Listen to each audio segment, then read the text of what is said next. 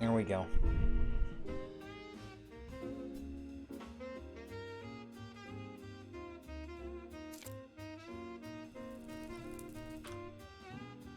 All right, let me post that we're live, and then we'll be good.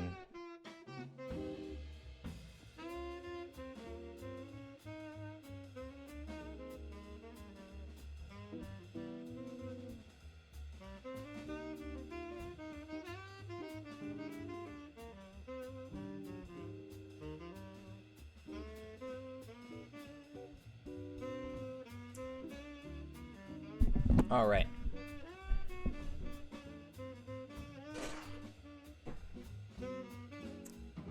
Double check and make sure the music's not super loud.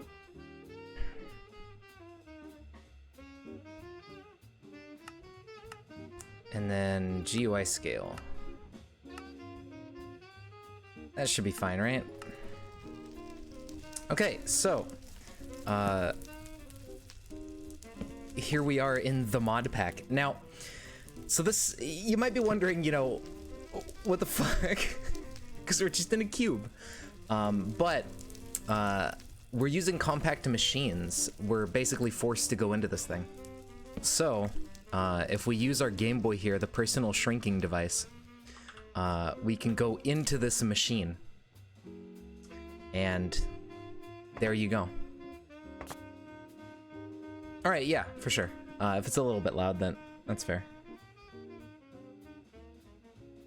Okay, how's that? Is that better?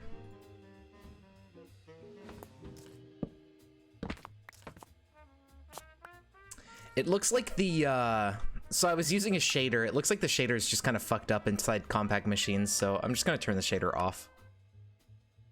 If that doesn't crash.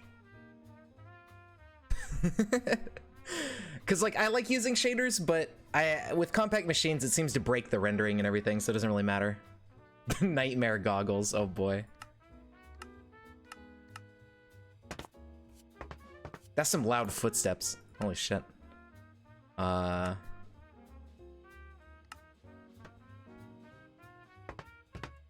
Jesus. Why is that so loud? What even is that? Is that block settings? Oh, footsteps. I'm stupid. There we go. You haven't felt disoriented in VR in a long time. Interesting. Do you feel that with what you're doing now? Gravel dust. Interesting. So, to get material, we punch the wall, and it gives us dust. Hold on. Hey there, Wolf. Oh, this looks awful. What do you mean?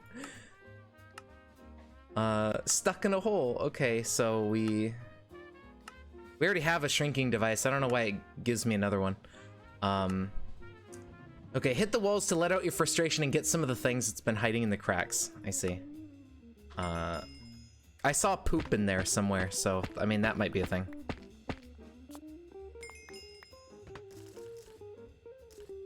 Okay. Right-click to rummage. Right-click the dirt to see if there's things in the dirt. Interesting. Alright, so you make some dirt. Oh, seeds? Okay, that's not food, but that's food. Bonsai, birch, spruce, and then regular seeds. Now, how do I grow food? Because I'm gonna starve. No, I'm gonna starve. Weed, dude, haha, weed, XD, hemp, LOL. Can you eat hemp fiber? Is that why it says diet? Eat poop. Why? Why is this a thing? I don't understand. Oh, look, that turned it. Wait, what? Oh. So when you right click on it enough, it turns into farmland. And then you put the seeds on it, but we don't have any water, so I don't think that's gonna do anything. Tasty, poopy, XD, LOL. I mean, it's growing. I don't know if shift makes it grow faster. Some mod packs have that, but it doesn't seem like it. Okay, all right.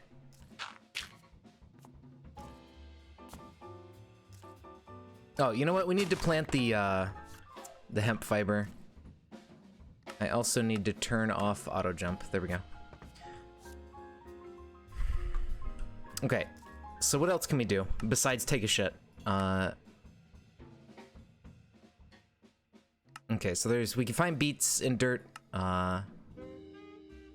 Join the Discord. Is that a command block that like connects to the Discord? What the fuck?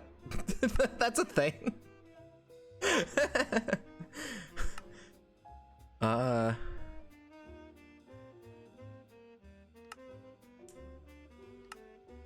Okay, well, we also have sifting, so that's gonna be a thing.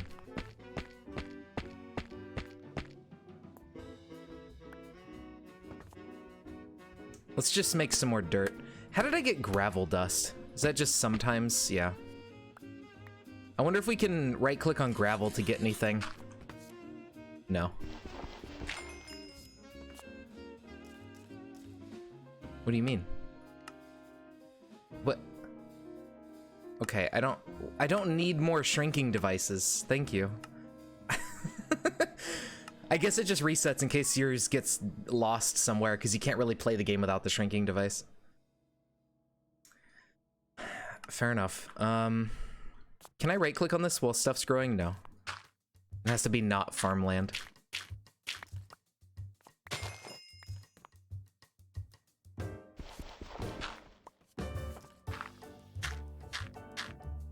Okay, I mean, so far, not too bad. You don't have much room to do anything, but there's not much you need to do anyways, so that's fine. We need to get like something to eat. I guess, wait, maybe shift does work. Okay, maybe it doesn't, I'm just crazy. I should probably put a light down. I don't know if it's lit up in here or not. I think it is. Okay, so how did we poop? I guess we need to do that. I don't... Does this work as fertilizer? When you sneak around.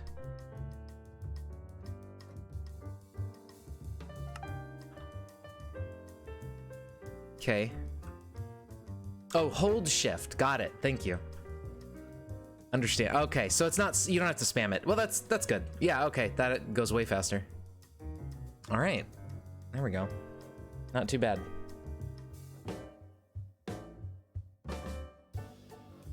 Ooh, there's also a mod that lets you toggle it, I think it said. The auto... whatever. No. Turn off caps lock.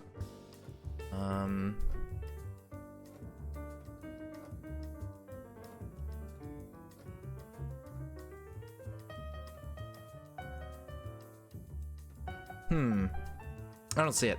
It said there was like auto shift and or auto sprint and sneak. Is there just like a toggle sneak option? That'd be nice. I want to open my tea that I have. Well, tea in quotation marks. It's like the Lipton teas, so there's a ton of sugar in it. It's just like juice. It doesn't really, it's not quite tea, but you know, such is life. I don't...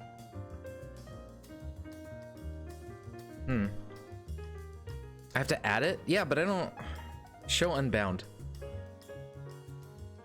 I don't see like toggle sneak or something. Decompress snack. Step assist.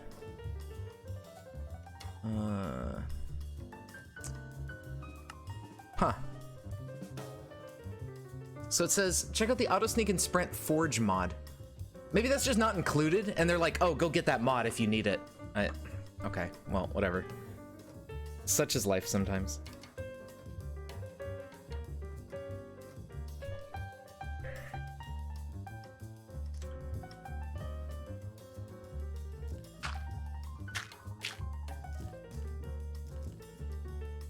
Oh, you know what? We need wood, because we need to make a crafting table. So I'm guessing we put like oak wood into here, and it grows a tiny oak tree, I suppose. I have not seen those before. That's actually really interesting. The little tiny trees. It's pretty handy. All right, well, there we go.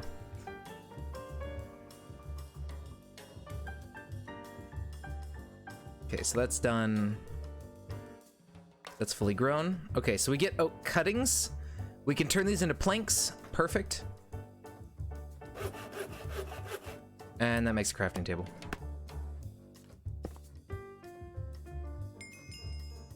Wood's good. And now with a little bit more wheat, we can recover our health from punching the wall.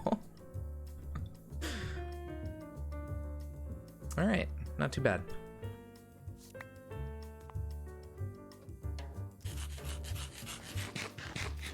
Oh, I think we have Spice of Life. So eating the same food over and over might end up giving us diminishing returns after a while. The hemp's not doing so good. He's struggling. Oh, no, there he goes. He grew a little bit. I guess in this instance, a watched pot does boil. There you go. Okay, I mean, this mod pack's pretty cool. I haven't really played it before, so this is like my first time checking it out. It's an interesting concept. Instead of being in like a sky block, you're in a compact block. What the fuck was that noise? Holy shit, that was loud. But why is it so loud? What even? Okay, hold on. What audio setting is that? Is that players? Because holy shit, I don't want to hear a fart noise at like maximum volume every time. Oh my god, fecal funny.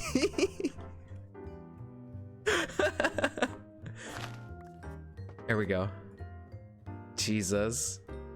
Okay, you can turn dirt into fertile dirt. There we go. That's what I was hoping for. What does that do?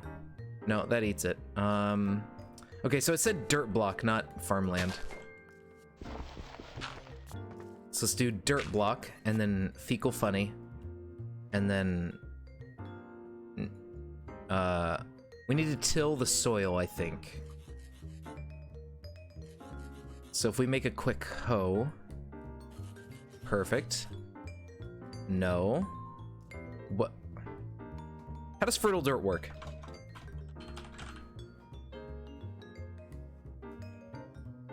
Oh, okay. You put the farm on top of the dirt. I see. Oh man, I need one more. I guess I can repurpose this one.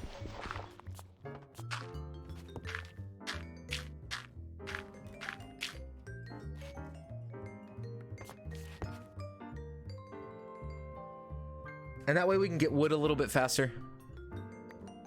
And then maybe, oops. Maybe put wheat up there afterwards. All right, let's hope that turning down the player volume turned down the big fart loud noise. That would be nice.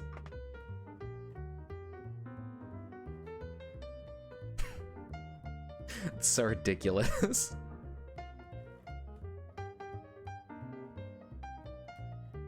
All right, and now we just chill.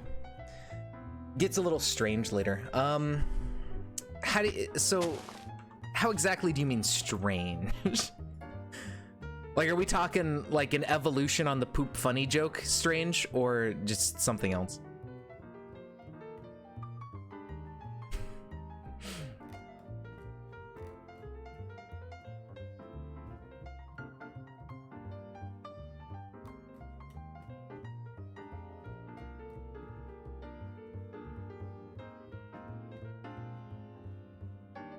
All right, so, I wonder, does this, let's see, bonsai oak sapling. I wonder if this ever drops apples. I don't think so.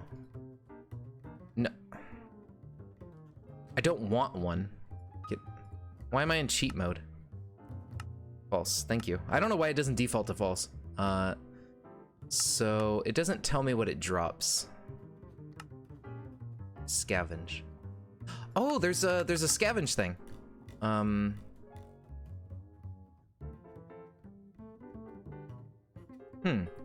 That's neat.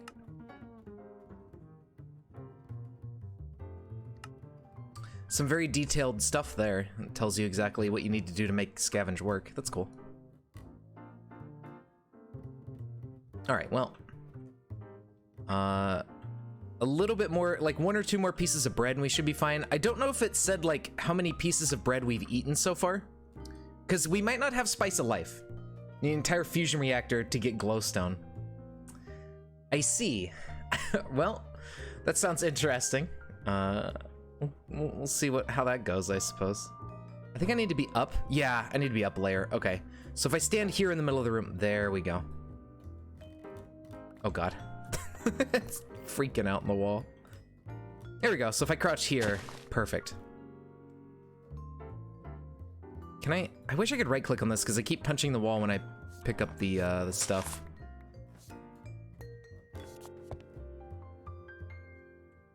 Yeah, you get access to bigger spaces. You can make more compact machines and stuff like that. So you'll eventually be able to make your own like compact machine for the reactor to go in, I assume. And you can like input and output from the subdimensions. So you can have like this actually is a really cool mod, compact machines. If you've never played with it before, it's actually amazing. If you've ever played Factorio, it's kind of like the Factorissimo mod where it lets you build like subdimensions inside of subdimensions. Yeah. Oh God. Okay, that didn't turn it down. Do you know what audio setting is the poop noise? Because I really want that to not be loud.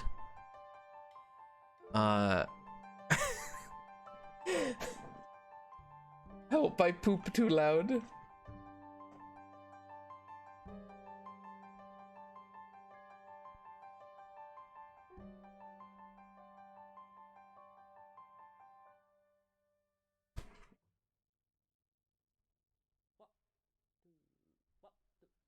I can't talk right now. I'm making poop.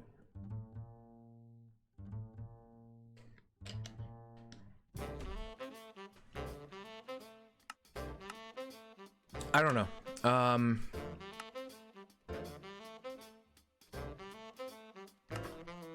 I guess we'll just deal with it. How loud is it? Like, it's fairly loud for me, but how loud is it for you guys? Okay, yeah, never mind. We don't have to worry about like variety.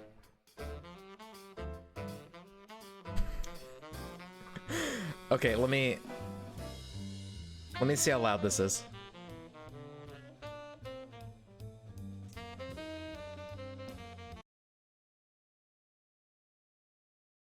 Dimensions inside of subdimensions? Yeah.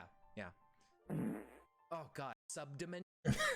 I mean, it's not that bad, I guess. It's better than it was when the first time it made noise. I suppose that's not the worst thing in the world.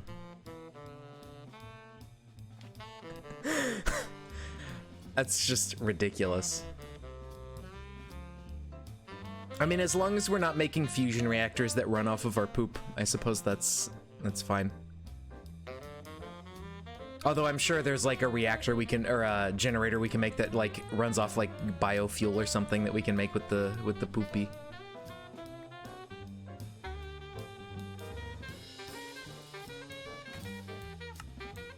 Whoops.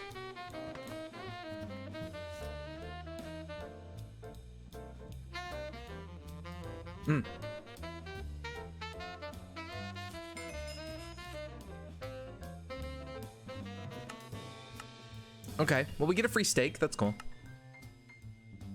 Adding wheat. Oh, okay, yeah, you can make fuel out of it. Disgusting. So we can make a sieve, and we can make a mesh. We can make a shovel. Hammer, you can smash stuff.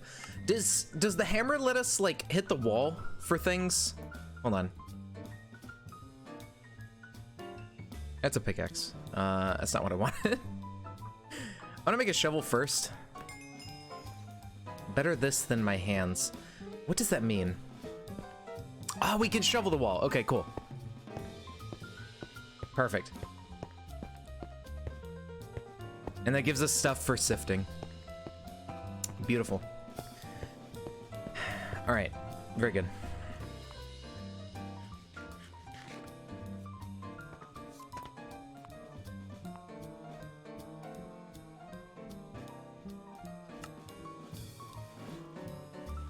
Okay, so we got that. I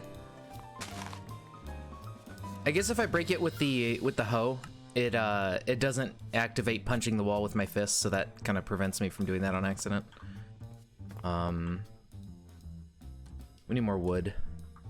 I think at this point we can replace this with another oak sapling. I'm gonna need more string, so we want to leave this in there.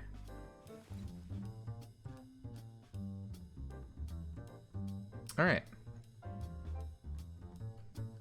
So we need to make a sieve, and we need to make a mesh. And the mesh, I believe, is going to take 9 string.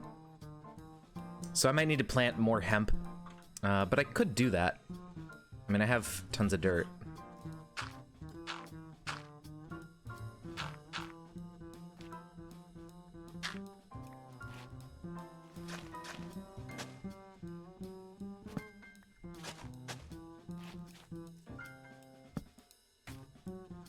Okay, so let's get more hemp fiber going. No, don't you do that. Then we want to get another oak sapling, probably. And then just more seeds.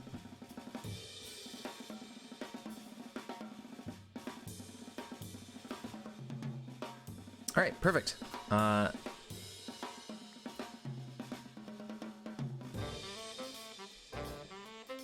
There we go. So this should hopefully accelerate things a little bit and get us the mesh going soon.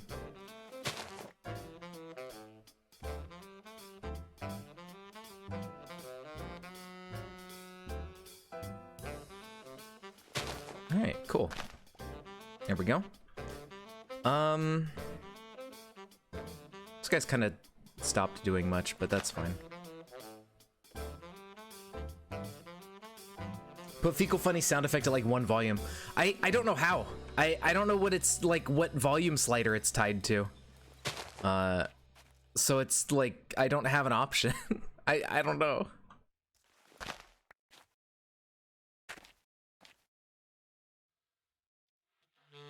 I could just turn down all of the sound effects, I suppose. Okay, what if I turn players off? I guess I'll just turn off the player slider, because maybe it's tied to that volume, and then we'll see if it happens again, and if our poop count increases.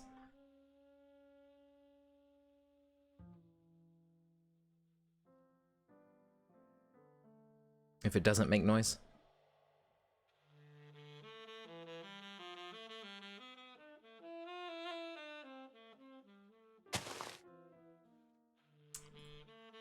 Okay. There's 9 string. There's our mesh. Beautiful. And then we have a ton of wood now. Perfect.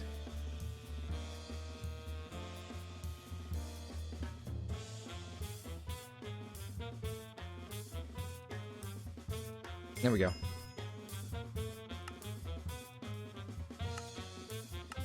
I have a string mesh. Oh, detect.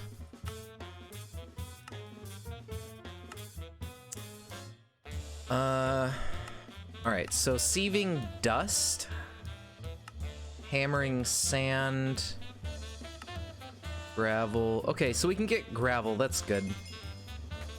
So we don't have to like sift for stone. Dad has a negative idea about being safe online. What do you mean?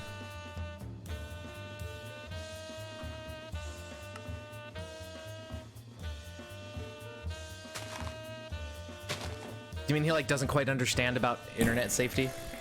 Oh no, that was a big poopy. Okay, so it's not tied to the player sounds. Uh, full name and birth year is his Gmail address. Nice. I mean, companies are gonna buy that info anyways, so I suppose you could just cut out the middleman and give it to him. Fuck it.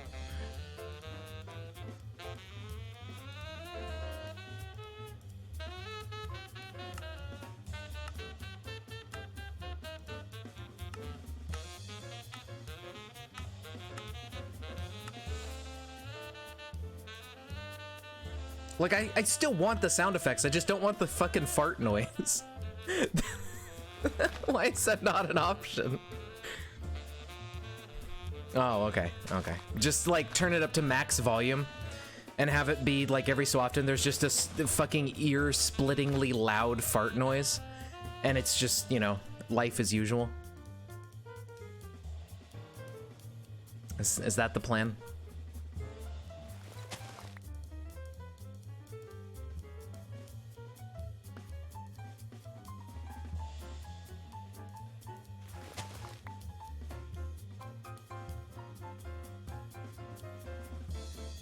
Okay, what do we got going on? I probably don't need these anymore.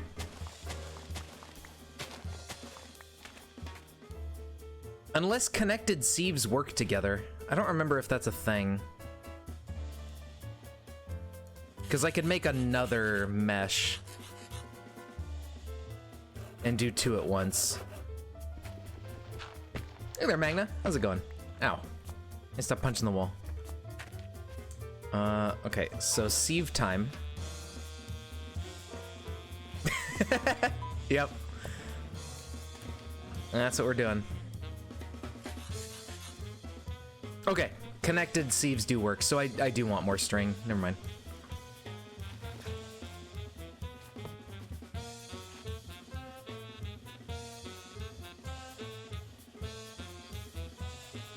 I do want a little bit of food, too.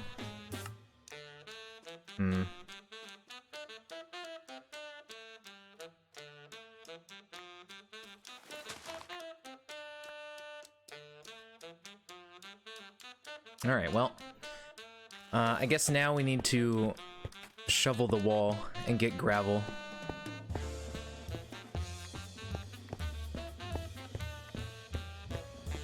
Yes, yes. I have not changed my skin from Waluigi in, like, forever. It's been Waluigi for years.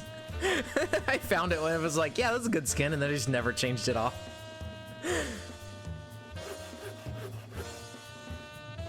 And I don't know if I ever will.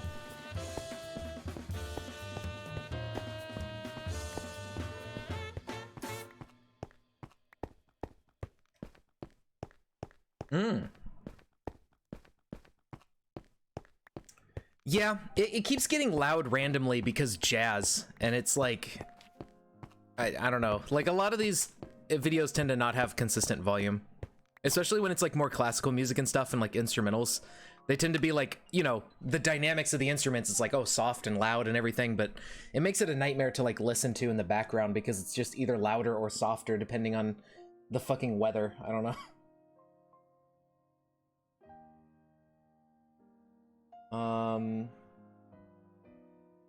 And see, now the song that's playing you can barely hear, so it's like, come on, man. Work with me here. Maybe I'm gonna switch it up to a different type of music or something, or a different, maybe just more generic jazz, which might be balanced a bit better. Like, relaxing Starbucks coffee music 2021. This is probably gonna be consistent volume, because it's meant to be like a BGM thing. I'll just put this on.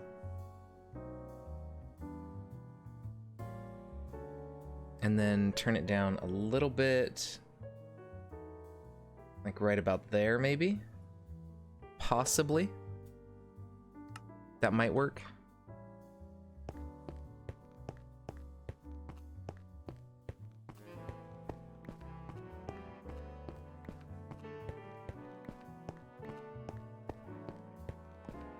I mean, even this one, I don't know.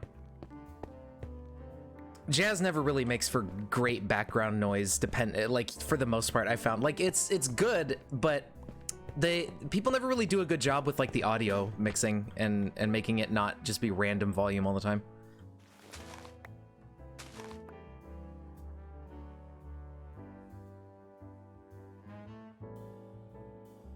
Okay, I'm gonna put some food here really quick. I want to save up a bunch of bread.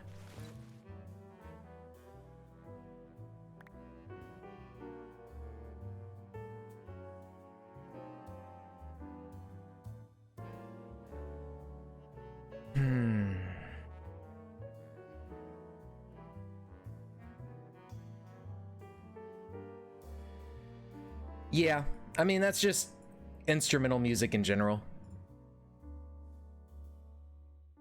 But see, what you should do is just balance it out anyways. We don't really need all the dynamic information of the song, you know, carried over, because it's just like background stuff.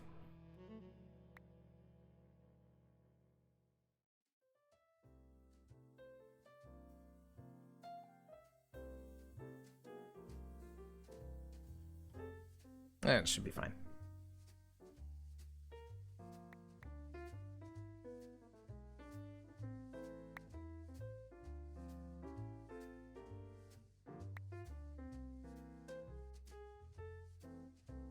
All right, so once we get a little bit of food here, we can go back to hitting the wall with a shovel for a little bit, and that'll help get some more stuff receiving.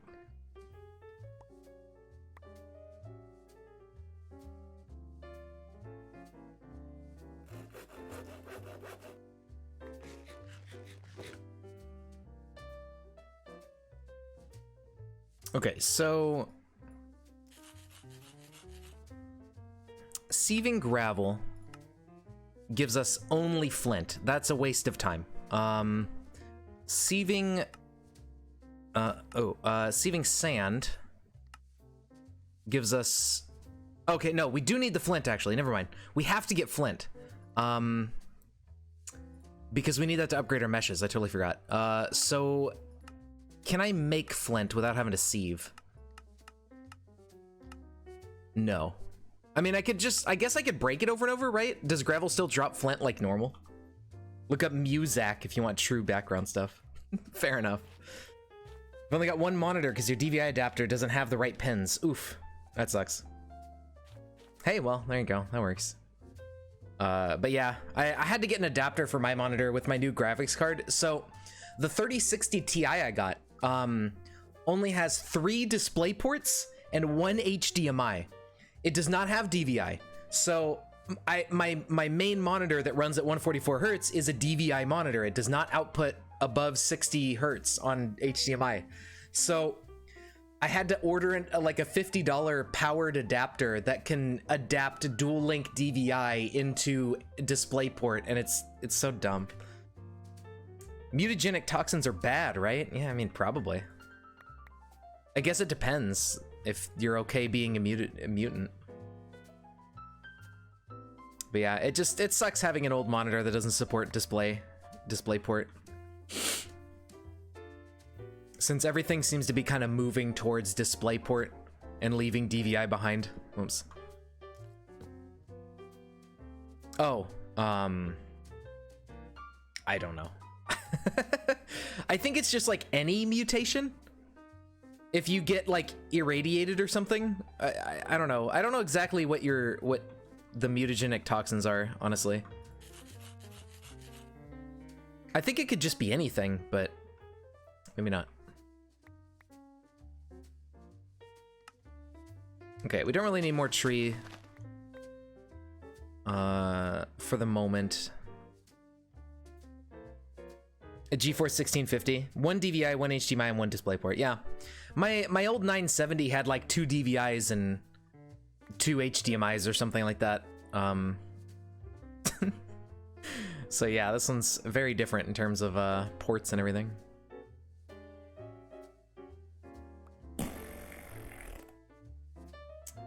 All right, understandable.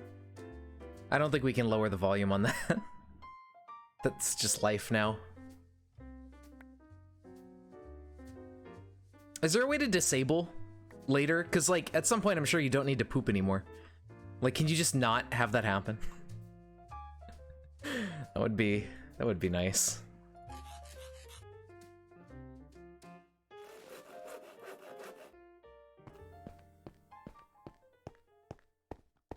Okay, so I'm constrained on speed here. More like stinky. Got you. Oh no. Forever stinky.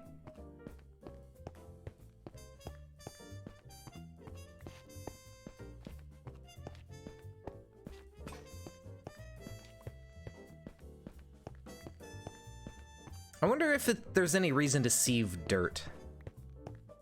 Like if there's anything in particular we get from it special that we don't get from foraging.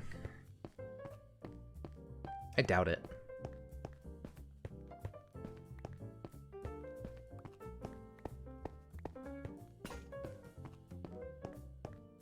Head and shoulders. I think it smells bad. I mean, if it doesn't smell bad, then that just ruins the joke. Poopy bandit. Oh.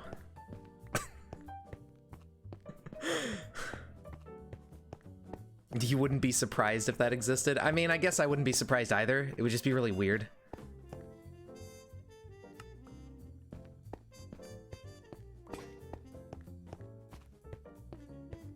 I mean, there's so much weird YouTube Kids content out there that, you know, stuff like that is bound to exist. And maybe as a one-off, at the very least.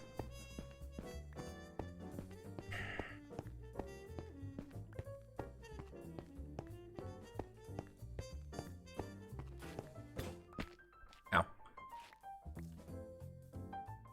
Wow, we get so much more dirt than we do gravel, Jesus. Can I turn this into gravel?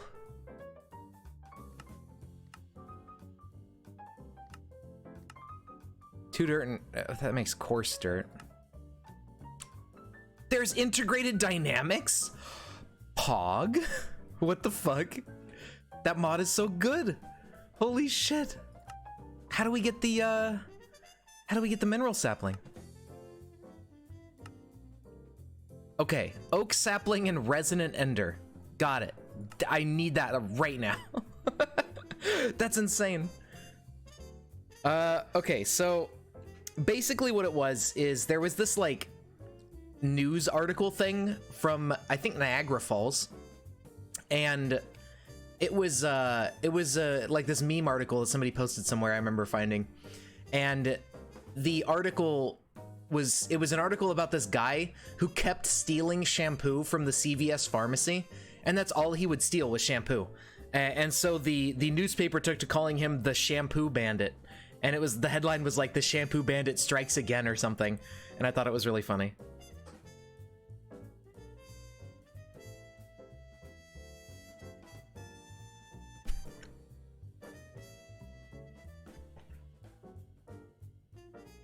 It was a good news article.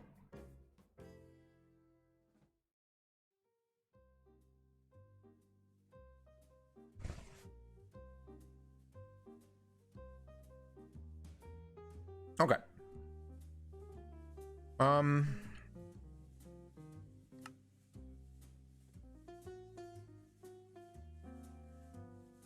Well, I mean, we can at the very least sieve away all this dirt, but it doesn't quite give us the most useful of materials here. You know what I could use? One of these bad boys. Oh, man. What do you mean I can't put it in the corner?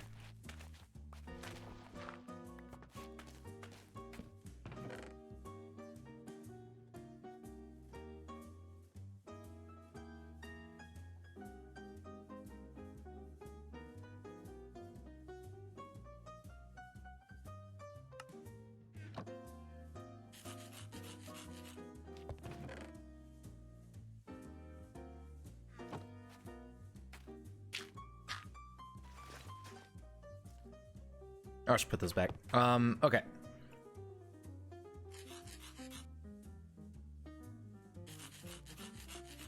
So where else can we get gravel?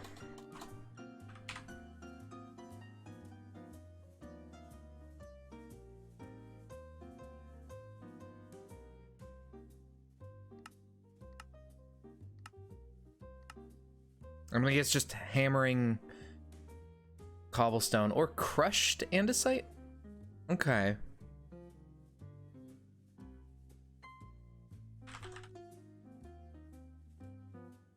Crushed diorite gives us dust. Oh, okay, so sieving dirt is actually not as useless as I was expecting it to be. We can turn the andesite, diorite, and granite into stuff we can sieve. That's not that bad. Okay.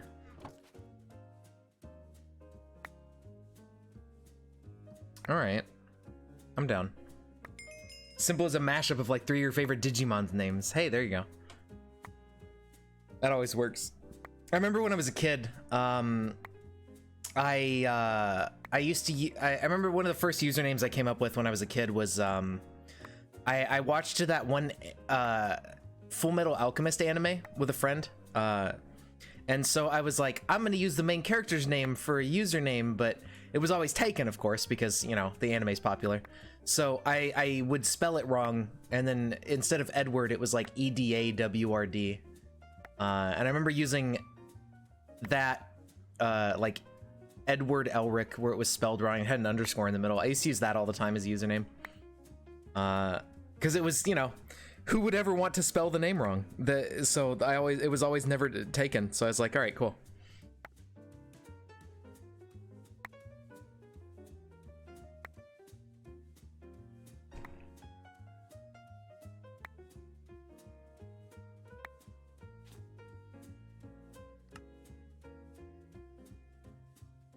All right, we actually get a lot of stone pebbles out of this. Not too shabby.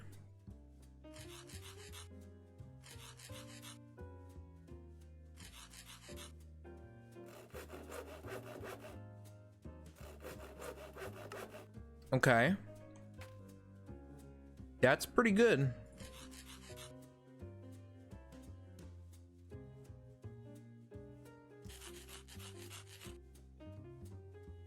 I can't compress it. Are you kidding me?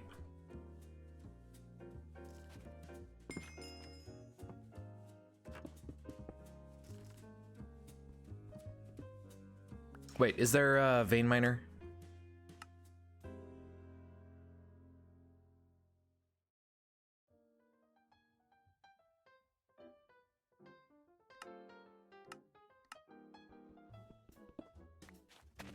What? Excuse me? Can I not vein miner with the hammer? Are you... What kind of fucking Stone Age bullshit is this mod pack? What do you mean? That blows. See, now ore excavator, or at least the mod packs I've played with it, they always just make the hammers work. I don't know what's wrong with this one. They're too good for that, I guess. Dark dragons, nice. Understandable.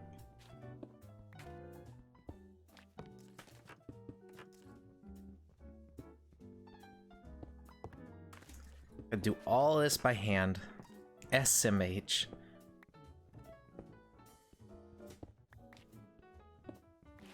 Alright, I think I'm gonna hammer all that like 50 stone. That's a little bit too much. It's gonna take a long time.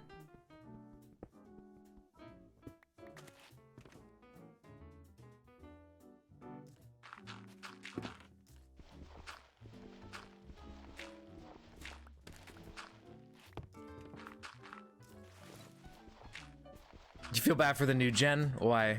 Like, in what sense?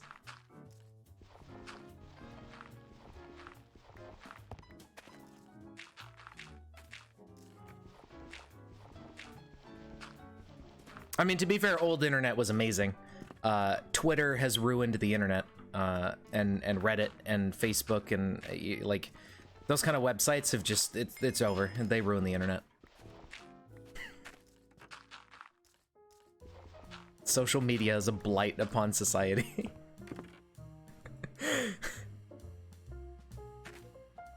Well, yeah, that's true. There's just more and more people as time goes on using the internet.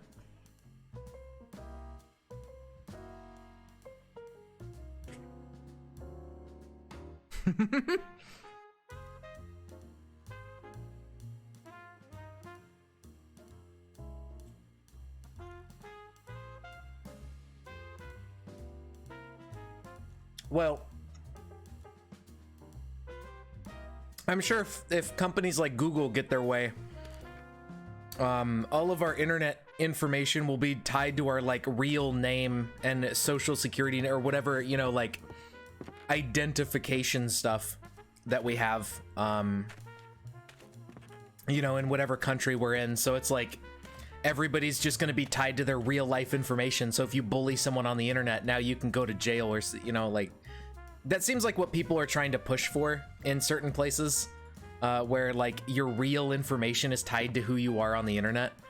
I don't think it's a good idea, but you know, such is life sometimes.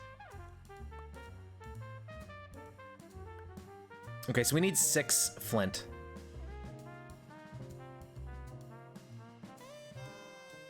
We don't have 6 flint. All right, begrudgingly, I will hammer the cobblestone. Can I vein miner this? No. The identity of Bias Simulator must be kept secret. Yeah. I think, I don't know, man. Like, on one hand, I understand, like, cyberbullying and stuff. Like, I remember when I was a kid, I got bullied once in middle school or whatever. Like, I'm pretty sure most people went through something like that. But ultimately, it, like, I mean, even when I was a kid, it didn't really bother me. I remember eventually, like, one kid I just punched because I remember my parents were saying, like, oh, if you get bullied, you know, you just stand up to him or whatever. So I'm like, okay, I'll just hit him. And then, like, I didn't really care, but I don't know, I just did it. But yeah, like, with internet bullying and stuff, like, I understand wanting to go on Facebook or Twitter or something, but ultimately, you really just, if you stop going to those websites, the bullying does not exist anymore. Now, if they follow you throughout the internet, then yeah, okay, that can get really weird and difficult to deal with, but ultimately, you just hide their posts or whatever, you know, like, block them and move on. I mean, if they're going out of their way that much, like, you can kind of feel secure in that you are the better person, and this individual has something wrong with them if they're focusing and obsessing over you that much. Because, like, you know, people who go LOL, you're a dumbass on the internet, like, for the most part, they're just gonna move on as soon as they stop getting attention from you. Because that's ultimately why people do that, you know, they want the attention. But there are definitely weird people who will, like, obsessively stalk you over the internet. Like, that happens. And yeah, if you're dealing with that, then that can be difficult. But ultimately, I don't think the solution is, like, making it a crime or something, because that's just silly. I don't know. I think it's a strange issue to deal with.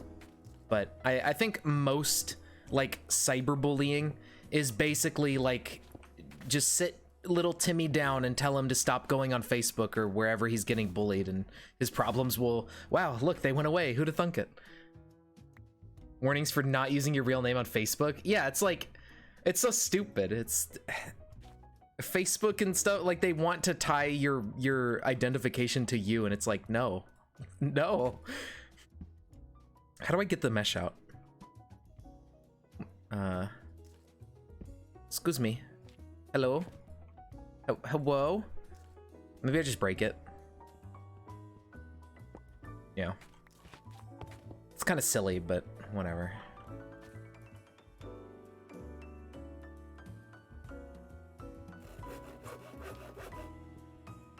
Yeah, I just didn't want to have to break it because it's I can make an axe, I guess.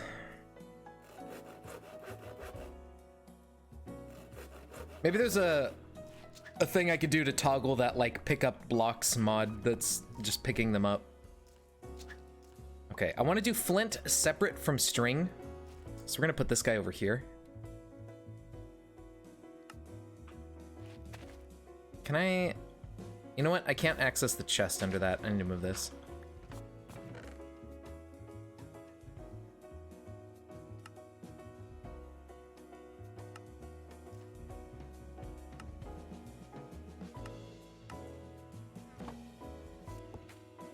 Not a bad weapon.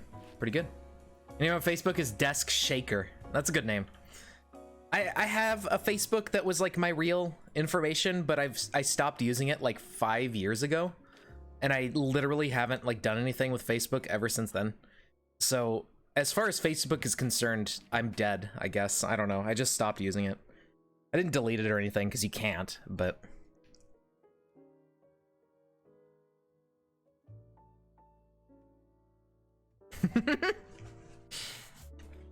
hello, Mr. Shaker. How you doing?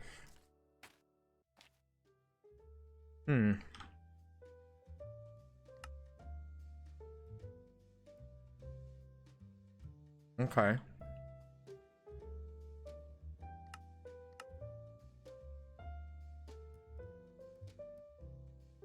Aluminum and tin from flint mesh.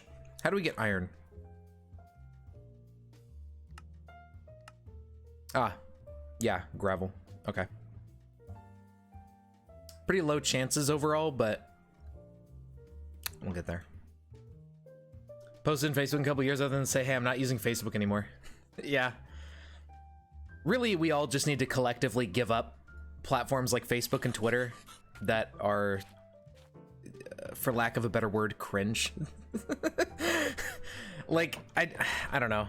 If a platform doesn't respect your privacy, you really just need to stop using it. Hopefully people can move on, because like, you know, we've had eras of internet where like Google wasn't a thing for a while and then it became a thing, and like other websites used to be a thing, like AIM and stuff, and then they stopped being a thing. We just need to like move on. Right. Well, we need to move on from Twitter too, because Twitter is a cesspit. Twitter is like where some of the worst people on the face of the earth post and congregate. It is not a good place to be. And Twitter doesn't really respect your privacy either.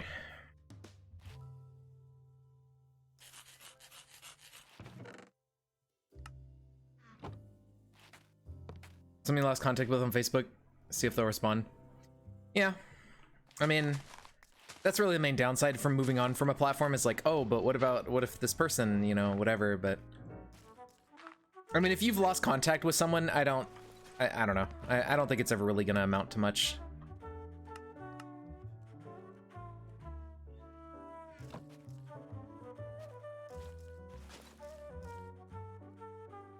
Right. Do you mean Facebook? Smiley face.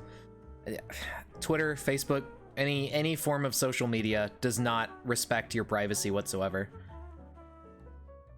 They're all pretty shady when it comes to that kind of stuff. I guess, yeah. I mean, it's handy for that, but like, it's also just, I don't know. I'm not a big fan of those kind of platforms. Mostly because of what they do with our data and how they handle that. That's the main thing I disagree with them on. Well.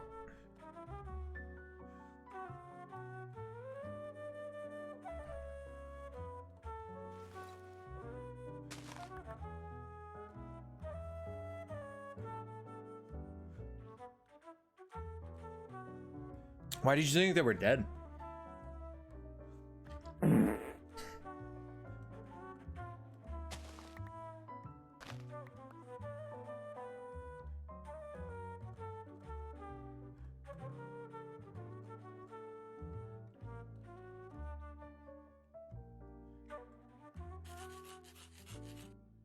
Okay, I want to make another flint mesh here, I think.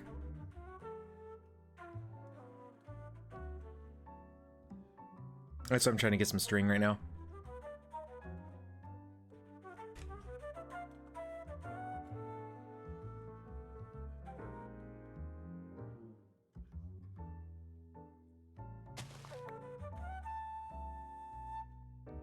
You know what? I should have got some chips to go with the sandwich, like some Doritos or something. That would have been nice.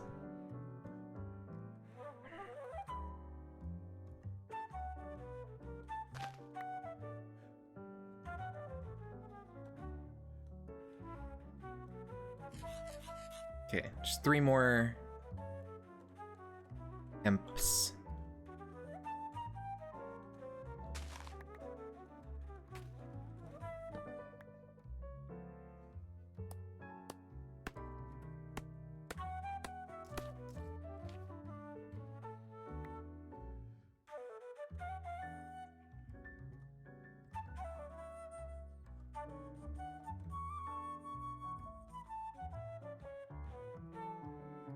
Hopefully the space upgrade comes soon. I really need more room in here.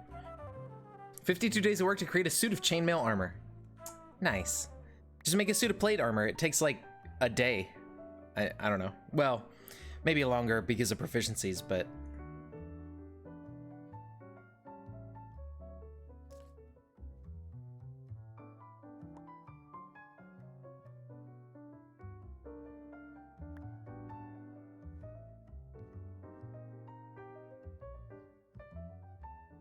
Yeah, 52 days to make chainmail, but like 9 hours to make some plate mail. No, just fucking slap some metal into the shape of armor. There you go. Easy peasy.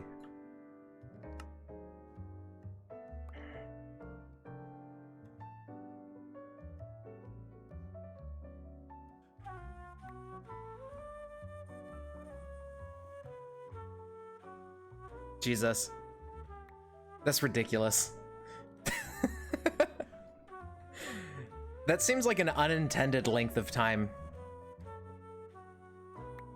Like, I can see it taking like a week, maybe.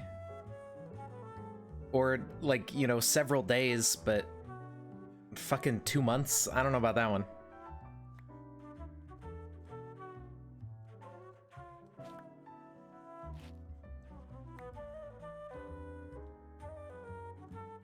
Okay, there we go.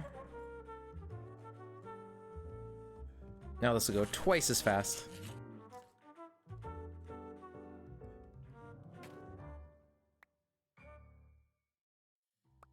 No, there's no benefit. It has identical encumbrance, it gives you less armor values, and it weighs more. It has lower volume, but that doesn't matter while you're wearing it, so it's functionally the same, but worse. I guess, you know, it's easier to fold up and store in your backpack, and that's about it.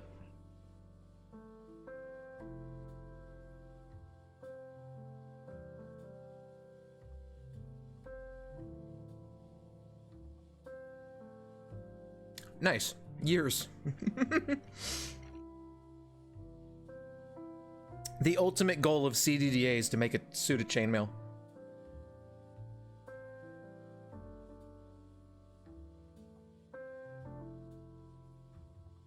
Right.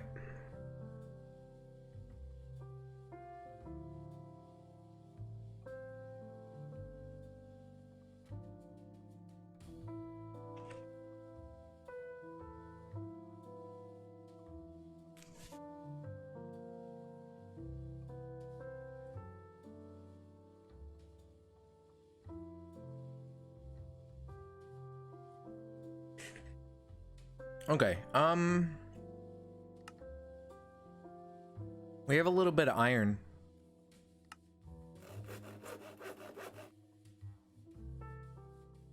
And by little bit, I mean literally one piece of iron. So that's cool.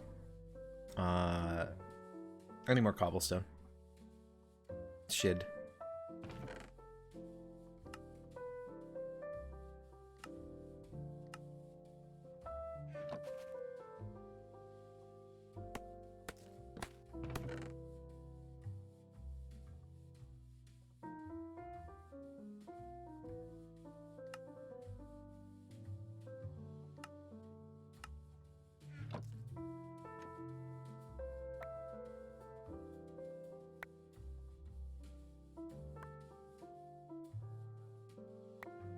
All right, well, we can get some more cobblestone through this, and then I guess we make a furnace.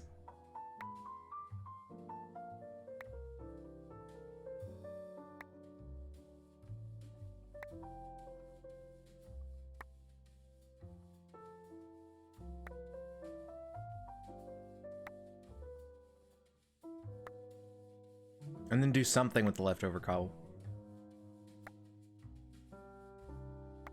I guess turn it into gravel for more, like, ores.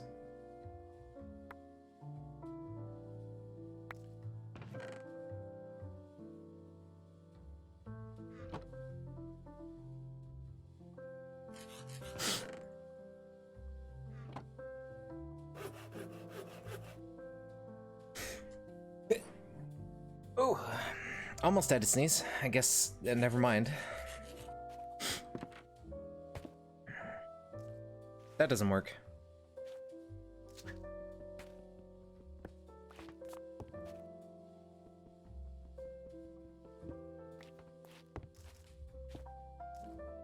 But this does.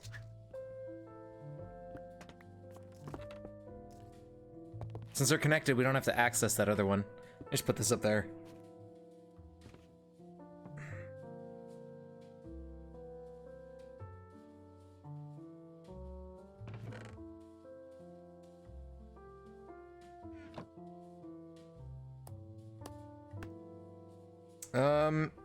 Is one stick enough? No, it's 2 sticks per item. Okay. Well, we now have iron. Dye, yellow dye? Where does beetroot come from? Scavenge.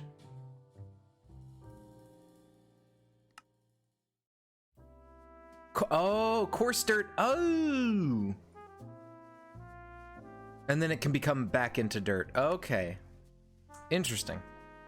So we can use gravel to make coarse dirt. Might as well make some of that real quick.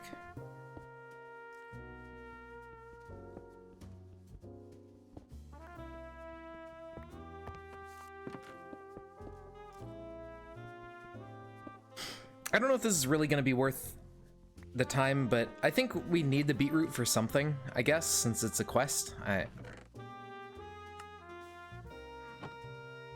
I'm sure there's some reason for this.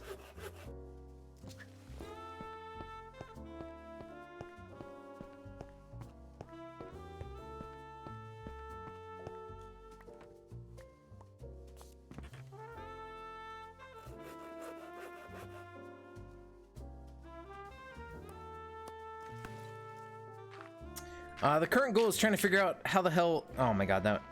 Alright, that sucked. Is trying to figure out where I need to go with this quest line. We can make some ores and stuff now. We can make an auto clicker. Okay. Got it. So, let's make a wooden pick. I would really like an auto clicker. That one's done. Cobblestone, I have.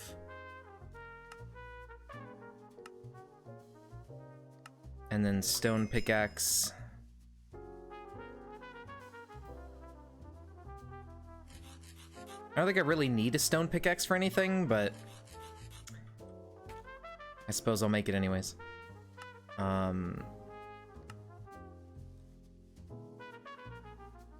Can make strong boxes, that's cool, and upgrade them. So that's how we can get more space, more storage space without much stuff.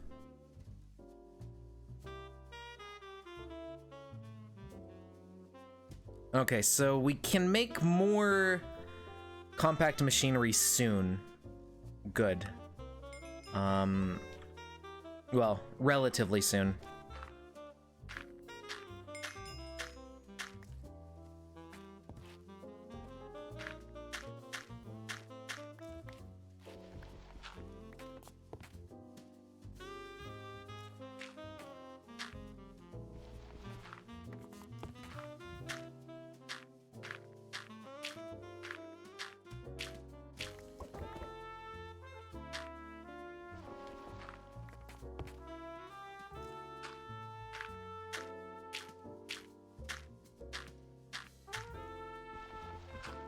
Alright, we'll get all the beetroot seeds and stuff out of this coarse dirt.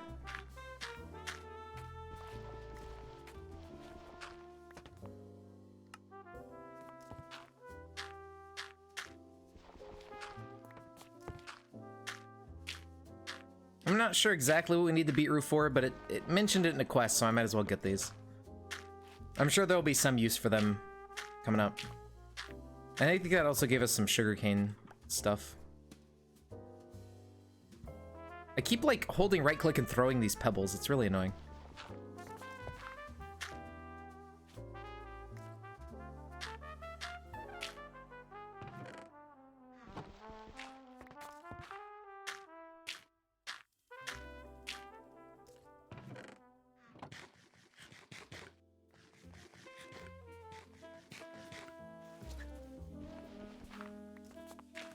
All right.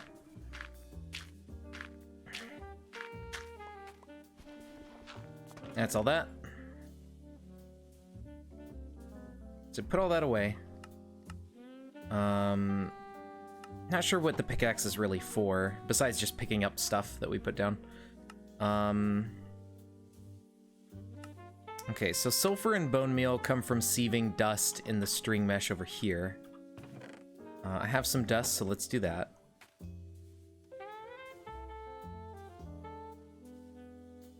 Not a very good drop chance, but seems to be a consistent theme in this pack. Just wasting your time with RNG.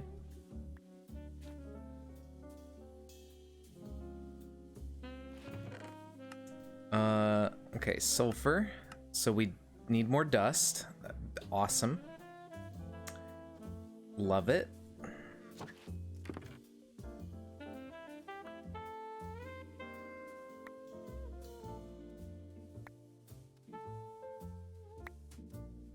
Okay, let's make some more stone.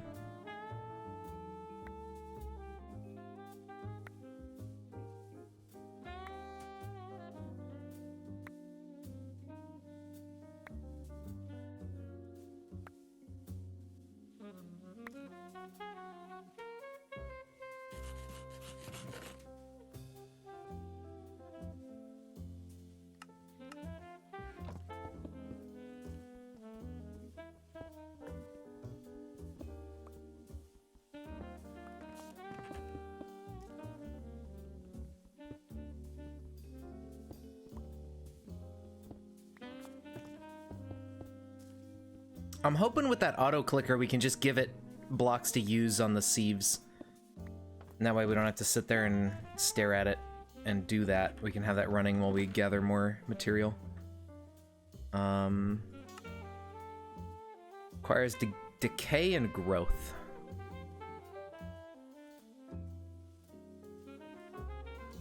So there's something we need to do before this.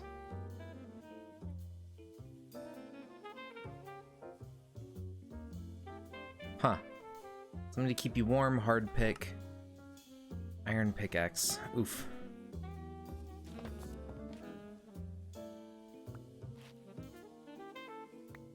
Oh. Okay. Unfortunate. Power is going to be a little bit hard to come by.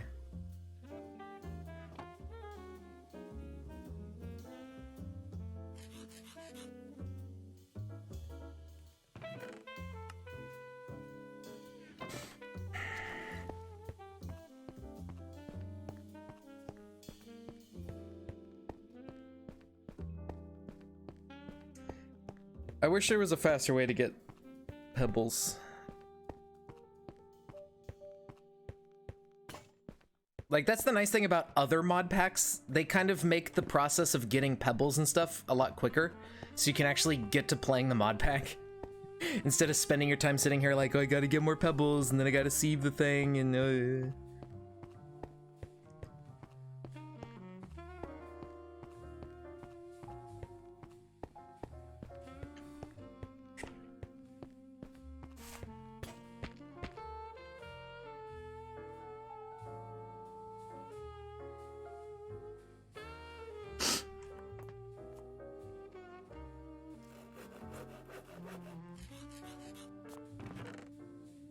But it's okay, we'll get there. We just have to be persistent. And maybe make more meshes for string. Maybe.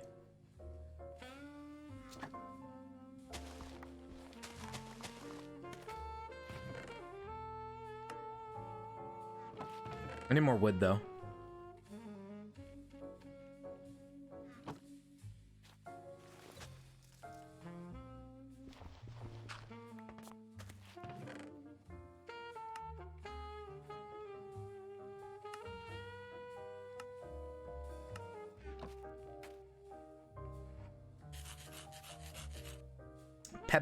Pebble. Oh, even better.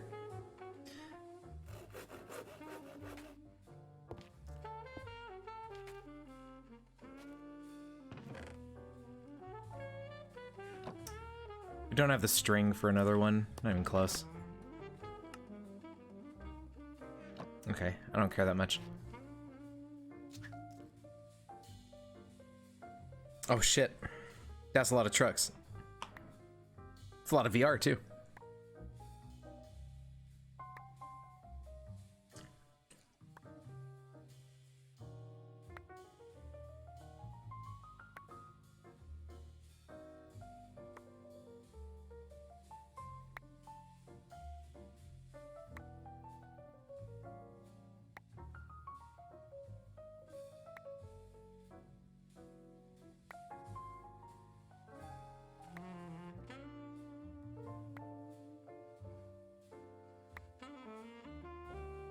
Okay. Well, the good part is that one dirt block gives us a decent amount of stone pebbles.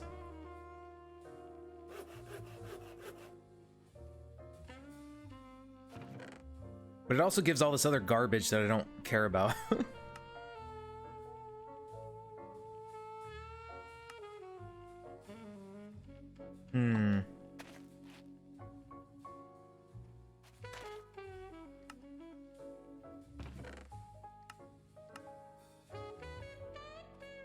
Can I smelt this into glass?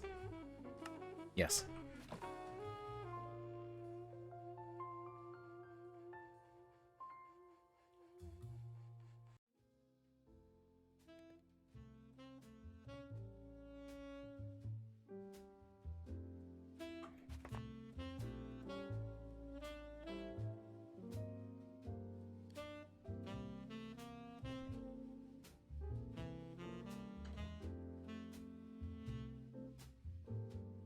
Now we wait.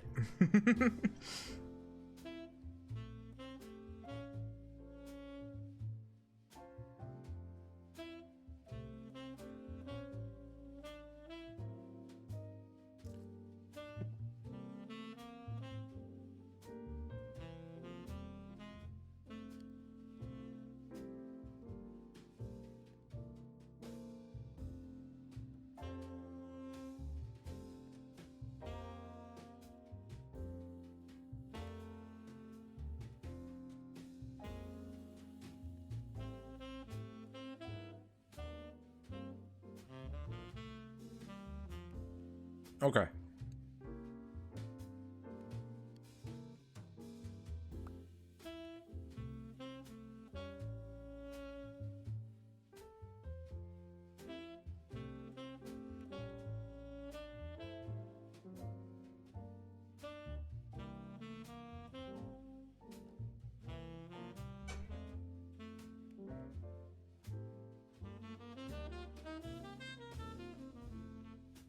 This wood will be pretty useful.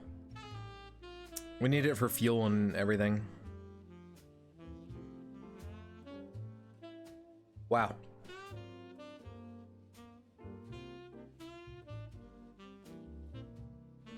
I guess they are fairly complex little mechanisms.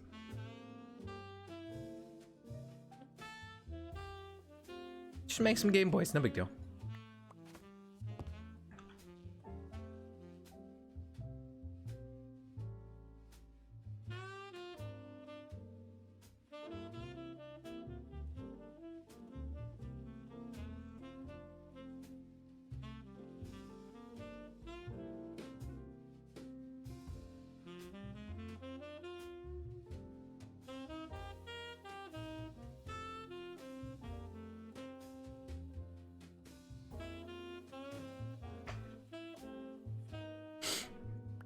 All right, there we go.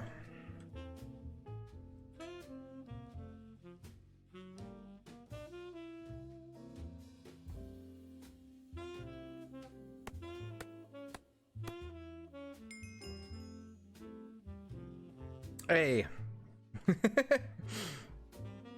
Easy.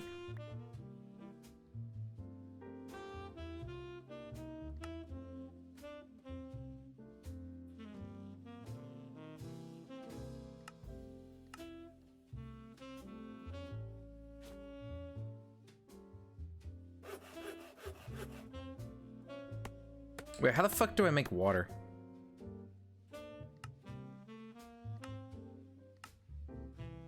Oh, I bet I could put those little tiny saplings in here. Maybe. Maybe not. Oh, seeds. There we go. Yeah. I have a ton of seeds I can throw in here. Planks, stick, slab. A little bit different than the normal recipe.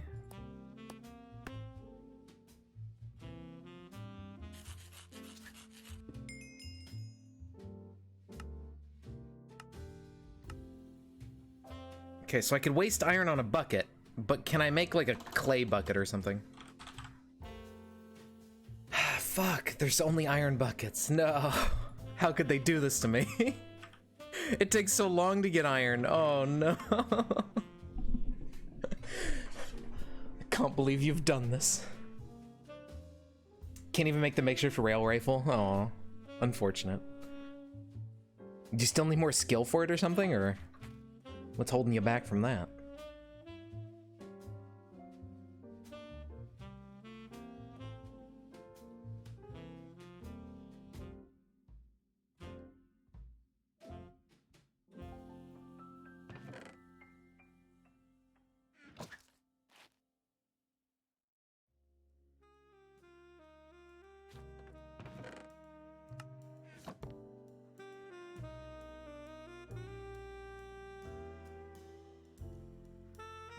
What do you mean? What?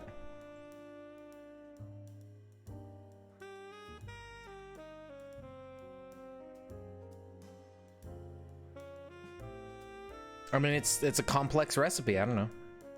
That seems about right. Okay.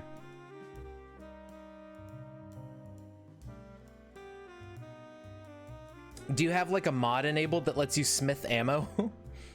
Because I think like making ammo is something that some mods add in where you can actually make all those different types of rare ammo, so they're not really rare anymore.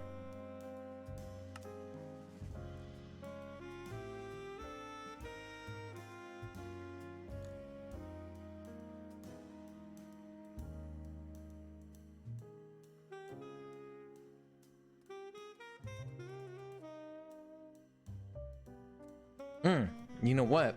I bet I could use a bottle.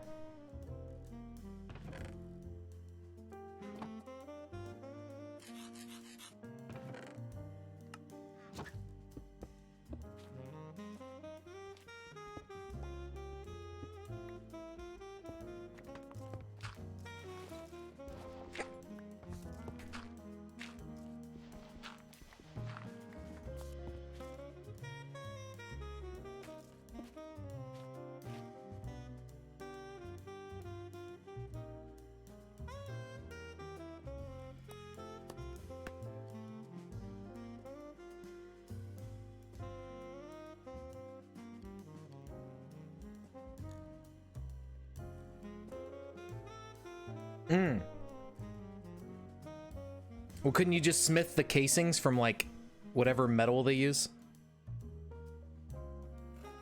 What are casings made out of? Like in real life? I don't know what metal they use for ammo. Is it like bronze or something? Or I don't know. They have like a coppery color, but I don't think it's copper. Brass. There you go. The other BR. All right. What's brass made out of again? That's an alloy, right?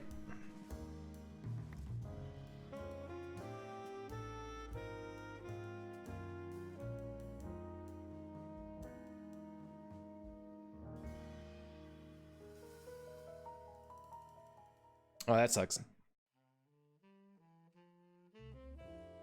It feels like there's something stuck behind my teeth. Here we go.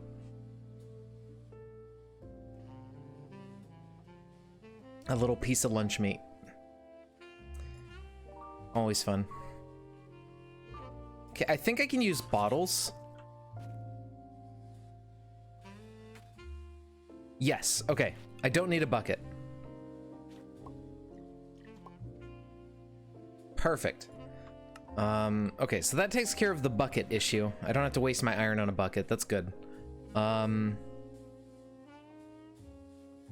You're peckish for hot dogs?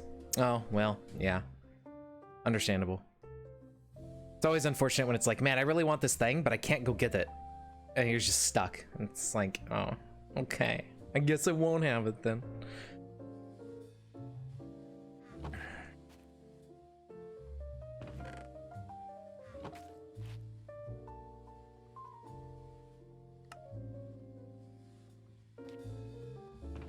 Okay, one of these two gives dust. I think it's the light colored. I think it's diorite that gives dust.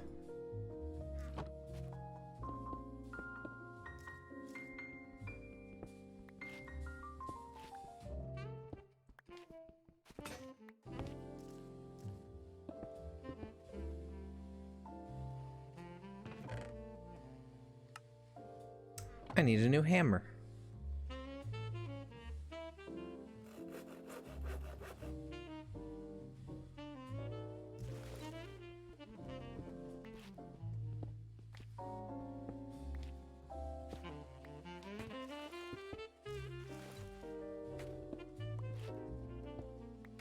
Okay.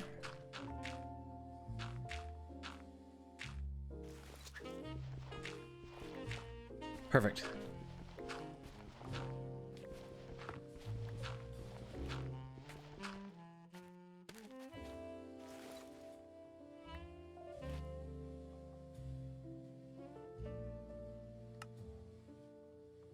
Oh, okay, well, fuck. I mean, I guess it doesn't really matter if I just look at these items or something and see what the quest is like kind of progressing towards. I can just figure it out myself. I don't want to waste my iron on a bucket because I feel like I'm going to need it for auto clicker or the automator. Yeah, so I don't want to waste my iron.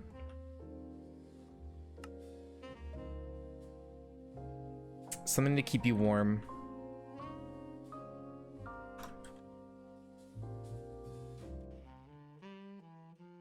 Planks, machine wall, machine casing.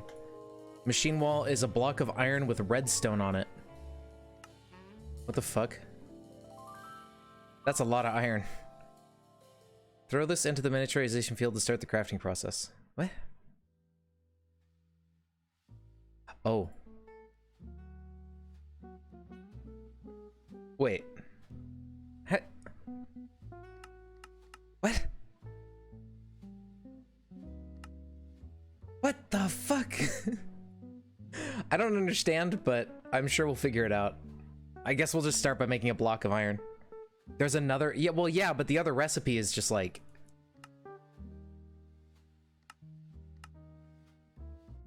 Ah, yes. You need stage freedom first. What? Okay, machine casing, we do need modularium. Uranium grit. There's radiation, my favorite. Iron pick on the machine wall. Oh.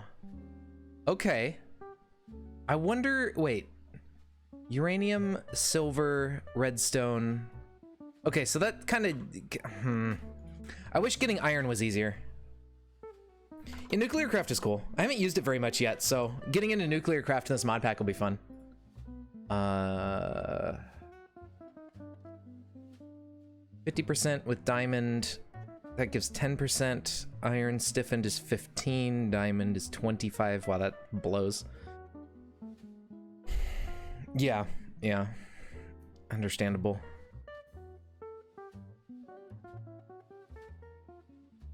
God, I need so much gravel. Fucking 10% chance to get iron. Are you shitting me? I'm gonna be here forever sifting iron. I need so much of it.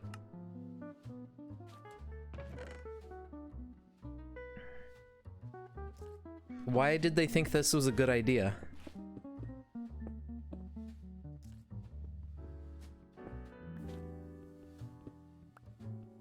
Maybe there's a simple crusher we can make soon? Or at least a cobblestone generator, that'd be nice. We need clay and bone meal to make, we can make a crucible to make lava. I don't know if we can set up a cobblestone generator. Well, if there's a block for it, yes.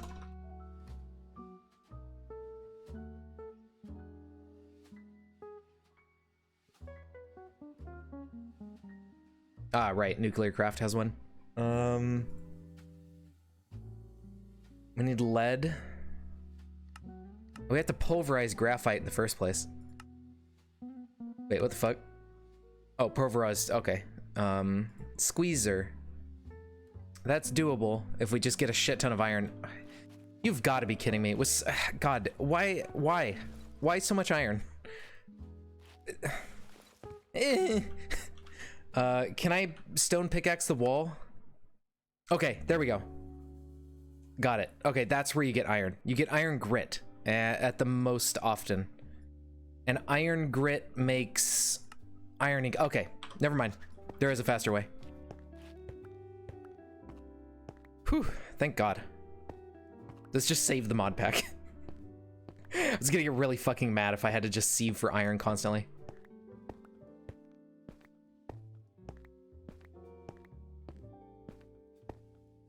Like, unreasonably upset. Just fucking throw my computer out the window. All right, look at that. Already up to 26 iron ingots worth. Yeah, that's okay. Thank God. I'm gonna just use this pickaxe, use this up, so we can get all this stuff. I'm gonna make an iron pick then, so we can get some of the uranium and redstone and all that. Okay, very good, very good. I need some coal. I probably get it from sifting at some level. Maybe the iron meshes can give me coal from gravel. I'm not sure.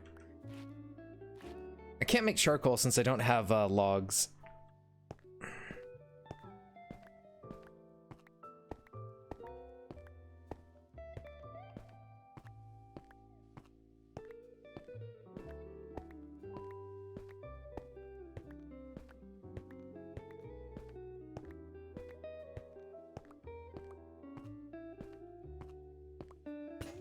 Okay. Got a whole stack of iron. Beautiful. We got 13 tin and copper, 14 nickel, 17 lead. That's perfect. That should be plenty for what we need to do right now. Okay, so fuel.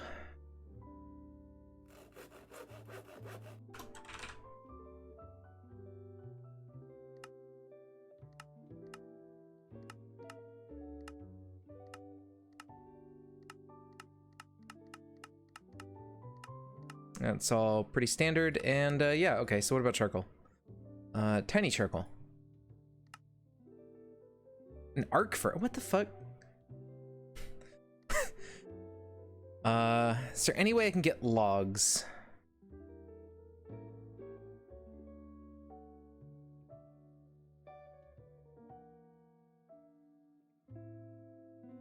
Not really. Okay.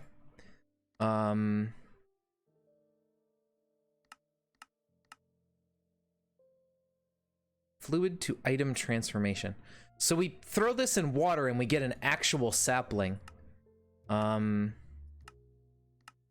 then with an actual sapling, I mean, we could grow it if we had space, but we don't have the vertical clearance to grow a tree. I'm pretty sure, unless they added like super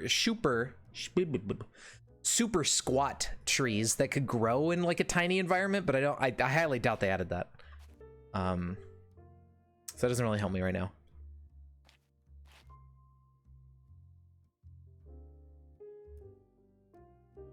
What about the poop? It said like poop and wheat makes fuel. Is that like on par with coal or something maybe? Or something? Poop fuel. 32 items, holy shit. Literally. Okay. That's a pretty efficient fuel. Hey, Corporal John, thank you so much for the sub. Not much is up, dude. How you doing? Welcome back.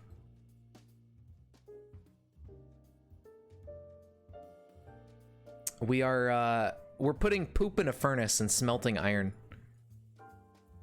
That's our life right now.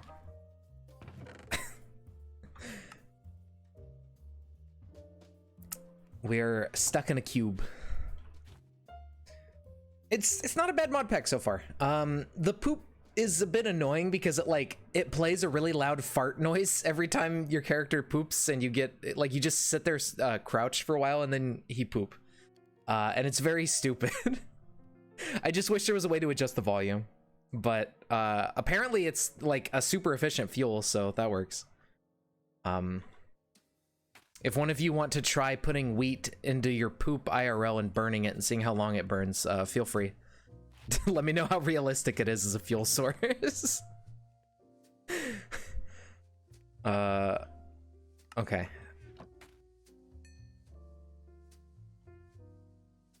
So we need to make an iron block. We also need an iron pickaxe, so I might as well make the pickaxe first.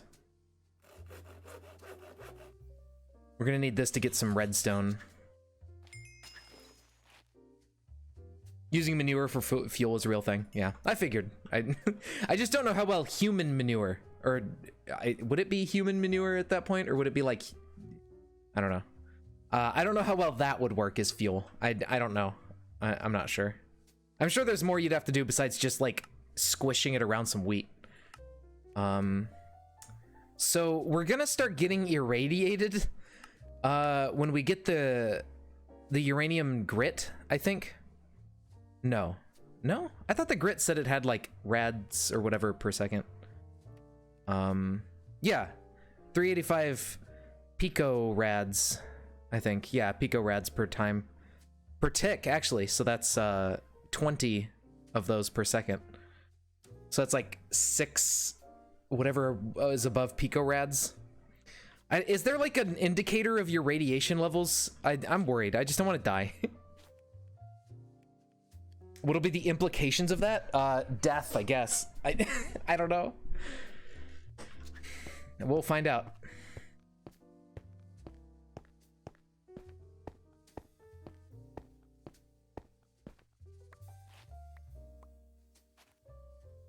One NRADs. Okay. What is N again? I think P is pico, right? So what? I forgot what N was. Nanorads? Yeah. Gives you a Geiger counter? Oh, does it? Okay. Oh, you're right. And Radaway. All right, cool. 300 rads at a rate of 5 rads per tick. It's pretty fast. Okay, so we need 9 uranium grits.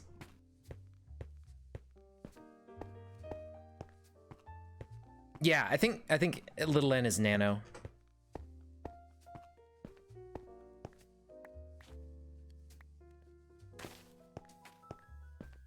Okay, there's 9. It didn't seem like the ingots had a radiation level, but maybe they do, and it just isn't in the tooltip. Oh god, I need more cobblestone. Can I put them in the chest and avoid getting irradiated? Maybe. Put all this stuff away for a minute.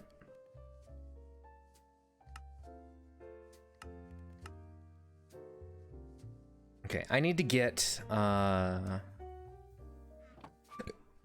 excuse me.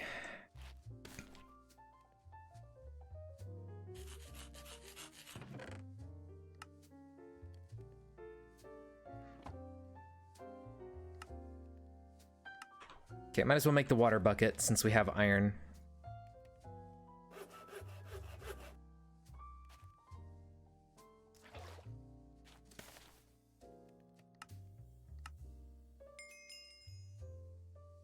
We got the clay, brick,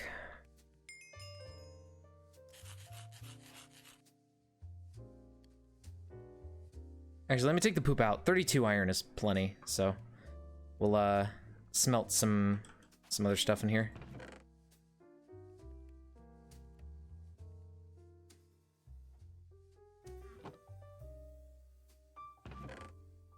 So 2 wood is 3 items. We can do 6 wood to smelt this uranium grit.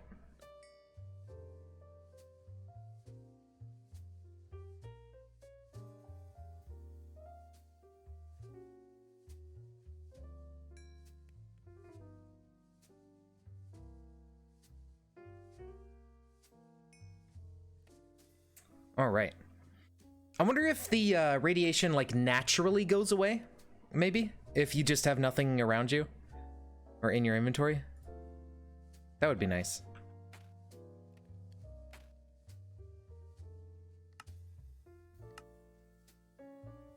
A mystical material great as pocket warmer. Don't mind any potential side effects.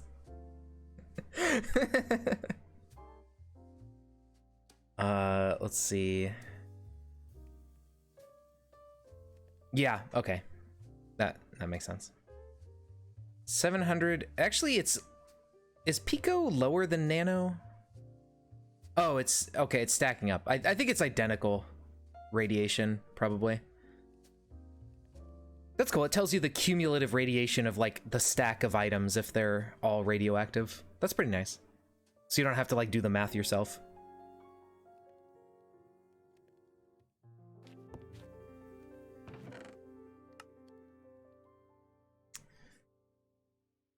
All right, I need to make the strongbox because we need some better storage. That's 10 around a chest, so that. We'll do 6.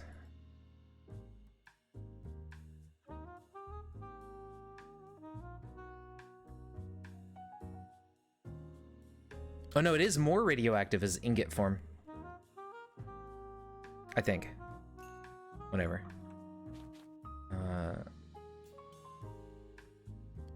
There we go.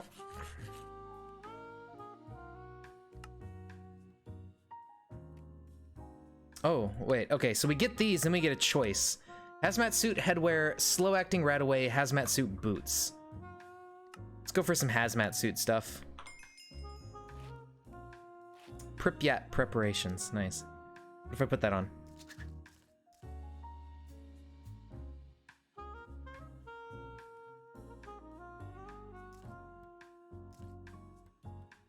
Oh, I think that resists it?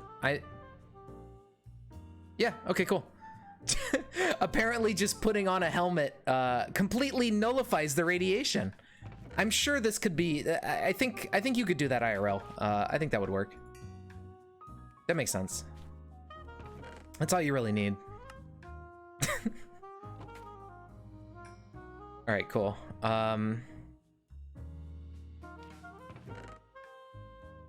Put the rat away.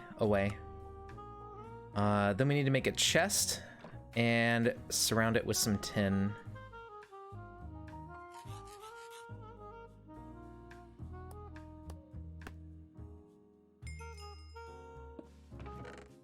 Okay, so that's the basic strongbox, and now we go here and we make a hardened upgrade kit. Invar. How do we make Invar? Can we do this right now? I mean, we should be able to. Oh yeah, the grit. Okay, we just combine the grit. Beautiful.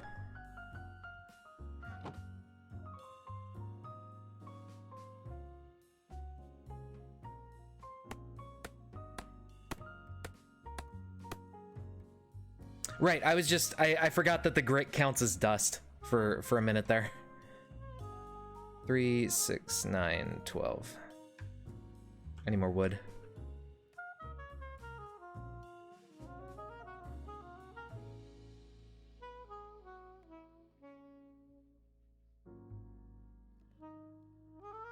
And then reinforced is electrum, but also some weird glass. Hardened glass, grit, crushed obsidian. I'd have to make an induction smelter for that one, which I suppose I could do. All these materials are, you know, they're all accessible right now. I just have to power it is the problem, and I don't really have power yet. What is this? Sometimes you want to store a lot of the same item. Oh. Yeah, okay. So these are like drawers. They're actually way better than a drawer by default, I think. 20,000. Is that better than 32 stacks? I think so, yeah. I think that's slightly better than a drawer. And it's really cheap. That's not bad, but it takes up an entire block space for one item.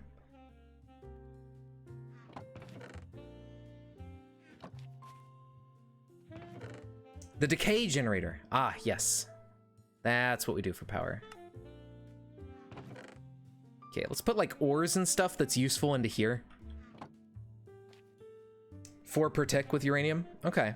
How long does the uranium last in there, I wonder? Or is it just like a forever? Forever friend.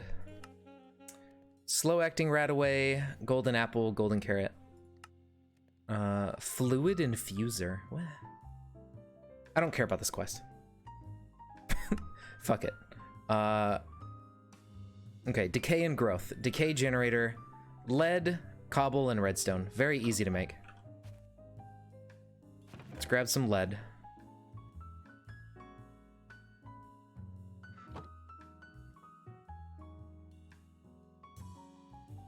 Come on, bonsai trees. I need you guys to pay out. Oh, wow, yeah. That's a pretty good amount of time. If only I had a battery or something. I should look into making a simple energy cell or something from thermal expansion. Might not be a bad idea. That way we can just like have it running off to the side and save up that power for later. Where did my sticks just phase through the wall? I got gypped. What the fuck? How could you do this to me?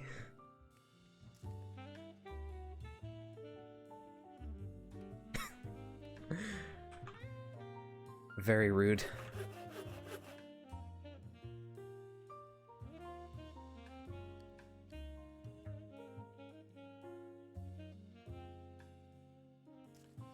Oops. Okay, let's smelt, schmilt. Probably just more 10.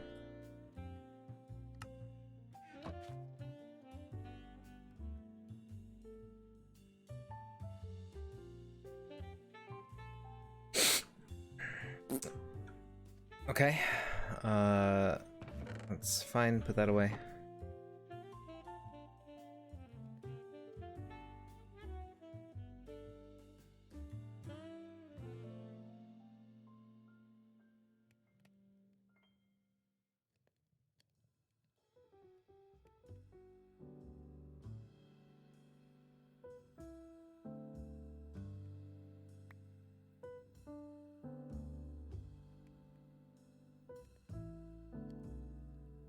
All right.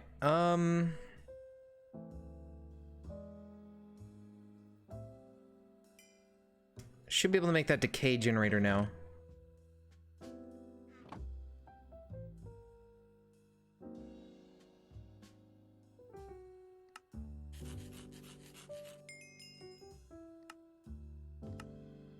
Autoclicker is able to get stuff from the hard walls surrounding you. Make this your new best friend. Make sure to have at least 1 block distance. Autoclickers need space too, you know. So this interacts with the wall for us. We need machine casing, so we need the modularium first. So we need more uranium grit, and then we can make modularium. Okay, that's not hard to do. And then modularium makes... So it makes machine casing, which we need. Then it also makes... Did it not make something else as well?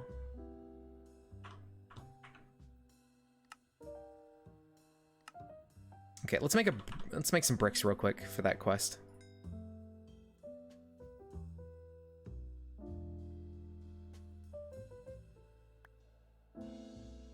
I would really like that phytogenic isolator, whatever the heck it's called, the thing that grows plants. How hard is that to make? Phyto... Dirt, copper, lumium. It's a bit of an issue. We need energized glowstone. Shit. That's not gonna happen for a little while, ain't it?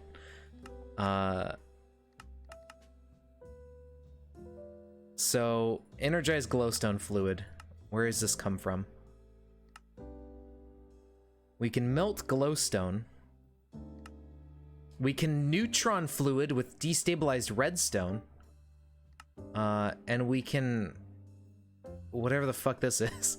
Okay, so glowstone dust.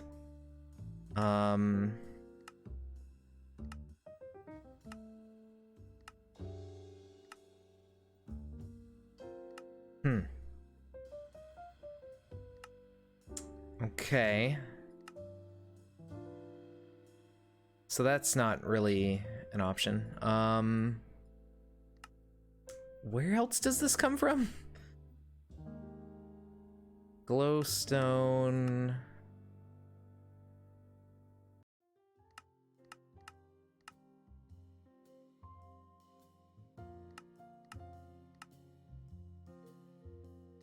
Huh. Interesting. So I guess we need that neutron blend stuff with redstone then. That's like the only way to get glowstone. All right. Fair enough.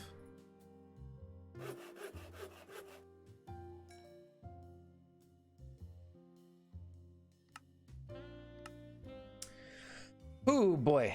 Search for small compactor. These are the required blocks. Make sure the hoppers face correctly. Assembling machines can sometimes be a little tricky. Remember to have full power on your decay generator before attempting crafting, as otherwise it might malfunction.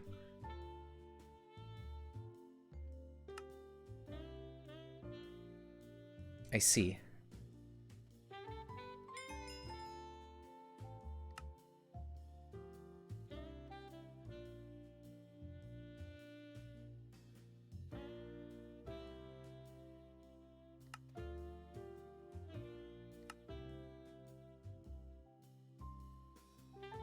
What is this? Morphing time. Primitive writings. Clipboard. Oh, poop and stick. Nice. I don't know what that's for, but okay. Oh, a watering can. I should make this. That would be really helpful.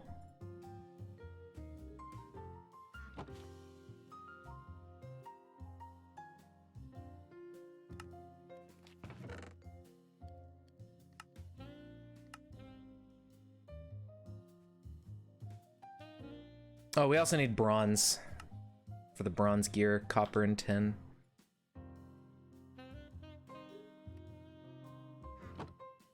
All right, I need to mine the wall some more. I am the conductor of the poop train. Basically. Hopefully this watering can makes this go really fast and then we can get a ton of wood for fuel and everything.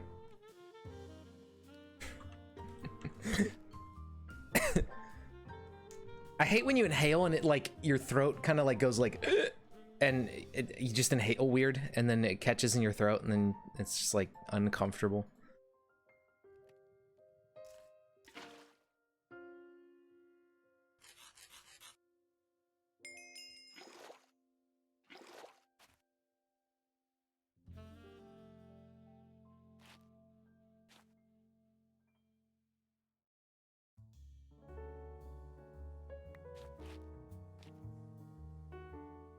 And it's empty. Let's put some water.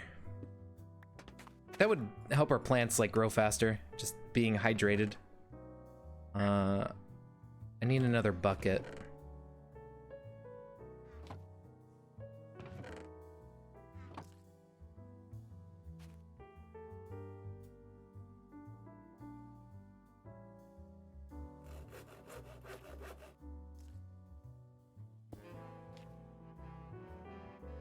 Why is this empty? Oh, do we just put the block next to it? Like physically? Is that the idea? Adjacent radioactive blocks, yes, okay. Huh, I wonder if that gives us radiation. I guess that's a good thing we have the hazmat suit, I suppose. I wonder if it affects our plants and makes them irradiated.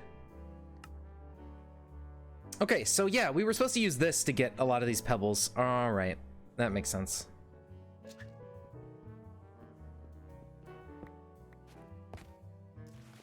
Okay, we don't really need to sieve then, honestly. This is like so much better than sieving.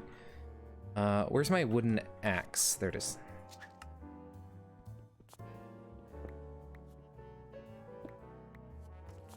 Okay, decay generator. Block of uranium. That gets power really quickly. Does this doesn't lose power, right? Can I just pick this up and save it for later? Or does it just keep decaying constantly?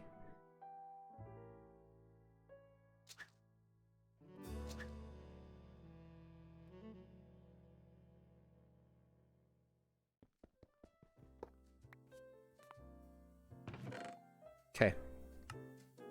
Let's just do that, because I don't want to waste it all. And yeah, I thought that was going to go way slower. That's pretty good.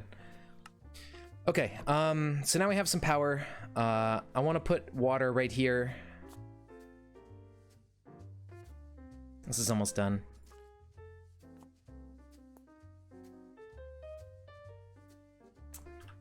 Okay, so this whole, like, machine crafting thing, we need 3 sets of bricks, so that's 12 of those.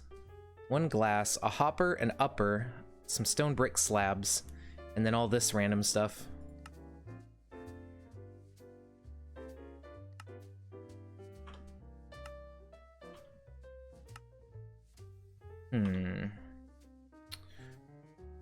Small compactor.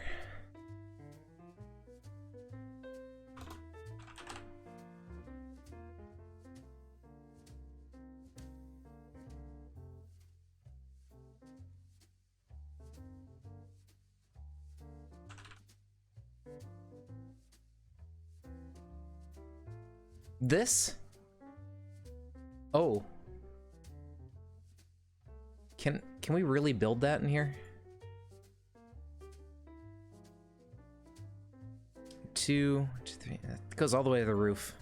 It's gonna take up most of our space to build this thing, so we gotta do this, like, you know, when we're ready to use it. Otherwise, we can't really do much with it in the way. Alright, understandable.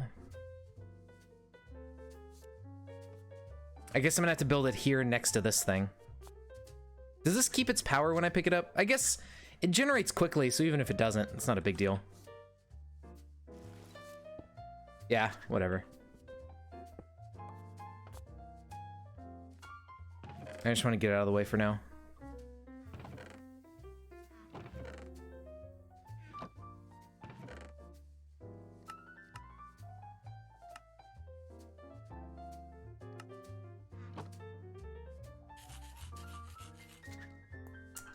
Okay, we need a bunch of uranium and stuff. Is that gold or something else? I think that might be gold, hopefully. Because electrum would be nice to have, if that's gold and silver. You never played with it on? Really? Why not? It seems like it's just part of the mod, you know? Just get some radiation sickness, it's great. Highly recommended. Okay, yeah, gold and silver grit. Beautiful. I think it's like 2 for 2. 1 to 1.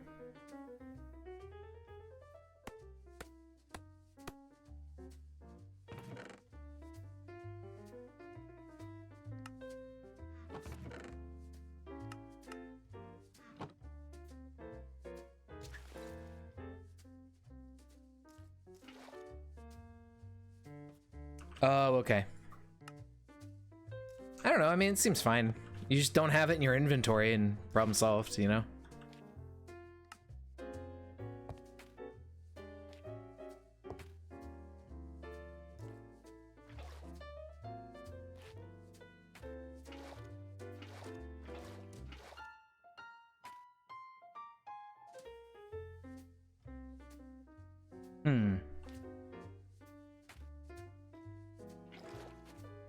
There we go.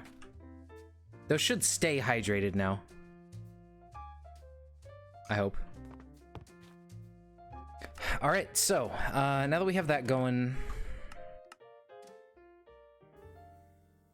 it affects a chunk? Really? I mean, okay, here. Geiger counter. Ah, I am getting radiation. You are correct. It does still work. It's just less because it's in a block. I see. That's difficult. What the fuck? Yeah, it's a good thing I got this as a reward. Holy shit. That's so hard to make. Well, maybe not hard, but time consuming. VR time over. Well, there you go. We need more clay. That's what we need to work on.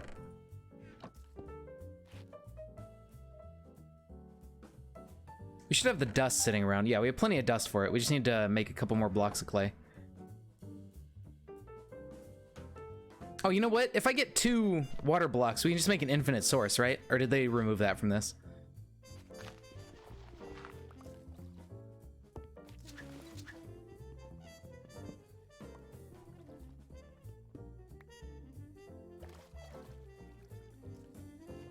Now we are soggy.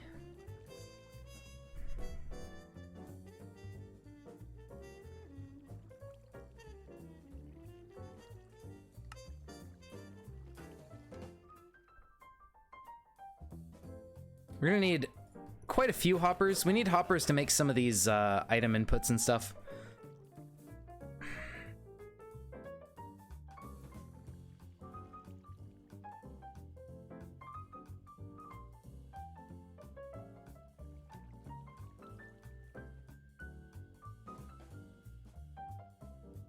They're growing nice and quick with the water. That's helpful. Can I just stand up here and... yeah. Okay, this is actually much better when they're hydrated. That works really well.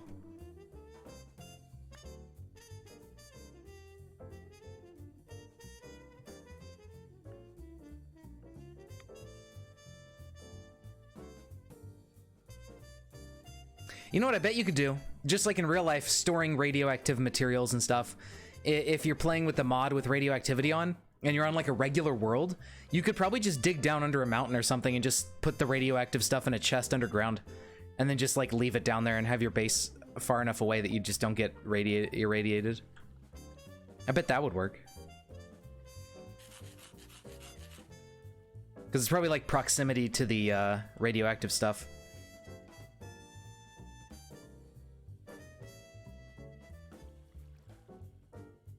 That sounds cool. I don't know. I don't mind that mechanic. It seems all right. It's something more interesting to deal with than like, ooh, there's a skeleton. Oh, there's creeper. Like the mobs are fucking stupid. I'd rather have like radioactivity be the dangerous thing I deal with than like monsters, because the monsters are just boring. At least the radioactivity requires you to think about where you store your items and stuff. It doesn't sound so bad.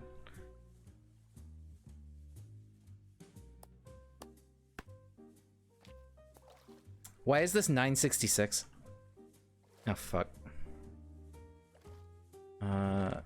Seeds.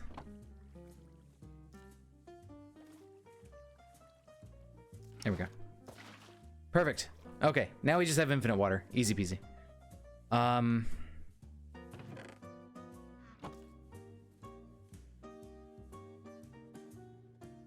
So this has to be filled from that, but I could like bucket it out and put it into whatever. Let's put a barrel.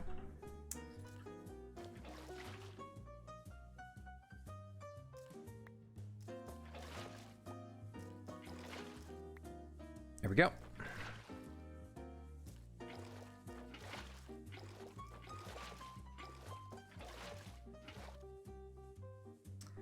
Fill up our watering can. Oh, server backup, thanks.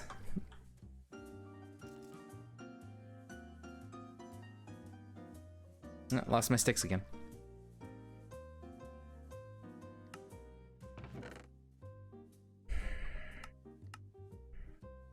Alrighty, well, we are in some good shape now. Things are starting to accelerate. They're getting there. Let's see.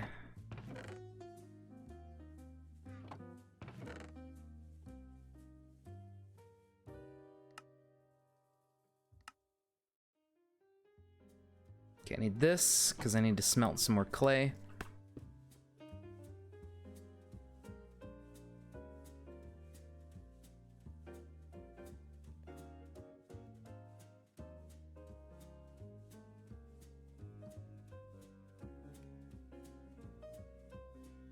All right, so we're getting clay. That'll get us our bricks. The stone brick slab, we just need to smelt some cobblestone. But we can get that pretty easily by pickaxing the wall. If I get a little bit of stone. Darn. Okay, so I need to sift dirt. I need one more piece of cobble. Perfect.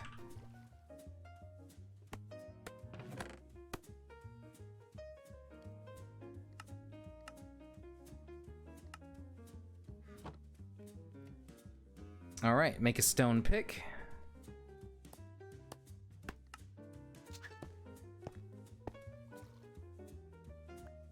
Oh no, it's just the wood pick that gets stone from the wall. Whoops. I already have one of those. It's slow, but better than nothing, I suppose.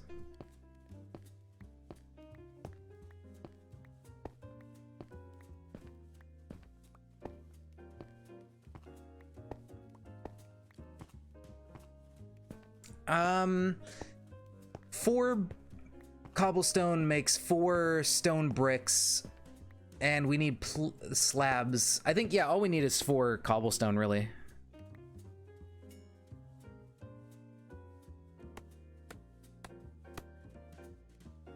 Although I would like another furnace.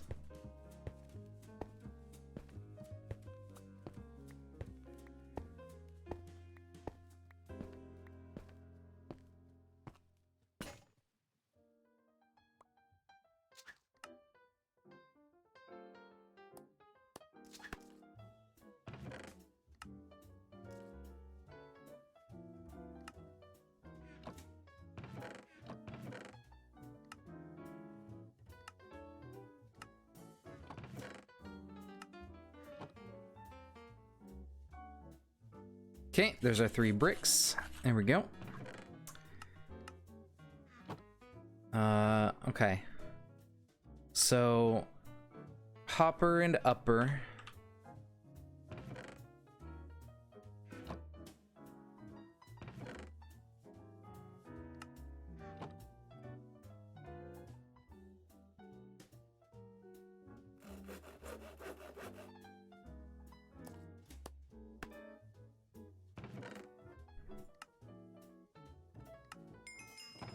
Okay, we need to make 32 more iron. Let's get some poop.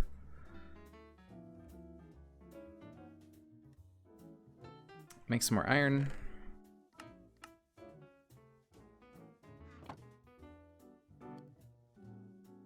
Could do with some more wood.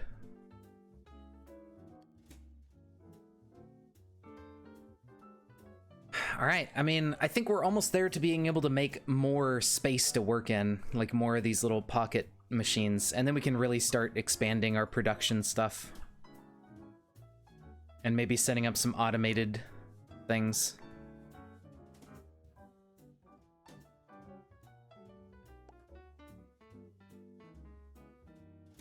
You want to play shoot game, but there is no shoot game to play. What about TF2? That's a shoot game. Play some TF2, just like the old days.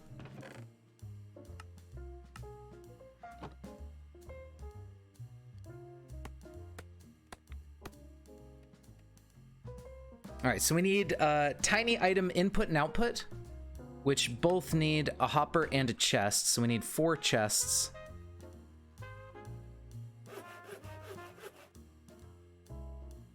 Two of which become hoppers.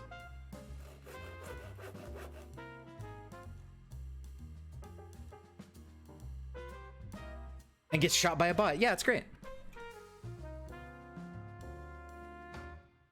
Okay, now we just need to worry about modularium. So we need a bunch of uranium and iron.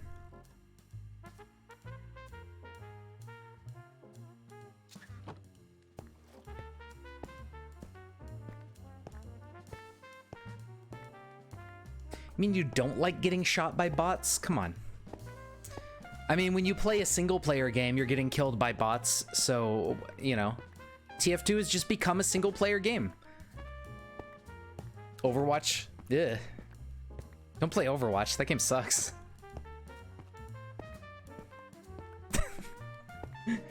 Play a fun video game instead.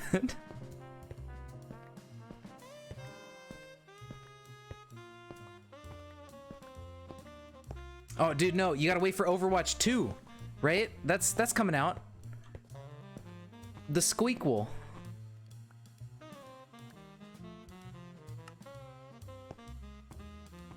A sniper singularity. Nice.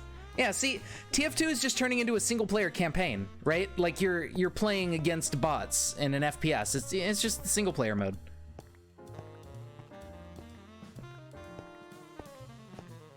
I've never really liked Overwatch. It always felt bland and boring to me. I much prefer like arena shooters and stuff to games like Overwatch. But that's my own personal taste. Ow. Oh, yeah, okay. That sounds pretty good. Sounds like a good screenshot.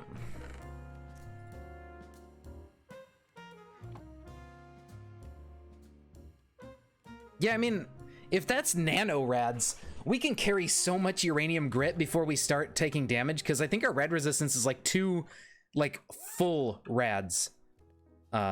So, yeah, we're totally safe to work with as much of this as we want, I think. Borderlands is alright. The main thing I don't like about Borderlands is the, I don't like the writing. It gets tiring really quickly, but other than that, like, the gameplay was fun.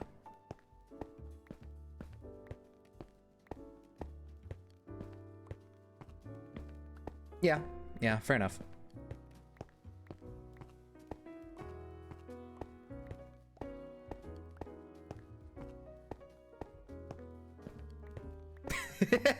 Yeah, they've leaned way more heavily into it as the series goes on. Like, Borderlands 1 kind of started with some, like, XD humor, and then they really, like, Borderlands 2, I remember they fucking leaned into that shit so hard. Yeah, it's like, it's too immature. I don't know. I don't really know how to describe why I don't like it. I just don't really, it's not my cup of tea.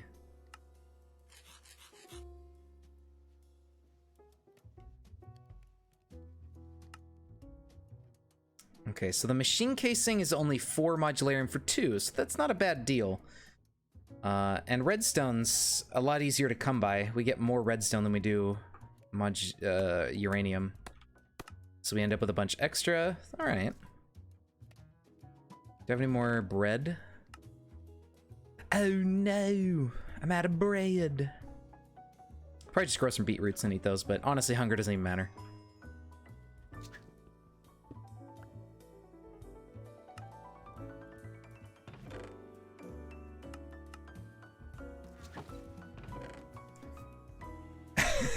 Yeah. Amazing.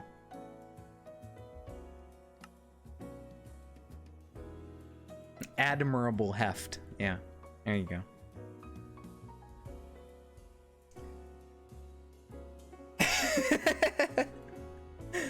Fair enough. I mean, nobody wants to deal with Jake Paul in real life, let alone like a video game caricature of him. So, that's understandable.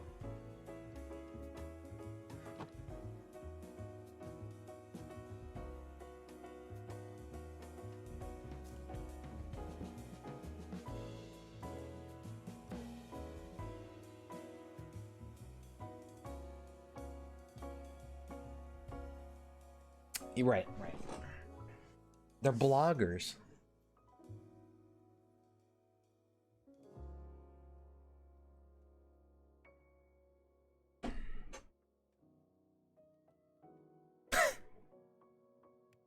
Amazing. 90 miles an hour down the New England roads, flying straight past a horde of zombies. I'd be careful going up near 90. Because you can't see that far ahead of you, I think. You don't really have much time to react for stopping the car when there's, like, shit in the way.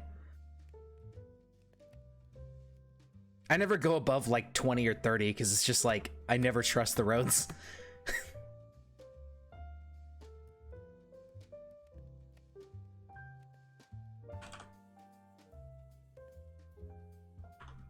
Okay, so we need tiny item input and output.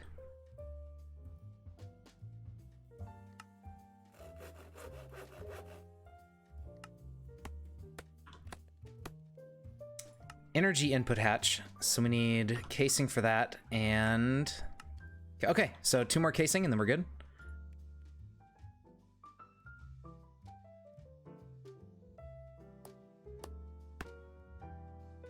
And another chest here.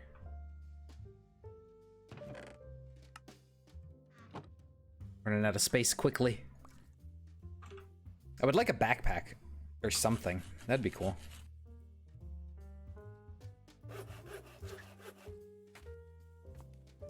Okay, I don't need these anymore. Okay, vein miner doesn't work. I don't know what the fuck. The vein miner just doesn't work. I keep holding the button and nothing happens. So I'm gonna assume that they just screwed it up and vein miner is broken in this pack because of the mod creators or the mod pack creators' fault. I'm gonna blame them.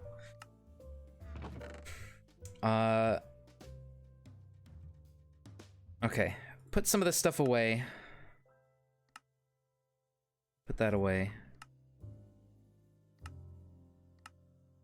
Don't need a Geiger counter on us.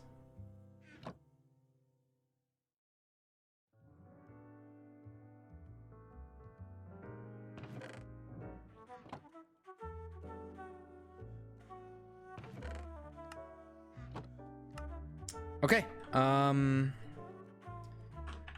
now we need the energy input hatch, so we need some more redstone.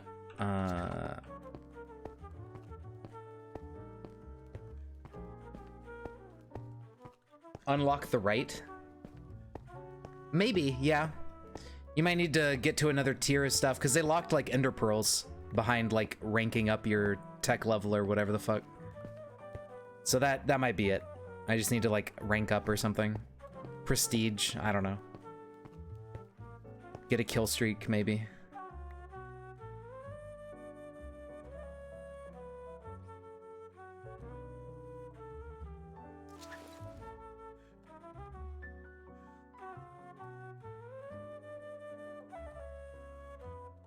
I need a lot more smooth stone.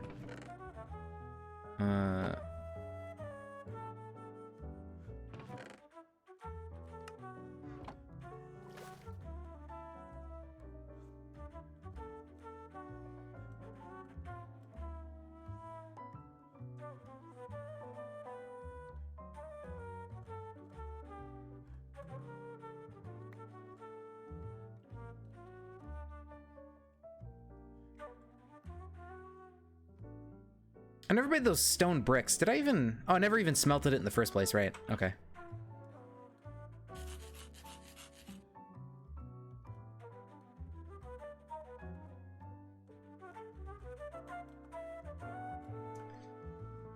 All right. We need a new wooden pickaxe to get more stone.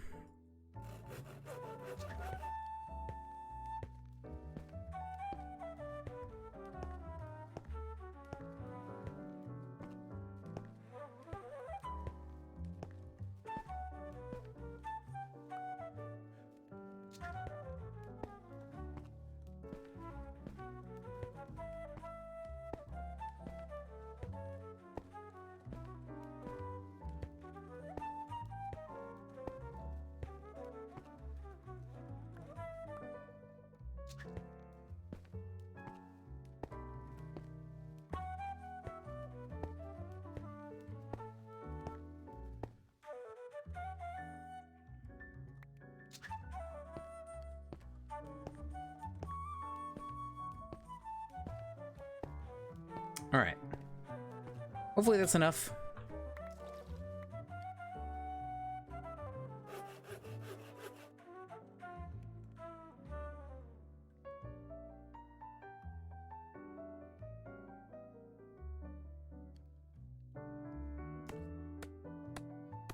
We will see.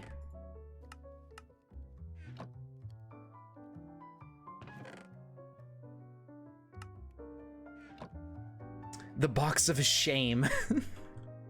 I mean, we're making some progress. We're getting there.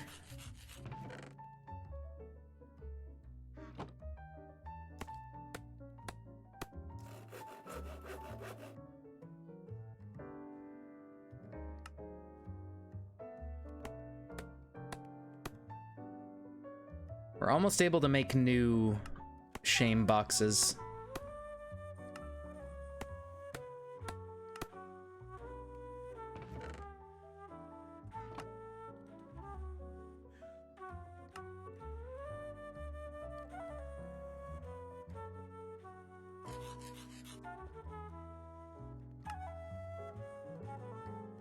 Just copper surrounding iron, that is easy peasy.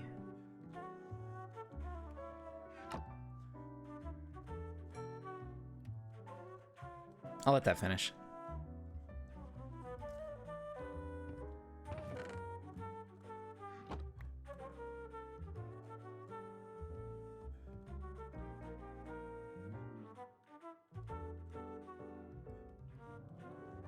Come on, sapling. There you go.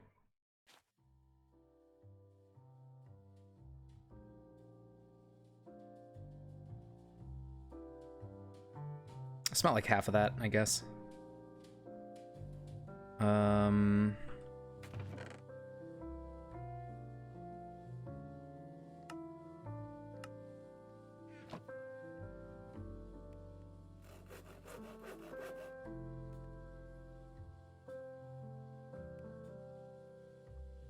Yeah, that makes 2. Perfect. So I don't have to do that once. Now I need a gold ingot.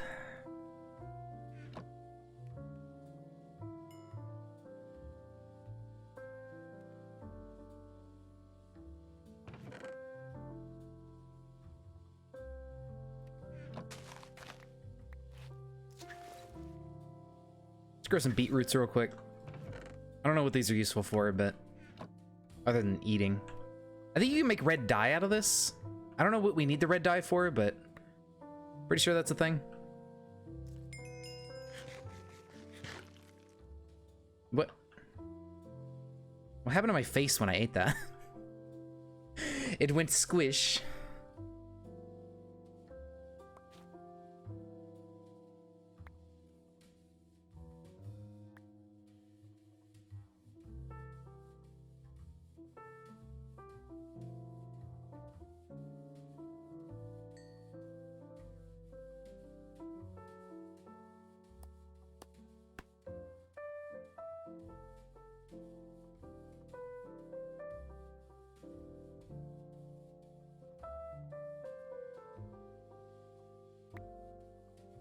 So this is what horny jail looks like. Yeah, there you go.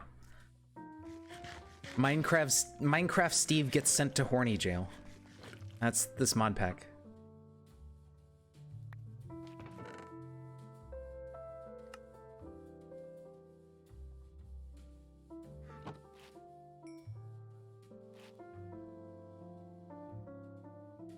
Pocket mans or something.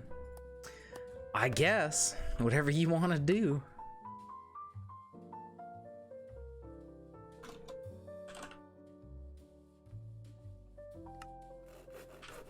We've done it.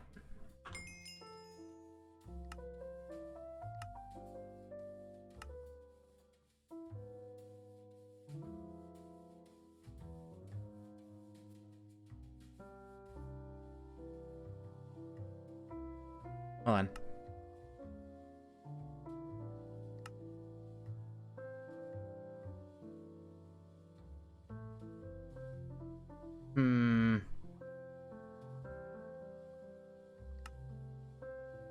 Ah, you don't get diamonds from sifting anymore. I don't think we're supposed to do that yet. Okay, so it was, how do we make these then? I've been idly watching and looking at Imgur. Yeah, fair enough. Never beat Fire Red Leaf Green or got into the Orange Islands. Hey, there you go. You could do Tohaumon. The ones here, Wargun, I sent you the zip folder, right? You could play the Tohaumon where they have the regular Pokemon typings like grass and water and everything. Tohaumon Blue, I think, includes the Orange Islands. One of them does, and it's like the regular Pokemon typings. And it's just Fire Red, you know?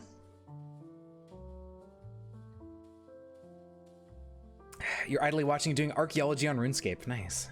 I forget exactly which one has like the extra islands and stuff. Let's see. Tohaumon Blue.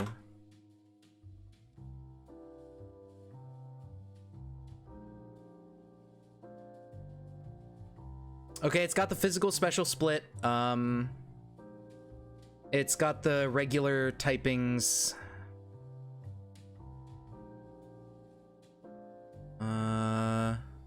I don't know if it has the extra islands. I think it does, but I'm not sure. One of them like has the extra islands in Fire Red as well, and like it just uses the regular Pokemon typings and stuff. And I remember I was playing that one.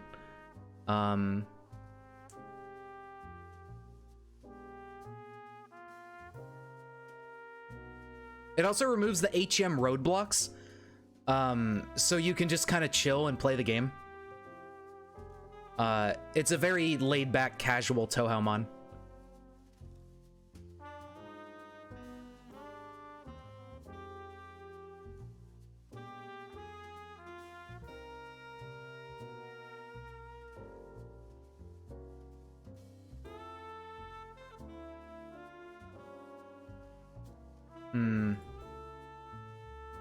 I don't know if it has the extra islands in it though, but I think it does. One of them does. If it's not blue, it's one of the other ones.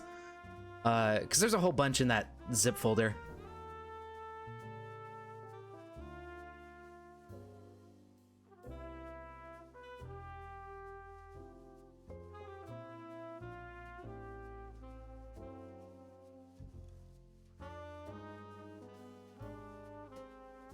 But yeah, if you want, you could look it up and see which one's which and like the versions. Just type in, like, go to Google and type in Tohaumon and then whatever color it is.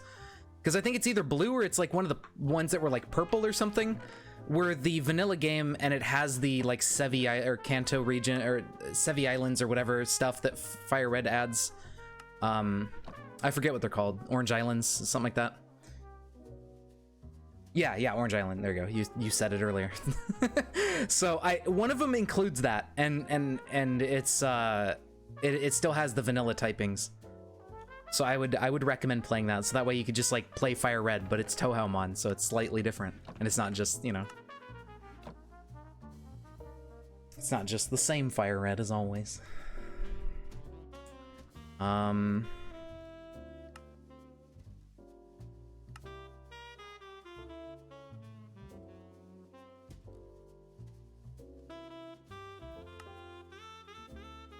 Okay, I don't think I need these. I mean, whatever. Those seem optional.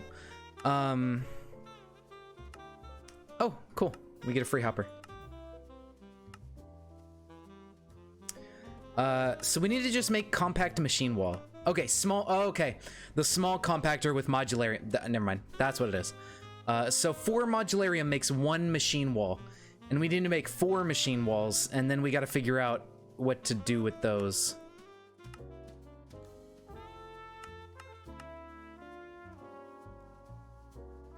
Tiny compact machine. 3x3x3 room, that's what we're in. So we need 4 of them. And a machine casing. And then, there you go. So we need 16 modularium. Understandable. I need to make a new iron pickaxe.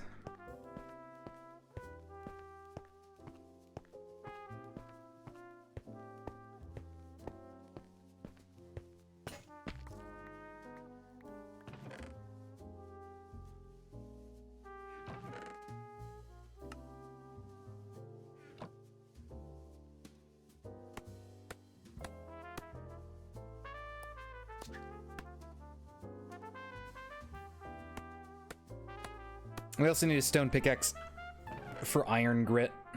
We need more of that.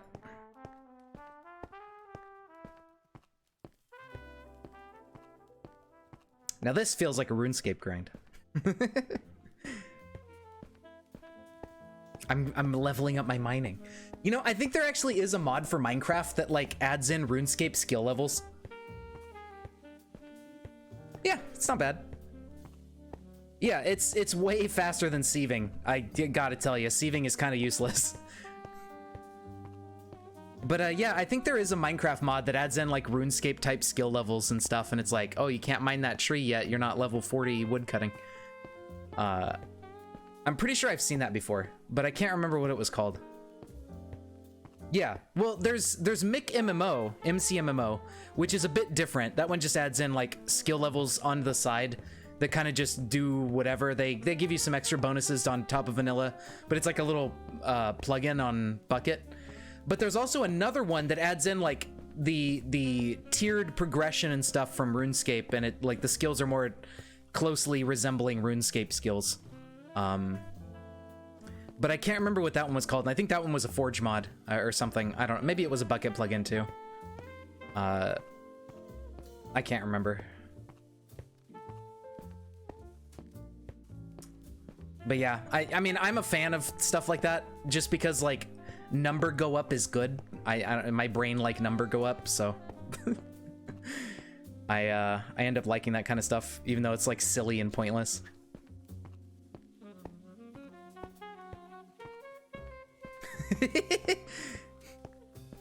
Yeah, I mean, I play idle games and stuff on my phone because it's just like I like that kind of stuff as just a sort of thing to do when there's nothing else to do, to pass the time.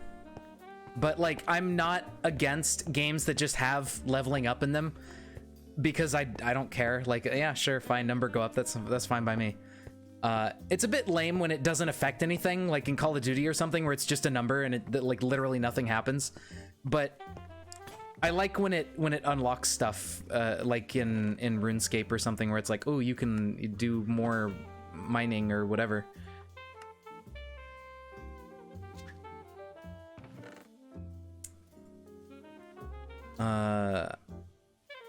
Okay, so we need a bunch of iron grit now.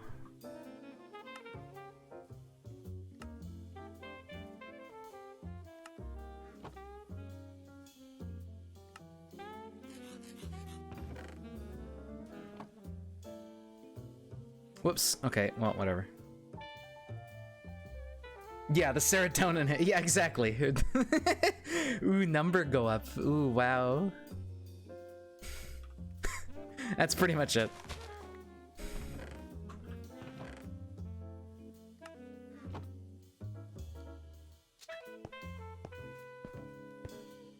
Yeah. I didn't mind Diablo 3 in that aspect. The thing that kind of turns me off of Diablo 3 is the controls. Like, honestly, Diablo 3 is a better game when you play it on console because you can dodge roll and combat is more interactive and you aim skill shots and stuff. Like on Diablo 3 is not a game that works well with the Diablo style controls of like point and click, in my opinion. It works better when you play it as like an action RPG with a controller and stuff, and you like dodge roll around to avoid attacks and aim your skills and stuff. Honestly, I think it's much more fun that way.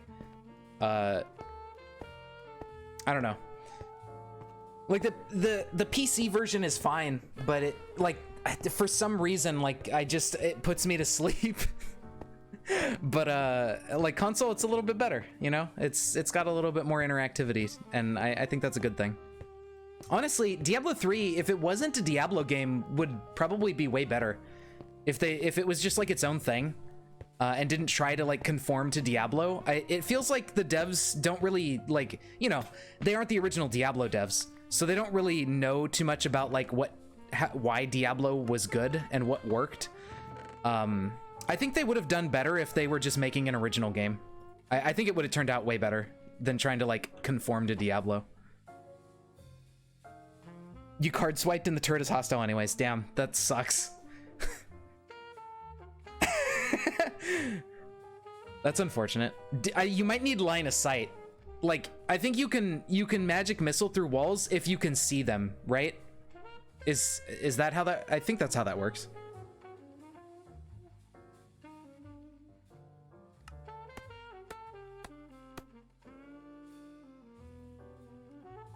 I should put all the planks in there, whatever.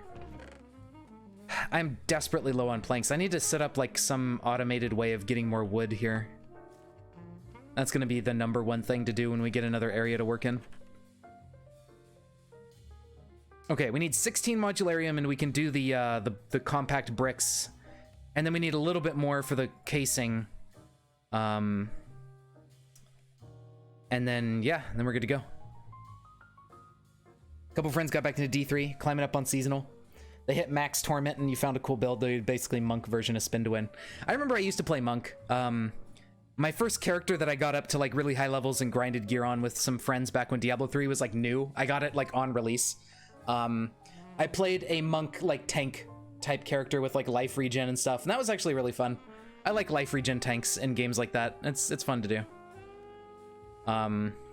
But you know, I think I like Crusader. That's a good one. I don't know. Monk is all right, but I think I like Crusader a little bit more. I don't know what my overall favorite is. Necromancer is actually really cool, but I wish it was better. Like Diablo 2 Necro is way more satisfying to play, but I do like Necromancer. Your main is Wizard because Disintegration. Yeah, that's true. Monk, then Wizard, then Witch Doctor, and Necro. Yeah, I think I like Necro the most. But like Necro and Crusader I think are better than the base classes, honestly. Like they're more fun and interesting. By a little bit. They're all kind of on the same level, but I think I'm more of a fan of them. I think I've played every class by now. I'm pretty sure I have. Barbarian I was super bored with. Demon Hunter was just like snooze fest, you know, like the building the little like turrets was kind of cool. I liked the turrets, but it wasn't really a big part of it. Like I don't know, it was just like whatever. It was good, but it wasn't that good, like or fun. The only Diablo style game he played with a story to completion was Torchlight 2. You should play Diablo 2, Wolf, if you liked Torchlight 2. If you haven't played Diablo 2 yet.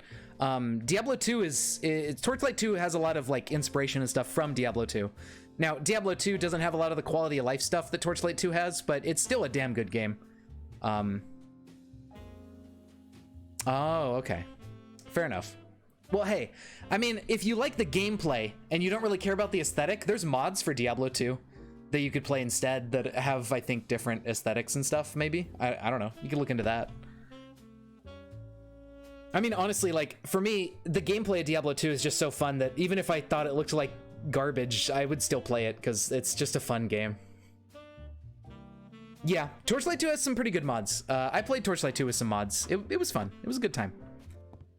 Not a bad game. It is pretty darn good.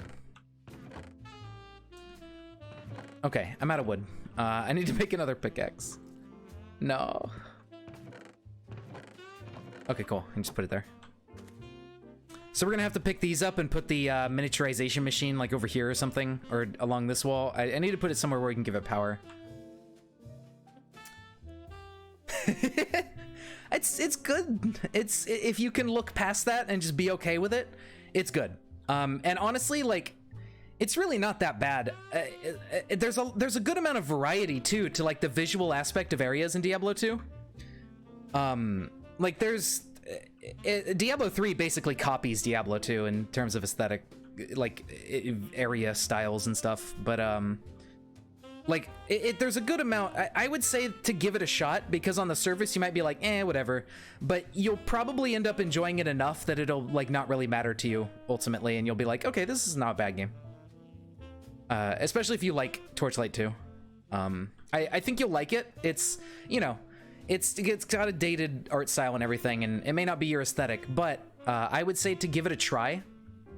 Another game that's fun in the same vein as Path of Exile, Diablo 2 style of gameplay is Titan Quest, which people speak pretty highly of. And Titan Quest is like, you know, Roman, Greek kind of mythical aesthetic. Like you're an old, you know, olden times dude, and you go fight fucking satyrs and stuff and shit like that, and skeletons and all that.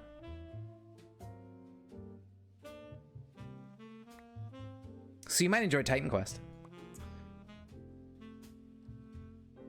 It's also an old game, but yeah. I think Titan Quest came out in early 2000s. It was after Diablo 2, but it wasn't like that much after it. It was in kind of the same time period.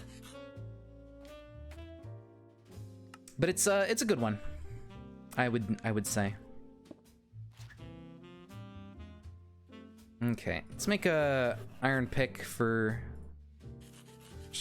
picking up stuff.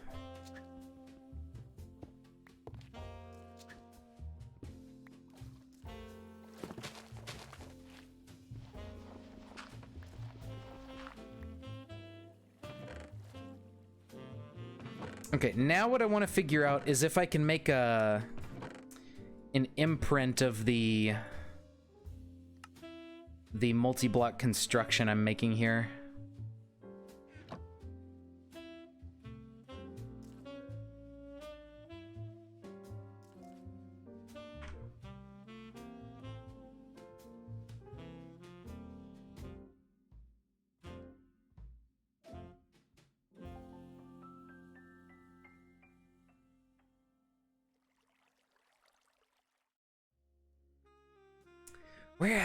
Where does it get power is the question. I guess I'll just put it here.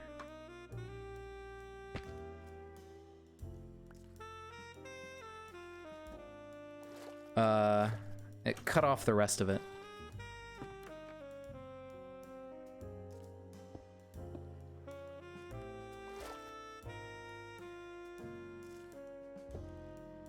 Oops, I'm deleting all my water. I'm stupid.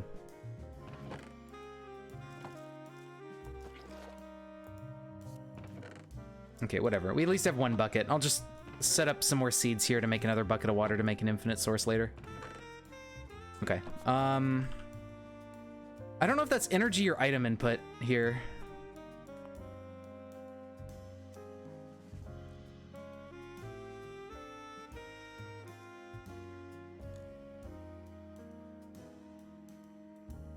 What is that? I think that's energy input. Yeah, that has a little gray square on it. Okay.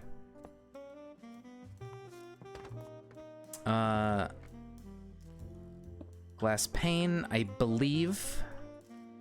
Brick.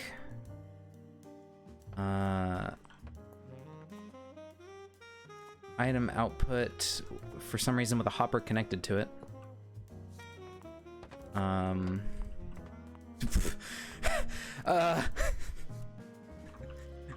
You go there. You go there. That's the upper.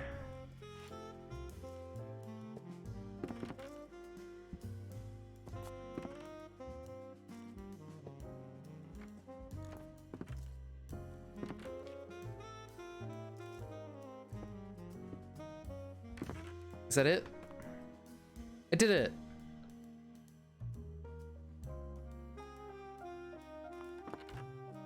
What do I do now? 4 modularium. Energy.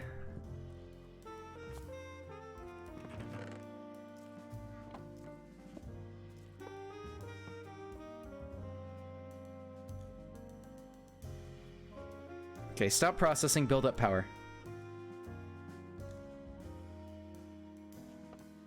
I can't, like, see the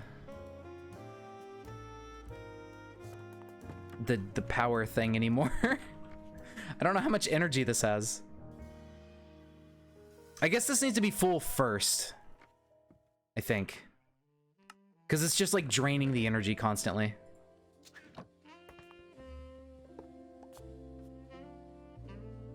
Yeah, okay. I think. So we do that, put the 4 in here.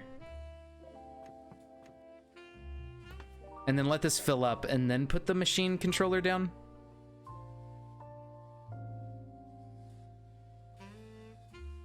I think. It seems to be really weird when you construct it.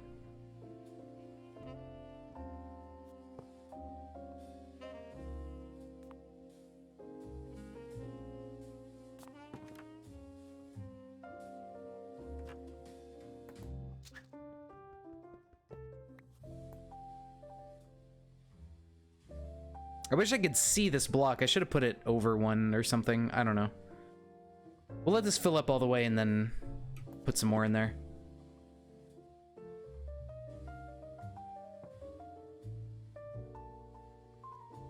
ARPG you miss is Nox. After West, dude, I love Westwood Studios. Like old RPGs are so fucking fun. Like Lands of Lore, even Lands of Lore 2 and 3, which people were kind of janky and stuff. Like honestly, I like Lands of Lore 2 a ton. It's such a fun game. I used to play that all the time as a kid. I fucking love Lands of Lore 2. And then I had Lands of Lore 3. I remember finding that at like a thrift store or something when I was in early high school or something. And I was like, what the fuck? They made a third one? But unfortunately, Lands of Lore 3 is like unfinished and just kind of shitty. But it was still fun though. Like the mechanics they had in there were good. It's just they never finished the game and it kind of sucks. It would have been great if they finished it. I think it was shaping up to be a good one. But yeah, those were fun action RPGs, and like Lands of Lore 1 is still cool, but it's more of the traditional like dungeon crawler type of thing, with like a team of multiple people. Okay, no, it does pile up power. Okay, cool, cool.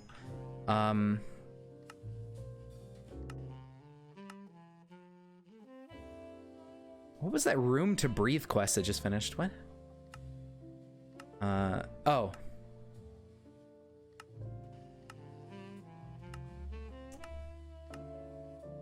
Okay, infinite tiny rooms, tiny compact machine.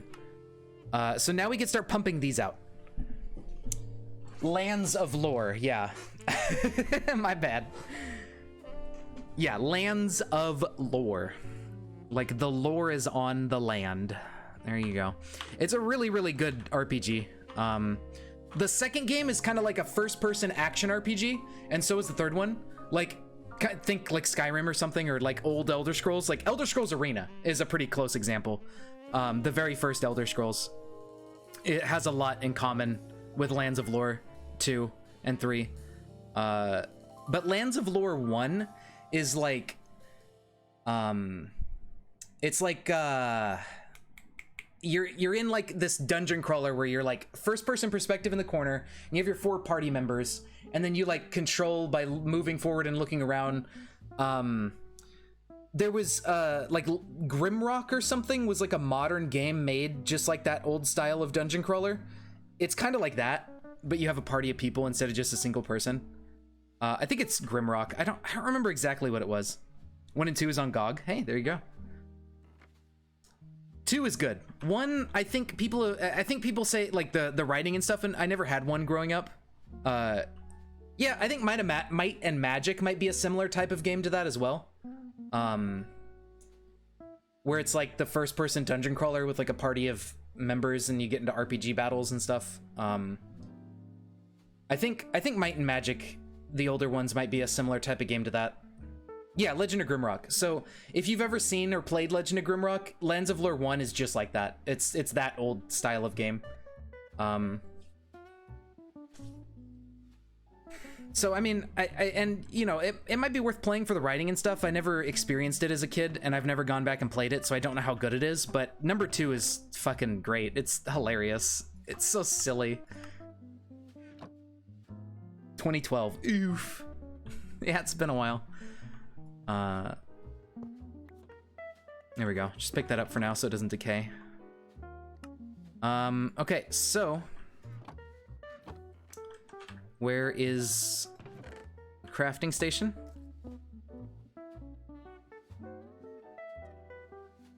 By Jove, we've done it. We just need wood.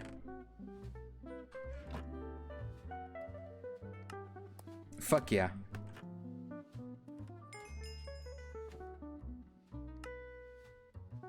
Corrupt PSD. Turns out sewage and electronics don't mix well. What? Oh, you drop it into sewage and it glitches. What does that do? Why would you do that? A terrible idea requires corrupt PSD.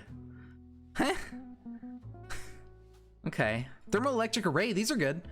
12 thermoelectric generators inside a single tiny machine. If you place flux ducts in the center, water and uranium in all corners, thermoelectric generators along the edges, you should be golden.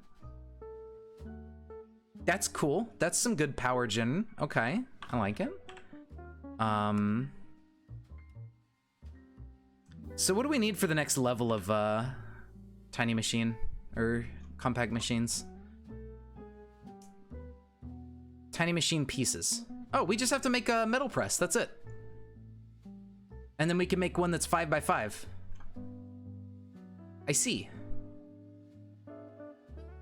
Glitched tiny machine. Unfired. Wait, that's how you make a crucible? That's weird. Okay. I see. And then you can make a glitched small machine. And I don't know what that does. Might Magic 7 was the only one with the zombie status? Nice. Character portrait into a skull. Oh, okay. You're going to, oh, I do want it to decay. Okay. I just didn't want to waste the power, but all right. I need more modularium. I need to set up a compact machine where this is just happening automatically. Getting, mining the wall or something. That would be ideal.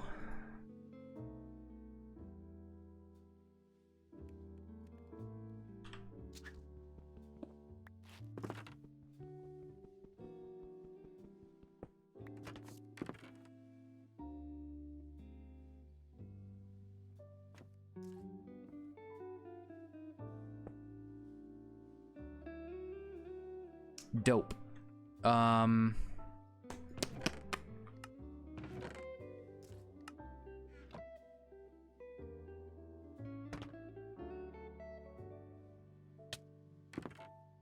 right. Unfortunately, I take damage coming out of it because it like puts me inside this thing, but whatever. Thus the cycle begins anew. So what do we do here?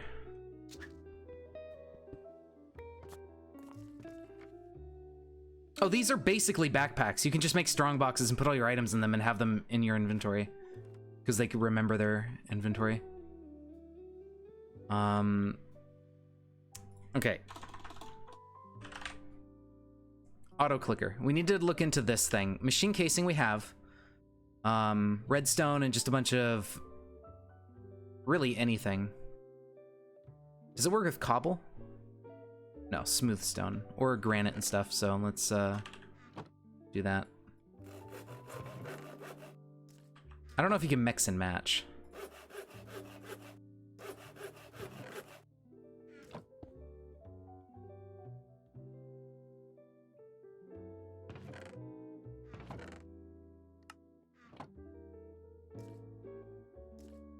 You killed the turret. You threw an atomic lamp next to it, moved out into the night, and magic missiled it until it died. Yeah, there you go.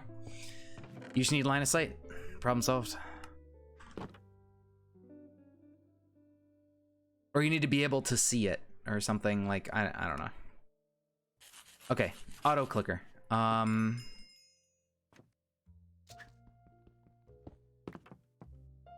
So is this gonna do what I want it to do? Oh, and it gives me another one for free. Hell yeah. Some tools have the abilities to mine a lot of stuff at the same time. Ah, vein miner. Okay, so we need a better hammer to vein mine. That makes sense. Sometimes you want to store a lot of the same item. Yeah. Uppers, the vacuumulator is different. Right, that works like collects items in an area. Sequential, getting into fabrication. Sorry, automation. Sequential fabricator, I think just crafts items. Yeah, it's just an auto crafter. Which would be handy to have. An aluminum pick apparently does something special. That's better to do later. If you go the way of science, you'll be able to get these annoying chunks completely automatically. Yeah, figured. Do we have aluminum chunks? No. Okay.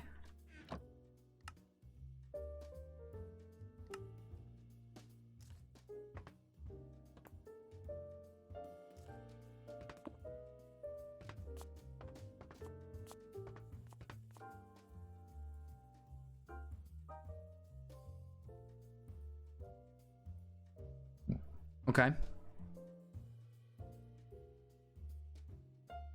0 RF per tick. Every 100 ticks. That's 5 seconds. So you can't actually use these for free. I see.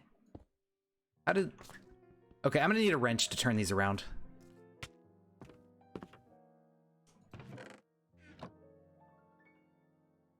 That's where that wrench quest comes in handy.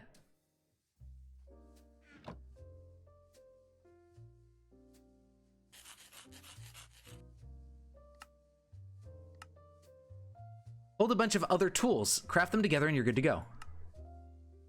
Huh. Okay.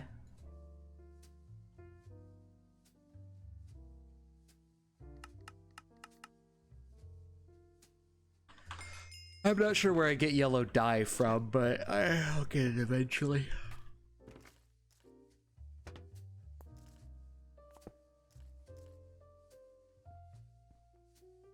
How do I... Ah.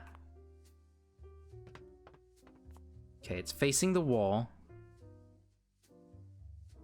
Oh, look at that. It did it. Now, can I give it a tool to left click with? Holy shit. This changes everything.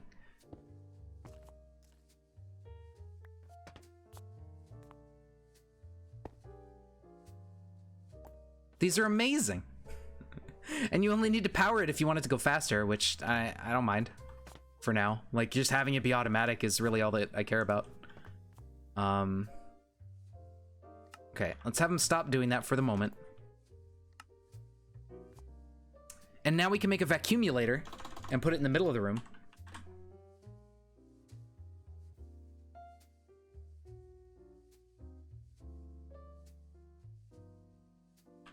Yeah, this will be good.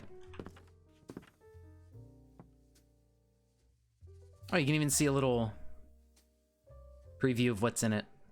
That's neat.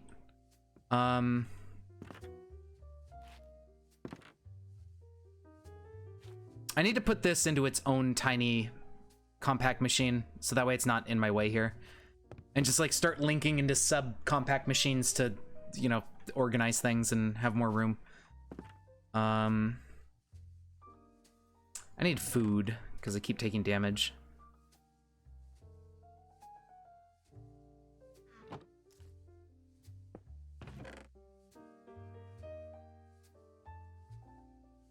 Oh, it's a cold lab, nice.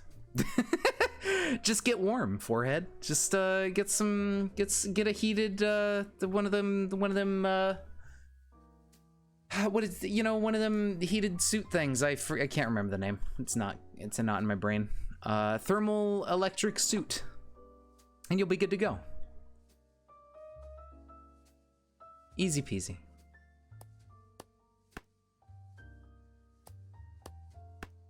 I need more glass. Yeah, get the Various suit. Now, well, the Various suit doesn't protect you against cold if fusion is anything to go by.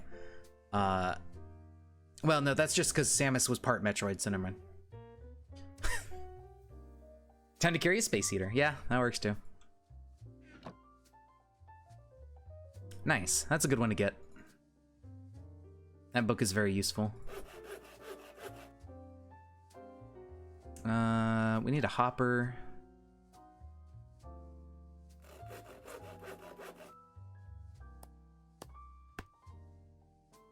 Oh, does it? I don't remember cold being an issue in Prime.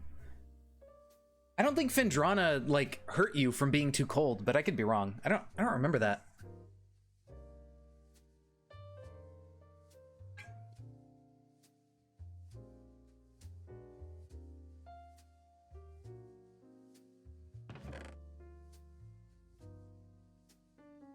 Fair enough. You know, Prime Randomizer would be kind of fun. I never really thought about randomizing Prime. I need a little bit more glass. Fogue.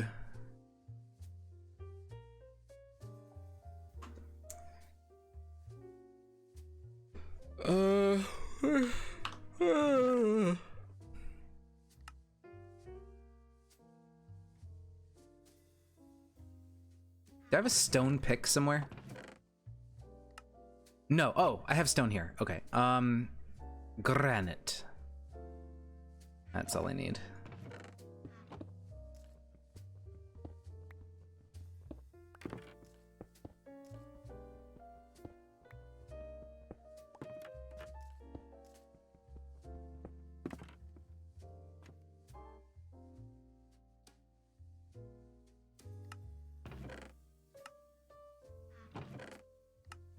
I should also make a cobblestone pick.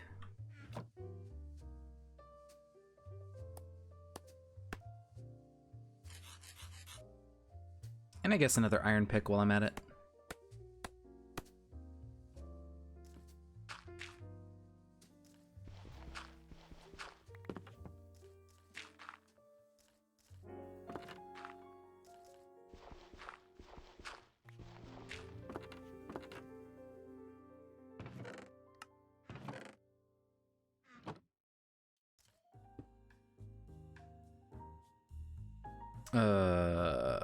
Schnad.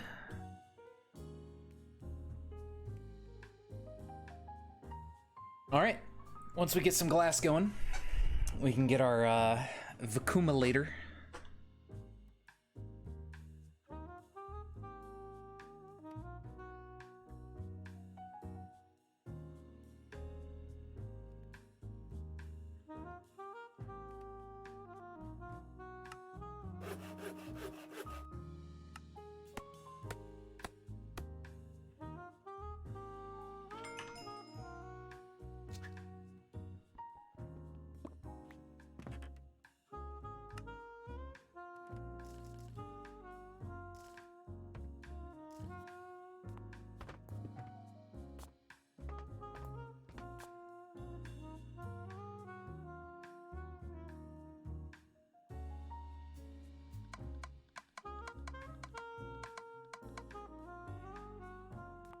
Okay.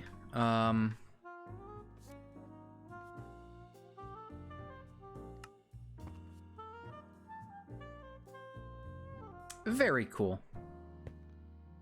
Now we just need a chest for this guy.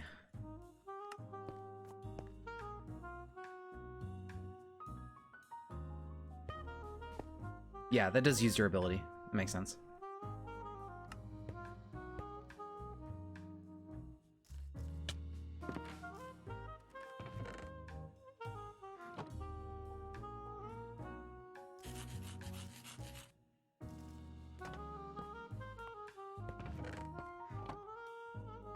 Beautiful. Now we just need to get a shit ton more auto clickers in here. And just come through here and supply them all with iron picks every so often.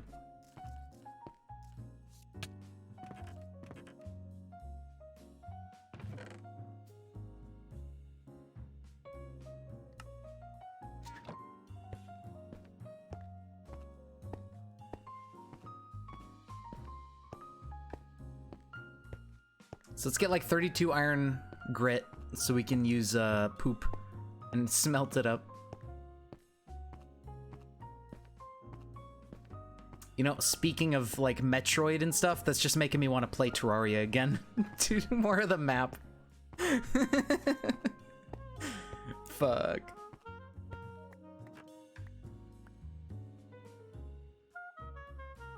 Who smelted dealt it? Yeah, I guess so.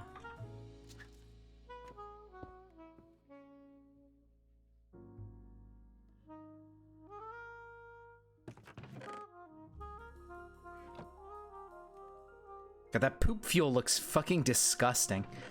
I hate it. I don't like that mod. Who thought this was a good idea?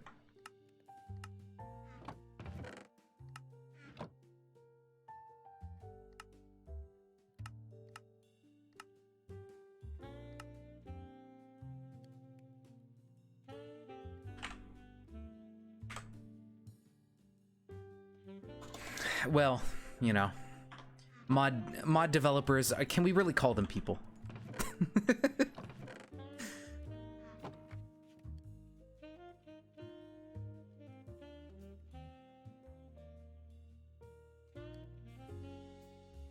Oh fuck. Need modularium. Is this still running while I'm not in here?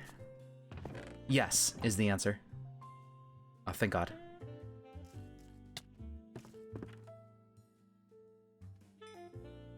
I wonder how deep you can nest them before they maybe stop happening, or before the game starts crashing or running like garbage.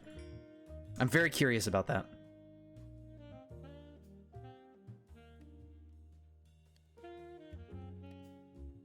All right.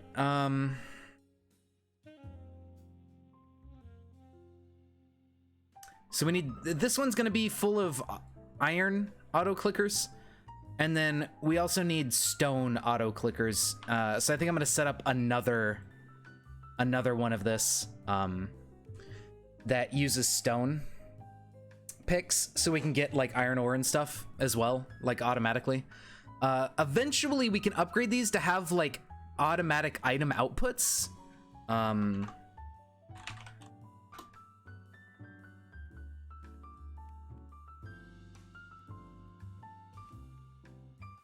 Yeah, I think it's the tunnel.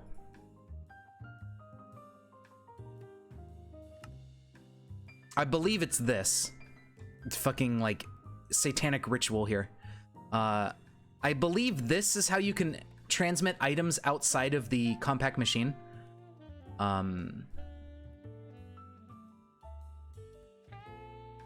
then we can like extract the items without having to worry about it. Oh, there's space in this mod pack. Interesting. All right.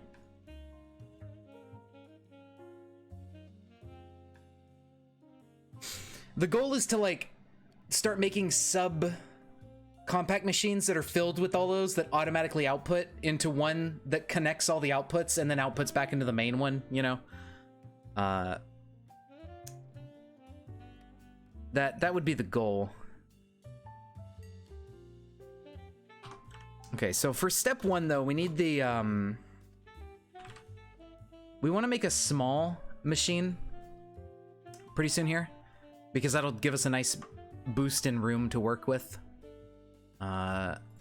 So this is all pretty much the same cost. It's just like exponential, really, because we have to make 4 of these and then a 5th amount of them to go with the other 4. So that's kind of ridiculously expensive.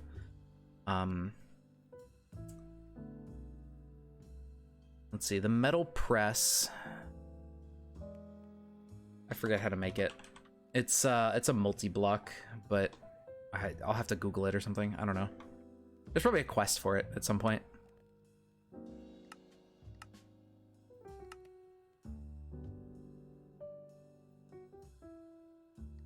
Glitched adventures. I see. Huh. All right, well, we can make the squeezer, stone barrel to get netherrack. Sewage, ooh, yummy. Pressstoff, German language term for a type of ersatz or artificial leather used during the first half of the 20th century. Made of layered and treated paper pulp. It was durable and easily adapted to be used in place of leather. In Minecraft, this is made by throwing paper into sewage. Wonderful.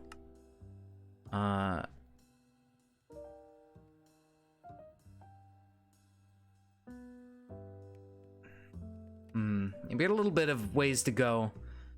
Looks like we're gonna have to make steel to make the thing to finally make the more room. Unfortunate.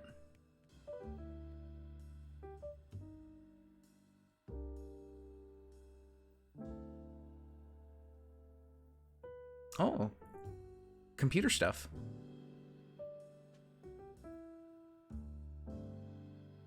Okay.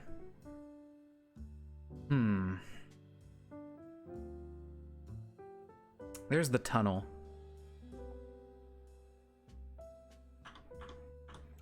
All right. There's all that iron.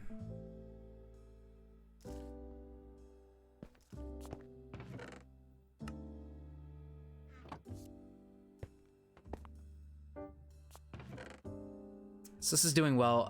That's plenty of that. So we just need to focus on getting like more iron and stuff.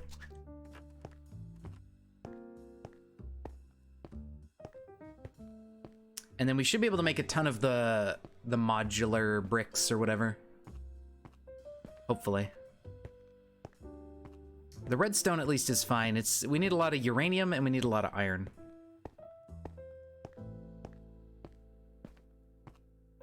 I mean, I could just, the next auto clicker I put in there, I can give stone pickaxes. I could put hoppers on top of them with more pickaxes too, so they keep running for longer. I think I could hopper into them. That wouldn't make sense. That could work. Although I'm not sure if putting a hopper on top of them like kind of limits where the items come out or something. If it screws with that at all.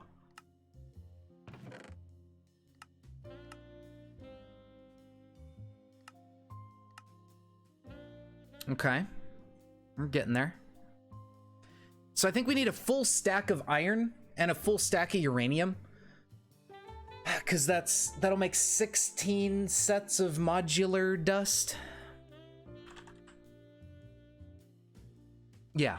So a full stack of each makes 16 of these. And then 16 makes 4 compact machine walls. So you need 16 plus a little bit extra. So you need a little bit over a stack of iron and uranium per compact machine, and it also leaves a leftover machine casing that we can use to make an auto clicker as well. So that works. Let's make a new stone pick. But to do that, I need more stone. I really want to automate the wood. Is there some way we can automate wood yet?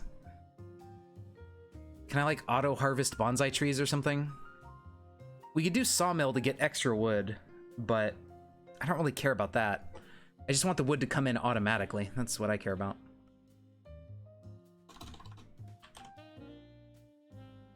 We don't have like bonsai pots. This is a completely different mod. I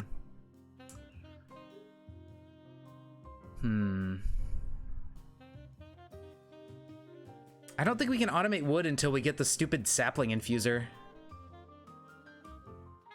That's lame.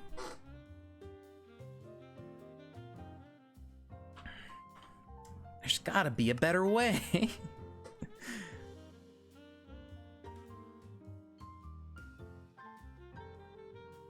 That sucks. Is there any? There's nothing? Oh. Okay. That's interesting to know. So all the different types of pickaxes give different materials and different rates. I wonder if there's one that's specifically like uranium, and then we get one that's specifically iron, and then we could just like, you know, make a whole ton of machines that way. Let's try that. Although I want to see what the aluminum one's all about. Oh, you know what? We could look at them in the NEI. Aluminum pick, yeah. Okay, aluminum ore, 100% of the time. Okay, so does that mean each one of these, let's see, electrum pick. Redstone. Okay, Constantan. Iron. So if we make a bunch of Constantan pickaxes, we get iron all the time. And this is made out of copper and nickel, I believe. Can we make Constantan, like, dust? Yes, perfect. Okay, copper and nickel, that's not bad. Now, if we look at copper grit, the bronze pickaxe gives us 100% copper. And then tin grit. This is actually amazing that you can specialize like that. That's wonderful. That's really, really useful. Tin, do we not have tin grit? Was that a thing? Yeah, there it is, tin dust. Nickel pickaxe, okay. And then the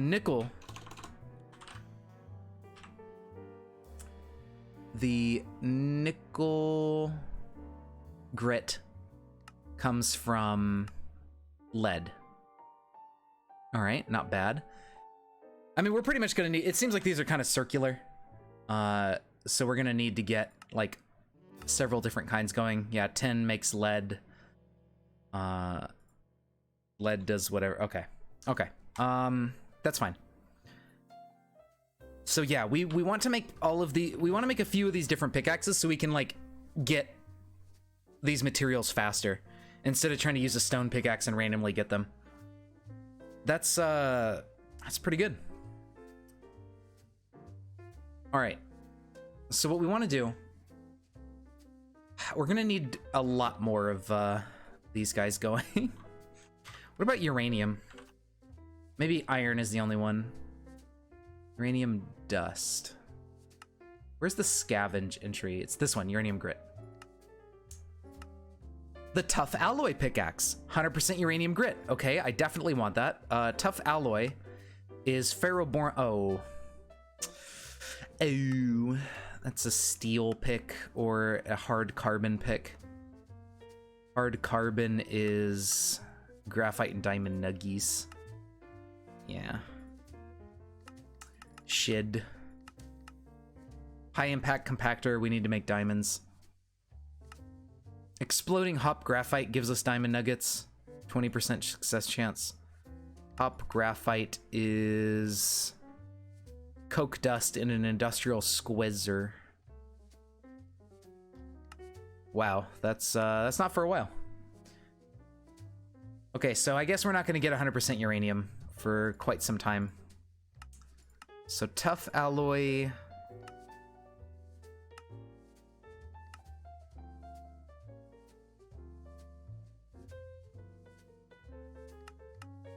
I don't know where molten ferroboron comes from. All right, that's fine. I mean, we get tons of uranium from the iron pick anyways. It's not a small chance. It's 27%. That's not that bad. It'd be nice to focus it, but we can't yet, and that's fine. So we're not gonna worry about the uranium, but we can focus a lot of the other stuff. So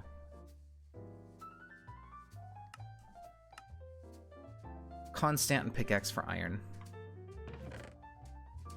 Copper and nickel.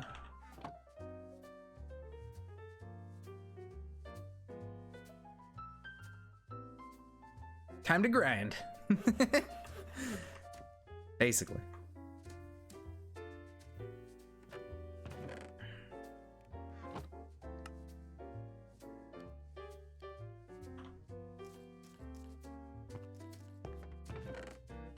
Yeah, see, we get plenty of uranium. I'll need to make a redstone, like, cache, I think, because I get so many, or just let them be sitting on the floor and deleted.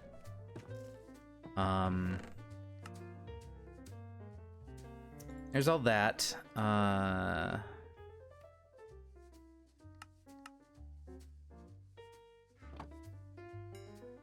Make a constant and pickaxe for that sweet, sweet iron.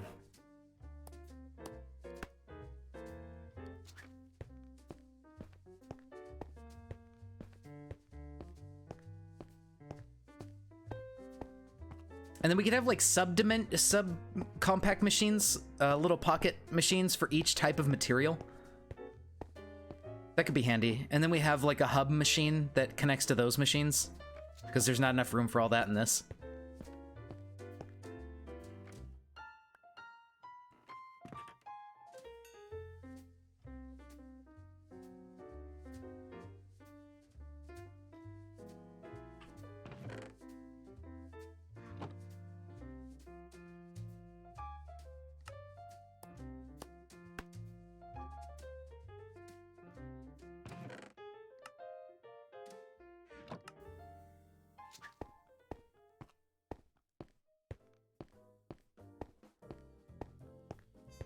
If I could get 32, I can use a poop for fuel.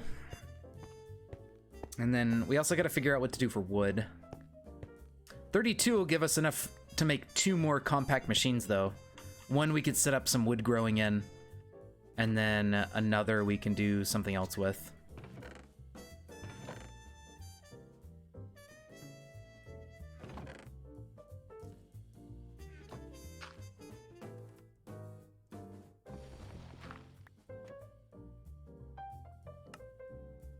wood and food probably, because I need to eat. I wish there was like is there a trash can? I want to just delete items. Like flint, or maybe if I get too much redstone, I don't know. You just eat tea leaves? What, in CDDA? That's cool. I didn't know you could do that.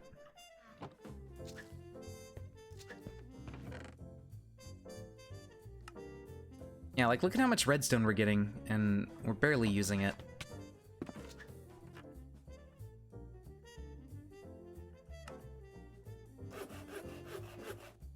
All right, there's 32. Poopy time. I have 2 more poops to turn into fuel, and then we need to think about what to do for fuel.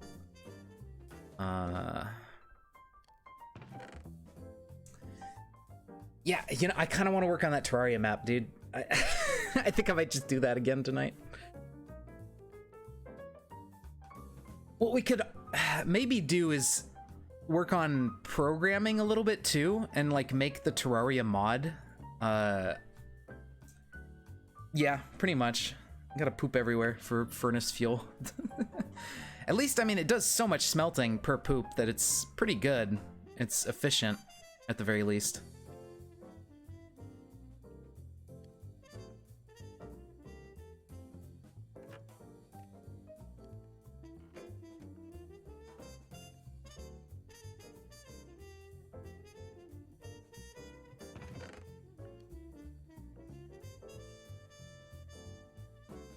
So this next one we make, all right, I need to pick up this.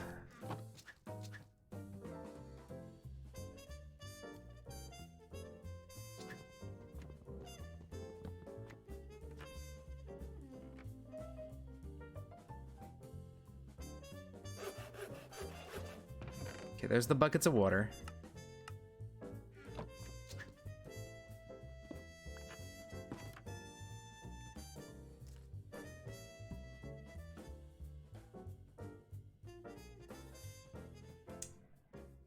Can you get cactus that voids items? Oh, yeah, we can. We have cactus seeds. Yeah, okay, cool.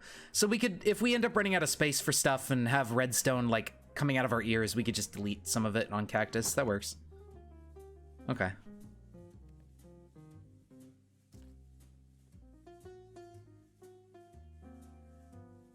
There we go. And then we need a little bit more modularium to make the casing blocks.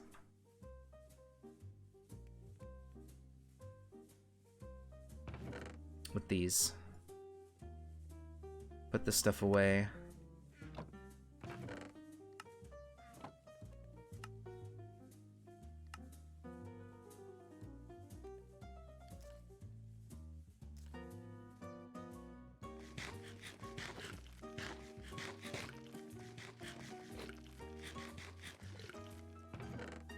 Chomp down some beetroot.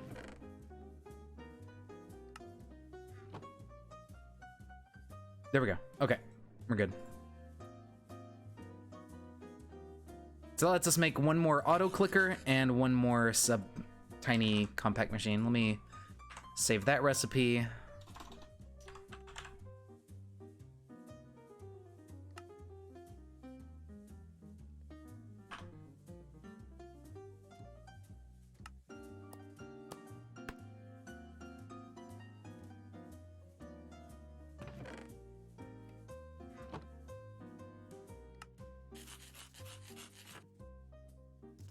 And we'll set this guy up getting us some more iron.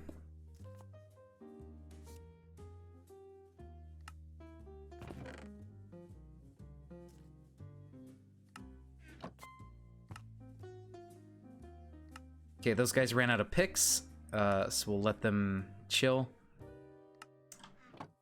That one's gonna get us 200 iron.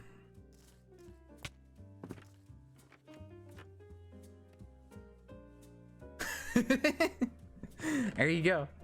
As long as you got the Kojiki, you're set. All is well in life.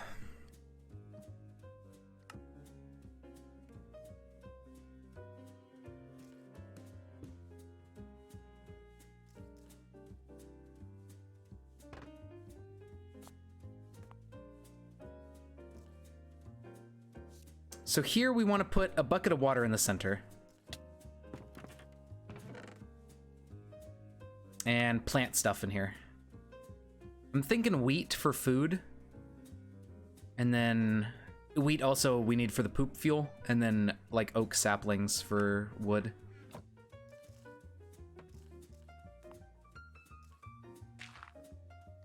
I forgot to get my other dirt things. Okay, put that there.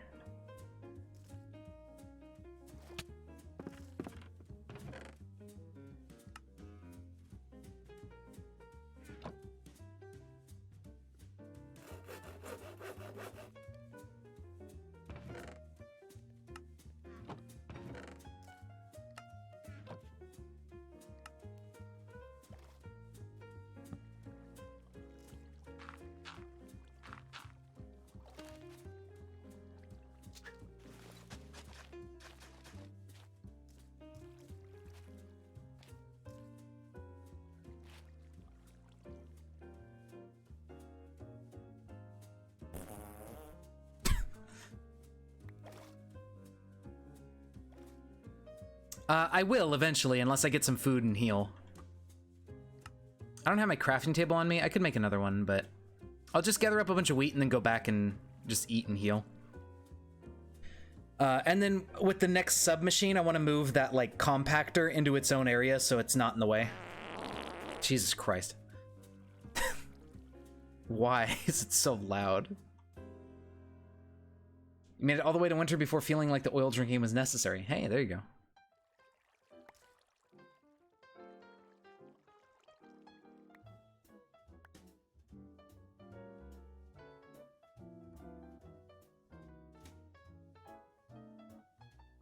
Hey, plate armor. Nice.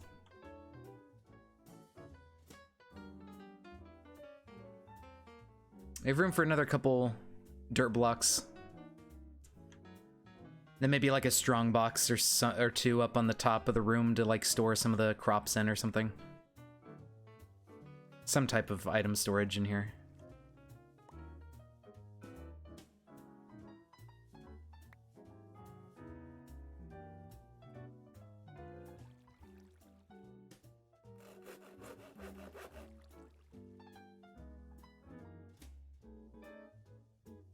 But yeah, once we have food, the damage isn't a problem. And then,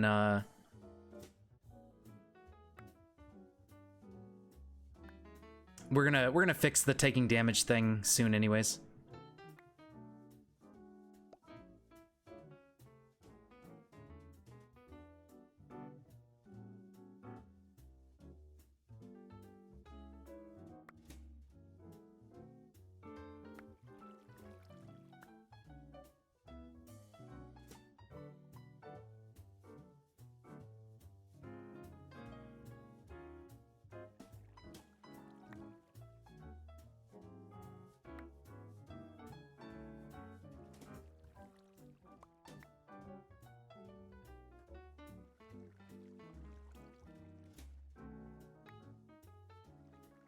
That's enough for 3 breads. I think I need a little bit more to heal all the way. 3 might be enough, but let me get a little bit more.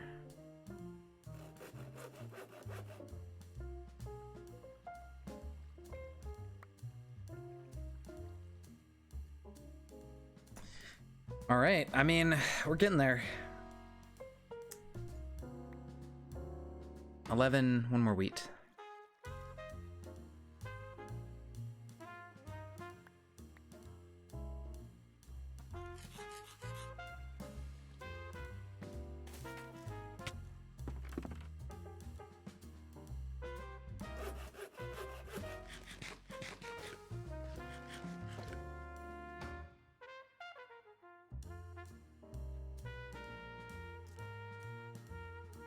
Very nice. Okay. So yeah, we need to turn all of this into...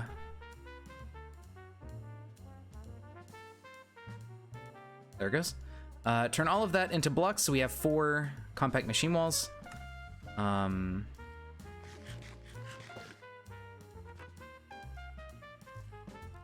Oops, wrong one.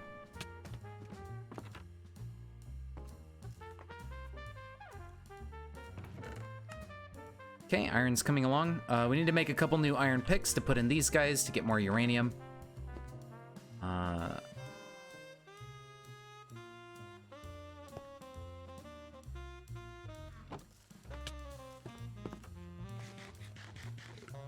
toilet flush?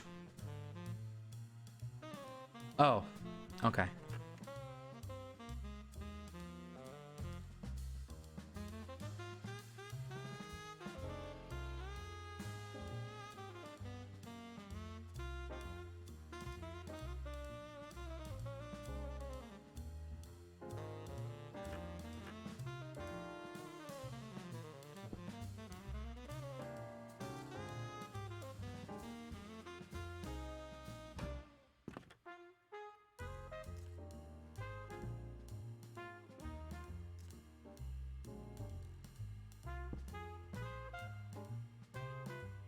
It gets kind of weird when it runs out of energy. It doesn't quite charge correctly.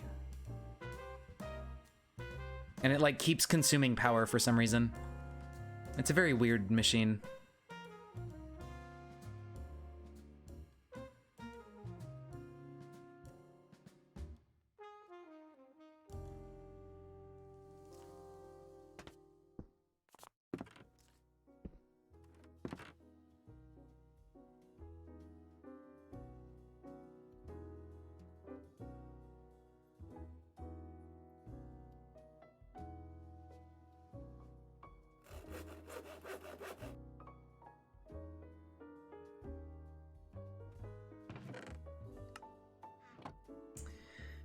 I have not, but I've heard people mention it before and say it's like a good game and everything.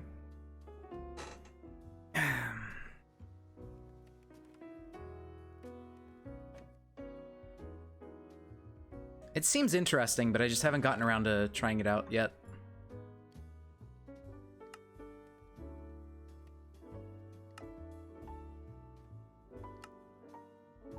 Oh, I have iron in here, duh.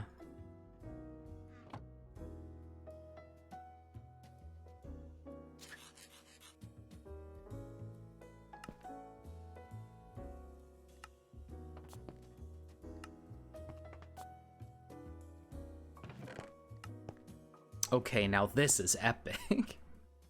Hell yeah, there we go. All right, perfect. So we need enough for 4 of these. We need 16 of this. Yeah, yeah, we should be good.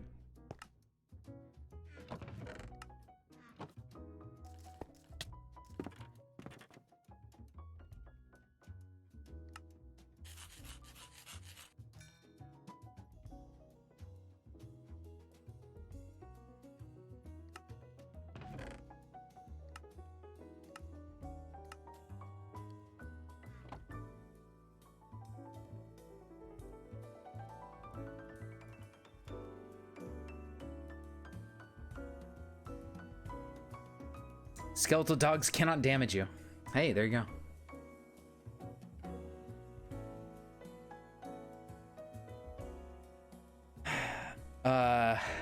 I've never played XCOM.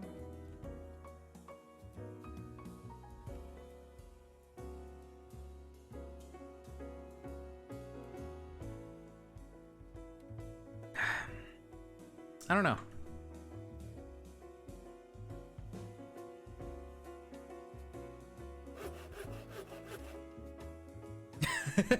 Yeah, I've never played the game before in my life.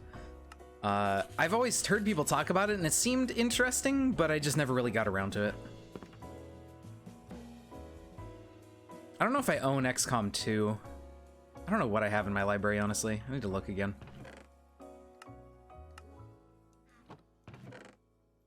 Could be cool until I don't know how to play the game and everybody dies instantly and then I lose. You know.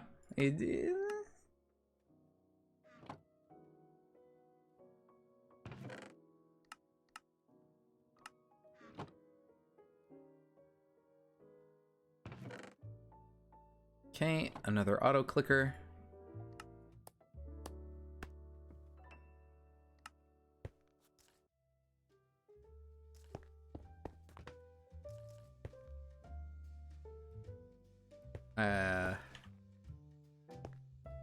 What are you doing?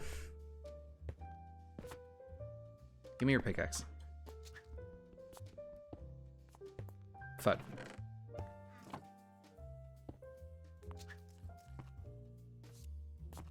Which way is it facing? I don't know.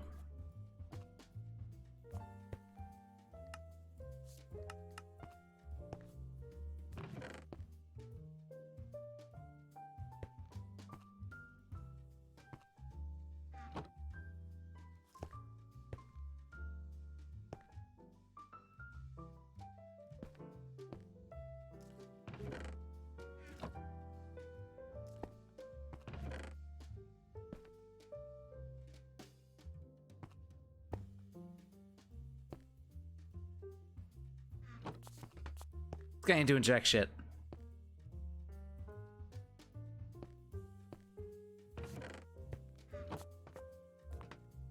Duh. I don't know.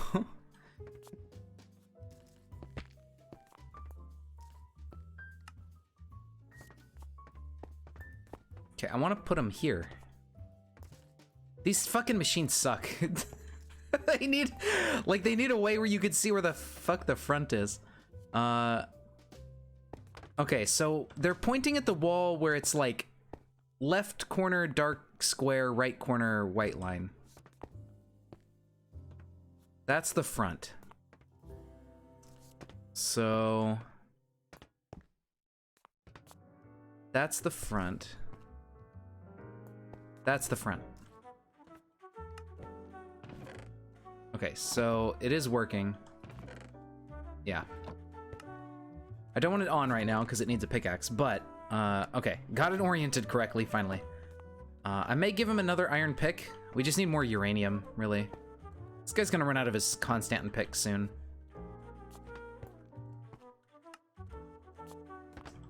Turn him off for the moment.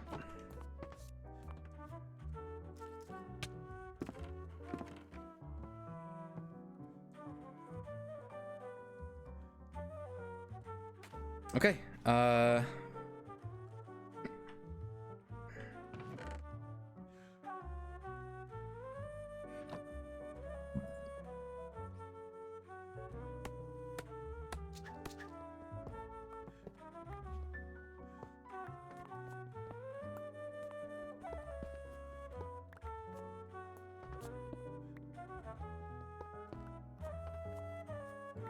why is there uranium grit flying out of my face?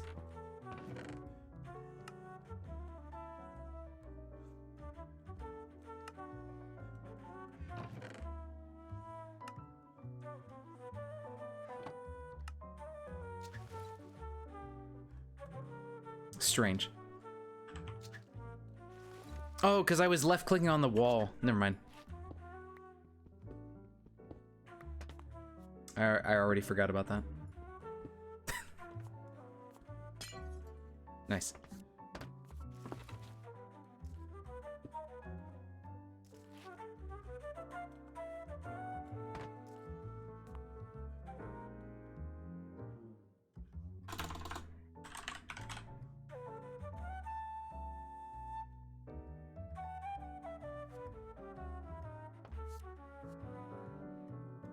Unfortunately, I teleport into the middle of the room, and so that might still do damage to me coming in here.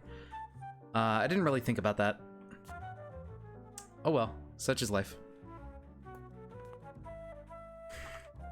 Not really much I can do about it, honestly. Just kind of the way it is.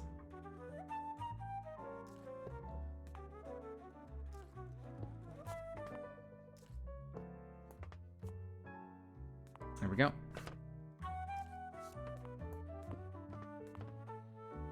Until I get a bigger, you know, compact machine to work with.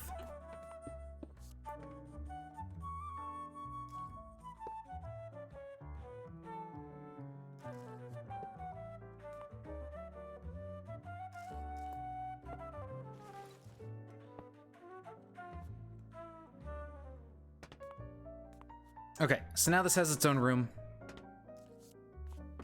And our main room looks a little bit better.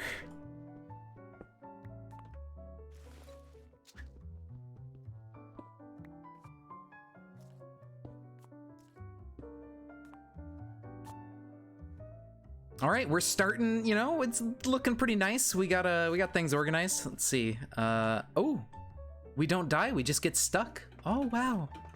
Wow. Oh, it's so good. Fuck, I can't right click on the wall. What a piece of shit. I hate it.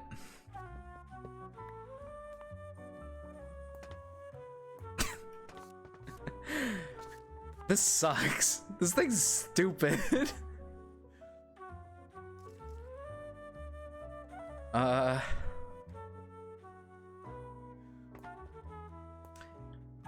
trying to think about what corner. Maybe if the corner with the glass pane was here in the center, but then I couldn't get power to it because the power would be in the corner. Yeah, I don't know. This blows. Whatever. I don't need to come in here until I need to make stuff anyways. I could probably use these hoppers to like automatically put item into the upper or into the item input. I could probably like fill this with stuff, but it doesn't seem to work very well power wise when I just let it run and run out of power. All right, I mean, that's pretty good. We're finally starting to make some progress and get things automated. That's wonderful. Okay, so I need to make more hoppers. Here's what I need to test. I need to put a hopper on one of these guys. Does it still run, or does that prevent it from running for some reason? No, it still works just fine. So now I can fill, oh, this collects the, oh. Well, I mean, if I have pickaxes in there, it won't really collect items. Maybe if I put a block above it, it'll prevent items from falling in. I'm not sure.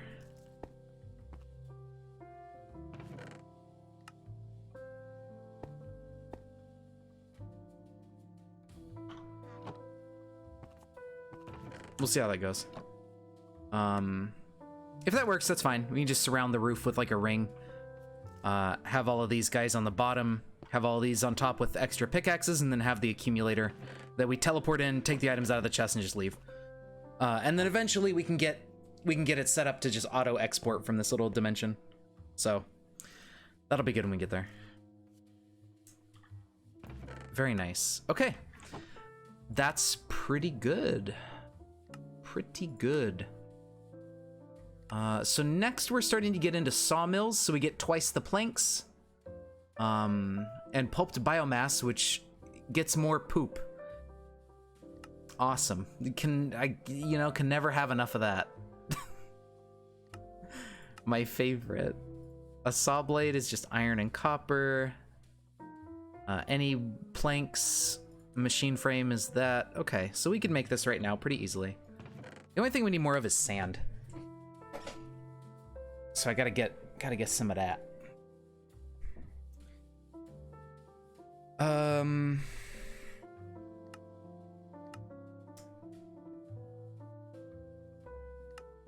Seeming dirt. It's not a bad way to get stoned. Wooden pickaxe gives random pebbles, mostly stone, 69%. Golden pickaxe also does stone. I don't know why you would do that. Okay. And then a boron spaxel hoe gives stone at a 5% chance. But there's 2,000 durability. I see. Boron dust. Hard carbon or steel pick. Okay, so the steel pickaxe is what's gonna start opening up some of this other nuclear craft stuff. But to make steel, we need to, I think, yeah, TNT blocks of iron to get steel. And to get gunpowder, we need to do niter, sawdust, and sulfur. Niter, where does that come from? Dust in sewage, yummy. It does not consume the sewage, so that's cool. So poop and water makes sewage. All right, I mean, we do that right now. Okay, Sawmill first, because we need sawdust. So add that. Add the machine frame. All right. So let's make, I guess a wooden pickaxe. I think gets us bits of stone. Let's go put these in the auto clickers.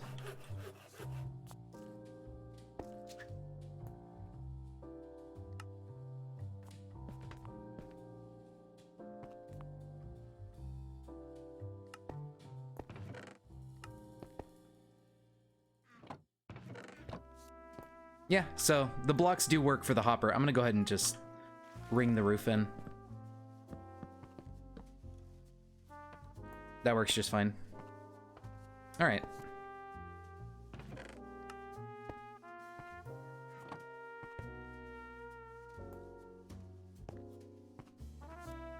I'll put this in there, so when it's done, it can just use the Constantin pickaxe. I'm not sure if that will actually go in. That's the next question to answer. It does. Okay, perfect. Never mind. It's beautiful. Okay. You know what? Let's go back and make some more hoppers and just like make a ton of like wooden pickaxes and stuff. So it just gets us a bunch of stone while we're chilling. That would be nice.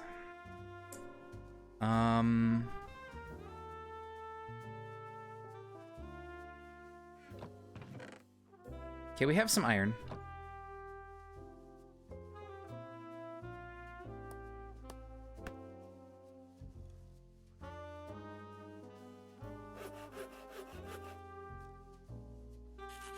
Two hoppers.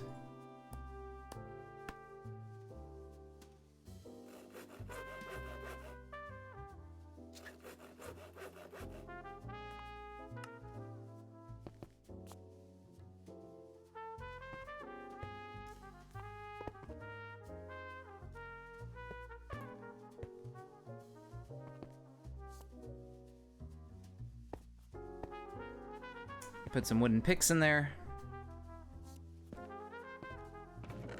Very nice.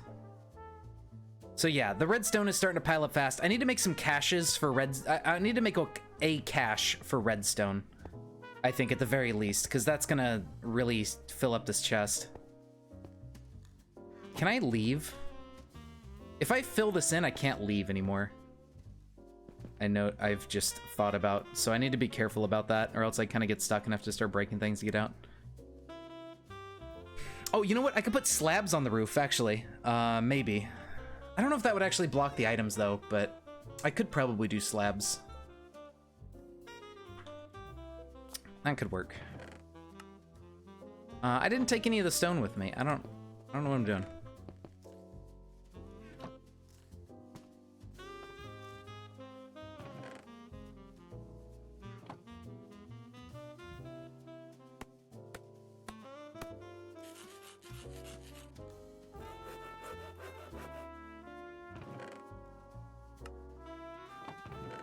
XCOM 2 is great. Interesting. Yeah, I never really tried it.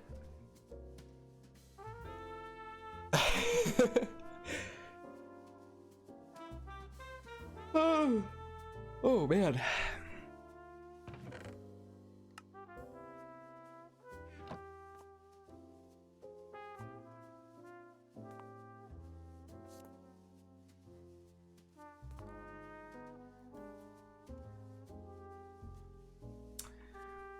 Okay,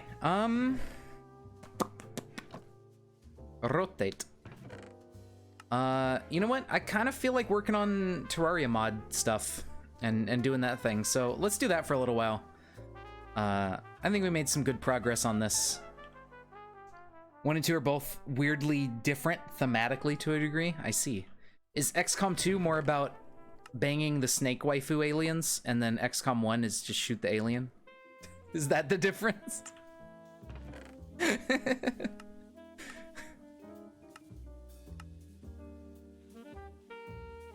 All right. That's pretty good.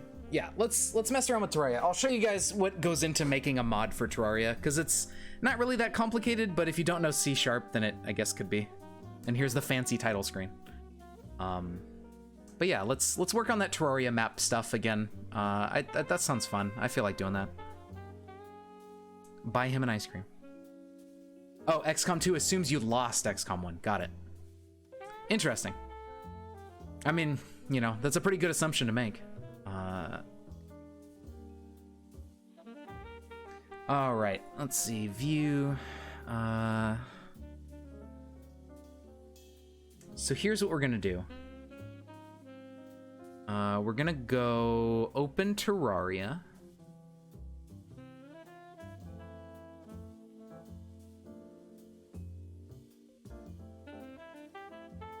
Aliens are coming. There's a spookiness. XCOM 2 is you lost the war, but you've been simulating many of the battles you've won in XCOM 1. Oh, okay. Start with enemy unknown within if you want to know the story that ties into 2. A more tactical game. XCOM 2 is more cinematic. Oh, I see. Do they all have the 95% chance to hit and you miss all the time? Is that just a common thread?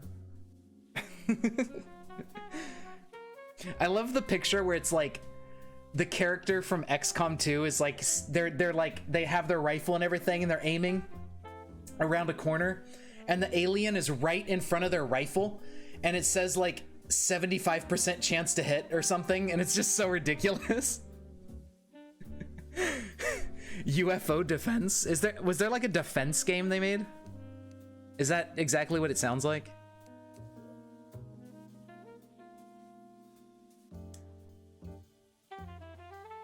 Oh, look at that. I made 16 items and 15 tiles so far. I haven't edited the info for it. So, okay. Destructible tiles is interesting, but it doesn't do what I want it to do because bombs don't work how I want them to work. So this mod is actually useless. I need to get rid of that, and they have to be kind of custom made to make bomb blocks and stuff. I was gonna try to use that at first, but it just doesn't do it.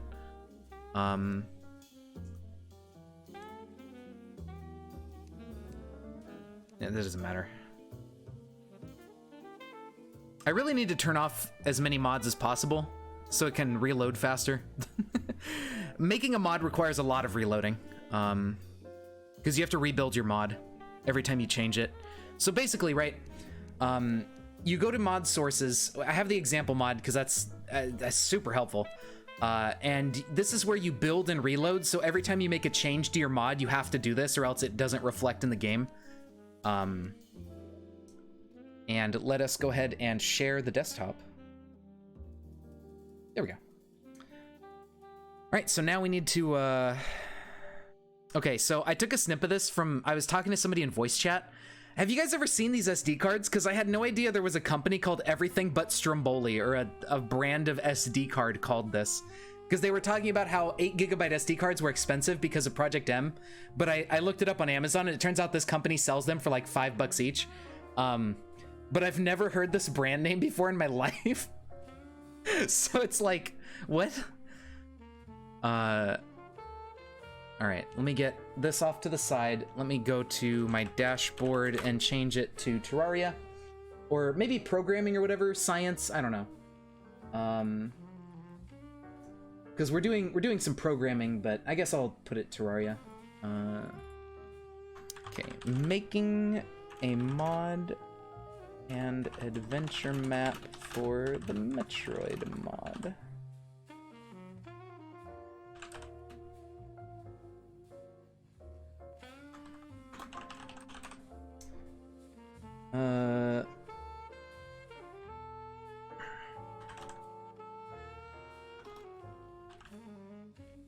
Programming, there we go. That's a tag. All right, anyway, let's... How? Yeah, that's an interesting company name. You played VR for another 2 hours? Damn, dude. I hope you don't get a headache or anything. All right, let me get my dashboard out of here. Okay, so right here we have our complement mod. Now, fundamentally, a mod is a C# project. It's all in C#. So, if we pop open our solution here in Visual Studio, we can see that we have some stuff. We got some stuff. For example, that's the example player file. Don't worry about that. So for example, the energy tank I made. It is its own class. If you don't know anything about C# and classes and stuff, I guess this is gonna kind of fly over your head. But basically, you make your own object, and it extends the basic mod tile. This is a part of the mod loader that we include up here. The mod loader for T-mod loader section adds in a whole ton of stuff. It has some basic like framework tiles and things that you have to extend to make your tiles. So the energy tank extends the mod tile, and then I override the set default function, and I set my own parameters and stuff for my tile in here. We have it adds an entry to the minimap with a color and its name.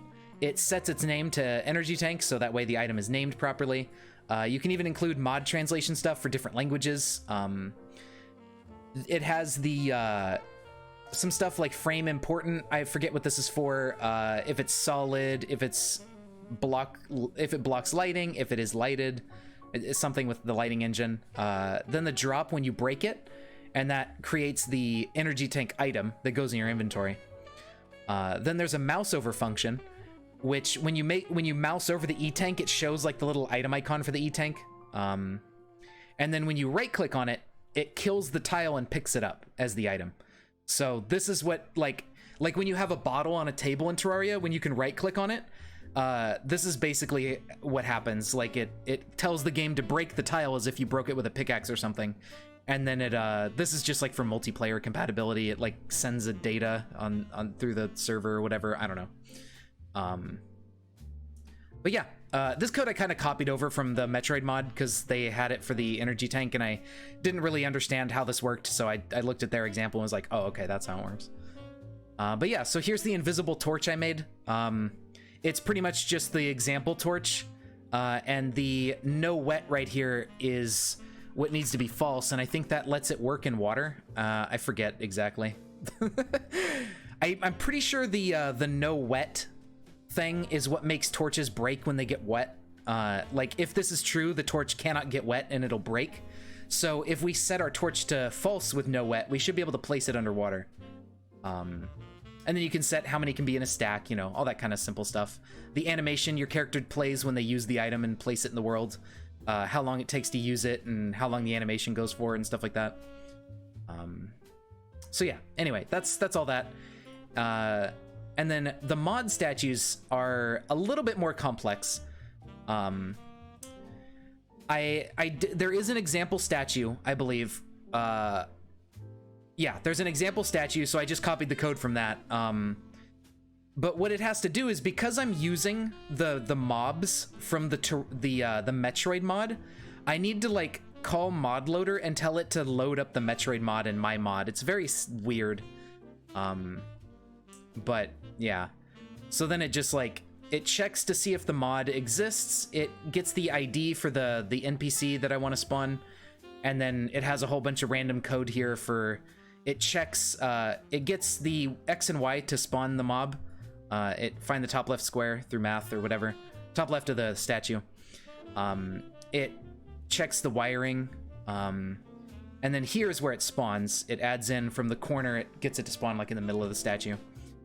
And then it does the little wiring stuff, spawns an NPC, and then if NPC index is greater than 0, it prevents loot if no early mode is spawned. And then it sets like if an NPC spawns or something, it like sets some stuff about it. Yeah, and then there's like some pre-draw stuff for drawing the sprite. This is actually this is how I made it invisible. The pre-draw function like determines whether or not you draw the tile. So if this function returns false, it won't draw it. So what I do is I check to see if wires are visible, and then I draw the statue. Otherwise, the statue is invisible, so the player like playing the adventure map will never see the mob spawning statues. And then down here at the bottom is the item for the statue that goes in your inventory, and it's just, you know, statue that spawns gamers, whatever, and just give it a name. And then if we look in the let's let's see, I think it's in tiles, statues. There's a whole bunch of enemies I need to go through, but each statue has their own like item icon, and the statue itself is just like a square with a letter in it. It's very simple since you never see it. Statue that spawns gamers. Pretty much, yeah. But yeah, I need to go through here and like comment some of this code so I can remember exactly what this does, and like try to analyze it a bit more so I understand it better. I have a pretty decent understanding of it, but I kind of forget. But anyway, so what I need to work on is not only do I need to just add the rest of the statues, right? Because it's like I need to add all the statues for like the aquatic enemies. I need to add the bug enemies here. I need to add statues. These ones are done. I did all the crawlers, so these all work. I need to add, I copied these in here. I'm not sure if I finished editing these to make them actually work. I know the screes work, but I think the rest of them I still haven't like edited to make them all functional. But here's all the flying enemies. And then there's the hoppers. There's 4 of those guys. There's a couple Metroids. There's a space pirate. And there's some of these which are really useful. Rippers and trippers are like, you can stand on these guys as a platform. So we can include these into rooms as like a platforming challenge thing. So that works. The only downside is like, I don't know how to delete enemies on exiting a room, you know? Like, I can't really despawn them. So when I spawn in trippers, it's gonna spawn multiple of them in, and I don't really want that. I don't know how to fix that problem, so we'll have to address that at some point later. But what I wanted to do now is I wanted to try to figure out how to make a bomb block, because that would like make my map so much better. In terms of like, I want the player to be able to bomb through some pathways and stuff, and it would give us a way to like, you know, especially in that one area with the phase on, we could put bomb blocks so it like slows them down even more. But I feel like bomb blocks are just, it's a staple. It's Metroid, you gotta have a bomb block. But the problem is I don't really know how to do it. Now, what I'm thinking is I need to include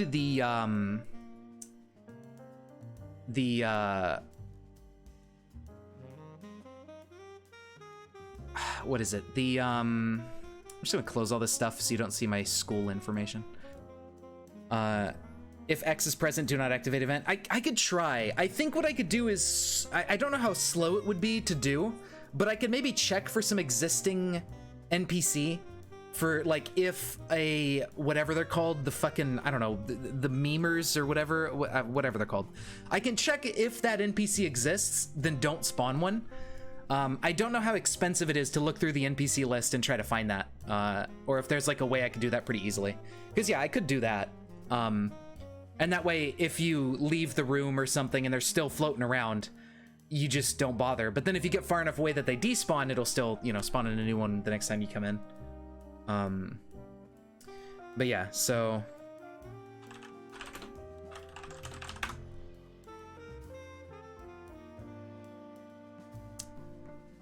So it's been a little bit since he's updated, December 31st. This might be coming in the next update, these bomb blocks and stuff, because if we look, right, at the GitHub,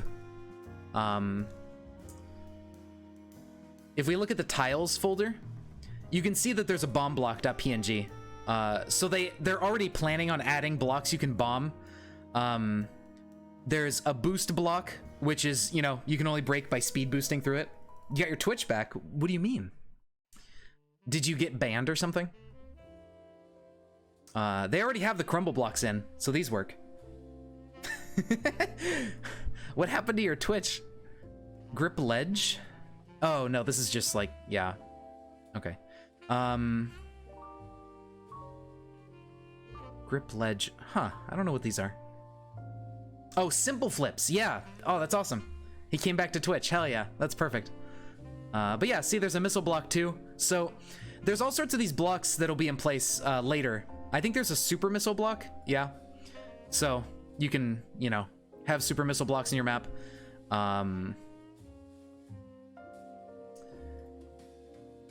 But they aren't functional yet. There's no code for them. There's just tile pictures, and that's it.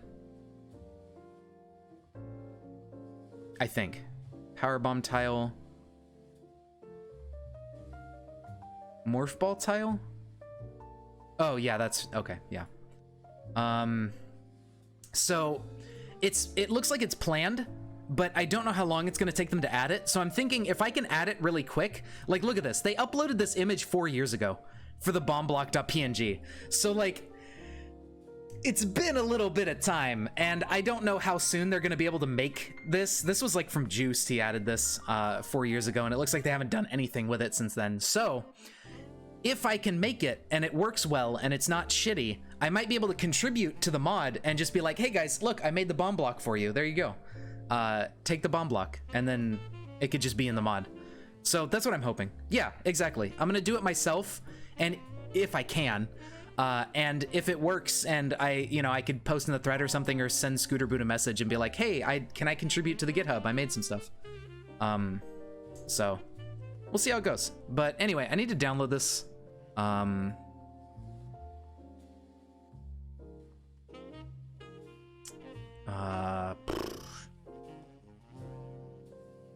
don't know where that's gonna download to. Hold on. I don't know if this is gonna go somewhere with some of my school info that has my personal info. I don't want to like dox myself. Let me turn off my display capture really quick. Because I have like school files that I save, and it might go straight into there. Okay, so documents. No, you can't make our mod for us. Where is this folder? So, documents, my games, Terraria, mod loader. Okay. Documents, my games, Terraria, mod loader, mod sources, Metroid complement, tiles, bombblock.png. There we go. Okay, yeah, we're good. So now, yeah, whenever I save, it'll go into there. Okay, good. So I won't accidentally show my fucking social security number or something. All right, cool. So that's good. So now we have a picture for the tile. So if we go to tiles, right, we have our bombblock.png and we have our bombblock.cs, and these are the same name, and they need to be. There's like a sort of automatic thing where when they're the same name, when Terraria is like loading up the mod, it looks for a file like a PNG that's the same name as your class and .cs file and everything.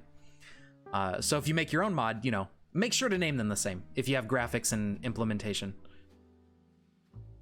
Okay, so bombblock.cs. Here's where it gets a little bit complex. So first of all, we want it to be in the tiles namespace. That keeps this organized. I believe this uses open brackets. It does indeed. We also need to include some libraries. We need to include like Terraria for the main game. We need mod loader. I don't know. We might need some of this other stuff. I'm just going to include all of it. I don't know exactly what we're going to need for this bomb block. And then we're going to need to include the player. Okay, so how this stuff is implemented for bombs and everything is pretty complex. If we look at the code for the Metroid mod, there's a player file, and this is where a bulk of the code is. You can see how big this fucking scroll bar is. There is 3,000 lines of code on the player. This is what takes care of things like you're boosting, you're turning into a morph ball, and like climbing on the wall and shit like that. Like there's so much that is in the player function, because that's where a lot of stuff is calculated for like vanilla Terraria. Like the spider ball and everything is like in the player function. Moving around in the spider ball is in the player function, in the player class. Do right, whatever the fuck that is, I don't know. Do left, I think it's part of spider movement. There's a lot of stuff that's in here, and I think we're gonna need some of this stuff, or we're gonna need to extend the player. Here's the bomb for the morph ball bombs. Okay, so this is actually what we need to look at mainly, the code that determines like how bombs work. Yeah. So if we look here, right, there's a function called bomb, that takes in the player and a bomb ID. So it initializes a bomb count at 0 of an int, so it's just solid whole numbers. So up to max projectiles, which I think is 3, it lets you place bombs. So if projectile is active and projectile type is bomb ID and projectile owner is the player, they increment bomb count to keep track of how many bombs you have. And then after that, if your bomb count is less than or equal to 0 and less than 3, so if you don't have 3 bombs already, then what it does is it goes through here, it plays the bomb laying sound, and it creates a new bomb projectile at the player. And then it sets the AI style to 0, which I think just makes it sit still and do nothing, because the projectile for the bombs, it wants, you know, they wanted it to be still. Be still, my child. So that's how the bombs work. Now, we're gonna need, it looks like the bombs are kind of implemented separately from the player. Like, laying the bombs is part of this function. But the bomb AI for the bomb exploding is a different one. So we need to look, I think, in the projectiles folder, bombs, morph ball bomb, MB bomb. And if we look at the implementation for the bombs, it is a mod projectile. Yep. It's got a bomb radius of 50 float, so 50 pixels, I think. I don't know exactly what 50 translates into for the radius, but that's the radius of a bomb explosion. Morph ball bomb. It's got 6 frames of animation, I think. So its defaults, it's 10 pixels wide, 10 pixels high. Light, AI style -1, penetrate -1. So I don't think it penetrates blocks or anything. Uses local NPC immunity, NPC hit cooldown. That's all fine. AI, so if AI is 0, if AI++ is greater than 5, AI1 is equal to 6. Velocity, I think this is when the bombs are bouncing around. I'm not 100% certain what that one does. Yeah, like on Tile Collide, there's a way you can charge your beam and lay bombs, like in Super Metroid, so it like shoots out 5 bombs and they start bouncing around. I think that's what this stuff is for. If projectile velocity is not equal to old velocity, it's -0.5. Yeah, I don't know. That's not what we need. Now, this function I think is what we do need. The kill function. Mr. Kill. This function handles what happens when the bomb, like projectile, is gone. You remember the short swords? Yeah, it's been a while. And now we are modding the game and analyzing somebody else's mod and trying to make things work. So what I'm thinking, right, is what we need to do is look at this function on the morph ball bombs. I think what we have to do is actually make our own bombs. We have to extend morph ball bomb and like add functions into this class. I don't know what the best way to do it. I think we just need to extend his class and use our own type of bombs. I believe that's what we do. I think that's the common practice because, you know, we can't really modify his code. So I think what we need to do is we create a new class, unfortunately. Extension or static instance method. My extent, yeah, it doesn't have like extension methods or anything defined, so that's not really gonna work, I think.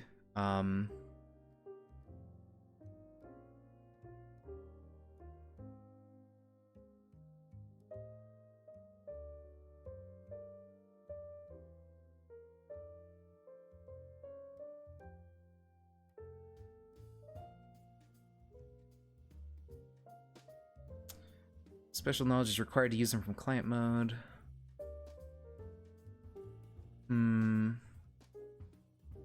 My interface.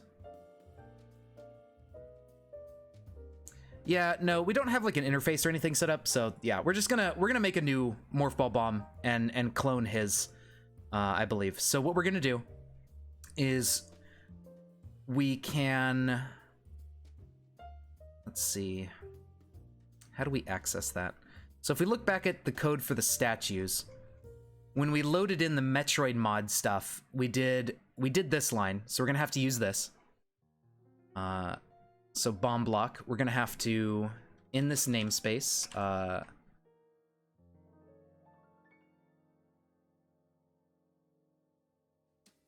right, that can't directly contain any stuff.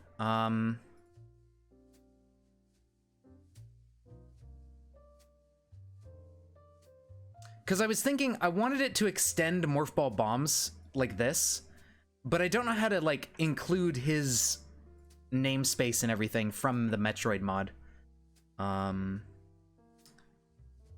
Tmod loader mod integration.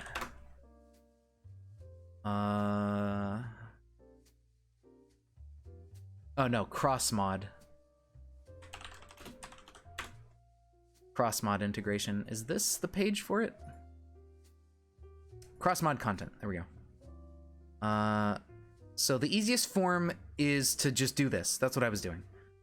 Get mod for the other mod you want to use, and then if it works out, you know, if it's not null and it loads up that other mod, then hey, you're good to go. Mod.call. Call is a method that requires cooperation from both the called mod and the calling mod. Publish details on the variety of messages they accept. Perform the message, so mod get mod call add boss with info abomination example world. Okay. Mod references are easy but prevent your mod from being loaded if it isn't loaded, which I'm fine with. Strong references represent a hierarchy of mods where it would make no sense for the referencing mod to be enabled without the referenced mod. Yeah, that makes sense for mine as well. We want to reference example mod. Okay. Mod references equals example mod to your build.txt. Got it. So build.txt. Mod references equal example mod. I don't know if that has to be anywhere in particular. I guess I'll put it at the top.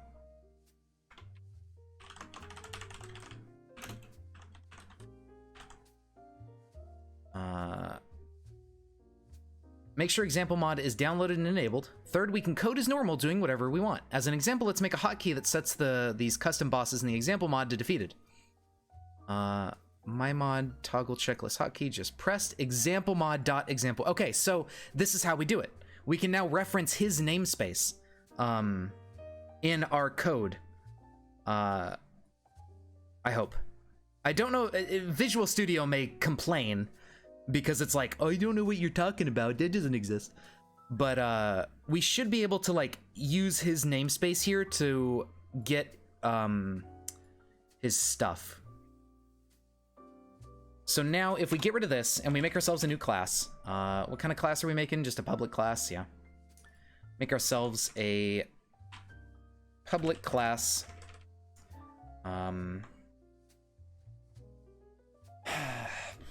What do we want to name it? So we're extending Metroid mod dot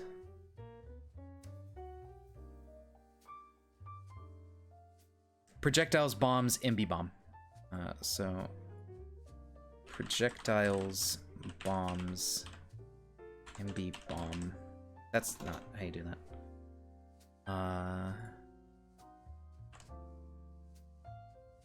Yeah, see, it doesn't know what the fuck Metroid mod is, which is fine. Terraria should be able to figure it out.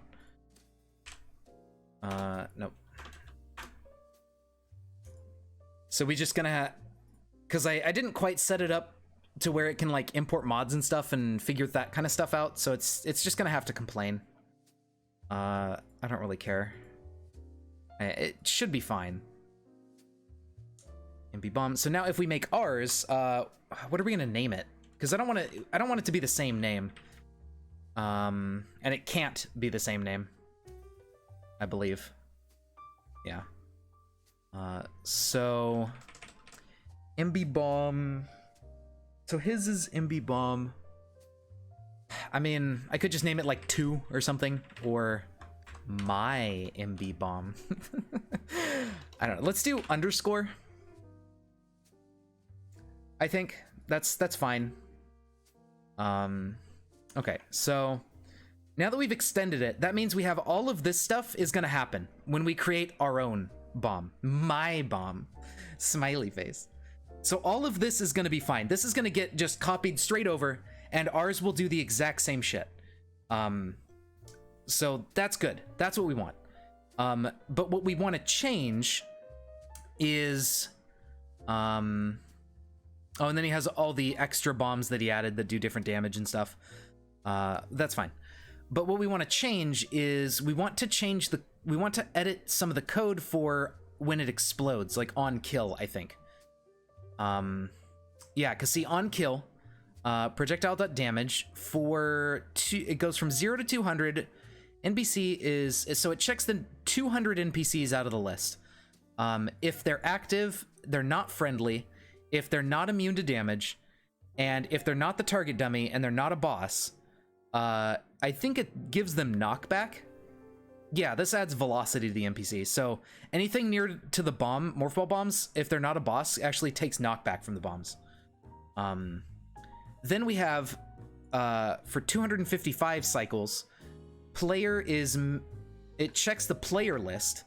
If the player is active and the player is hostile and they're the team, they're not on the same team and they're not the projectile, or you're the projectile owner. It does, I think this is also knockback, like for the bomb jumping. Play sound, I think that's the morph ball explosion sound. Yeah, bomb explode. Yeah, it can be pretty overwhelming if you don't really know what's going on. It's not as easy to like read and understand as something like Python. Python is very like, English friendly and like, human readable, but C# and stuff is just very like, very code like, I don't know. It's a lot more cryptic and you have to learn how to read it to really understand what it's doing. We have dust type, we have dust scale, projectile type, venom bomb, dust, dust, dust, and then on hit NPC. So if they're moving around and they collide with an NPC, it sets the time to 0 and makes them explode. And I think, I'm not really sure how on hit NPC works, like, because the bombs, they don't trigger the code for projectiles hitting blocks unless the bomb physically hits the block from that other mod when I was testing it. So there's some code that like applies damage to NPCs that are nearby, which may just be this function where it says projectile.damage. So let me look at tmod loader damage. Projectile Terraria projectile.damage. I don't know where I can find this. Let me... Yeah, the explosions are, but the explosions aren't like a typical bomb explosion.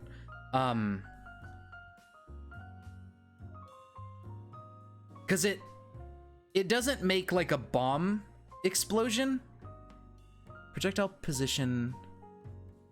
See, it calls damage. It doesn't call like, for example, if we look at the example mod for projectiles, it doesn't quite work the same way that normal projectiles do.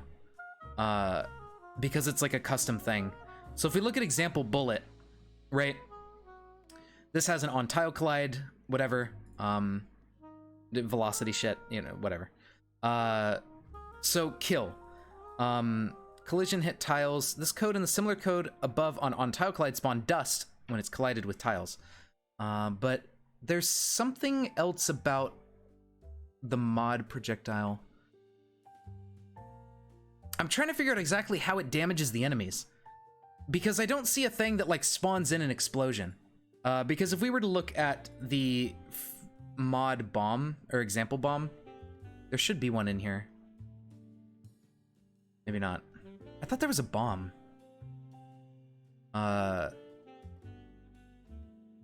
Maybe it's an item? I don't know. There's something special going on with this morph ball bomb. where it doesn't really behave like a projectile. It's weird.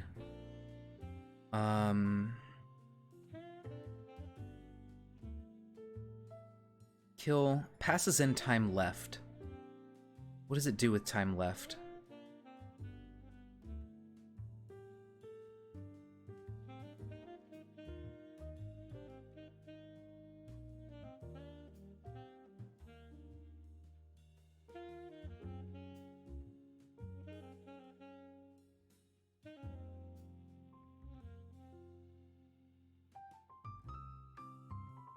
Because I'm pretty sure on-hit NPC isn't what... Because you can lay a bomb and it explodes, and it does damage with the explosion without hitting an NPC.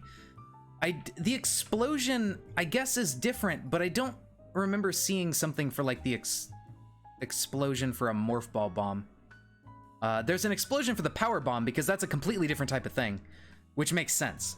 The explosion for the power bomb has a bunch of custom stuff that happens, and it, like, sucks in items and does a bunch of random shit. But the bombs, MB bomb. Yeah, isn't this where we just were? Yeah, this is where we just were.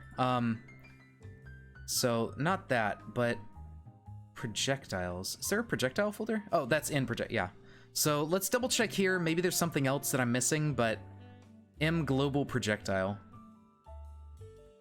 He commented out a tile collide and made, okay. Interesting. Pre-AI. If not tile collide, AI style, minion projectile damage, opens up a blue hatch.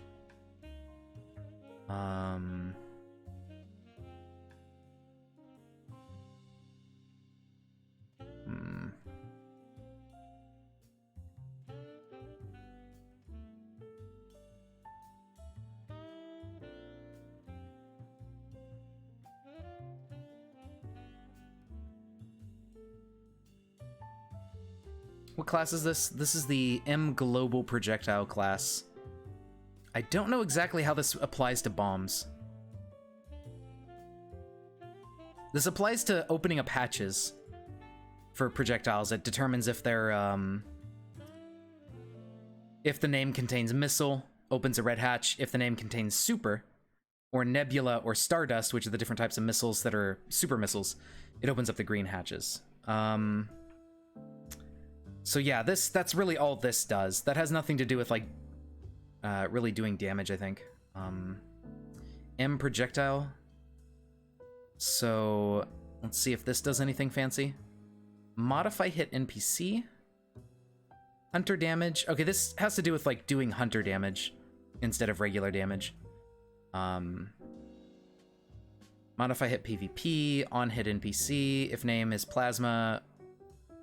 Okay, this adds the ice debuffs, the other random debuffs.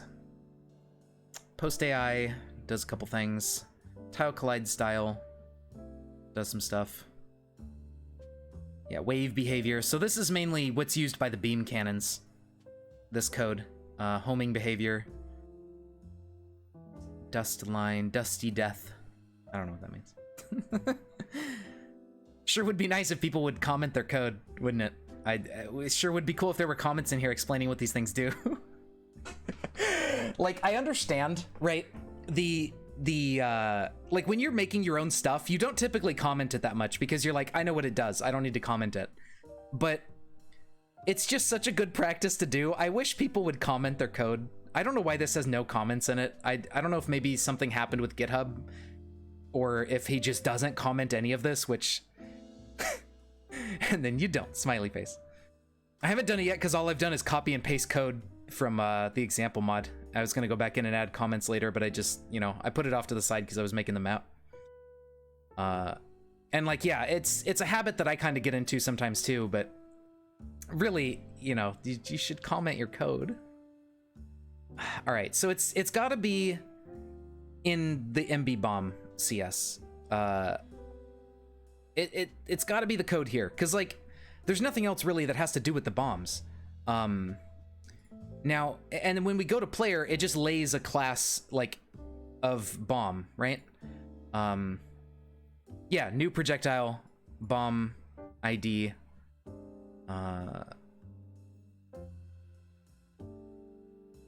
So when the player presses right click or whatever, or left click to attack while there is a morph ball, they lay a bomb, and I think it calls that code. That's in here. That's in the morph ball bomb CS. That's where the bomb expires, because like that's the kill function. The kill function is called like when a projectile dies and runs out. So it's like, let me see here. So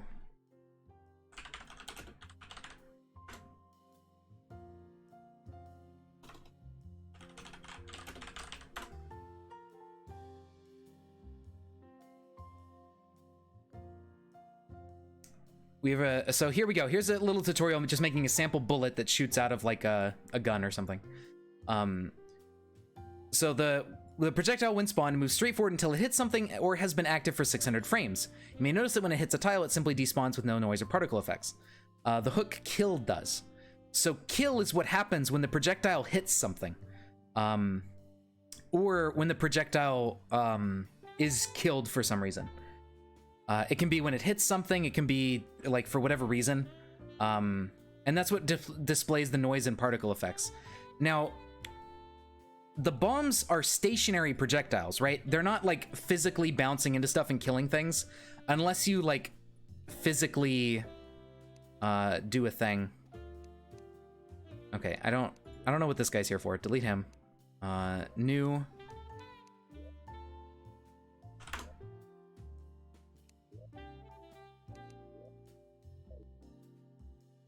All right, so for example, right, if we give ourselves the morph ball and we give ourselves some bombs.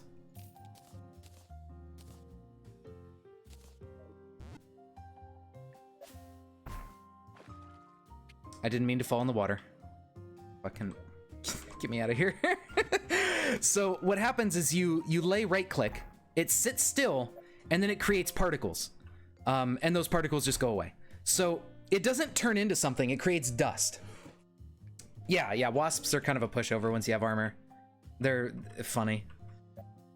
So yeah, there is no explosion. Like, for example, if we were to take a bomb here, like a Terraria bomb, and we were to throw that, that actually turns into like a separate explosion thing that determines like the tiles it collides with and stuff. I remember reading some like tutorial stuff about the bombs. So the bomb at the final like 3 frames before it fully expires or something, it creates an invisible projectile that is the bomb explosion. Something to that effect. But the morph ball bomb, at least in terms of what the code looks like, it looks like it just creates some dust.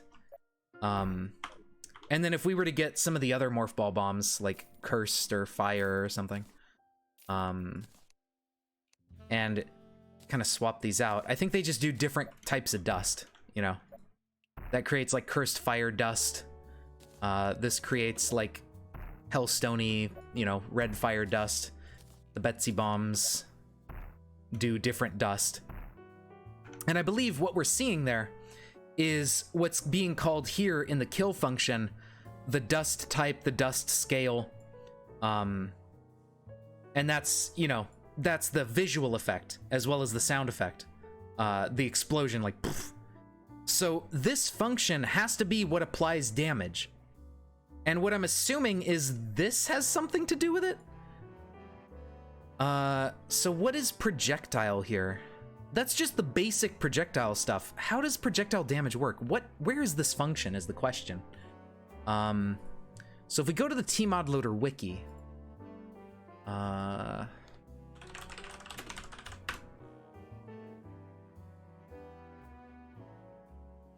that's not the wiki. Or not the one I'm looking for. I think. No, I'm looking for, I think they're GitHub. Yeah, here we go. Tmod Loader wiki on GitHub. Vanilla references. Or we look at the mod projectile reference as well. So vanilla references and source documentation. Class list, Terraria, mod loader. global projectile. We're looking for a function just called damage. Mod projectile?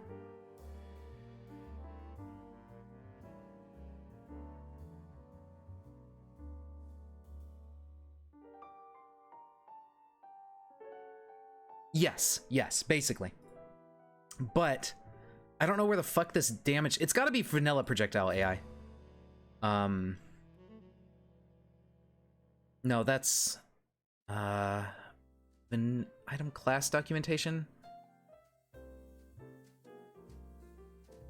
Fields and methods. Okay. Where is the damage function? Control F, damage. No, that's a variable. I want a function. That doesn't really help.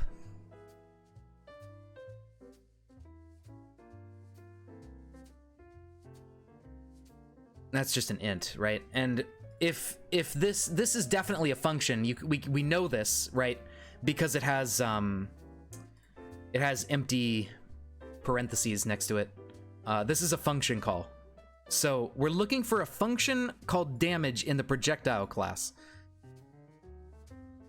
I don't know what the fuck it does, but that's what we're looking for. So mod projectiles have a field called projectile. Let's start there. So mod projectile has a projectile field.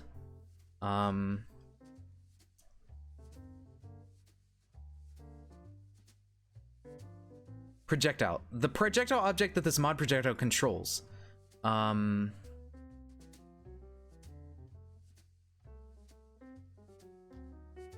The projectile. Wow, very helpful. Thank you, source. Fucking god damn it.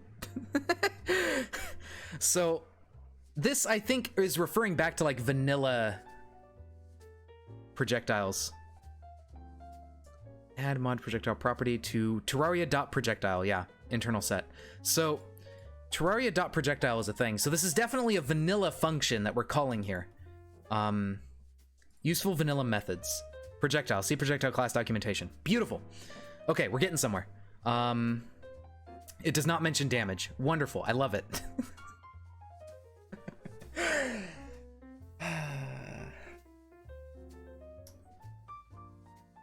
Okay, anyway, I think ultimately it doesn't matter. What we need to do is we extend the kill class. So what we're doing is we're gonna call an override, I believe, onto this. Yeah, it does. Modding an existing game is a very complex process. Some games are easier because they design the game with modding in mind. Terraria did not. So what we have to do is tModLoader grabs Terraria, pries it open, and it gets all of the information from Terraria, like all of the basic vanilla game information, like all of the different classes and functions and stuff. And then tModLoader on top of that hooks in, overrides those, and gives us entry points where we can make our own code run on top of the vanilla stuff. So yeah, like basically when you mod Terraria, you have to understand how Terraria itself functions and like how the game works, what functions get called when. You have to figure all that stuff out, and then you can figure out, okay, how do I put my code in there? It's a lot more complex than modding something else, but I would say it's probably on par with Minecraft. This is probably a very similar method to how you make a Minecraft mod, where you have to go in with Java, you use the hooks that Forge ModLoader creates, and you're like modifying the code through that method. I think this is pretty similar to how Minecraft mods are made. But some games, like CDDA, abstract out the mod creation process for like, oh, you want to make a new item? Well, here, just make a JSON file that has a couple variables in it and you're done. And it adds a new item. So, you know, something like CDDA kind of makes this process easier because they have mod creation in mind. But games that weren't designed to be modded are very difficult to mod because you have to like go in and edit stuff and get your fingers dirty. But yeah, I think we can just override kill again. Let's see, C# override an override. I think that's a, can you override an overridden method?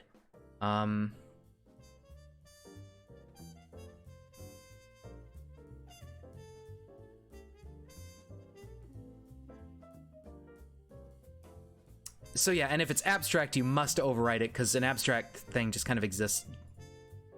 Yeah, kind of, but yeah, DF raws, for example, are a lot easier to modify because you're just changing around values and stuff, but you can't like run your own code in Dwarf Fortress. You can only modify variables and stuff and add like new variables, but you can't, for example, you know, create a new function that does something that doesn't exist in the base game. Yeah, so in Terraria with Tmod Loader, you can do whatever the hell you want. You can, you know, create Minesweeper and run Minesweeper in Terraria if you feel like it. As long as you know how to code in C#, you can do anything. And, you know, that you have included and with XNA and whatever. But with Dwarf Fortress, you're just editing numbers and stuff like that. You're not like adding any new functionality onto the game. So class employee, virtual, calculate pay. Sales employee inherits from employee, overrides calculate pay. Can I override it again? That's what I want to know. Okay, here we go. Stack Overflow. That's what I should have went to.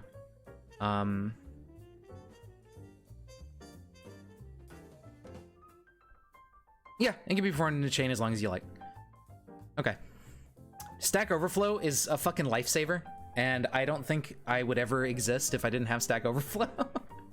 It's such a good fucking website.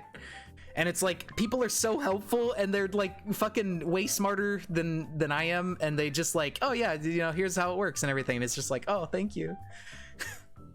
Such a fucking good website.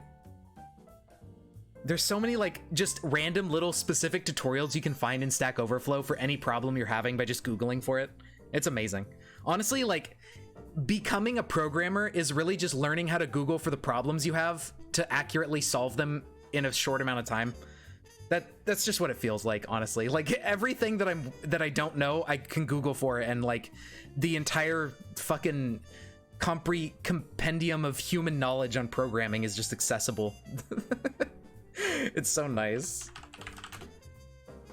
Is it just public override kill? Let's see, I need to open this on my side monitor so I can look at it at the same time. Void, right? We need the return type. And it's capital K, int time left. I don't think I'm gonna use time left, but I'm gonna carry on the same parameter because we're overriding that type of function. Right, yeah, that's fine. It's not gonna find it, but we know in our heart of hearts that this function does indeed exist. So we need to call the base class's kill function before we call our own code, right? Because if we just did this, nothing would happen. We would override the bomb, and then it wouldn't do anything. Yeah, Stack Overflow is like the Library of Alexandria for programming. It's so good. But yeah, so if we leave it like this, let's say we put in like you know, we set up a variable whatever equals 8 equals 3, and you know, we start putting our code in here. It'll run this code, but it won't do the original bomb code that we want it to do.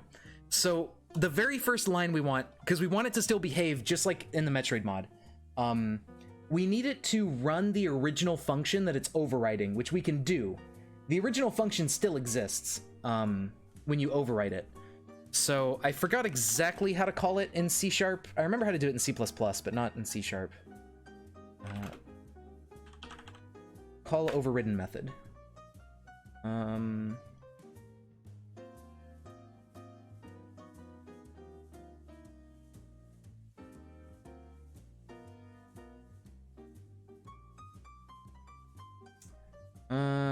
Call the base implementation base. Okay, I think you just use the keyword base. Base.kill. I think we do that. And yeah. Okay, that's how you do that. And now that'll run the original code. And now what we can do underneath it is start adding in our own code. And here is when we can check for an instance. Oh wait, this is in the bomb block. What am I doing? Ignore me. So first we need to put this in the proper file. Let's make a projectiles folder. New folder, projectile. And then add new item. C# class. Rename. Underscore MB bomb.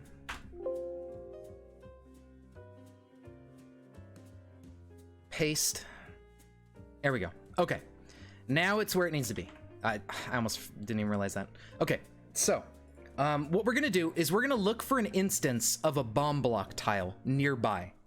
And if this tile is maybe within one space or so of the bomb, it actuates the tile or breaks it or does something. I don't know exactly what I want to do with it. But if we just make it break the tile for now, because that'll be easier to implement, I think that'll be fine. So what we can do is we can go ahead and just pop back over to the example mod, just so we don't have to like type out the tile definition. So we can go, oops, that's not the example mod. We can go to example mod and look up an example tile. Let's see if they have one that's just like a single square, just kind of chilling. That doesn't really do anything fancy. I don't think they do. Example bar, maybe. So let's take example bar. This is just a simple mod tile. Let's go ahead and copy this. Put it here for the bomb block.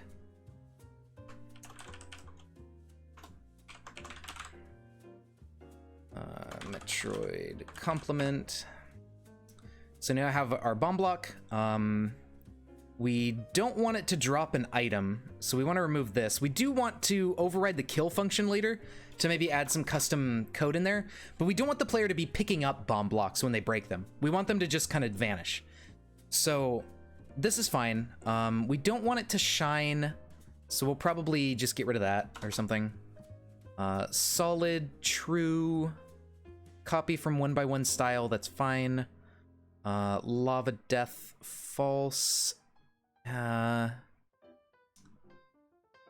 want it to be like a floor tile. Let me double check with the example block. Here we go. Because we want it to be like a regular block. So maybe we do this one instead. Oops.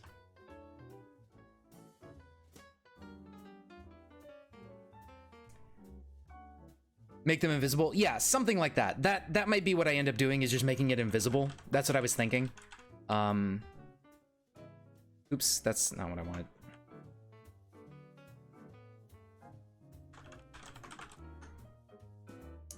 Okay, so set mod tree? No. Items placeable, bomb block. We're gonna need a placeable bomb block item as well to match with it. But we don't want it to drop that item, so I'm gonna comment that out for now. The wooden beam lets you move through it if there's no clear way to do that and you need an example. Yeah, I might check that out. So we don't need sapling growth type, we don't need waterfall style. Well, maybe, no, that's example waterfall stuff. Modify light, no? Dust, I don't think so. We just need it to kind of exist and kind of chill, do its own thing. So that's fine. Solid tile merge dirt. No, don't do that. Because that, I think, is what lets it do like the custom sprite for dirt stuff. I believe merge dirt tells it to use this like animation thing for making it look fancy. So we don't want it to bother with that. Dust type is fine. Doesn't really matter. Lighted, block light, that's all good. Solid, true. Okay, that should be fine. So that's good. We have our bomb block, and we have our graphic for it. So that's all set. So now we come back to here, and we want to look for nearby entities. So,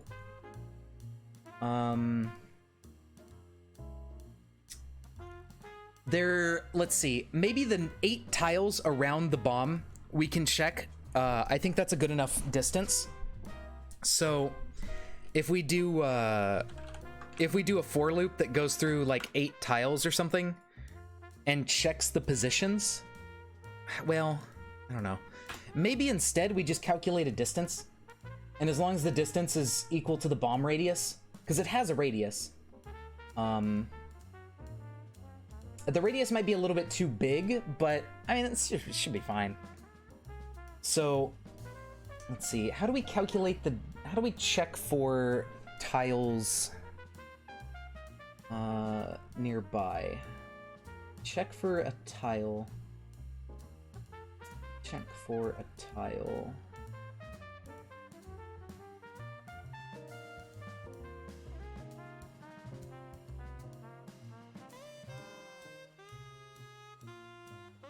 Let's see. So now the hard part is going to be, how do we find a nearby tile? That's something we gotta look up.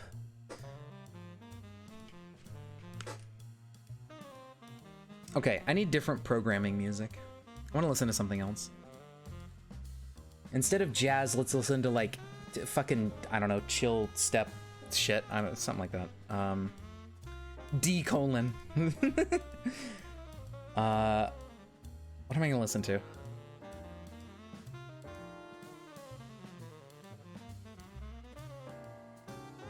Chill. Let's see. I mean, we could just listen to Metroid music. That'd be kind of cool. Or like chill synthwave stuff. Luigi style. We can listen to Luigi.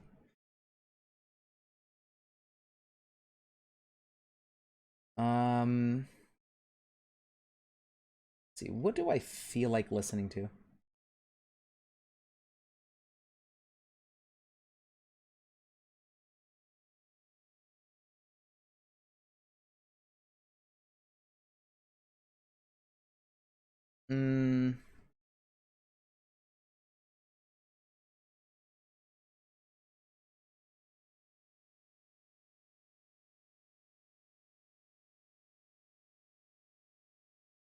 I'm not sure. I don't know what I want to listen to. I always have this problem. Maybe Camellia? Oh my god. You mean the EDM artist, right? That makes like the really intense like music that people use in Beat Saber and stuff all the time? It's a little bit too high energy. You know what? Fine. Donkey Kong Country. There we go.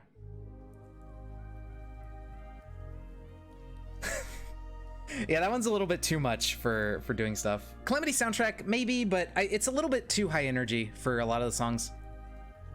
So let's expand our dong and just like chill with this kind of music.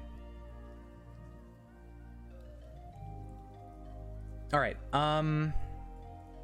So all we need to do is we need to find out a way to access nearby tiles.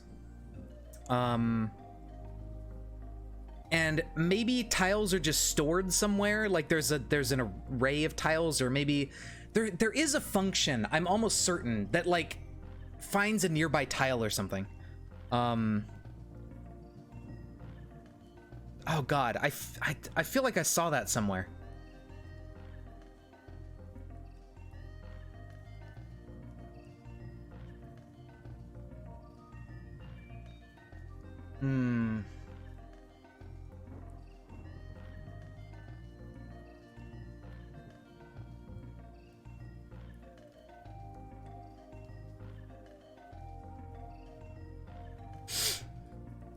Okay, it may be a vanilla Terraria thing.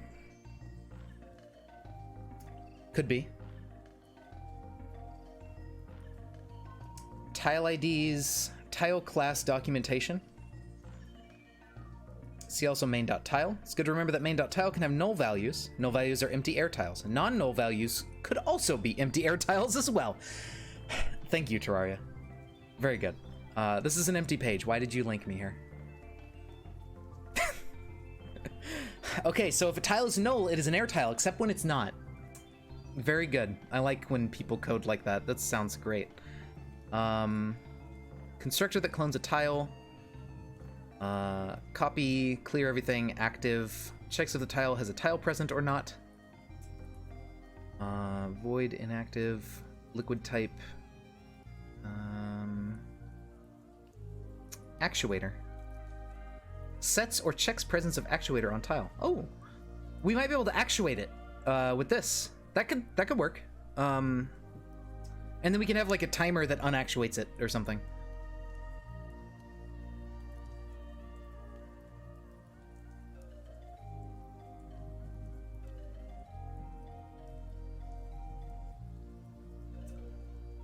Terraria test for tile at position.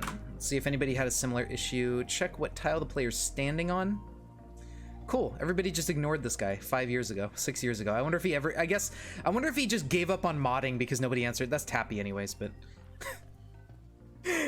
I always wonder when I see stuff like that, I wonder if like, if that person just gave up, like nobody answered their question, so they just gave up on modding and just was like, fuck this, I'm out of here.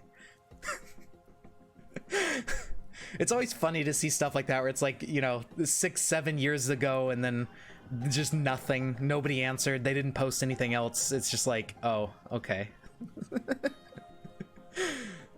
Okay, so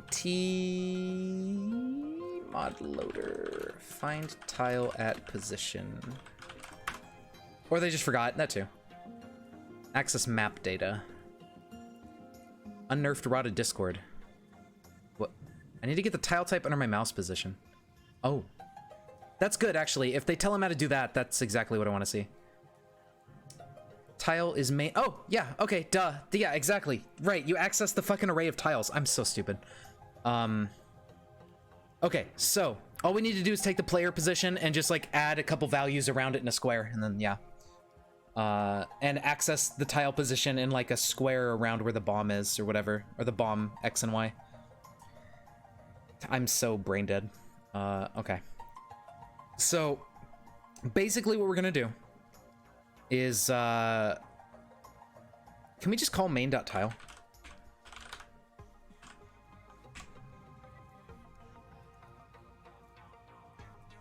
No.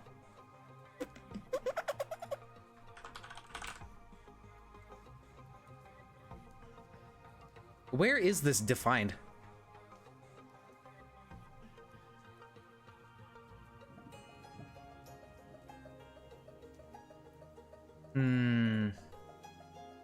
Is it Terraria.main?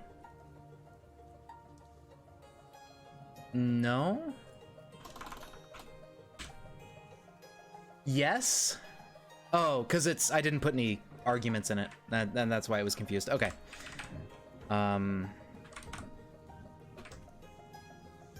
What the fuck do you want? Oh, because it's like a statement, yeah. So, tile...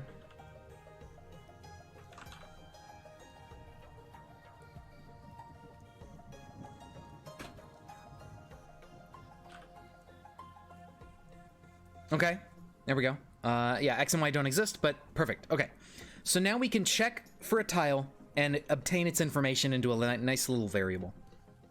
So this tile at X and Y, I should probably use a pointer instead of like copying this information. I don't know how C# handles that though, so I'm not gonna try to get fancy with it. Okay, so the projectiles X and Y, if we look back at the MB bomb,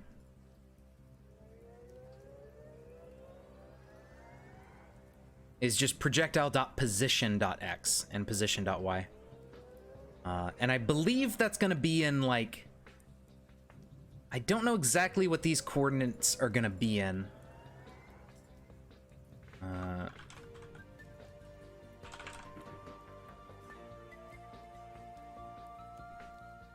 Why doesn't that work?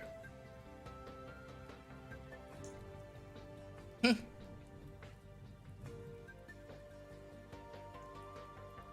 don't want to override this. I mean, that's all they do in their code. Namespace, projectiles, bombs, mod projectile.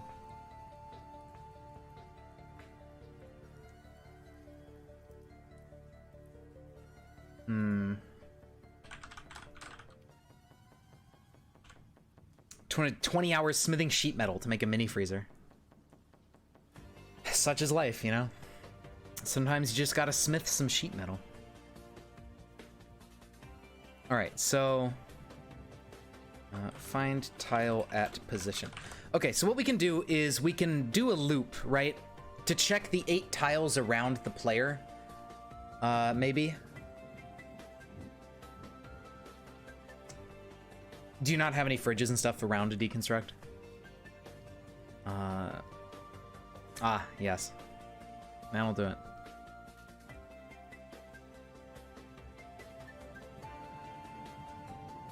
So even though Visual Studio is complaining, this should still be valid to call, because that's what they do in their code. So if we take position X and position Y, and add and subtract a certain amount to get the tiles that are around it. How big are tiles? Like, I think 16? Energy tank. Is this... It's a tile. Let me look at a statue. Yeah, so tile spaces are 16 pixels, I think. So if we look here, minus main. Why does that call main and it doesn't complain?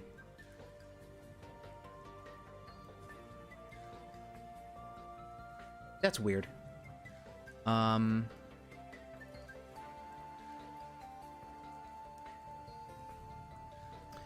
Anyway, oh,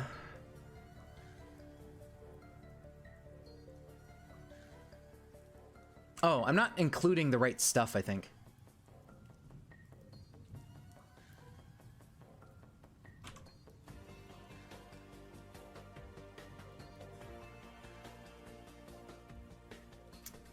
Wrong area, but still. I don't know why using Terraria is not, like, lit up. This is very strange.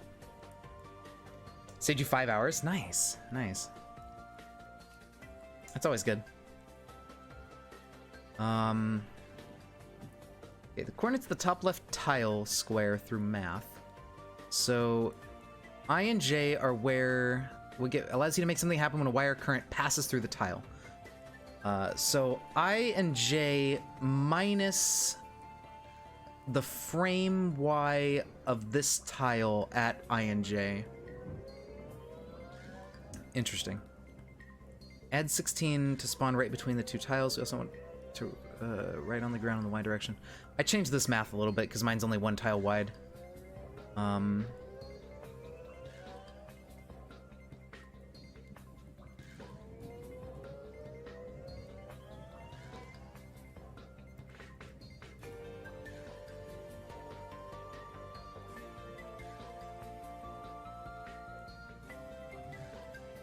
There it goes. Now it's working.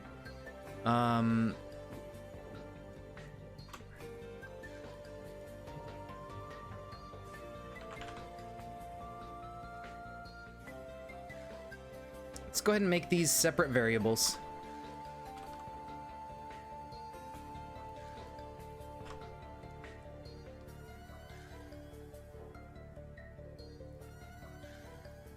Okay, for now, let's start by checking a tile directly underneath the bomb. Let's just start with that as like a test case thing. So if we want to modify our position, I think it goes down for more positive Ys. That's what most games do. So like left and up are minus towards 0. So if we do Y pause plus 16.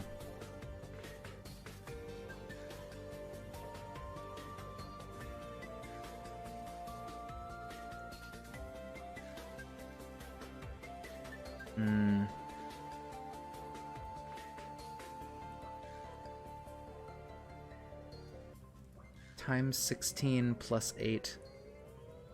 I don't know exactly how the tile coordinates are referenced. Let's double check on that, because it might be in like divided by 16, so like tile 1 is at x0 and then tile 2 is at x1 when it's really 16 over or something.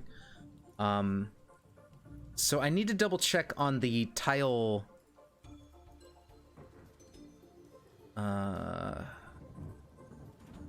main.tile. this is like empty. I wish that this existed because I want to see what this means, but nobody did anything for it, so they don't tell me what it means. How does tile work? That's the question right now. Is what sort of coordinate system are we calling here? Can we infer? Let's see. We plug these parameters in, and then we divide by 18 after getting its frame Y. Huh. How do I print to the log? Or the console? I need to just print this information to console and see what the hell's going on so I can, like, figure this out. Tmod loader, print to chat. Writing to chat. There we go. Mod command.cs. Oh. Well, how do I... What do I do?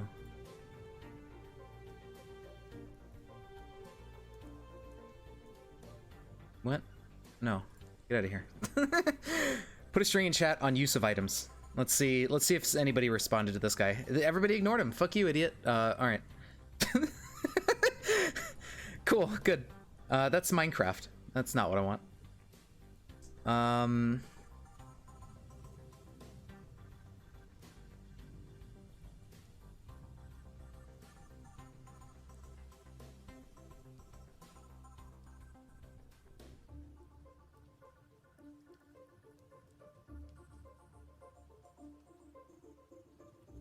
Yes.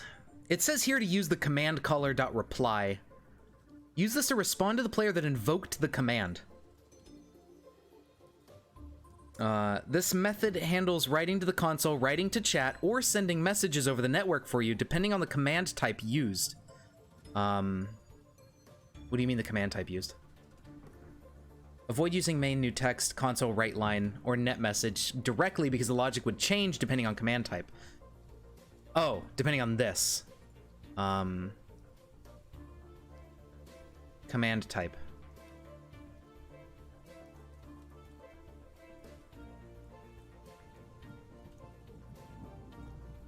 Okay, so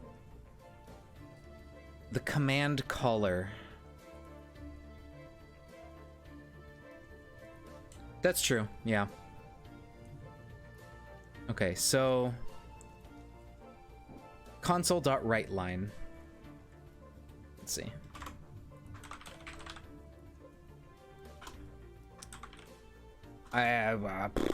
Where is console.writeLine? Main.newText. List Troy UI chat text snippets. What the fuck? What's a text snippet? Is that like a string? What is that?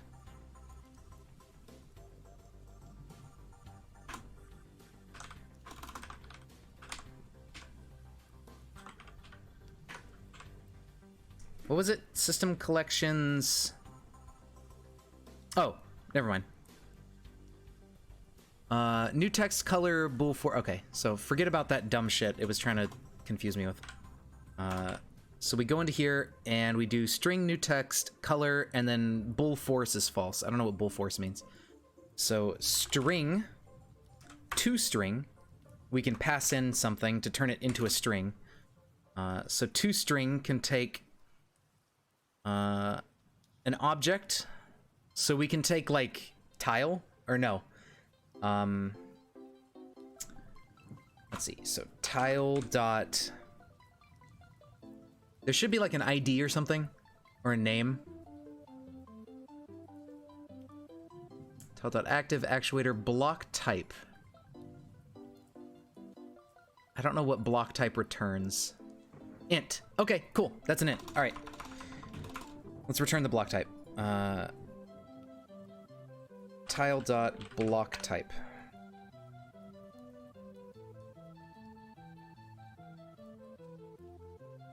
What do you mean? Oh, object dot to string. Okay, so tile dot block type dot to string. There we go.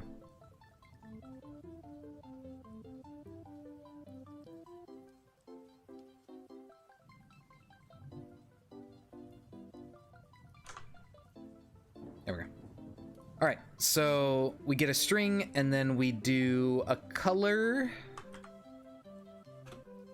What is a color? What is a man? How do I examine this color?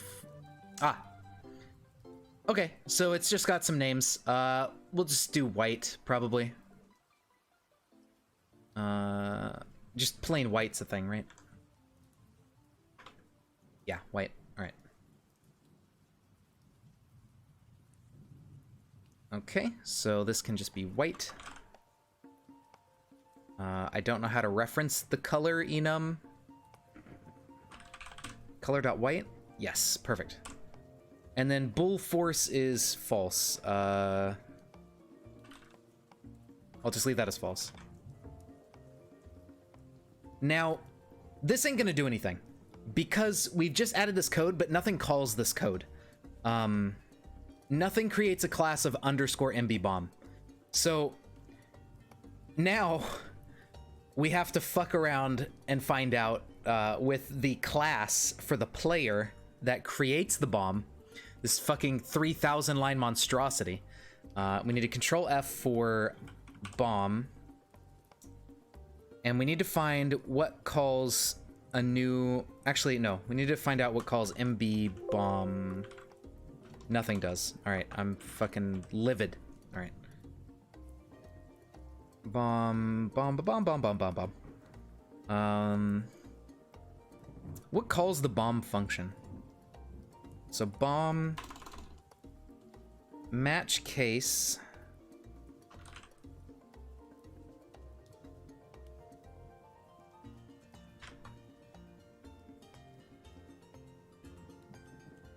Okay, where do these get called is now the question. Because I don't see in here where it would call these functions. We would see like player.bomb or something. Maybe it's in the mount. I think morph ball is a mount.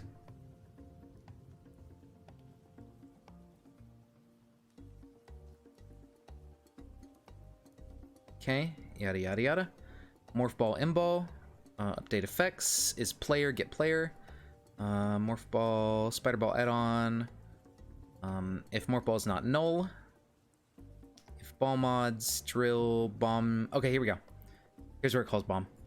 So we have to extend the morph ball mount, and we need to get it to call this with our bomb. Oh, fuck. Oh.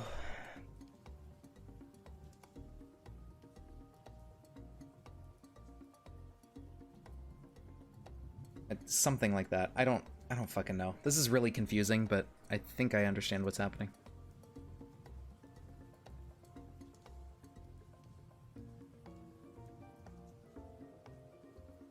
I just want to know what creates an MB bomb class thing. I don't even see where that happens. Bomb type. Okay, so it calls this with the bomb type of the item that's equipped. And then somewhere it creates this stupid bomb. Where does it create this? Why is this so stupid? It's got to be in the bomb function. So bomb. Where does it create the projectile? Right here, new projectile. Bomb ID. What? Bomb ID. So bomb ID comes from here. From this, the bomb M item bomb type. What?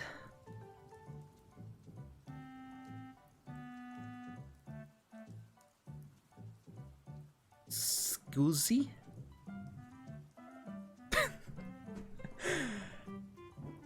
What? So if we go...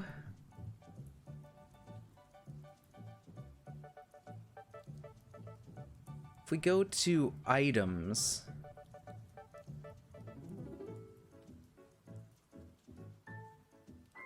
These are the beam add-ons.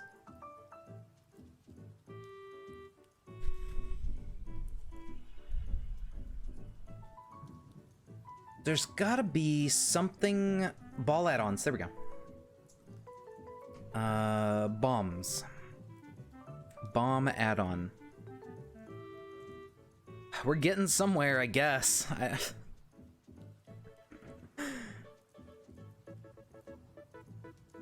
Item, get global, M global item. Bomb type. Projectile type, MB. There we go. Okay. So it sets its bomb type. Yeah, that is the projectile type, MB bomb. So we need to override this. The bomb add-on with our own bomb add-on. And that is how we tell it to call the projectile type of our underscore MB bomb, the different one that we want to call. So we need to override this, and that should do it, but then we need to oh my god, why can't I just edit this directly? That's fucking cringe. This is such a nightmare. Okay, so we're gonna need this right here. And if we want to make this right here, call underscore MB bomb, this line, we need to overwrite the bomb add-on.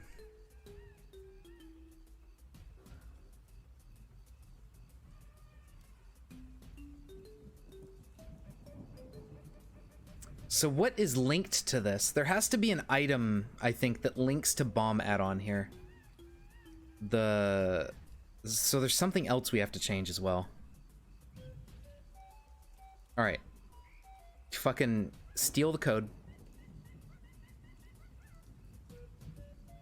Or rather... No, we just need to... We don't want to change anything except for this one line.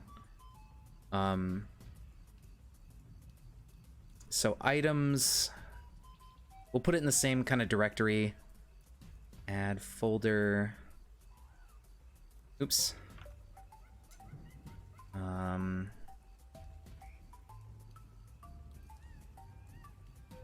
So this is going to be ball add-ons, right? And then we go into here and we add a new folder and we name it bombs.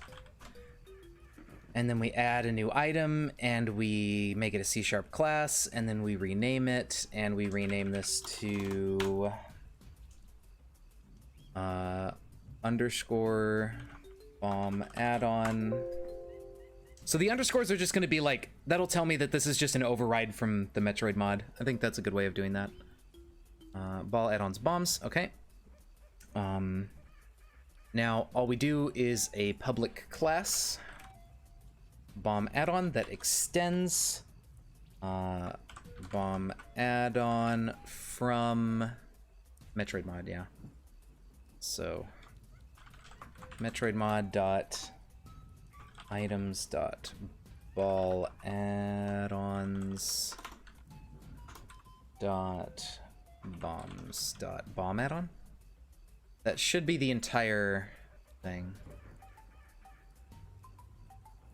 Okay, so we extend that. We still do all the same basic stuff. We don't override anything, except we do public override void safe set defaults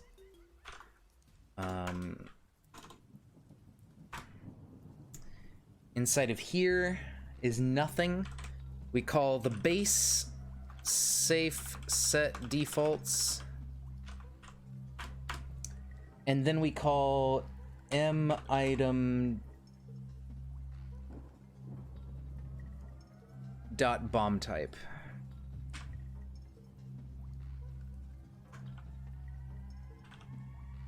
Is equal to mod dot projectile type. Stop auto-completing.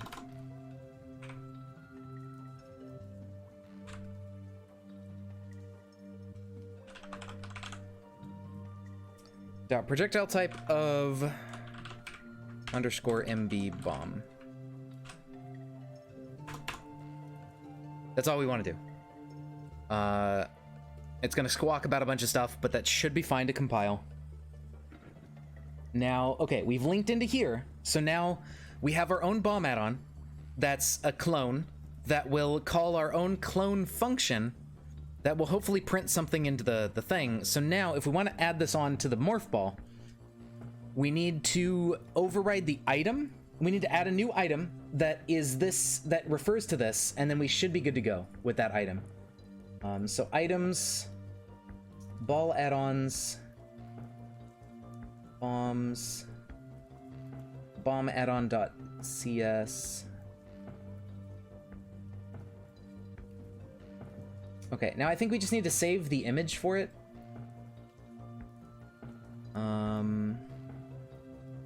Cancel download.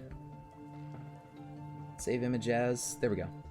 So this goes into items, ball add-ons, bombs, bomb add-on.png. Match the names. Maybe it'll work. I don't know. Oh, let's see how fucked up it is. Uh-oh. Metroid mod cannot be found. Why not? That's how it told me to do it.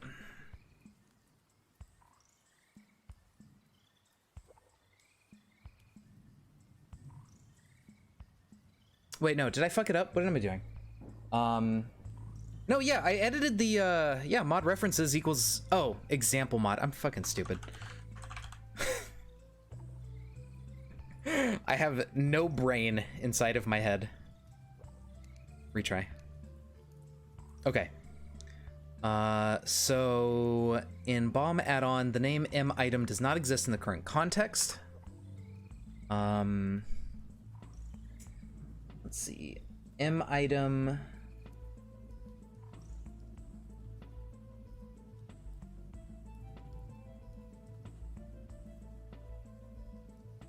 Oh, they create an M item global in the set safe defaults. Shit. How do I... Okay, fine. I just gotta make a new one.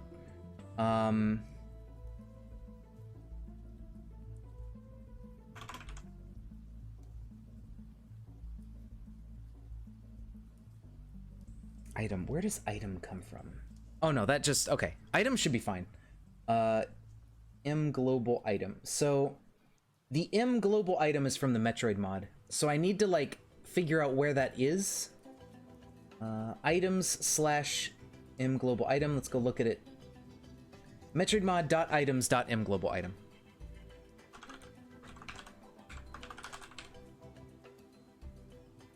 So that's where this function lives. And in order to call this function, we have to go to... What if I just add this as using? I don't know if that works. M global item. Oh no, the get... Okay, so it's just here and here. Okay, yeah, never mind. I could do it here and here. That should work. I don't know if the using would work, but we can try this. Okay, vector 2 does not contain a definition for X. Did I forget to change something? I think I might have.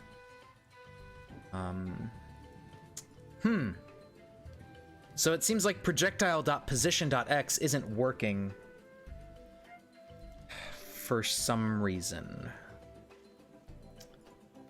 Why is that?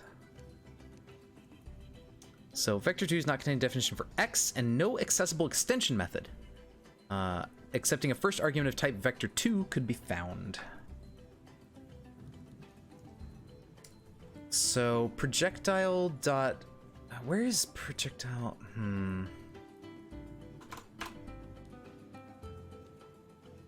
It should just be extending this and...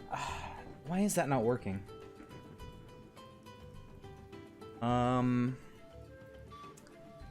So if we look at example projectiles,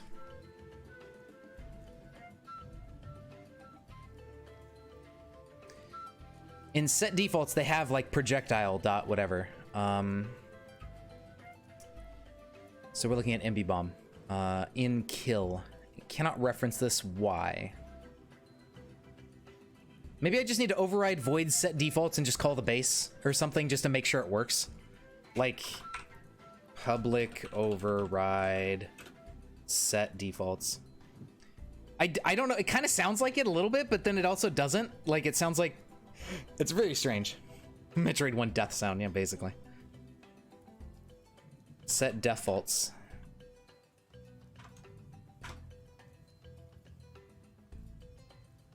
The sheet metal is done. Fantastic. Base... Oops. Base set defaults. Oh, no, it's base dot set defaults. My bad. So does that create the projectile thing successfully?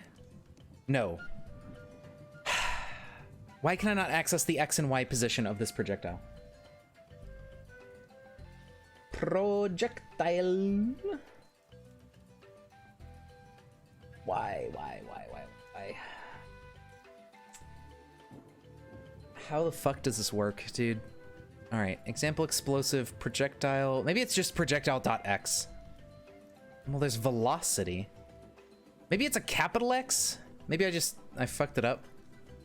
And position is, it's position.capital X. We can give it a shot.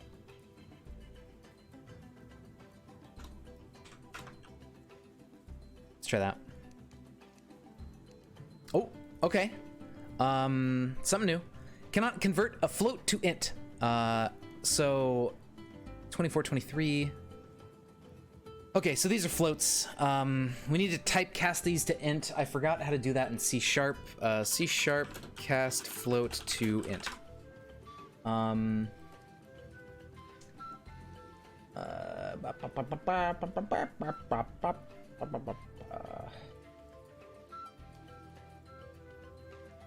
We can do a parenthesis int.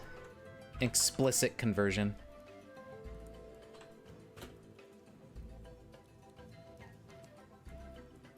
Hey, it compiles. Yo. I fucked up.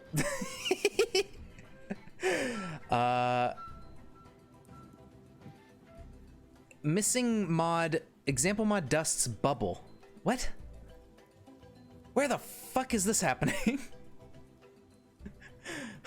Scusi? Missing mod, example mod dusts bubble. Where the fuck is example mod dusts coming into play here? Is that in my bomb block area? Yeah. Oh, yeah. Okay. Right. Get rid of that. Got it. I don't know what you said, Bomb Onsen, but sure, I agree. Smells like spaghetti. Hell yeah. Yeah, compiling is step 1. Where is this getting called? What is loading a bubble dust? What? I'm so confused. Where am I loading this dust? Add-on. Maybe example explosive is being considered part of it? I don't...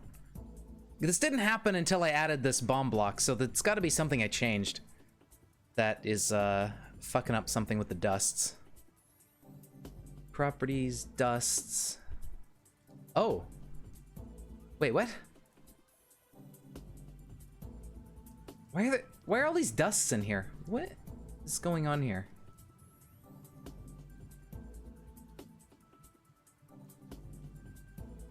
Scusi? Why do these exist? How did these end up in my mod? Why did I put these in here? When did I do this? Get rid of it. I don't want them. I don't know how those ended up in my mod. Bomb block, example mod cannot be found. Why is that calling example mod? What, did I not? Mod tile. Oh. That's all it was.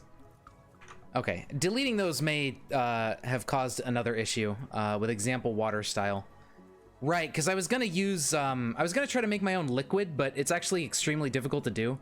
So I'm not gonna make my own liquid, so let's get rid of example waterfalls and stuff. I'm not gonna do that. I was gonna try to make custom liquids for, like, you know, there's some custom liquid in Metroid that I kind of wanted to make a new liquid to do, but it's way too difficult to do, so I'm not gonna bother.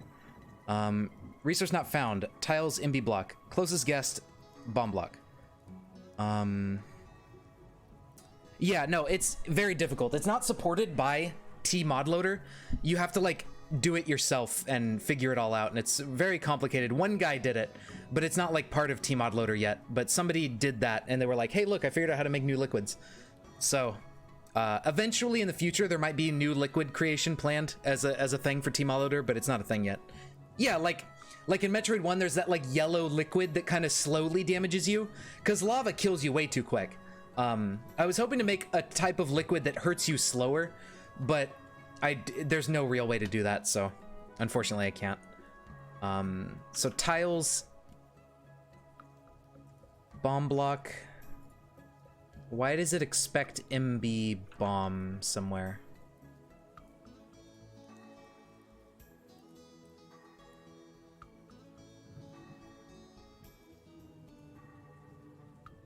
Bomb block? I mean, that's fine. MB bomb should be... Oh, the namespace is fucked up. My bad. Because I just copied it over. So projectiles. Metroid complement projectiles. There we go.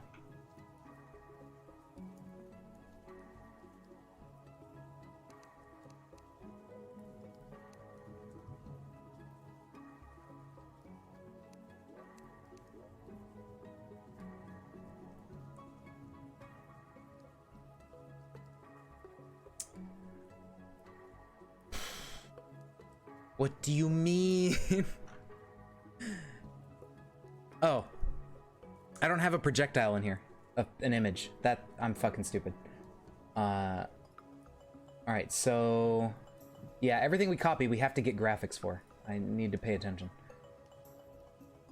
So if we go to... I don't know. We go to projectiles, and then we go to bombs. mbomb.png.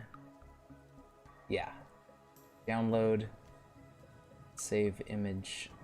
Save image as. Metroid complement. Projectiles. I need a new folder for bombs.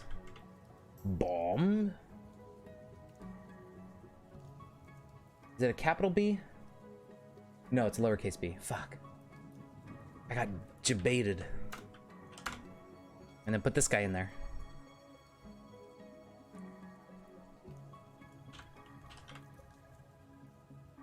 There we go. Now we should be good.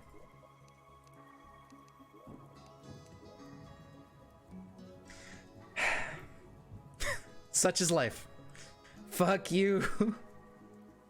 What do you mean? I guess it doesn't like the underscore. I don't... the underscore seems... Oh, I didn't... I'm fucking stupid. I didn't like the underscore. Oh. Okay, just load. No, why? Chosite bar. What do you mean? Oh, and the add recipe thing. Wait, what? Where am I adding a recipe? The bombs add recipes from the bomb add-on, yeah.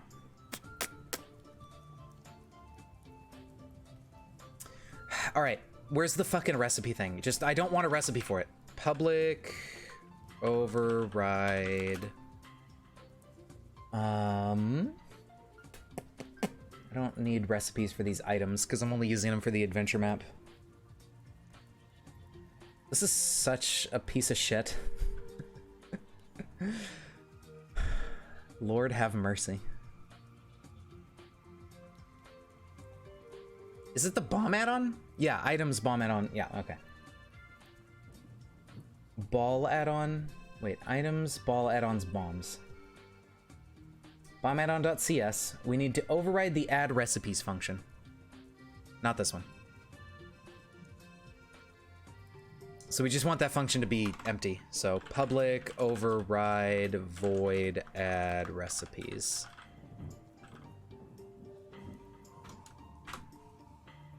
Do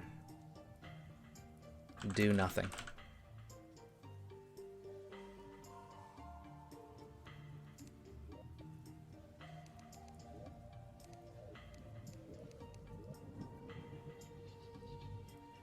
It's okay. This is a learning experience. Wow, it worked. Whoa.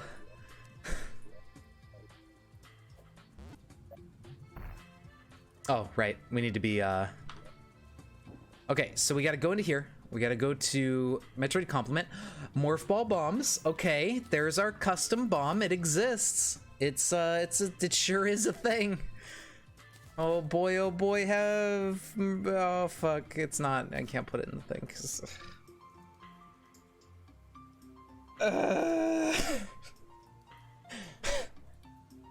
Holy shit, I'm gonna explode. Just like a morph ball bomb. Oh god. Okay, so... Where does it even... this is stupid. This is very stupid. Is there not a way I can modify this original class? I really wish I could.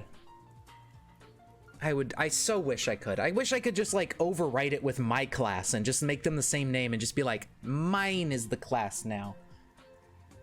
Maybe I can do that?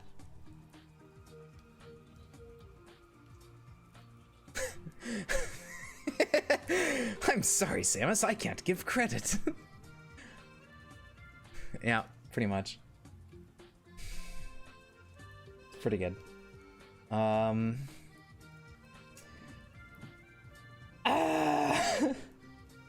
do I add this equipable? Oh fuck, what do I do? Can't believe you've done this. How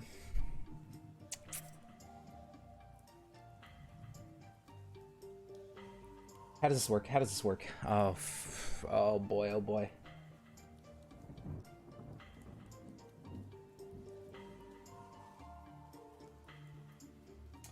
Okay, I think it's because I'm missing the ball slot type. Because I recreate this M item thing. I think that's all I need. I could probably delete the recreation line or something, but that should fix it. Samus would probably use energy. I don't know. Yeah, I don't know. The generic space credits are probably the most likely thing.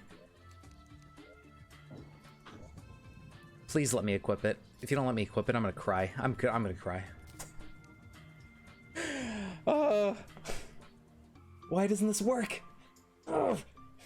Okay, so where does the equipping happen? Is my question. Where the fuck is this in the code at all? I do not know. New UI, morphballui.cs, morphball panel, morphball item box.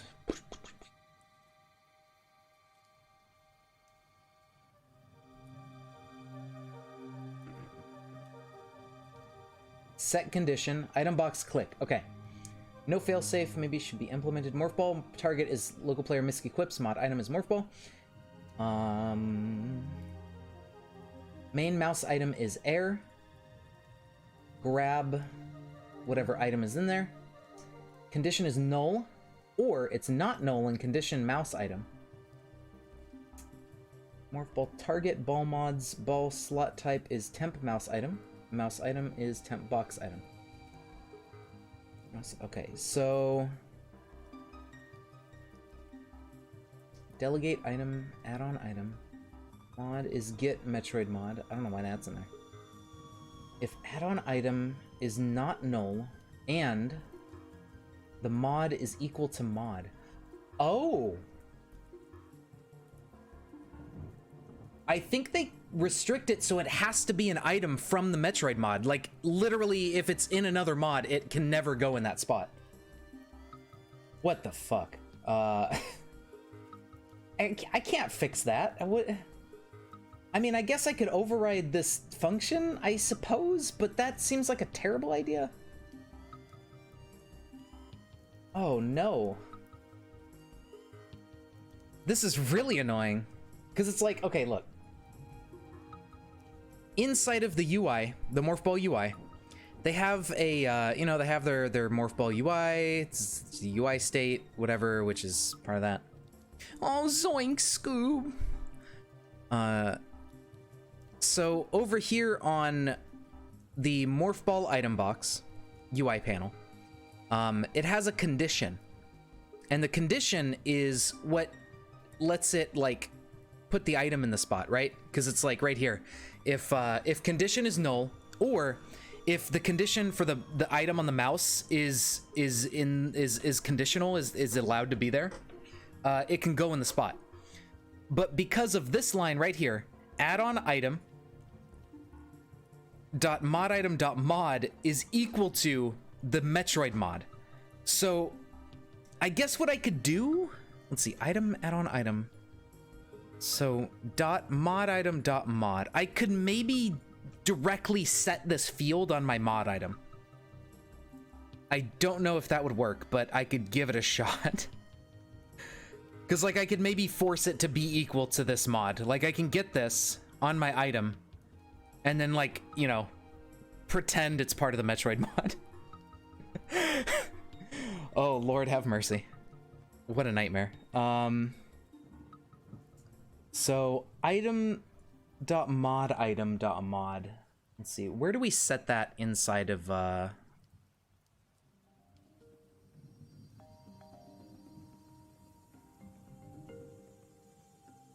okay, mod item.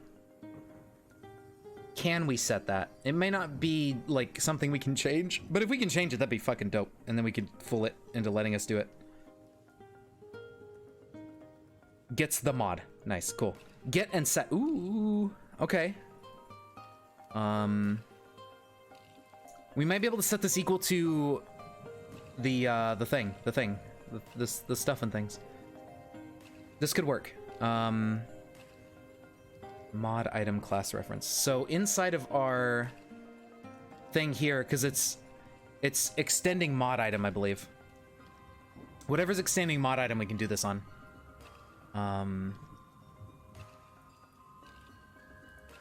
Hunter damage item is extending mod item. Perfect. So we go into our bomb add-on. Bomb add-on. Inside of set safe defaults, maybe we can access no, not you. We can access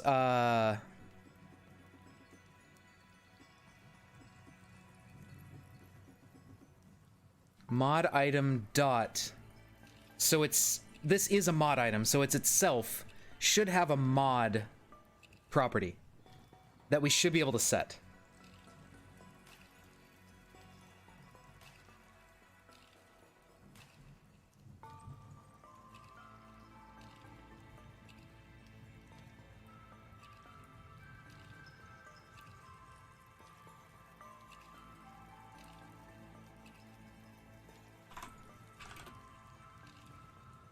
I fucking hate autocomplete sometimes.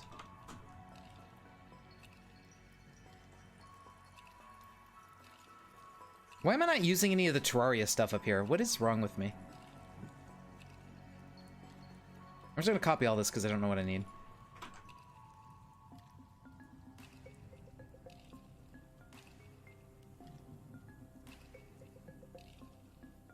Yeah, no, it's fine. Feel free to just say whatever you want and have conversation and whatnot. Okay, so we saved it. Mod equals get Metroid mod. So this should fool it into thinking that it passes the, yeah, no, it's read only. Curse you! But it says there's like a setter function. I wish I could change it. Fuck. I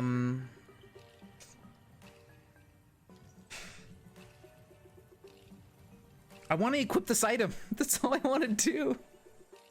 Why must you fight me on this, Metroid mod? Please, just let me have this. Let me have this win. Using this. I guess we can just import morphball UI.cs. I mean, We can make our own underscore morphball UI. That's all I can think of to do at this point. And just override the condition function. And make our own set condition. But then we have to override what calls this. And oh my god. Morphball UI. Morphball panel. Okay, so we have to override what calls morphball UI. Holy shit, I'm gonna scream. What even calls this? Oh my god, Metroid Mod UI? For the love of God. Oh, what? Is there a better way to do this? Like, should I be modifying this, like, directly? I don't know what I should be doing here. Maybe there's a better way of doing this.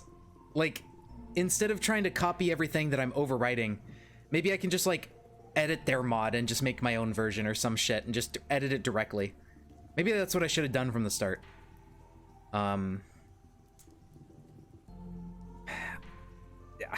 That's fucking, like... That's so infuriating that it's like, oh, it has to be from our mod, smiley face. It's like, why? Why would you do that? That doesn't make any sense. Who did this? Who was responsible?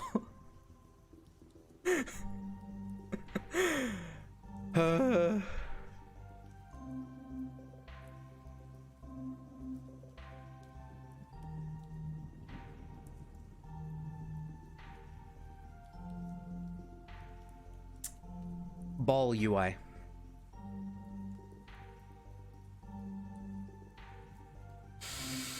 Morph ball UI. Ooh, excuse me. Here's all those squares.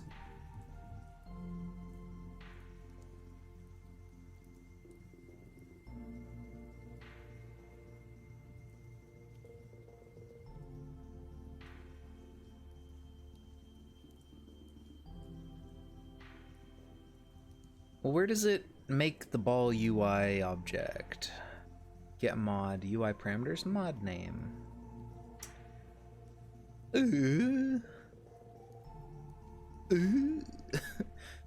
Ball UI object. That's like, that's gotta be where it creates the ball UI equals panel. What is panel? UI panel is new UI panel. Where does it fucking call the other stuff that does the thing? I don't understand.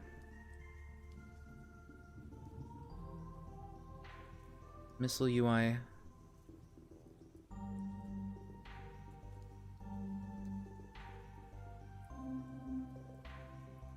Beam UI.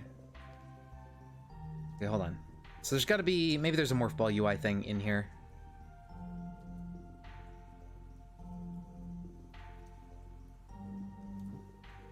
Yeah, ball UI. Oh, well, what the...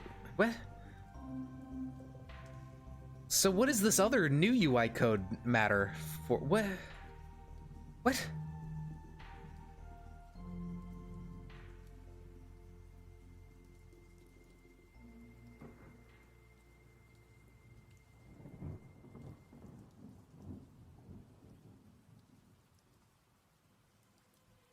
Where does this get created?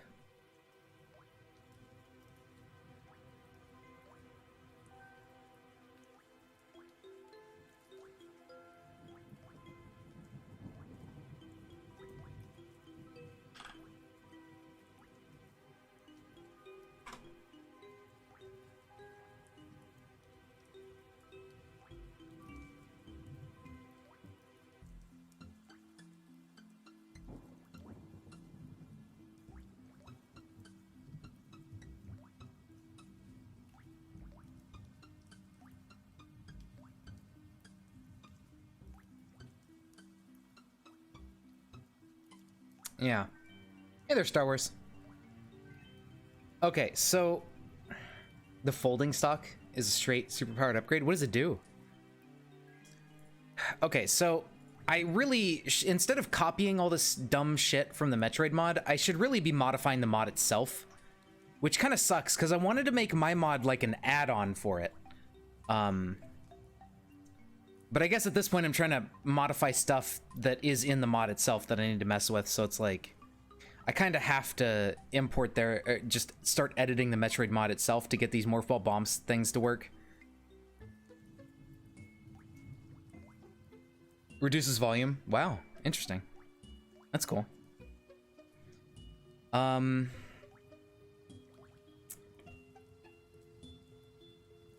Interesting. That sounds really useful.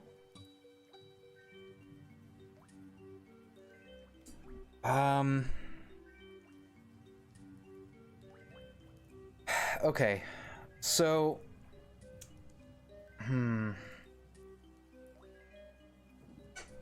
smart people go brr. I don't feel smart right now. This shit is really complicated. Basically what I'm trying to do is, you know, there's a Metroid mod for Terraria, and I'm trying to add in a functionality for the Morph Ball Bombs to blow up a specific type of block that is a Morph Ball Bomb block. And in order to do that, I'm having to like tear my hair out to go through this. Base aim speed unmodified is 72. That's how many aim points it adds per step. Well, I'm learning how to do it as I go. There's a lot of issues I'm running into.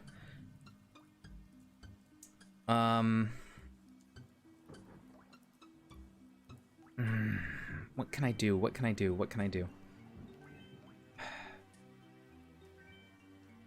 Oh man, I wish I could equip this item. They have like cock blocked me with this stupid item. Where it's like they have a function where for the Morph Ball, you can only equip an upgrade that is part of the Metroid mod. So like I can't make my own Morph Ball upgrade and equip it. They have a condition here where it must be a part of the Metroid mod.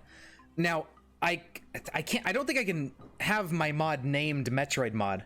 I don't think that would work. I don't think it would be the same mod. There may be some issues if I name my mod identically to this mod. I could try really quick. Like if I just name my mod Metroid mod, that might do it. Maybe. It's a possibility. Well, you know, it's just looking up how it works and just doing it. It's code is, it's a bit weird. Like when you start, it can be just confusing and stuff, but there's so many good tutorials and everything that it's you know, it's pretty good. Yeah. I mean, I could branch it actually.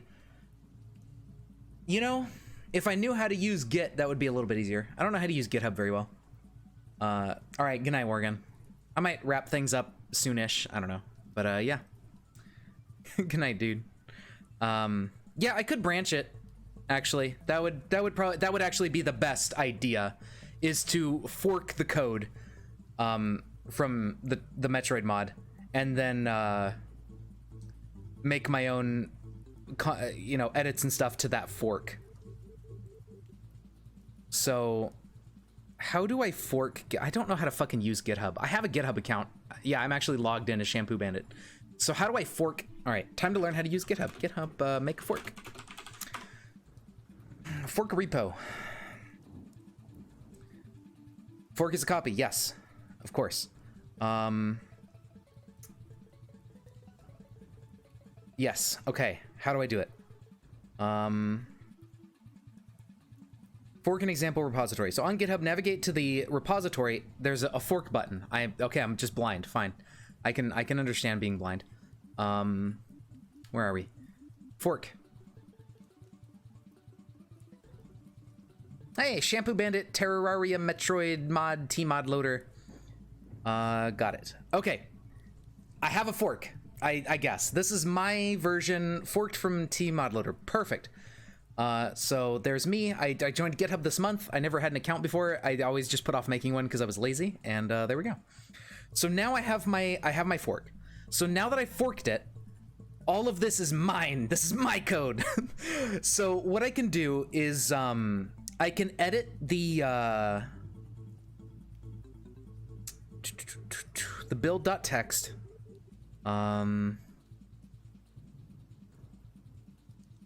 How do I edit what the mod is? What defines that? Let's see. Tmod loader make mod. I forget exactly where your mod's name is defined. Oh, you know what I can fucking do? I could just like delete. Okay, hold on. Step one, I need to download the zip.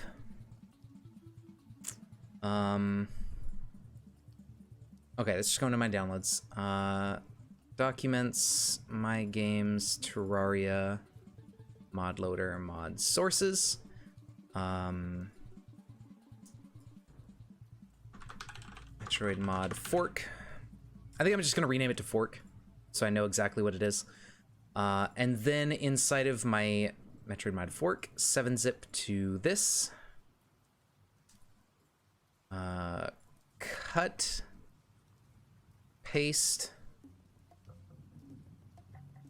delete this.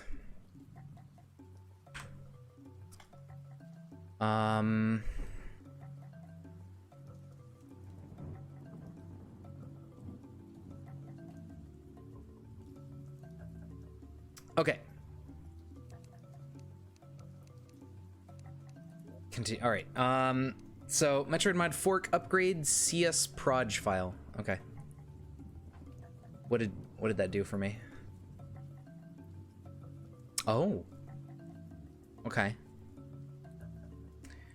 Yeah, pretty much. Something like that. And that way, yeah, and then that's way the modifications I make for the Morph Ball Bomb, I can suggest to get, you know, merged into the main branch. Okay, yeah, so that is a good idea.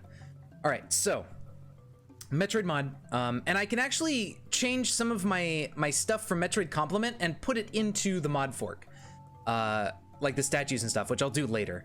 So now what I want to do, if I build it, namespace and folder name do not match. Must match the folder name. Okay, so I have to rename the entire fucking thing, so fuck it. It's Metroid mod now. Fine. I'm not gonna rename it. Retry. Yeah. I know. Okay, Metroid, rename you.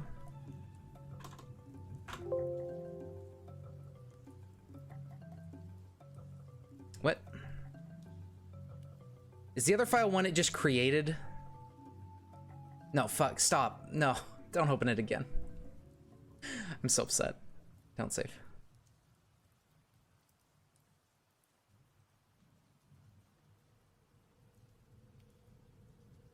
Okay, I don't know what the Metroid mod. Okay, that's all fine. So delete that. That should be fine. Just build it, please. Now, there is an existing Metroid mod in my mods folder. I don't know how that is gonna play.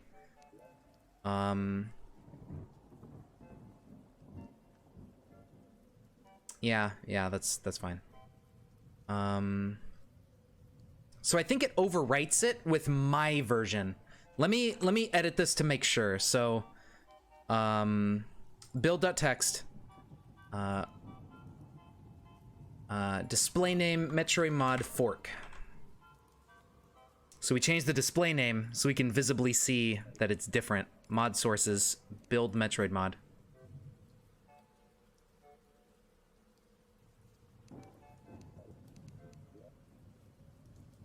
Beautiful. Okay. So now we can just edit the mod and just forget about all this dumb shit I'm doing with like cloning bullshit and doing everything. Okay. So I'm gonna leave this open because I want to copy the code I did make already. But we're gonna open up the solution and we're gonna be modifying the code itself. That would be much easier.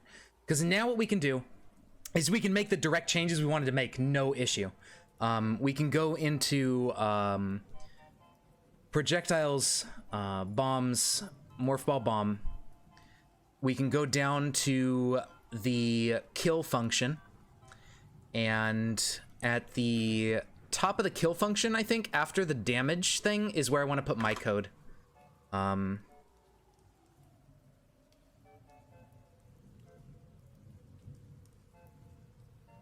Close that.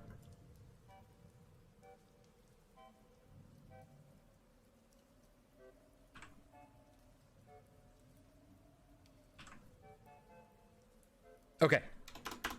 So now, there you go. We can now do it without any of the other overhead that I was worrying about. And I don't want to include Metroid Complement any longer.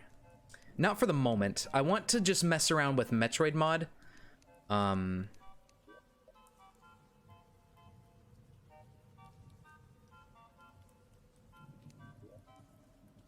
Okay, it's still giving me that weird error, but it's probably fine. Oops. So build and reload.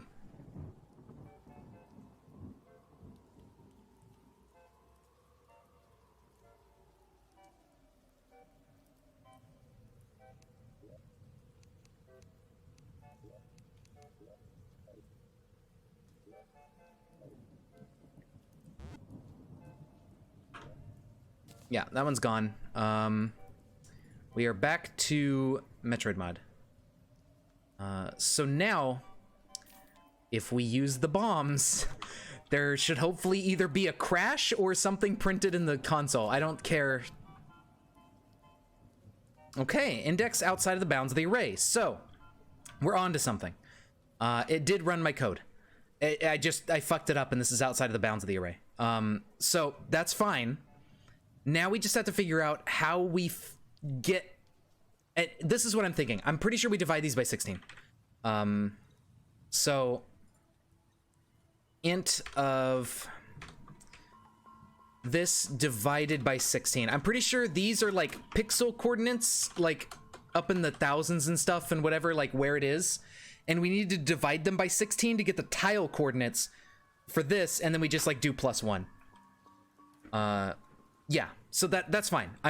That's what I was thinking was gonna happen from the start. It was gonna be like that. And I'm almost certain that's what we're gonna have to do to make sure it's not outside of the bounds of the array.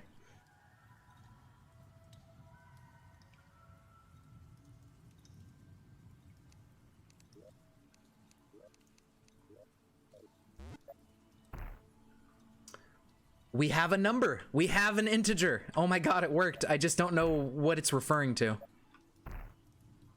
Because everything's 0, but it's doing something, and that's the most important part. Something is happening.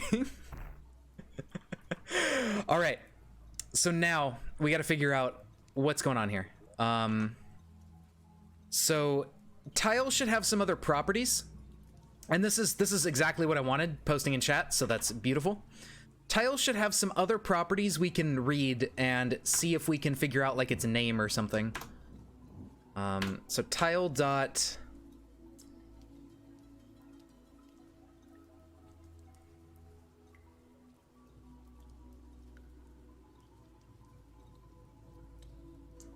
is the same as liquid type native, right slope, skip liquid slope to string, tile to string. I wonder what that does. Let's just try tile to string, because that's a valid thing here. So if we do that, let's see what it tells me here.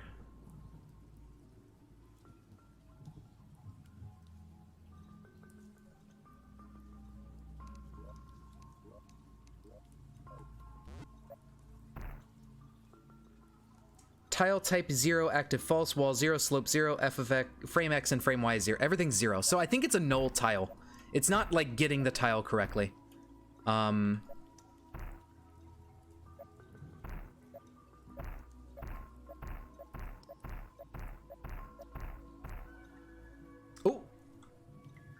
Oh, I think it's going up.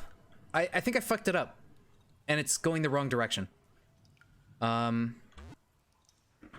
So it's checking plus. I think plus might be up and minus might be down.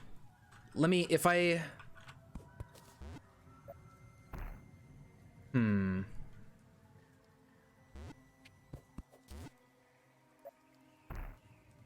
I don't know, it returned something that wasn't 0 when we were bomb jumping. a wall. Wall 5. What happens if we lay it in here?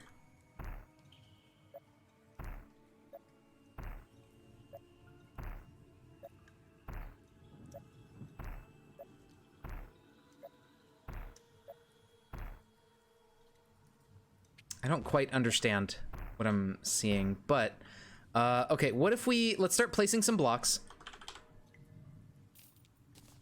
and seeing what we can discern here. Block there, block there, block there.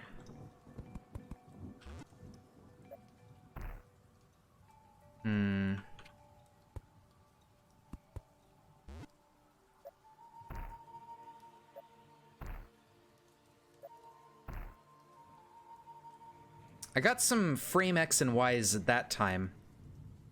I don't know why.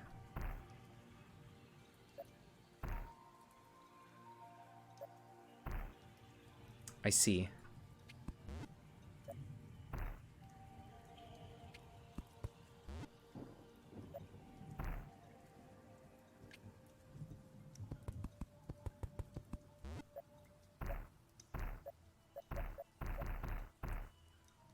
And then active true, we did get something here, but still type 0. I don't know what that means. Okay, so our math is wrong. So the projectile position, and this is this X and Y? Or is this Y and X? I don't know what order I need to put these in. Let's go look at the Gamer statue. Ah, wait, no. X is I minus IJ. Pretty sure that's X and Y.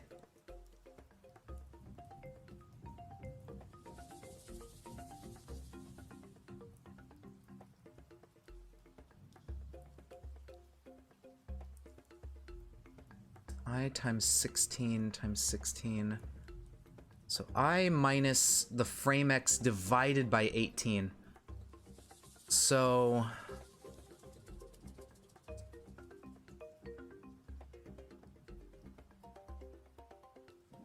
these X and Y's are in like tile coordinates.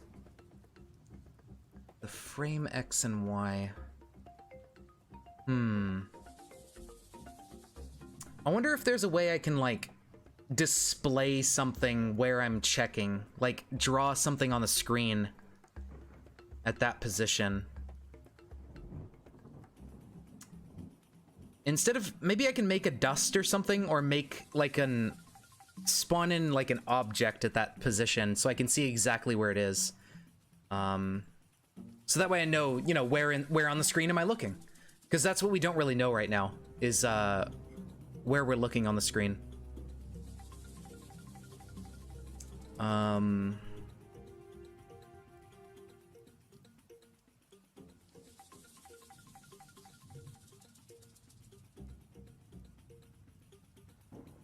So let's see, where are we? Maybe if we look at mod tile, we can find some information about this.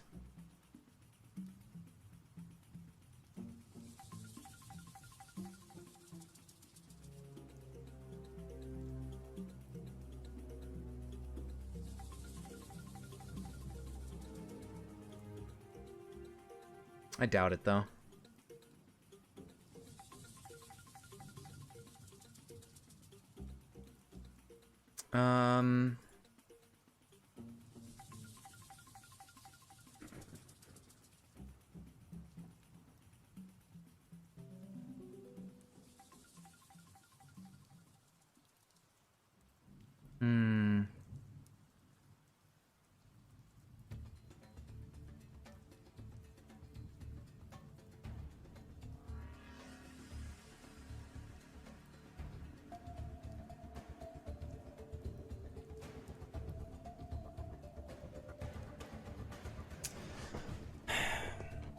Maybe if we look at, I don't know. I'm not sure exactly how we find out what tile is at a position. Or like what what numbers we need to pass into here.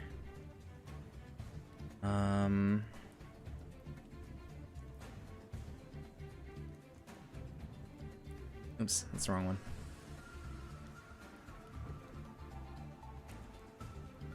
Okay, so just close this for now. All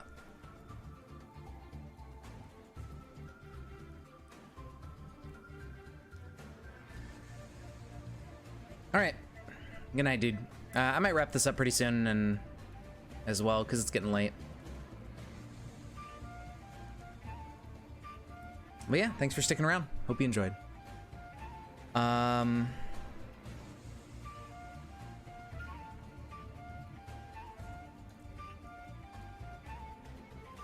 Okay, let's print the projectile position.x and y and see what those numbers look like. Because I don't even... Oops. No, not build. Stop building. Okay.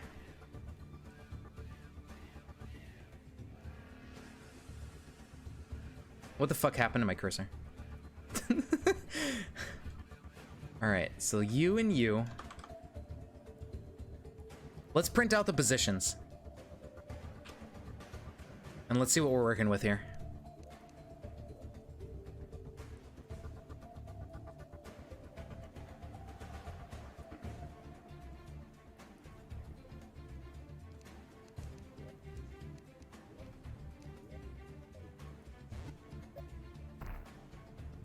Look at that, yeah. The position is fucking massive. Like 33,000 X, which is, you know, a 33,000 from the edge of the world kind of thing. So like if we teleport over here,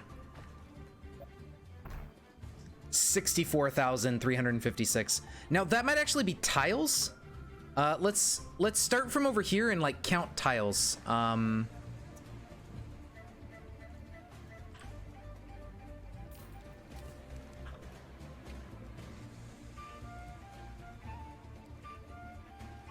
Toggle God mode.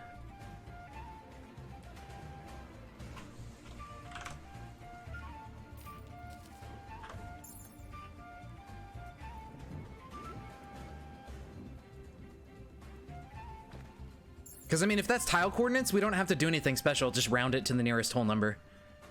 And that's what I think I need to figure out here.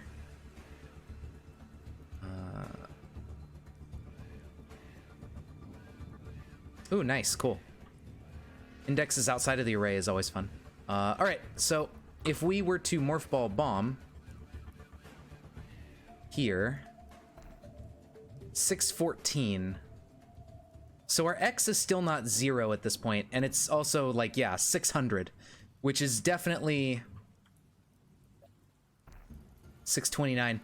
Okay, these are in like pixel coordinates, and we need to divide these by 16. That's what this is telling me. Because you can see between here, 1108, which is like right here, 1092. Why don't I just make like this?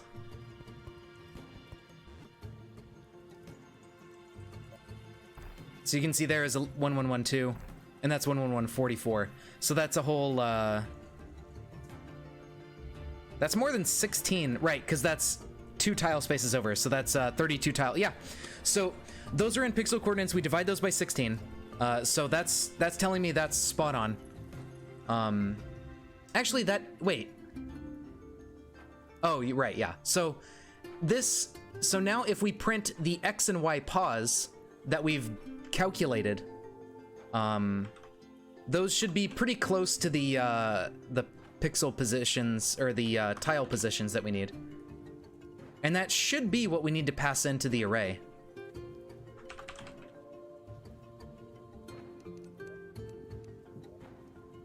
That would make sense, because the array is going to be like, you know, arrays don't use... That wouldn't make sense to have multiple tile positions for like every individual pixel for X. So if we go to testing and we go back over to the corner of the world again,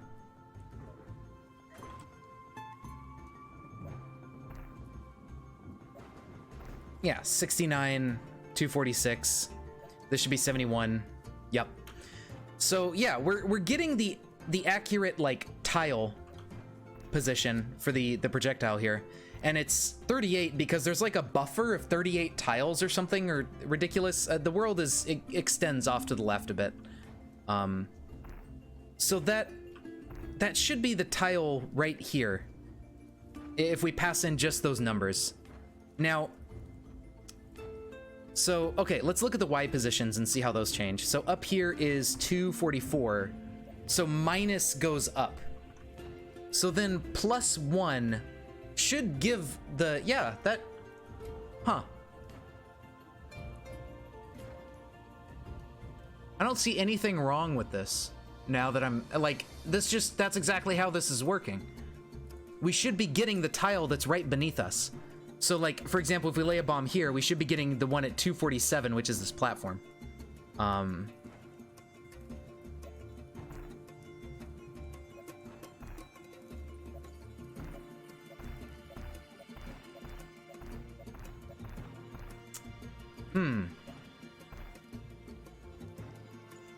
Okay, so...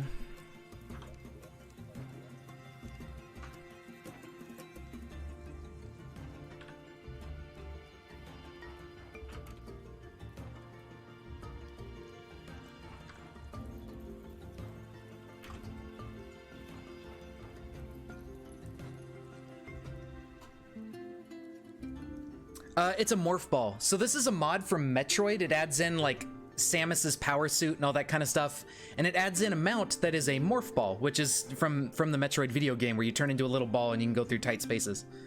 And part of that functionality is laying bombs that can blow up and should be able to blow up tiles, and that's what I'm trying to add in here to the mod, because that functionality doesn't exist on its own. So this should give us the tile beneath, this should be the tile beneath where we lay the bomb. I don't see what is wrong with that and why it's not giving me the tile I want. Now, maybe I'm just misunderstanding the tile data, but, I don't know. Let's see, is there anything else in tile that could give us something that is more interesting?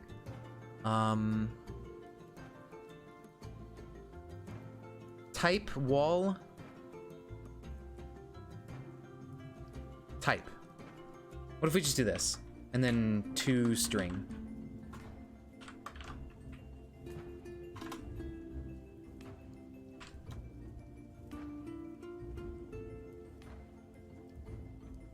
It's a unsigned short, tile.type. Well, that's, okay, that's fine.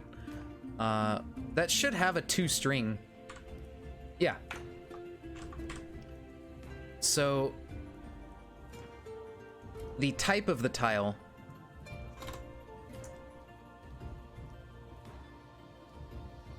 I'm not sure exactly what type is, but let's see.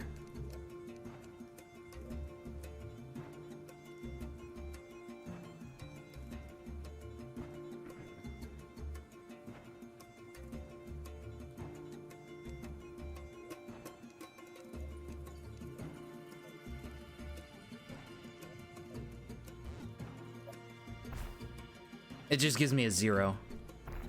Why is that? Now, if I go in here with walls...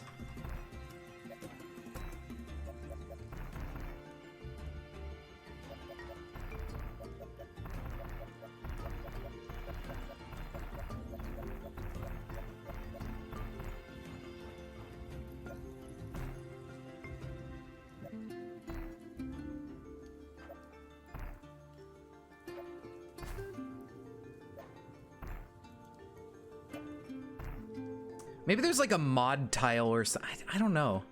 I'm not sure exactly what's happening here. Like, there should be a tile at that position because there's like grass and stuff here. Like, it should just be directly under us. 2087, 2046, and then if we mine down and lay a bomb here, yeah, to the 247. So that should be there, unless I've got the coordinates backwards. And maybe it's Y X pause, but I don't think it is.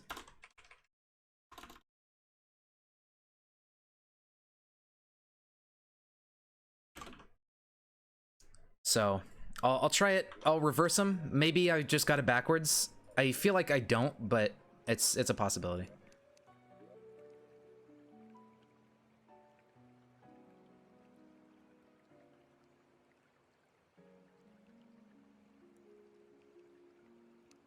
Because I've seen some programs and stuff where they put the y coordinate first and then the x coordinate in arrays and stuff like that.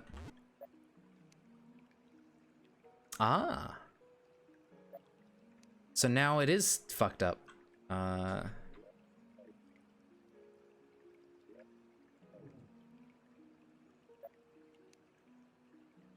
it just kind of breaks. Now that's, it should give us a little plan.log and down at the bottom. Object reference not set to an instance of an object at line 101. Yeah. So I think it was working before just fine.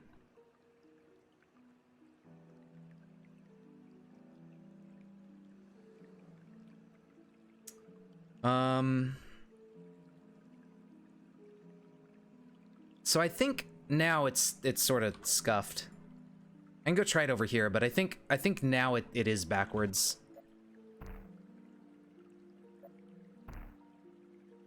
Because if we go too far in the x, it like exceeds the y value in the array. Okay, so yeah, no, it's definitely x and then y.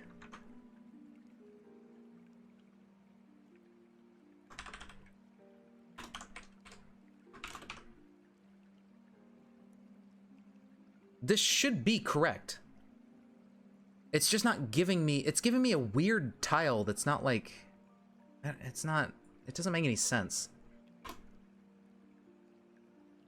Do tiles have position or something? Let's see, tile dot, I don't think so.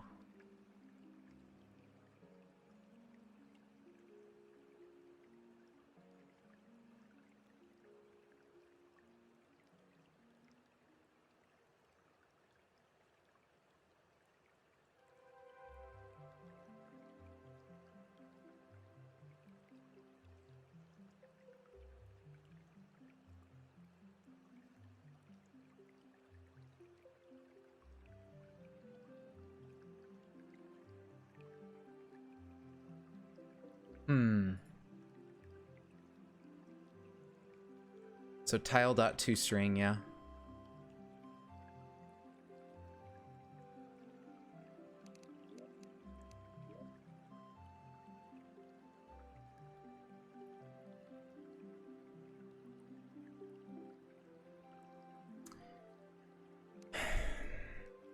This is very strange.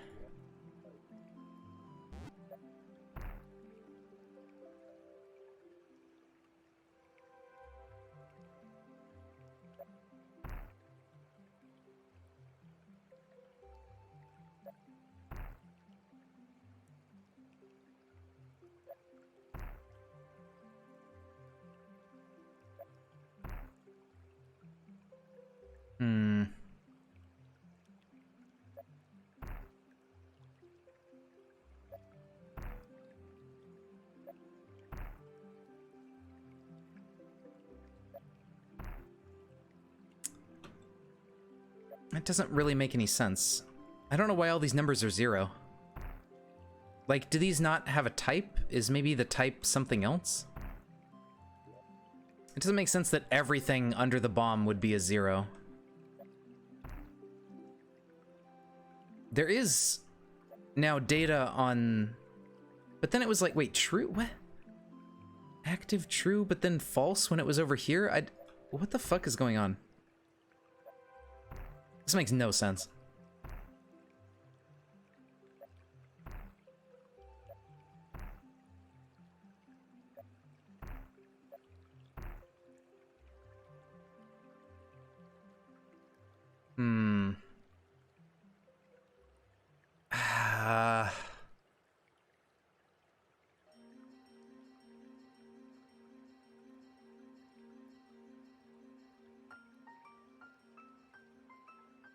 Example mod.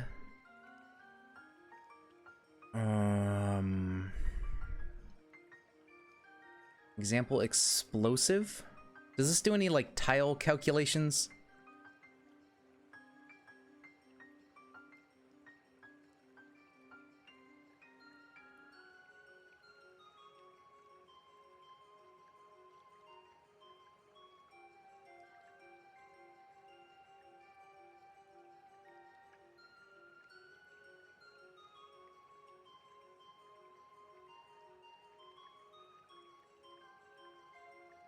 Yeah, look, they do the same thing here for the min tile x is, yeah, projectile position divided by 16f. So maybe I need to put 16f in there, I guess, but it looked like my my numbers were coming out just fine. So minus and plus the explosion radius, okay. So if it's less than 0, that's 0. Max tile x is main max tiles x. What does that mean? Okay. Can kill walls is false. X from min tile x to max tile x. So from 0 or whatever to whatever.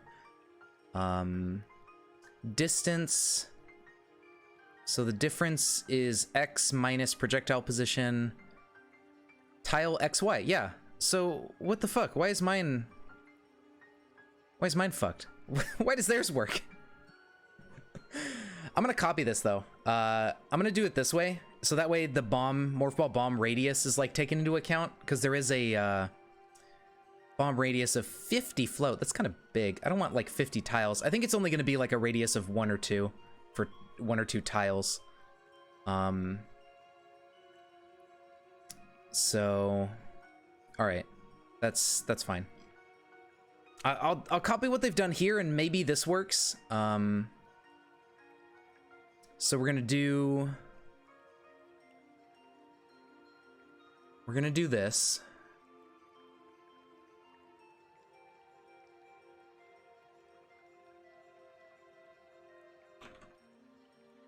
Okay.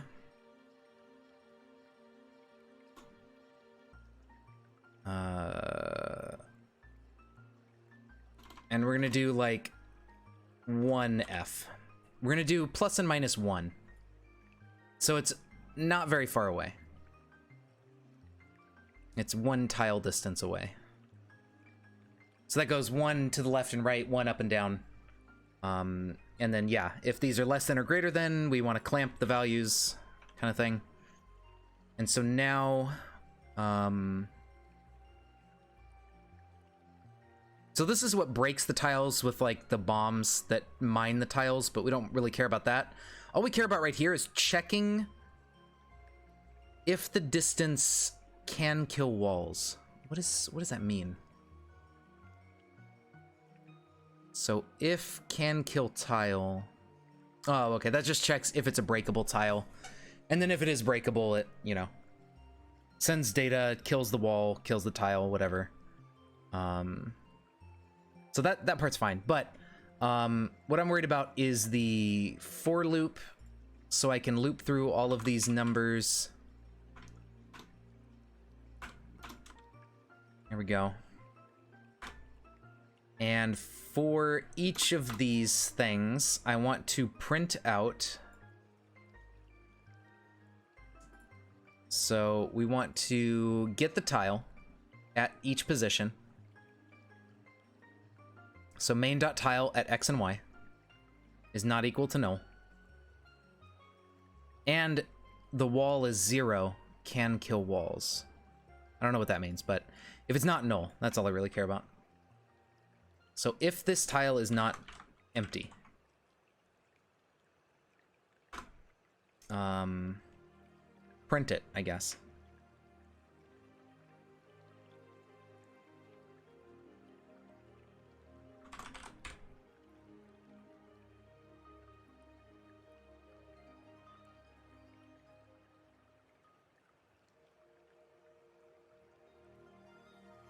I don't really need these anymore. All right, let's see if anything gets printed.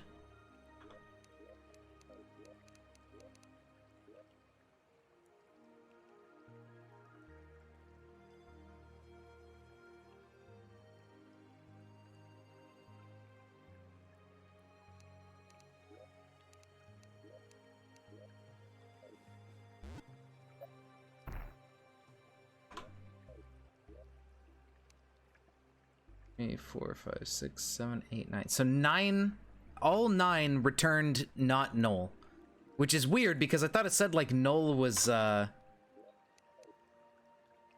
D. Null was like typically air tiles, but even these aren't returning null. They're just returning a bunch of zeros, but everything is returning zeros. Those didn't over here. The ones that are in the minimum area for some reason, but minimum is over here. What the fuck? Nothing here. I don't get it. I honestly don't understand why it's behaving like this. How does their code work? Why doesn't mine work? I don't get it. It's doing the bomb. It's doing the projectile position. So it's getting the projectile position of the morph ball bomb. Unless this projectile position is like fucked up. Oh, you know what? They do modify the position here. Hold on. Projectile position plus projectile width divided by 2. Oh, okay. They move the position to the center and then they put it back to where it... Okay, never mind. They unmodify it. And then the projectile width is the bomb radius times 2 float. Yeah, whatever. That doesn't matter. Okay, so they unmodify it immediately, so that doesn't change anything. I don't know what this does. I still have no idea. What if I comment that out?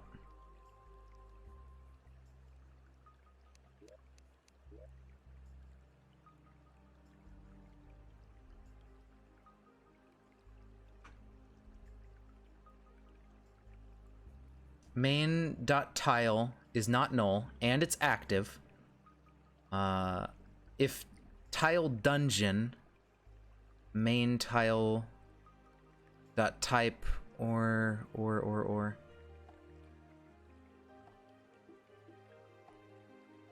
see, tile.type should be returning stuff based on what the tile is, but we always get zeros except in certain circumstances.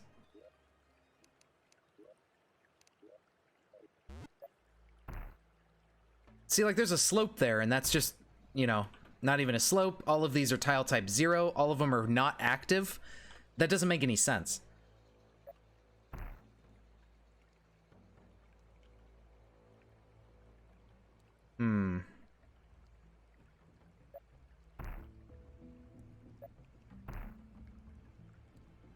Tile types of 2. I don't know.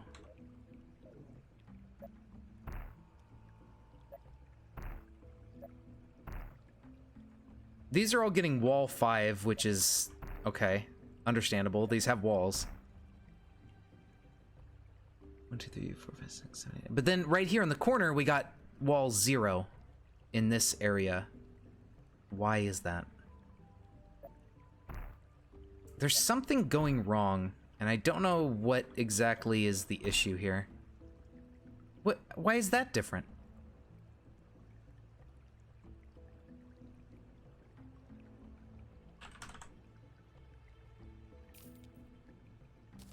No? I mean, there's wire all along the bottom. And that doesn't really seem to change anything. That doesn't make any sense to me. What the fuck is it finding? And how does this work and mine doesn't, if we're both referencing the main.tile array with x and y as x and y? Yeah. So, not equal to null, and wall is equal to 0.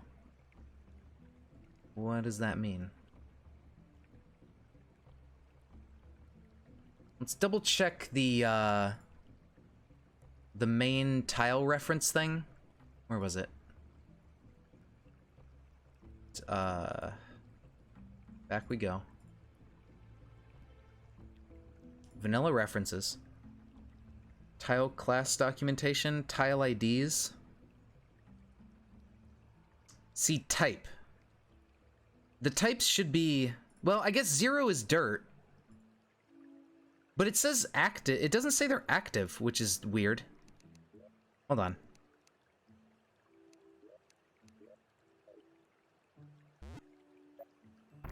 It also doesn't say the stone blocks here are a different type, so that's not really helpful.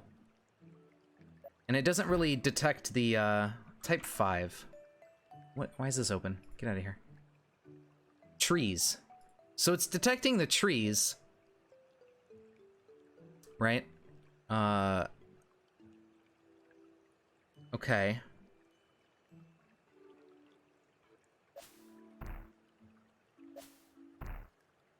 Type 73, so I think it's detecting the little background stuff or the grass. Must have been grass.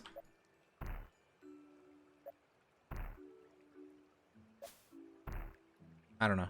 Now nothing's happening. We get some 5s for the trees. Okay. What? Wait, how is it detecting the trees from here? If my projectile coordinates are either in this square or this square, how is that reaching all the way to detecting the trees? What? That doesn't make any sense. This is super weird. Okay, I need to, like, draw stuff on the screen to see what's going on here.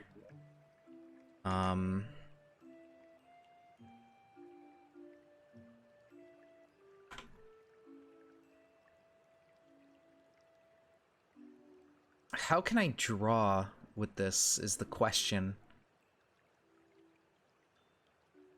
Oh, you know what I can do? I know what I can do. I can save all of this into a little array. So, let's see.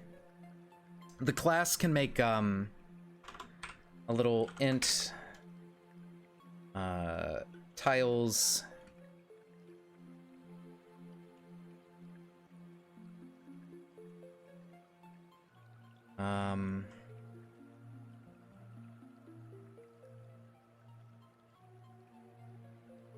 I want to save the coordinates, right, that it's finding around where I bomb, and then in the draw function of something, I can like draw where it's finding these tiles, and I can scoot the this function for checking the tiles around the bomb.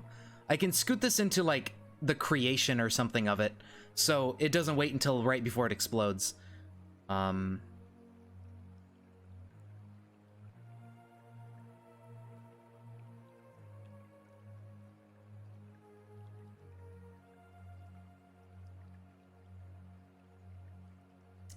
Okay, so there should be like, there should be a thing for the mod projectile, like a draw function that we can hook into. Probably pre-draw, lets you draw things behind it or to modify its way it's drawn, yeah. So we'll do a pre-draw override for the bomb, and as soon as we create it, I think set defaults run when it's created. We can run this code on the beginning of its lifespan. So we can do this right here at the start of its life, which should be in set defaults. I'm gonna assume it is.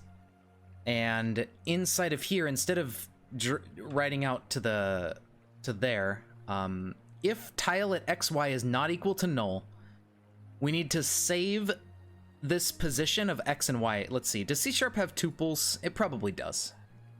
C# tuple. Tuple types. Tuple. These are just included by default, right? I don't need to use a tuple library. Probably. So, the most common uses is a method return type. Yeah, understandable. Okay. Very good. So I could make an array of tuples, most likely. Int pause equals a new array creation must have size or initializer. How big is this? 9, I think. So size of 9.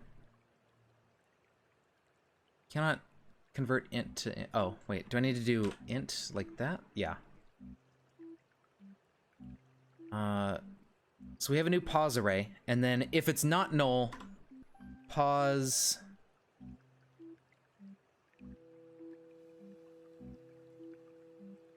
at... From min to max is going to be the absolute overworld position of these things in the tile array. So let's just keep track of a, like, I equals 0, int j equals 0, pause at ij equals a tuple. Oh, you know what? I need to make this like a tuple type, I think. X and Y. Yeah. So I need to do... Man, okay, this is different than C++. C# 2D array... Or C# array of tuples.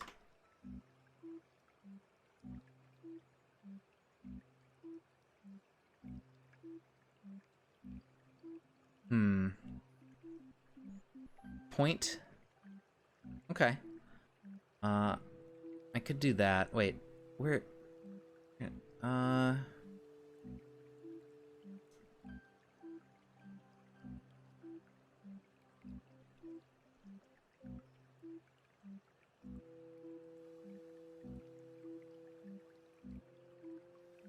Okay, so if we do var pause is new. Wait, does var not work? Why is that red? A local variable declaration or in script code. But that is a local variable, right? I guess it can't be a class member. If you don't like item 1 and 2, you can do this.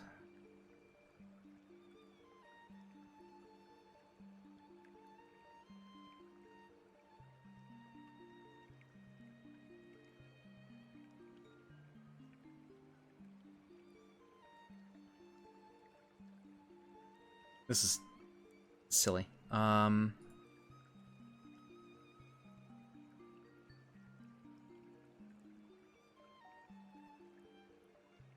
I don't want to turn a tuple into an array.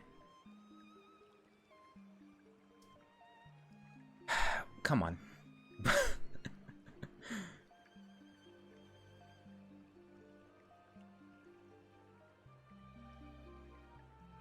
Oh, you know what? No, it just needs to be a multi-dimensional array. It doesn't need to be a tuple.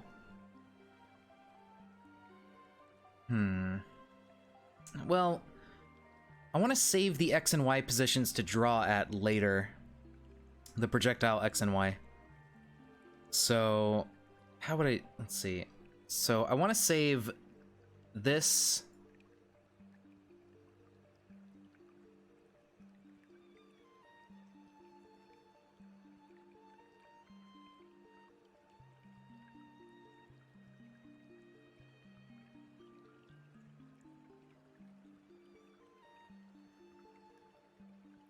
Okay, we'll just do a simple array. Oops.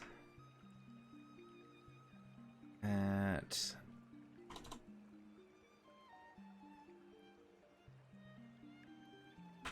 I equals 0. Every time it adds to the... Every time it loops, it needs to I++. And that way it can either be empty or it can have this thing in it.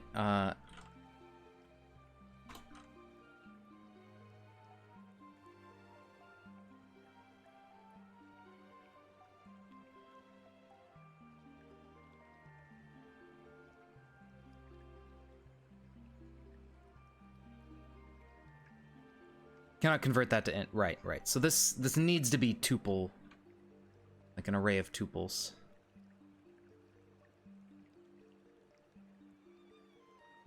Class tuple t1 t2. Okay.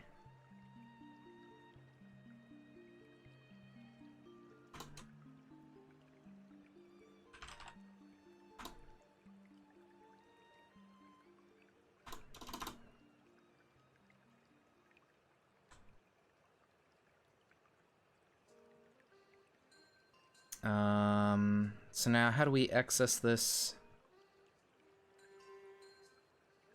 Well, how do we make an array of these? tuple string. Okay, we do the brackets and then new. Okay. So we do the array indice brackets.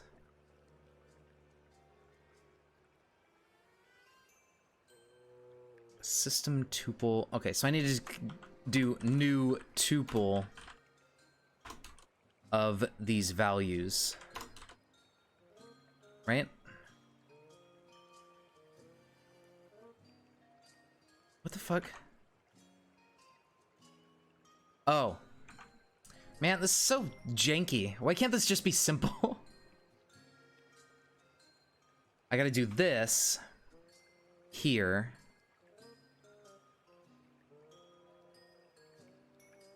And then put these in parentheses.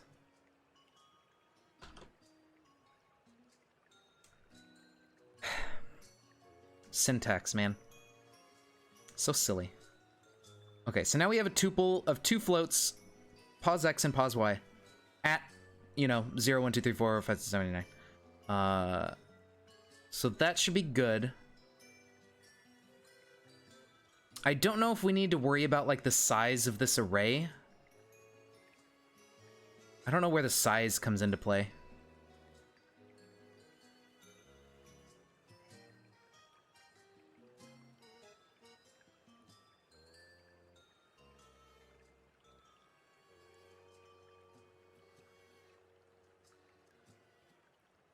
New list. Yeah, I'm not using a list, okay? Get out of here.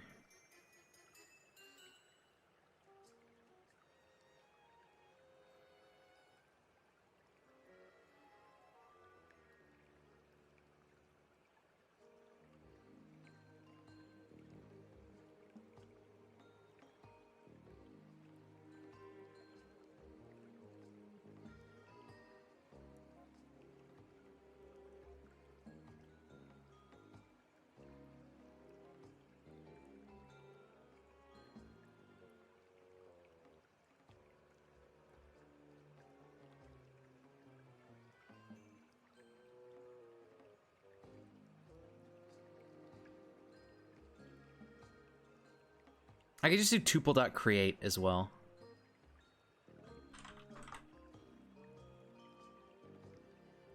That would work. Okay, and then how do I think I need to define, I'm not sure if the size is going to cause any problems, because I don't know if tuple, like if arrays are fixed size in C#. They're fixed size in C++.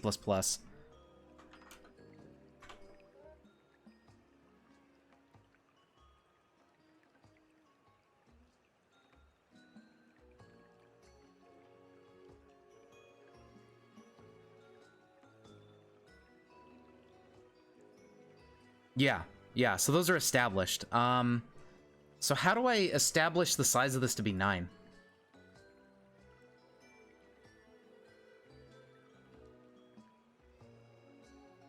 I guess equals new tuple, whatever. Equals new tuple 9. That's the best I can guess. All right. Yeah, all right, that seems fine. Okay, let's, oh, now that we've done this, we need to add in code to draw this. Actually, I need to see if this works before we go too crazy with it, because this may just crash or something. I don't know.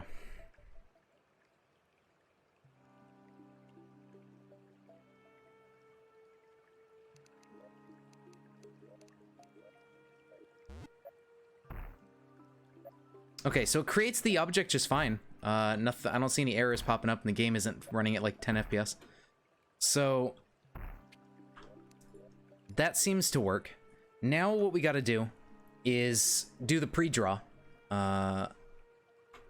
Public override void pre-draw.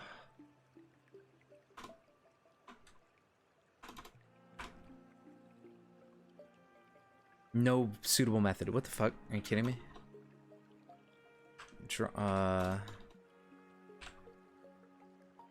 Post draw.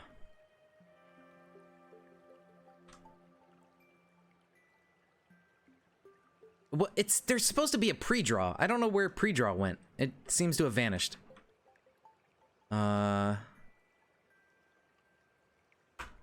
Fuck it. Post-draw. And then... So we call... base post-draw.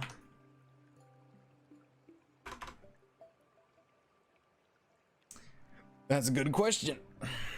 What do you... Oh, yeah. Sprite, batch, and light color. And then what we want to do is we want to draw all these position things. We want to just draw like a square or something on the screen. 12 hours, jeez. So how do I... I guess I just use the projectile position stuff to just see where... Because this is like where it is in the world. And I can just like draw... something...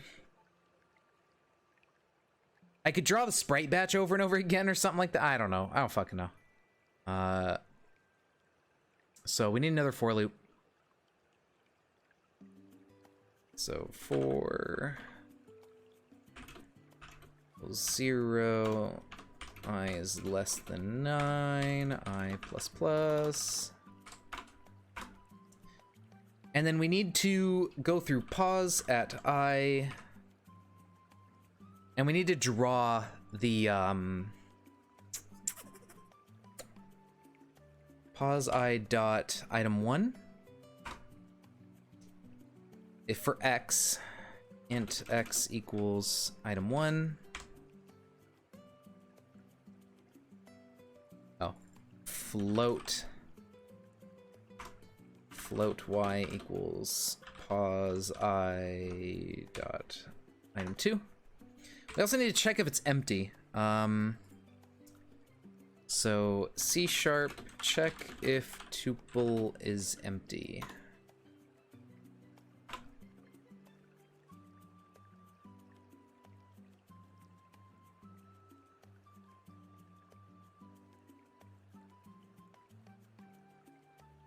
Okay, is null or empty? String is null or empty of item 1. So you turn it into a string and check if the string is empty.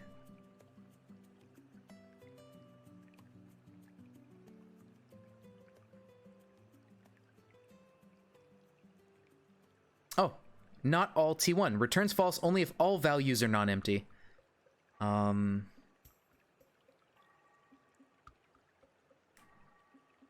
Any.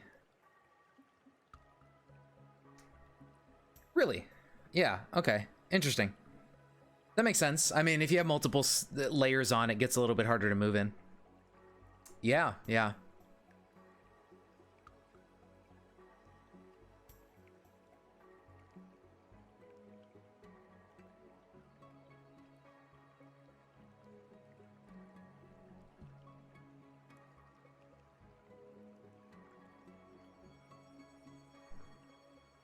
Ah, okay, so if null. So, okay, we can just look at null.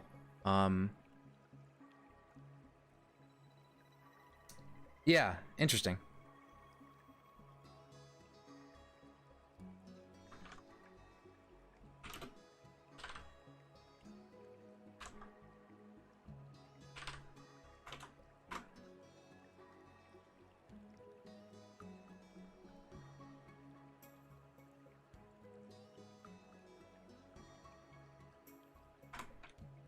Okay, you know what? Just,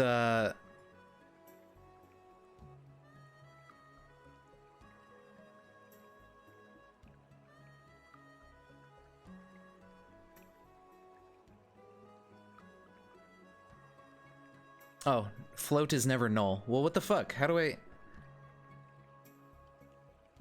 I guess strings can be null. Well, what would a float be if it's nothing? What do floats initialize to?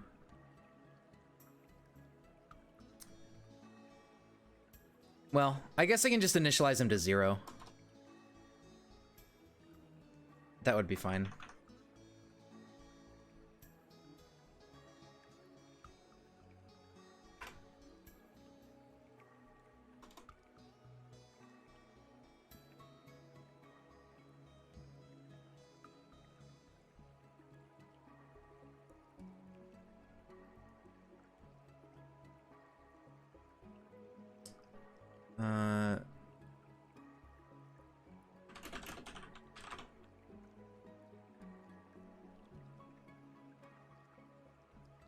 Okay, so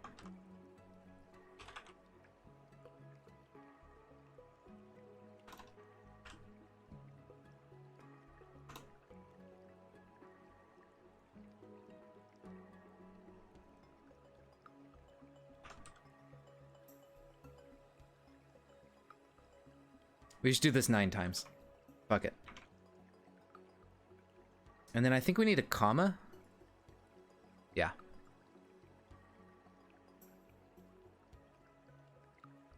Four separate layers, close to skin, normal, outer, and strapped. Yeah, yeah. The only places where only one thing is allowed is for head normal and feet normal. Interesting.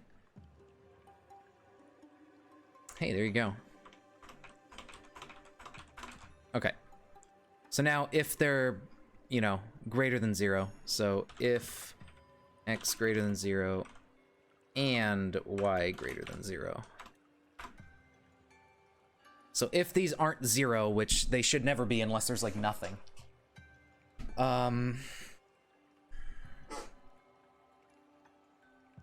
Yeah, unless the tile is null.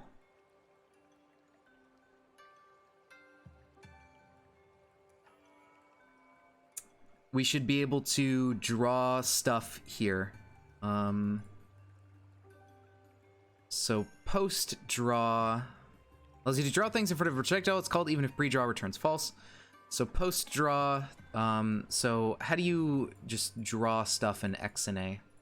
So X and A draw.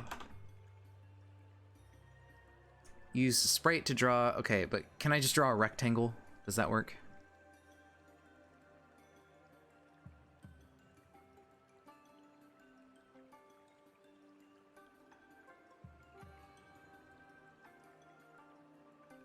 Jesus.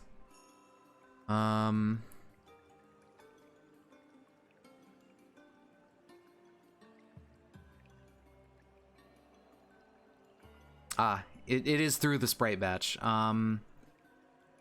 So I need to create a new sprite batch and then draw that.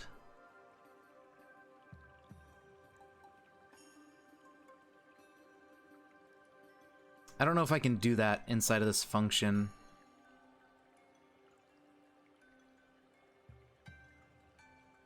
I probably can.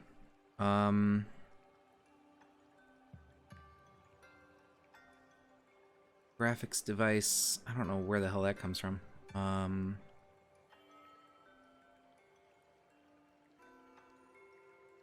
can just call the sprite batch and then draw new texture, set data, dummy rectangle. Is there just like a simple draw function? XNA sprite batch. Okay, so sprite batch class.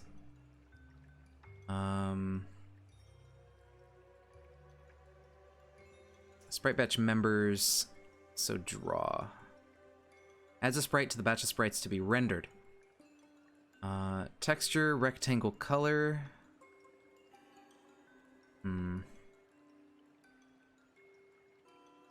Is there a way to just like draw something on the screen buffer? I doubt it. Yeah, no, it's probably not easy to just do that.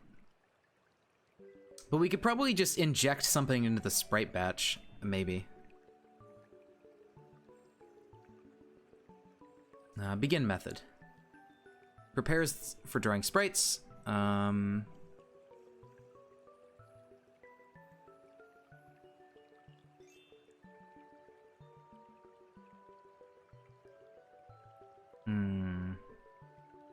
Texture 2D rectangle and color. Destination rectangle. A rectangle and screen coordinates where it will be drawn. If this is not the same size as the source rectangle, the sprite is scaled to fit. Color channel, use color white for full color with no tinting. Sprite texture, where do I load that in?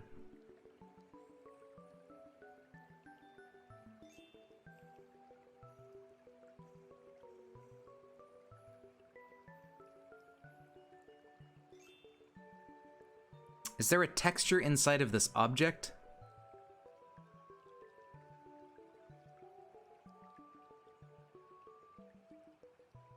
Texture. File name of the texture file in the mod loader's file space. But that's not the same kind of texture as this texture. It's a texture 2D.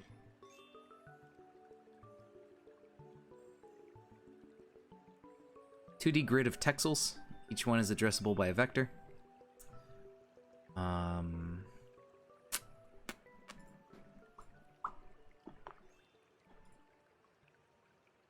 Example bullet. Y'all got any pre-draw? Yeah, see what the fuck this says pre-draw? Why doesn't mine have pre-draw? Draw origin. Sprite batch.draw. Main projectile texture, projectile type, draw pause, null, color. Okay, so I can just call sprite batch.draw inside of my pre or post draw function.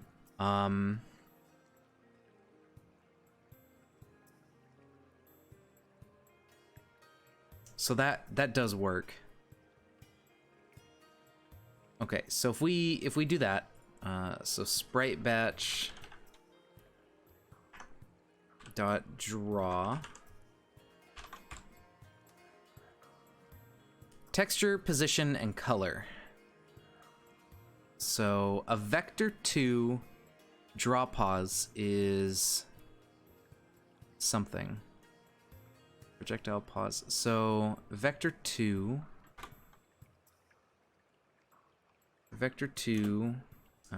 pause vector2 d pause equals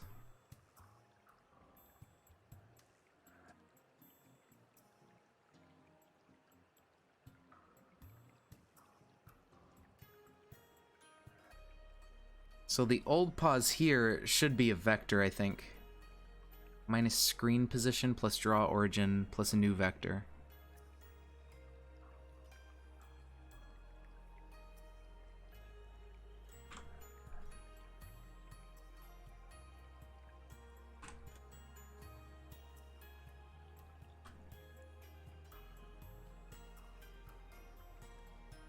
How the fuck do I make a vector of floats?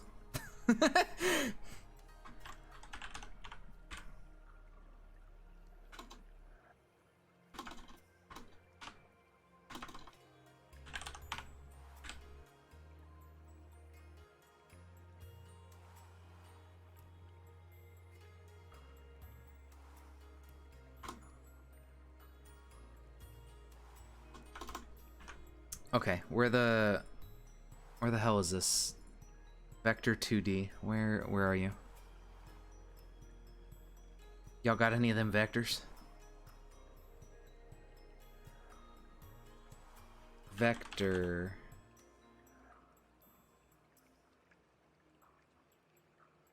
Vector 2. How do I create one? Vector 2. Oh, okay, so you make it and then you set the dot x and y, I guess.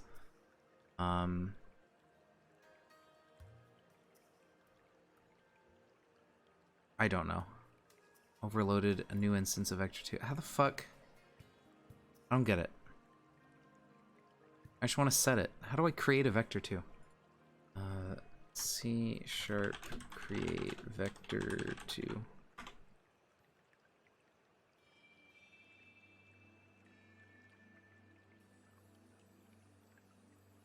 Yeah, which is parentheses, okay.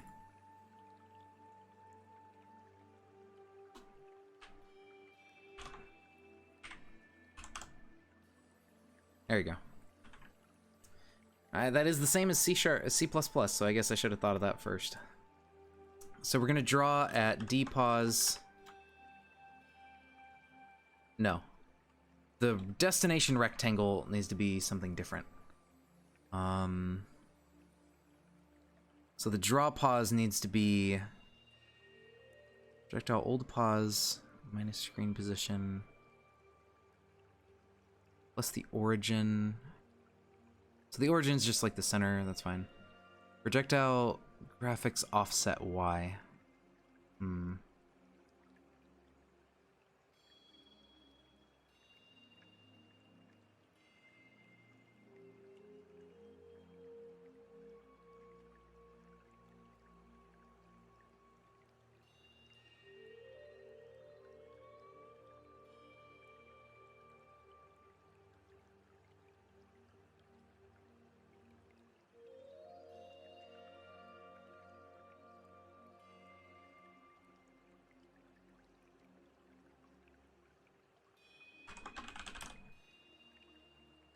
So new origin, and then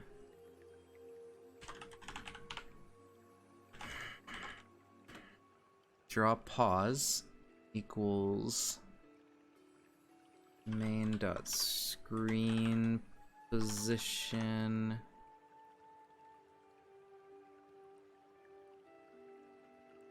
plus draw origin plus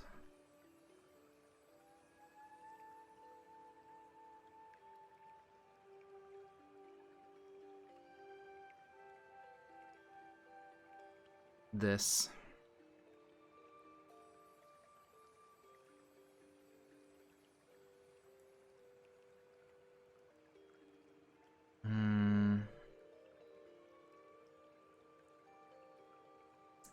I'm just gonna copy this for now and see if this actually works. I'm gonna just like duplicate the projectile graphic sprite.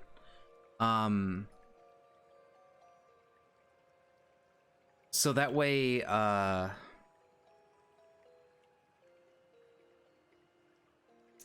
could just draw the sprite in a, like where this is finding tiles.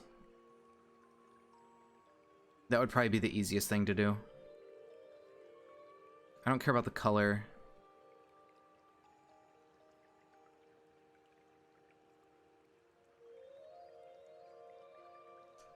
Where's the...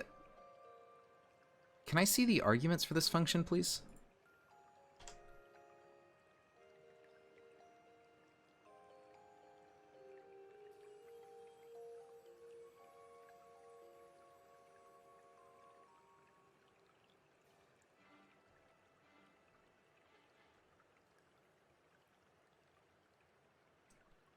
So, the texture...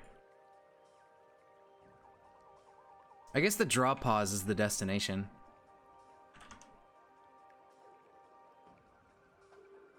What's up, turtle?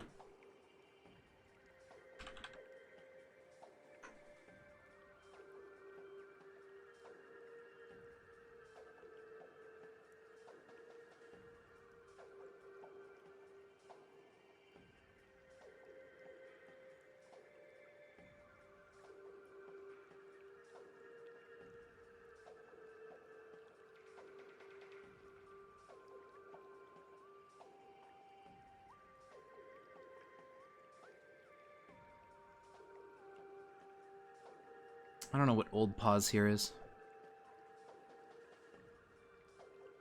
Yeah, the ceiling.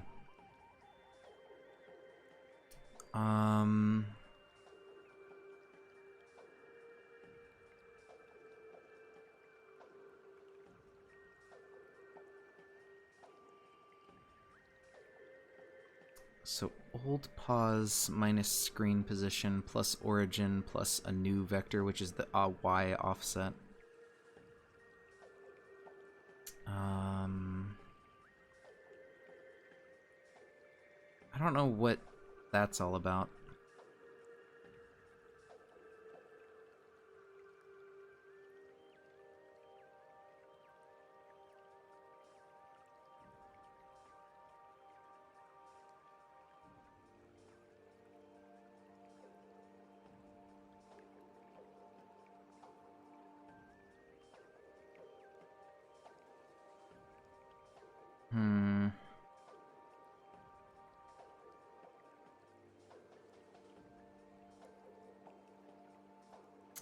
For a couple hours.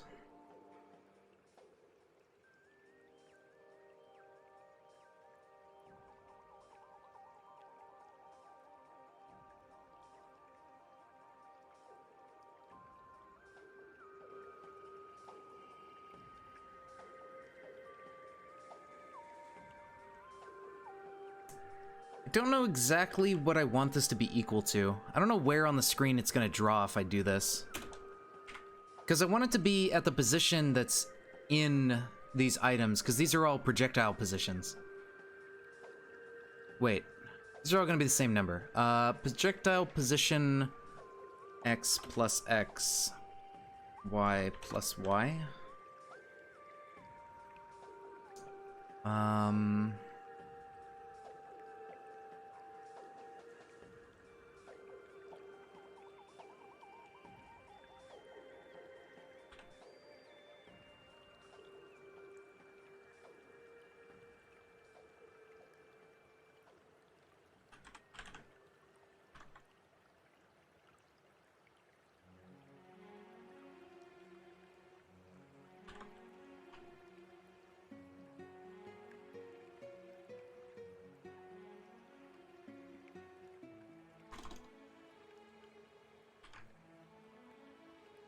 Yeah, probably.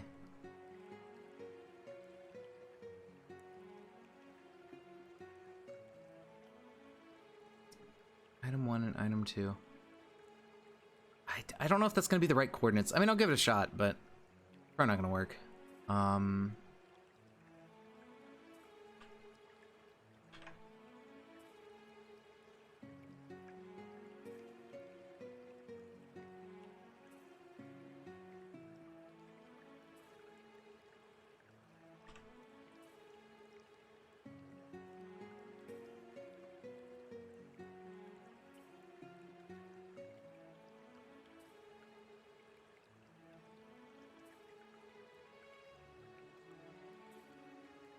So yeah, these are numbers divided by 16, so projectile position X, this goes from, it's not gonna go from negative, it's just gonna go from less than X to greater than X, but in tile coordinates. So we just wanna do X times 16 or something. X times 16. And then Y times 16.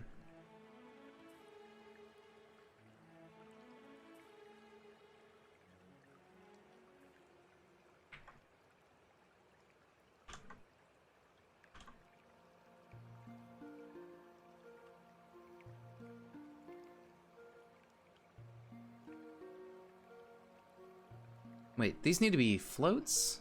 Oh, yeah, they're not.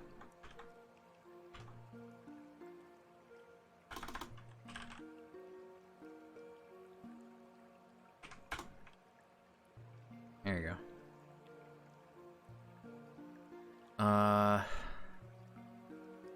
It's probably not gonna work, but let's try it.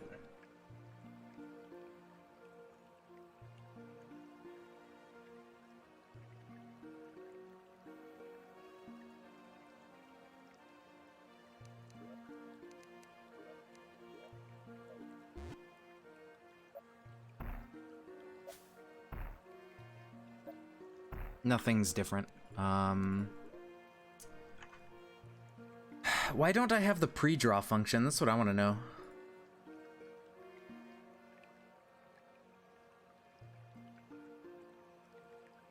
Doesn't make any sense.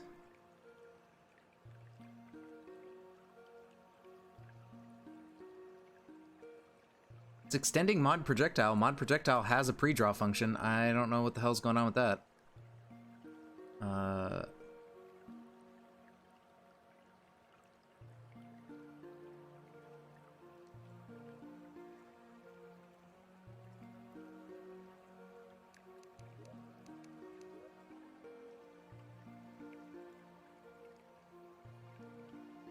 Oh, because it's void, not... Yeah. Bool.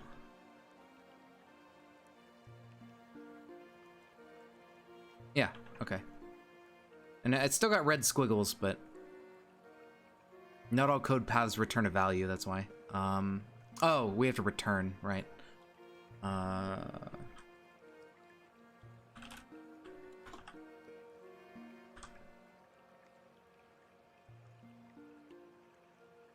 Yeah, okay.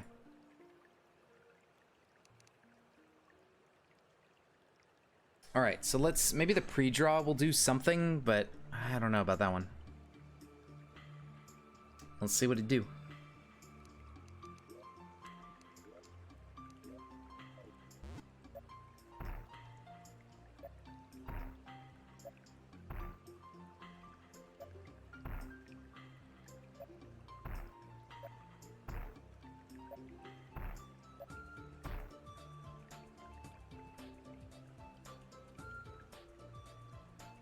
So nothing special is happening.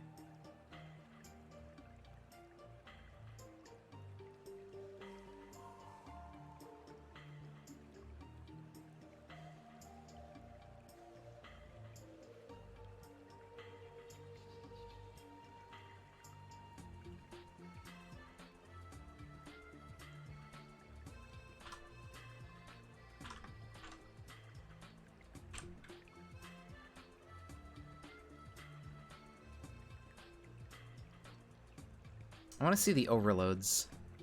How do I do that? Draw. So there's texture, position, and color. Okay, so if you pass it a vector, it just becomes a position to draw at instead of a destination rectangle. Okay, I mean, that works.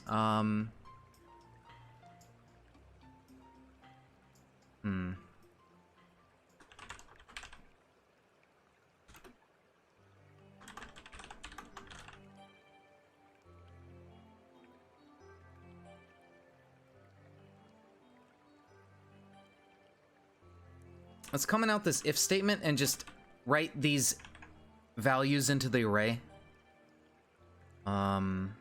Return false, I think it just doesn't draw the main sprite.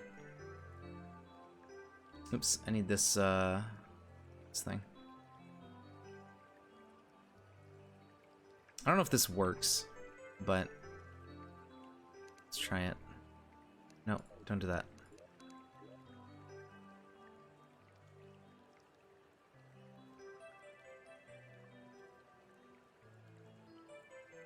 It's okay. We're trying to make bombs check for what's around them so they can blow up specific tiles. But it's not drawing what I want it to.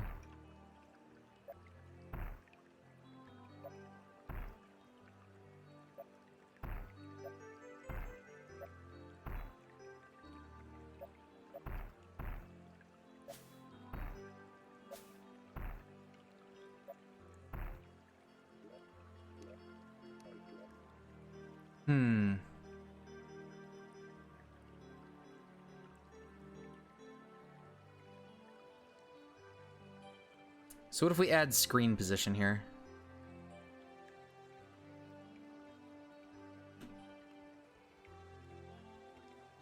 Draw origin was projectile texture, width, and height. So screen position plus the origin plus the offset, but then minus the position. So what if I do this?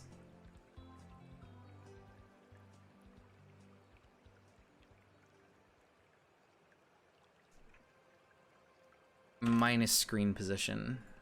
What does that do? Because it seems to take the projectile position minus the screen position to draw.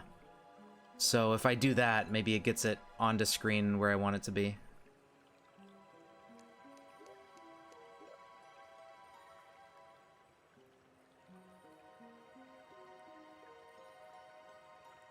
Right, yeah, that makes sense. Okay. Yeah. Because the screen position is also going to be in, like, world coordinates. I don't see shit. Alright. Maybe not. Fogue.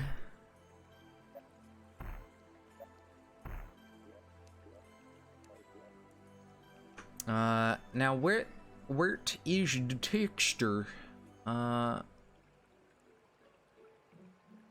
Maybe I can get it to print out pause at least. We can also do, we can print out the pause text. Actually uncomment this and then new text pause I.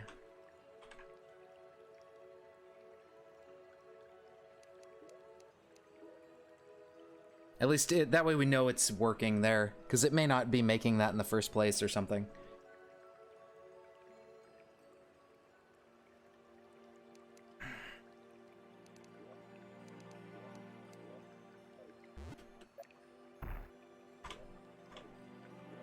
Why are there only 4 values here?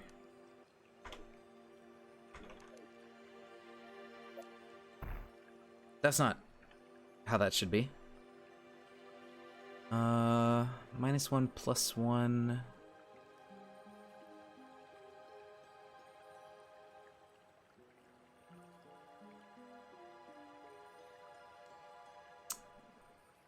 That should be 3 values.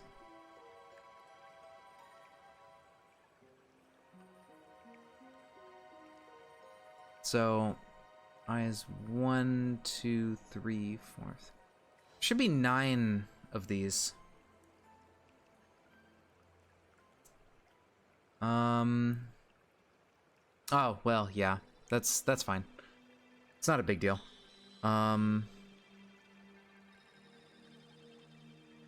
There ain't much going on anyways.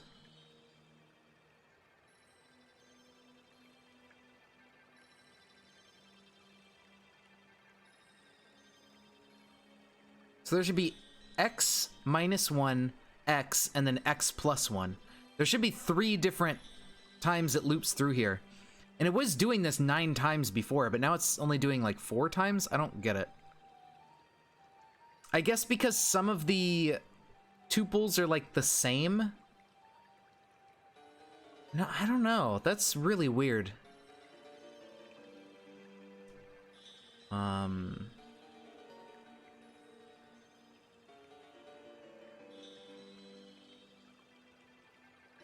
So let's just print out. Yeah, it's strange that there's only like 4 elements in this array. Or that this is only going through 4 times or something. That doesn't make any sense.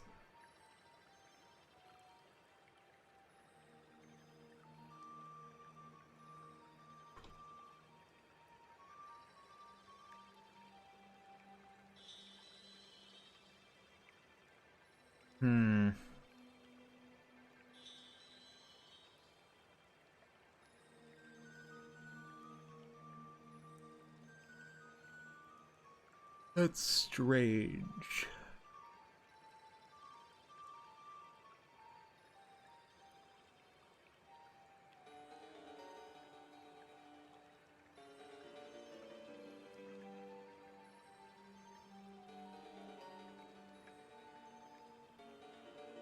Let's add another print.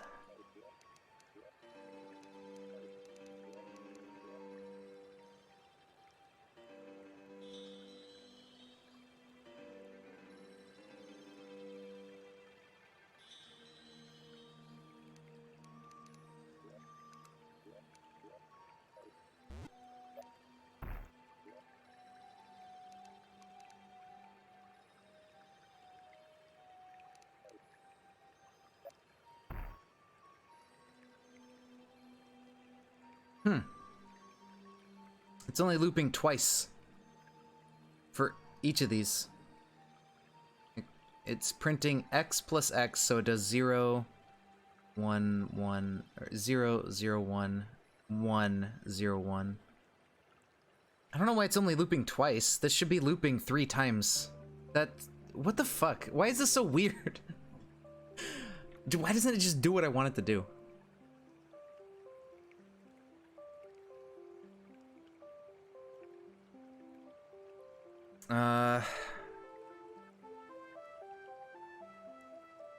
Like, min and max tile X should be 3 numbers apart.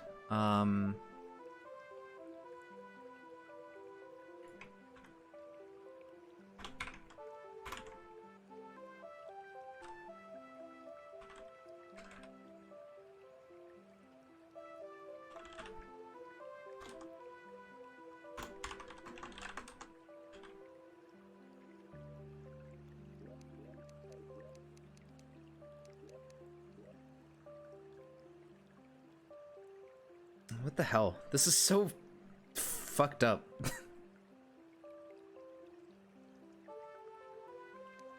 Alright. Why can't it just be normal? Why is the min 0 and the max 1? What?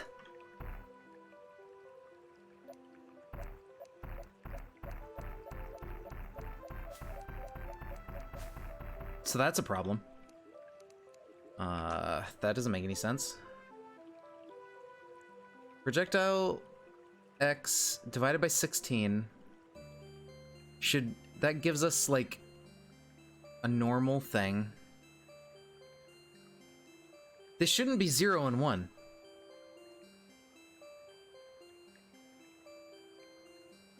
What?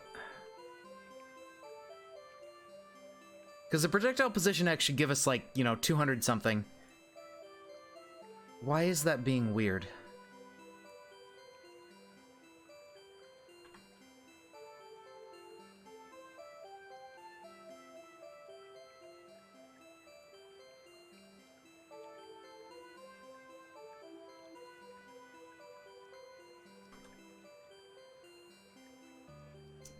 Well, I do set them here. They're set so they're around where the projectile is located in the world.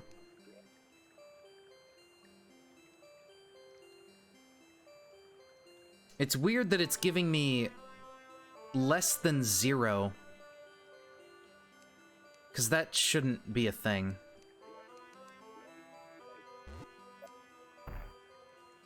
The pause is just 0. Why is that 0? What? When did that become 0? Who said you could be 0? Because we're doing it in the set default, that's why. Okay, these variables don't work very well when they're in the set default. How do I initialize these? Okay, so its position is just 0 in the set default. That kind of makes sense why it's messed up. It doesn't really have a position yet. So we have to do this somewhere else, but I don't want to do this more than once.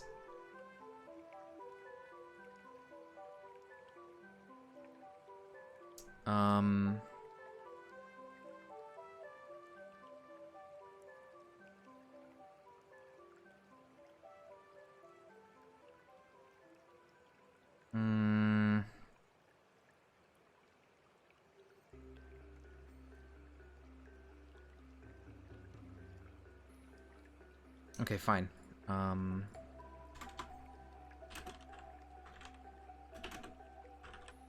just use a boolean to see if we've done it yet.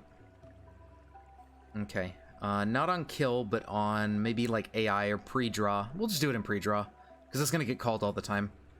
So if we haven't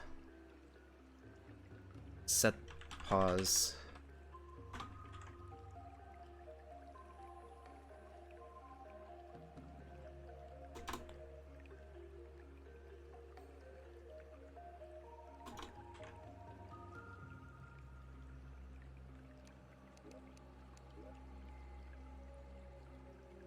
There you go. Fall asleep and listen to the sounds of this, like, water noise in the background of the music and have a dream about drowning or something. There you go. Oh, shit. Okay, it is working now, but it doesn't get the, it draws, like, the entire sort of thingamabob. It's also sort of offset from where I want it to be. Okay. This is progress. All right, so it gets the entire texture. We need a specific frame of the texture. And then there you go. So, okay, it is working how I wanted it to, basically. We just need to, like, modify it so the texture isn't like the entire thing and it's just like a specific frame out of that. I'm not 100% sure how to do that, but I'll figure it out somehow. I wonder if I can just load up a different texture. I don't know. But yeah, see, so the texture is this list of all the frames of animation. I need to get the frame, just one frame of the animation. I'm not 100% sure how to do that. Don't want to consume water? Well, then don't do it. Warhead. I wonder if I can load up a different sprite altogether, like some different texture.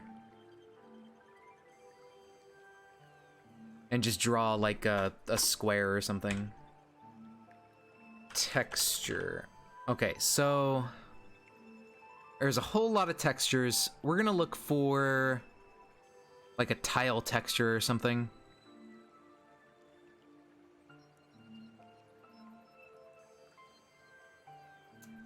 Tile texture, right?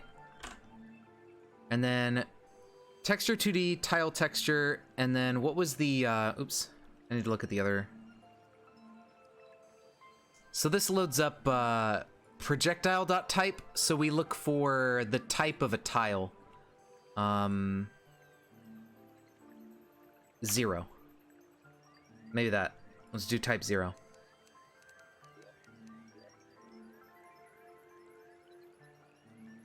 Okay, hopefully this draws me a little grid of things.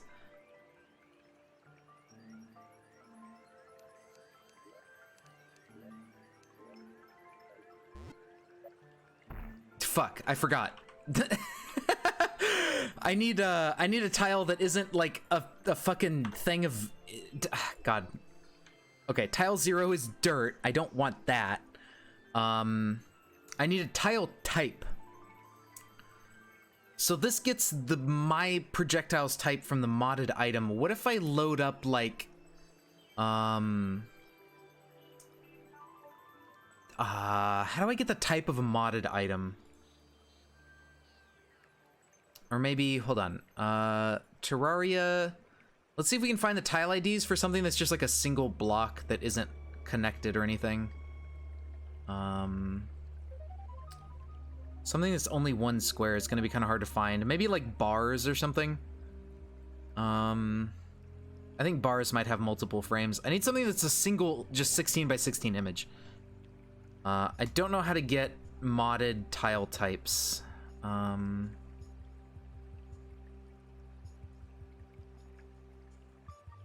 Tile ID.name or just number. Do not write tile ID.number.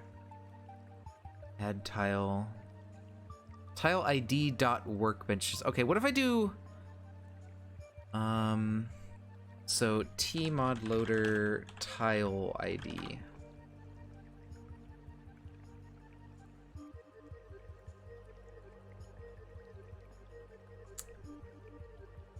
Tile ID for mod tile.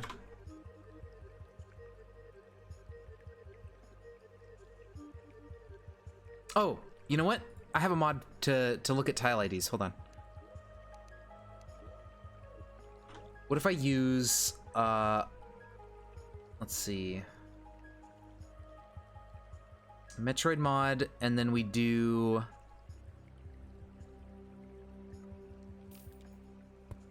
we get the tile ID of that. I think that's only a single dev info, bomb tile. Okay, well, what's the ID? That's what I want to know. It doesn't tell me the ID.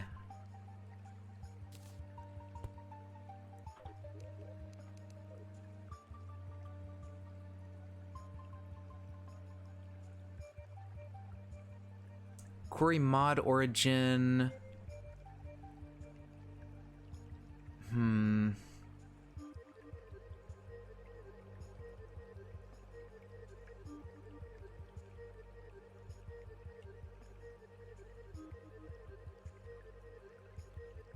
Okay, Terraria, find mod tile ID.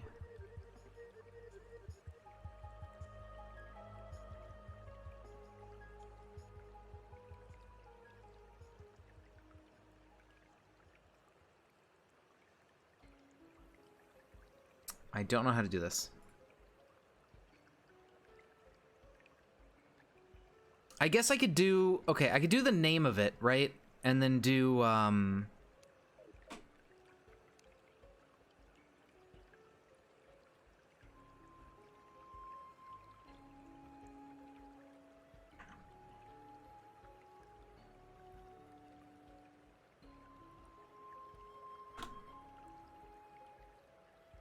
I can find tile IDs maybe by doing...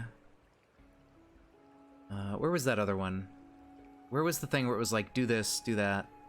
Oh shit, where was that? Oh, here. So tile ID dot the name of whatever. I don't know if that'll include modded names though. Tile ID dot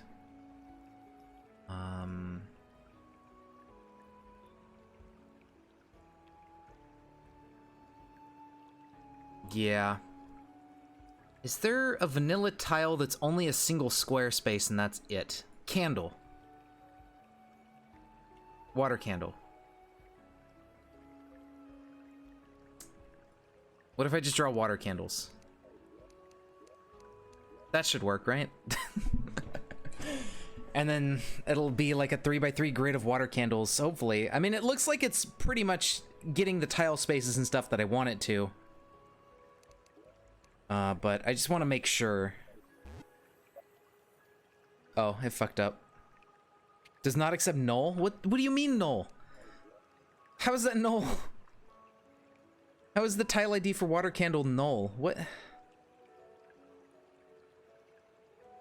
Or how is the texture null? 49.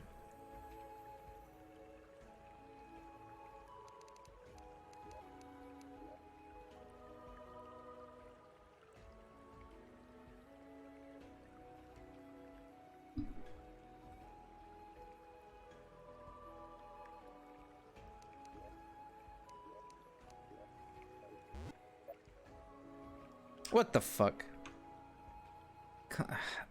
Why? How did you not find the water candle texture?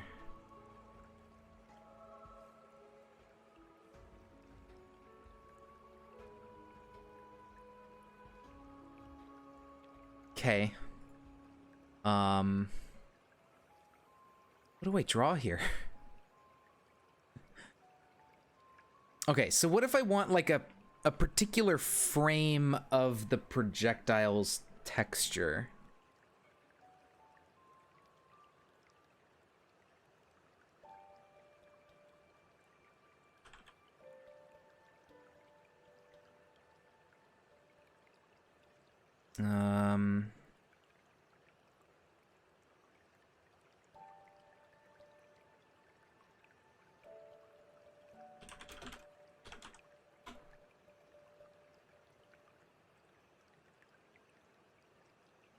Get the size, get the format, get the height, value indicates whether it's disposed.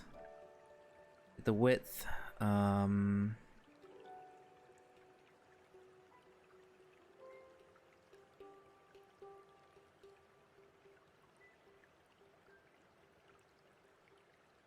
Okay.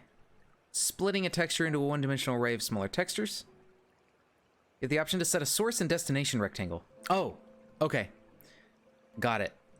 You'd have an array list, whatever. Okay, so we need to look at the draw function and we can like give it a source rectangle out of the original projectile texture. Okay. So this is the main texture, and then we need a source rectangle. So draw. We need to take a look at the draw function. Source rectangle. There we go. So we can do position and then source rectangle. Perfect. And then we need to give it a rectangle, which is X, Y, width, and height. So 0, 0, 16, 16. Rectangle S rect equals new rectangle 0, 0, 16, 16. And then we plop that in right here.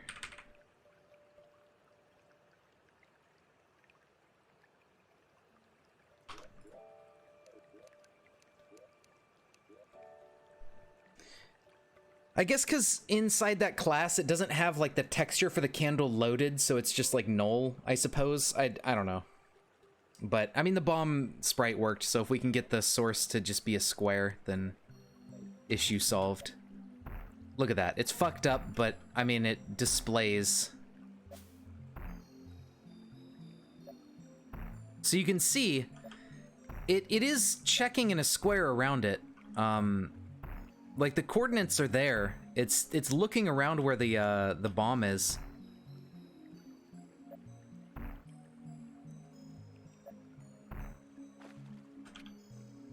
So that's working. I don't know why the graphics are all fucked up, but who cares? Oh, you know what? It's not 16 by 16, is it? How big is this thing? That's like 1, 2, 3, 4, 5 by 1, 2, 3, 4, 5. Oh, that's 5 by 5. I'm stupid.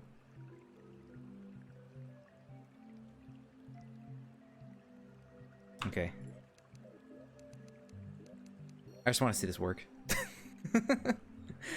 But, so it should be able to detect the tiles around it, but it's not, like, able to do that accurately. I don't know. It feels like it's not getting the correct information, even though everything looks correct. Okay, it must not be 5 by 5. Maybe it's like 5 by 6 or something, but it's whatever.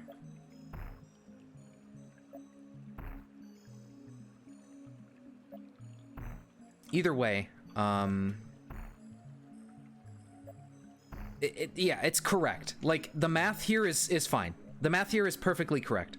So, the issue is that we need to find out if a tile is a bomb block, but there's no, like, there's no fucking way. I don't know how to do that. It's like, it's not returning the correct types or anything, so I don't know how to check if it's a bomb block, because nothing, it seems to match anything. I don't know. It doesn't make any sense.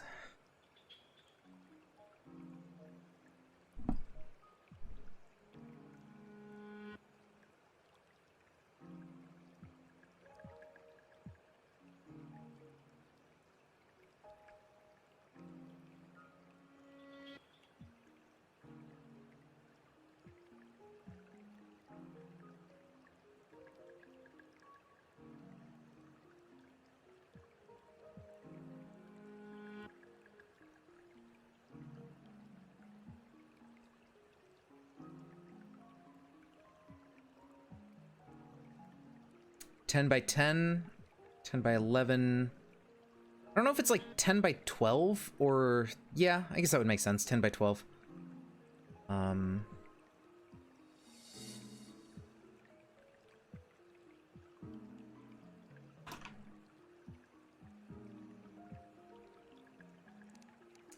But I'm just trying to think, like, why the tiles aren't returning the correct types when it tries to get the tile at that position.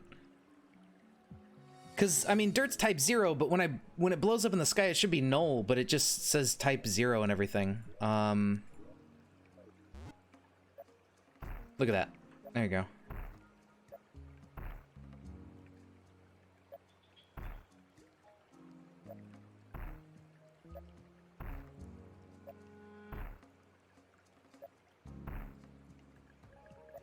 And then, like, over here, it was able to check, like, it returned some tree tiles. Also, over here, it doesn't quite do that correctly. I don't know. It's a bit weird.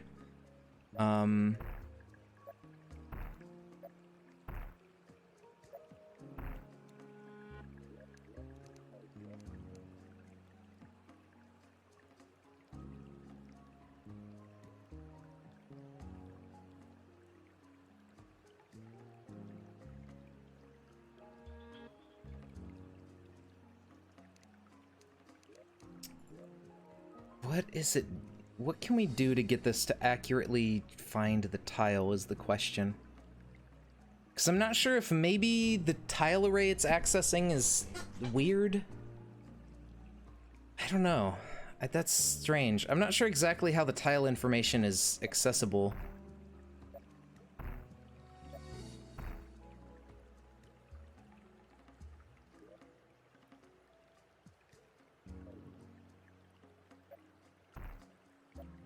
Yeah, see, it's doing what I want it to do.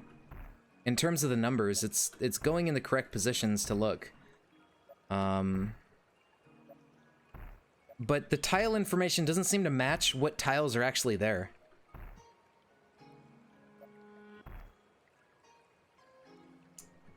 Alright, well. Let's see then. So on kill,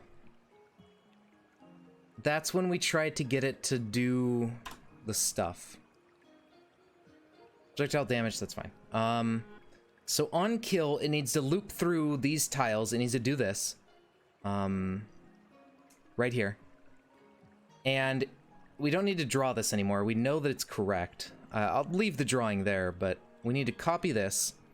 And when the projectile is killed, it needs to go through here, and it needs to check if something is the same type as the, as a bomb block.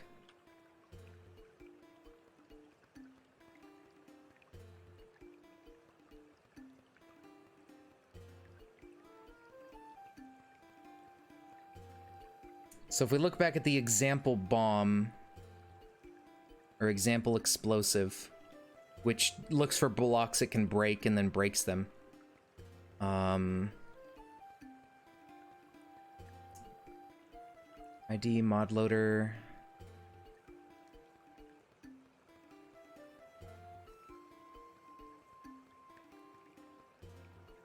Yeah, we got that, and that's fine.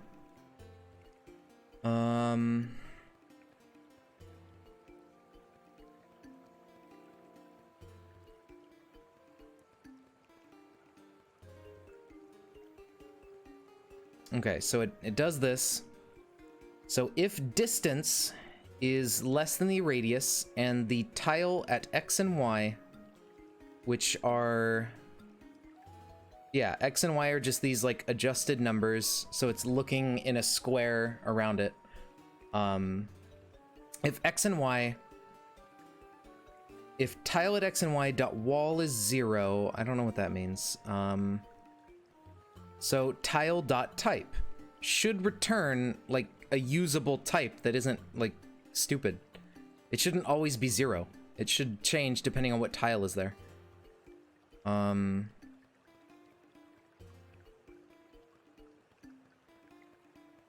I don't know how to check if it's my bomb block type that I create.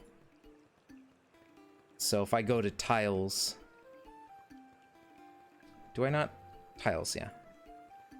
And then bomb block, and then I need to put in my code that I had from the other mod. So complement tiles bomb block.cs. Tiles bomb block.cs. Yes.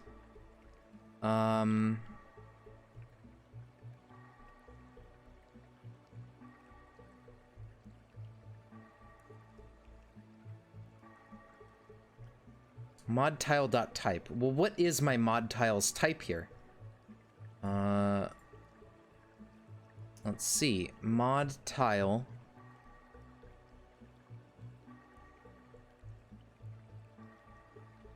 Type. The internal ID of this type of tile. So I guess I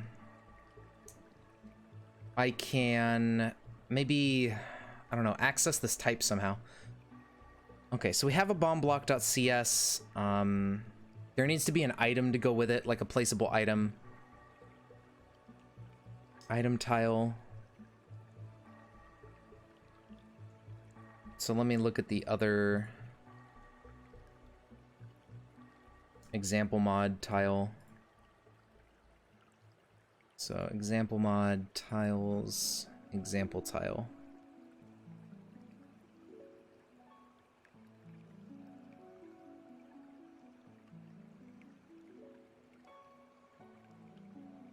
Or example block, rather. It just defines a drop item, which I don't really care about. So there's that, and then I think there is an item, and then placeable, and then example block. Yes, okay. So now we need an item, placeable or something.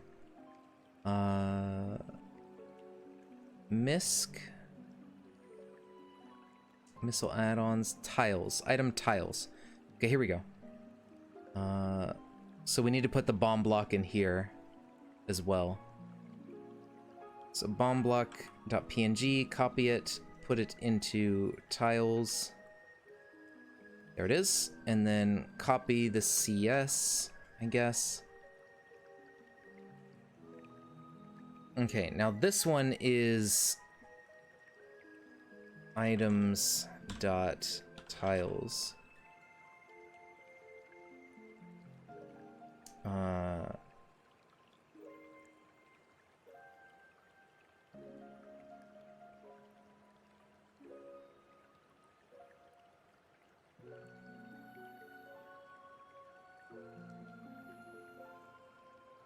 So we wanna set the defaults, and we don't care about recipes, and we don't care about extract ender use, so that's fine. So this we wanna set defaults, max stack, use turn, sure, and then tiles dot bomb block. What do you mean it doesn't exist in the current context? What are you talking about? You're fucking crazy, man. you don't know what you're going on about. And then we need to change this to Metroid mod.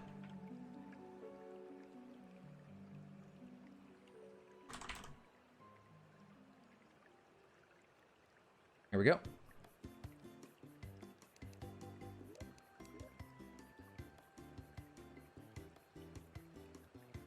Oh, I fucked something up.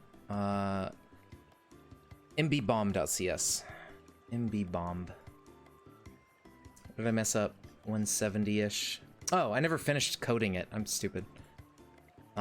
So if main.tile at x and y. No, those are the wrong positions.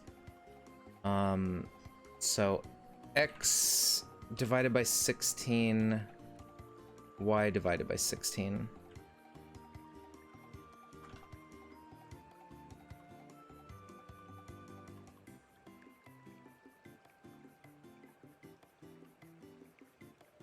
If tile.type is equal to tile ID bomb block.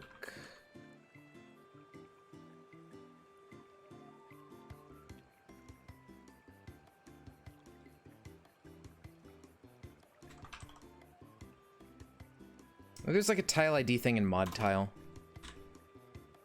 No. How the hell do I figure out what the tile is? Oh no.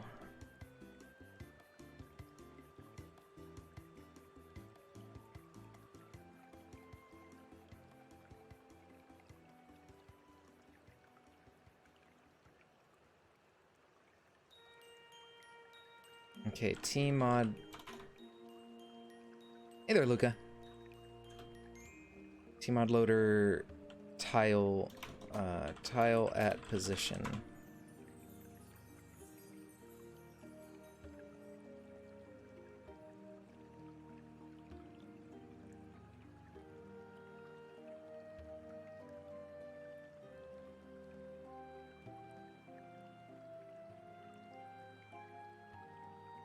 I'm gonna copy this code to see the tile under the cursor, and then print that to the thing, you know, do whatever, do stuff. So that's fine. But what I want to do is on pre-draw. Well, I probably want this code to go somewhere else, but let me see.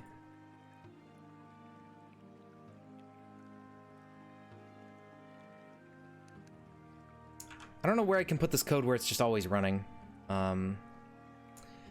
Terraria stuff for the Metroid mod. I'm trying to make a bomb block that actually works, but I have to figure some stuff out before I can make it work, because I don't know how Terraria and tmod loader do their things.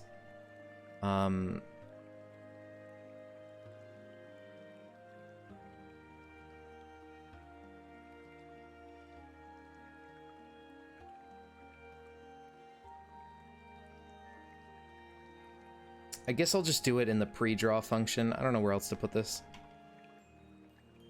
So get the tile under the cursor and then print to the... Did I delete all my print statements? How do I print again?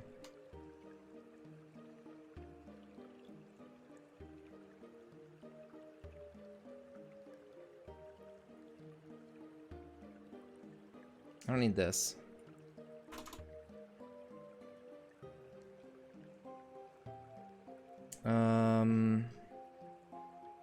It's like create message or something. Oh shit. I forgot. New text. There we go. A string, a color, and false.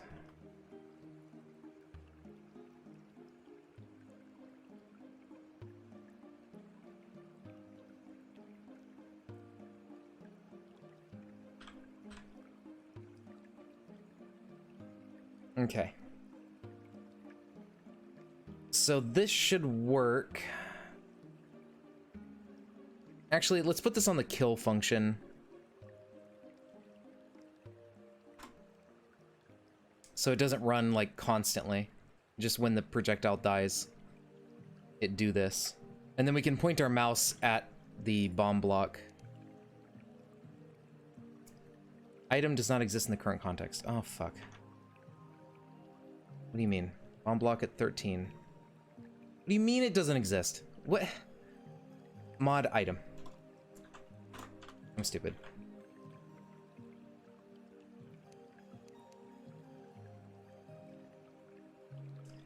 Alright, so we should have at least a placeable bomb block that probably just doesn't do anything. And then we can hopefully point our mouse at it and get some info about it. You won't really be able to see the text because it's behind my face, but this should hopefully work.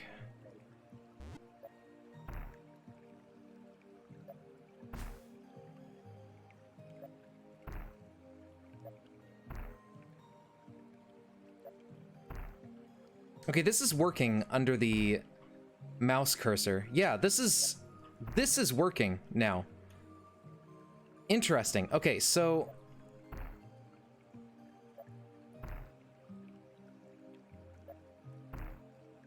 type 536. I think that's what that one is. Let me go to the item browser. Oh shit, there he is.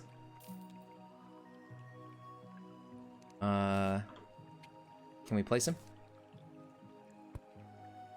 Wow, he's fucking broken. Cool. And he doesn't drop an item, right? Because I didn't set that. Why is he broken? Save and exit. Let's go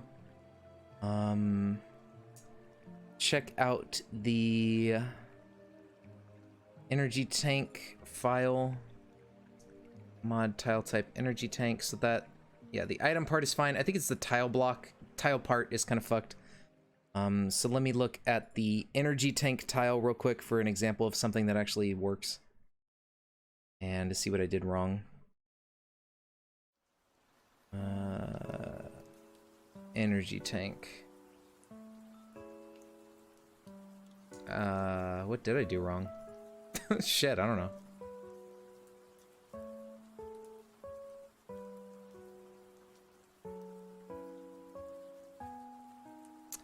I never stopped being live, so I dropped a bunch of frames apparently. Sorry, I didn't even notice. It looks like my internet might have screwed up. It looks like it dropped 13,000 frames at some point. So, I don't know if I went unlive for a while. I've been like focused on this. Okay, so bomb block, item. These are extending item tile, which makes sense. So let me just look at like a different tile. Chosite ore tile. That'd be a better example than the energy tank.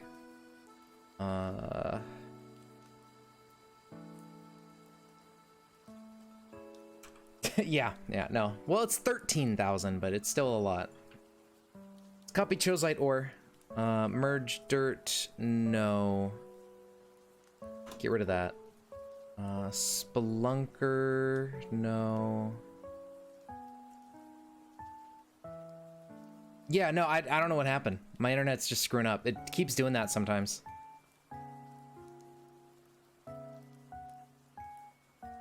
No drop. Don't drop an item. Don't create a map entry, I think.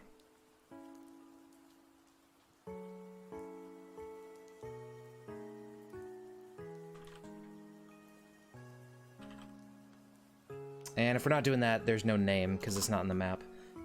Dust type I don't really care about. Extends montage. I mean, it should be fine.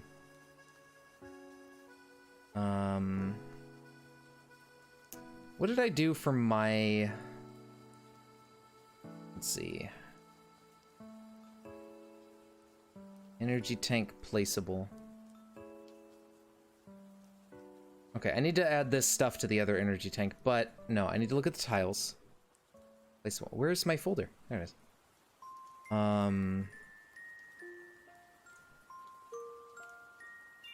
Tile frame important, solid, block light, lighted. Okay, the style 1x1 maybe I want. This might make it visible. Bomb block. Okay, energy tank.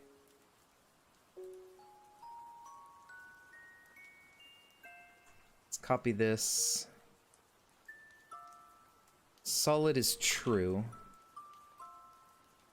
Frame important, I don't know what that is, but we'll set it to true. I don't want a map entry name. Okay. So let's see if that works. I don't really care about the dust type. I just want this to display properly. That's not how you speak words. Display properly. If I can say my L's.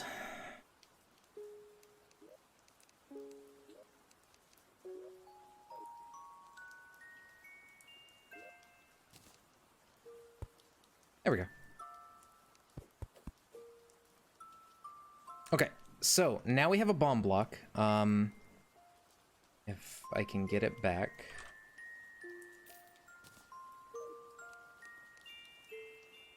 Okay.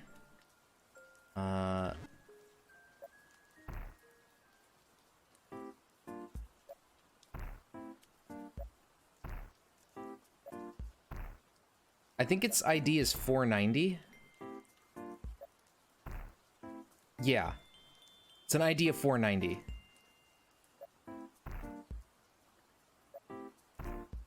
Okay. So there we go. We have it. Tile ID 490. So, Morph Ball Bomb. If tile main.tile at x and y dot type is equal to 490.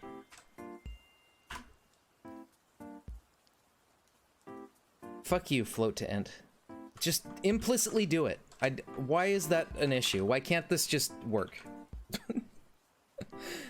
These don't even need to be floats then. Oh wait, maybe no, they do, because this is floats from that. I don't fucking know. Here, hold on. Put the float in. Put the int. Put the float.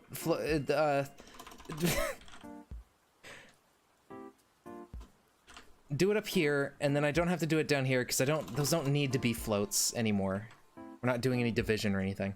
So if type is 490, fucking, I don't know, kill the tile or something. Delete it forever, I guess. I don't know. If tile.type is 490, let's see, can we access like a custom field of this tile? So here's the tile. I don't care about this one. I don't care about you.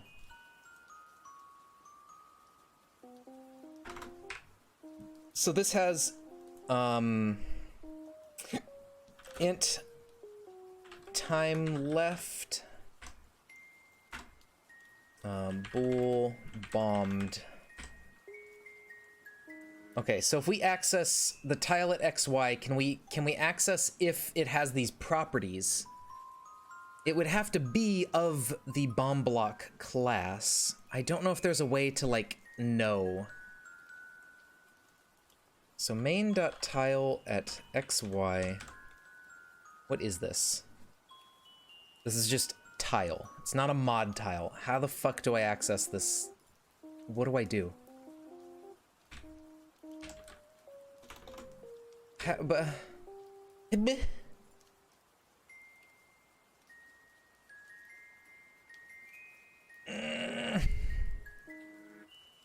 I must use my brain. I can't. What do I do with this? Is this not... I mean, it has a type. But how do I access its, like, member stuff and this stuff? How do I do this? How do?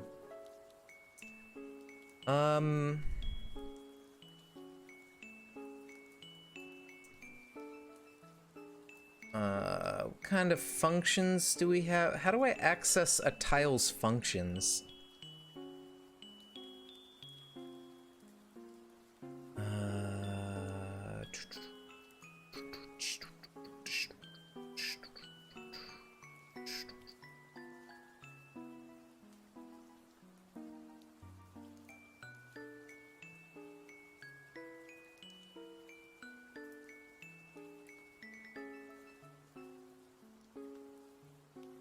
Can I access, like, tile solid?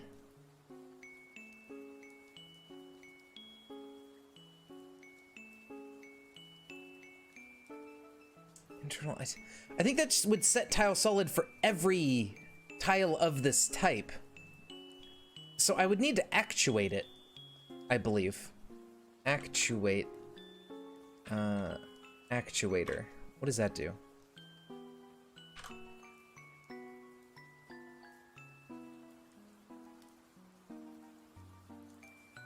What?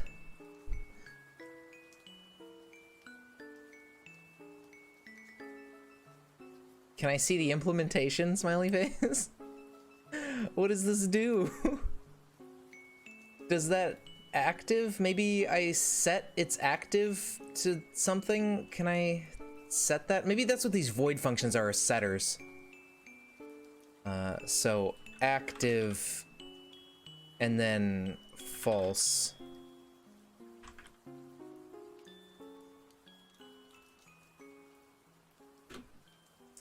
Yeah. Save and exit. Rebuild. Hopefully I didn't bungle it up. What time is it? It's fucking 2 a.m. Jeez. I have homework I need to do tomorrow, but thankfully it's due Sunday, so I have all day to do it, so that's not a big deal. Yeah, I'll be fine. It doesn't really matter. Okay, so single player testing, blah blah blah. Morph ball, put a bomb. Okay, outside of the array, so something tried to happen. That's for sure. Index outside of the array, so client log, something fucked up, and I assume it's the type, like, or getting the tile here, because that's what was fucking up last time. It's just, yeah, index outside of the bounds of the array at 161. Wait, what? At MB bomb CS line 161. Wait, excuse me? That's not, what? That's not an array. You crazy. This game is fucking stupid. Why does this not work here, but it works like here? This doesn't make any sense. Why? What do you mean line 161? That's not a line that does anything. I guess that's technically the line of the function, so at kill, at all of this stuff, that doesn't help me one bit.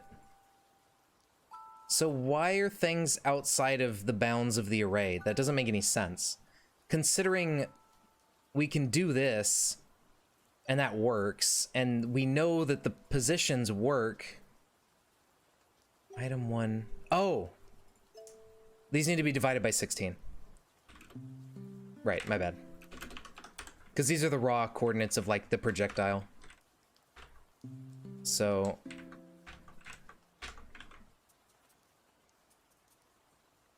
I think.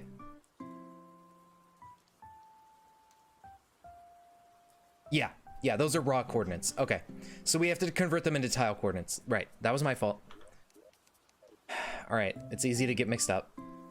Okay, so we convert them to tile coordinates, pass them in, and then it should be able to check for the tile being a bomb, and it should make it not active, which I don't know if that is like actuated or what that is. But we're about to find out. Oh my god, it disappeared. Holy shit. Whoa, dude, it fucking did something. Oh my god. Hold on. Go back in the world. Mechanical display forced, actuators bright. It's just gone.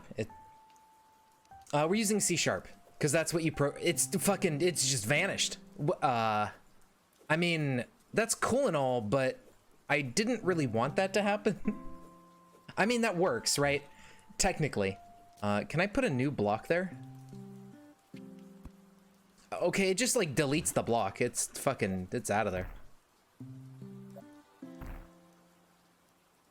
Well, that kind of does what I want it to do.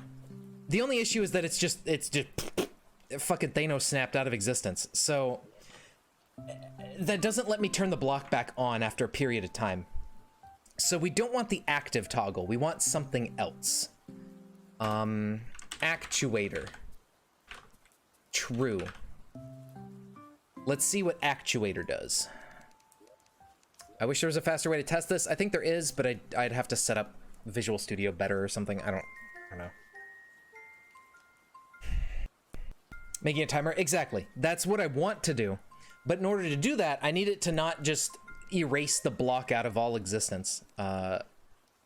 So let's see if it actuates, because if it actuates, that would work. And then we could set up a thing where when it's actuated, it's invisible. Did that just put an actuator on it?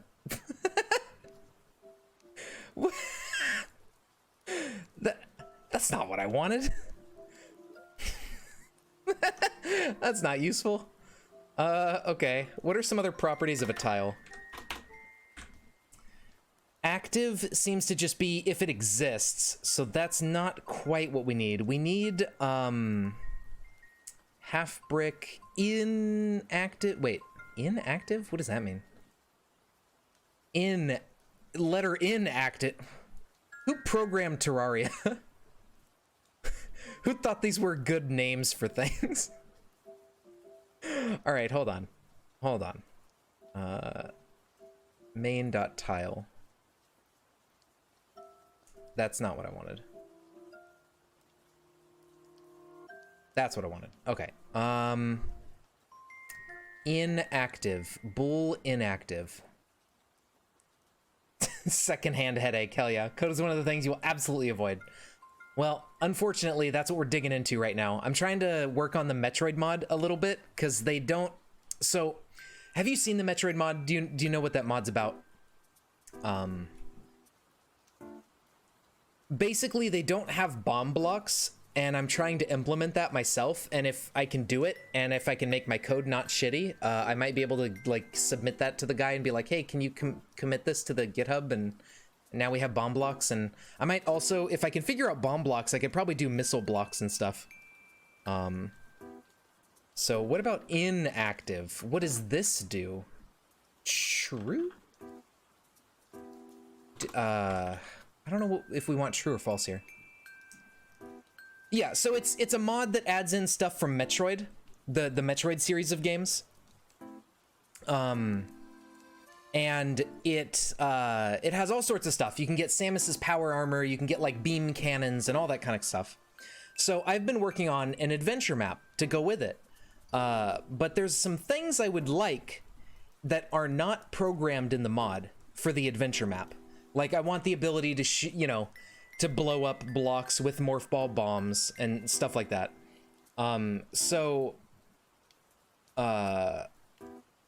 What I'm doing is trying to implement that myself because I know how to code, and I figure if I just do it, then problem solved, and that gives me what I want. Oh, okay, that actuates it. So let me remove this block. There's an actuator there now. That's just there. All right, that's just gonna be there until the end of time. I don't know how to remove an actuator. Is it actuator cutter? Yeah, okay.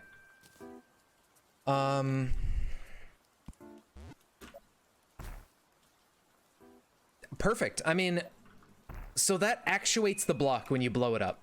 Now, what I can do is I can go to the code for the block, and then I can go into public override. I can override the Boolean for pre-draw. Oh, it auto-filled it out for me. Wow, that was really fast that it did that. So I don't want to return base pre-draw. Don't do that. Return true. Unless if tile dot no. Does the I need to access the inactive property here of itself. I don't know how to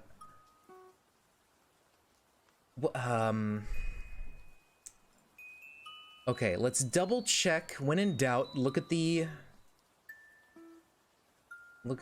documentation. Is there a property that contains the tile data for this tile?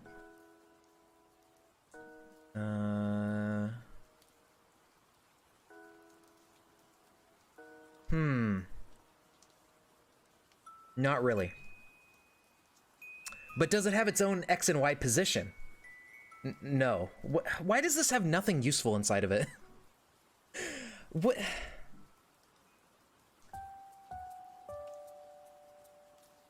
This class represents the type of tile that can be added by a mod. Only one instance will ever exist for each type of tile that is added. Any hooks that are called will be called by the instance corresponding to the type. It's to prevent the game from using a massive amount of memory storing tile instances. Yeah, that's fair. The instance corresponding to the tile type. So we need the tile instance to check. I don't think I can get the tile to do that. Is locked chest. Is there a function here that like checks if it's actuated? Animate tile, add to array. Animate, auto load, auto select. Can explode, can kill, can place. Create dust, danger sense, so it highlighted with the danger sense buff. Drop is just when you break the tile, what item it drops. Hey there, Tev. How's it going? Drop critter chance, floor visuals, get map option, has smart interact, has walk dust, is locked chest, kill multi-tile, kill sound, kill tile. Mousing over it, nearby effects. Nice, nice. It's getting late for me, but I'm just kind of chilling and messing around with Terraria. Doing a program. Or at least attempting to. I don't know how to get... This doesn't seem to carry info about itself. An array of the ideas of tiles that this tile can be considered as when looking for crafting stations. Kinda. Right now I'm working on the mod portion of it, where I'm trying to edit the Metroid mod. Because there are some things I wanted to add. The internal ID of this type of tile.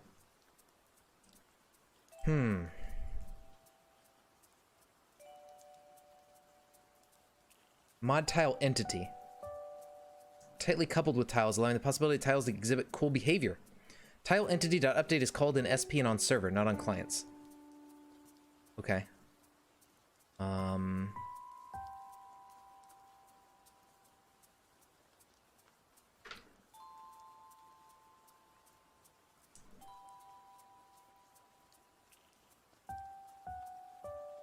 No coordinates for you.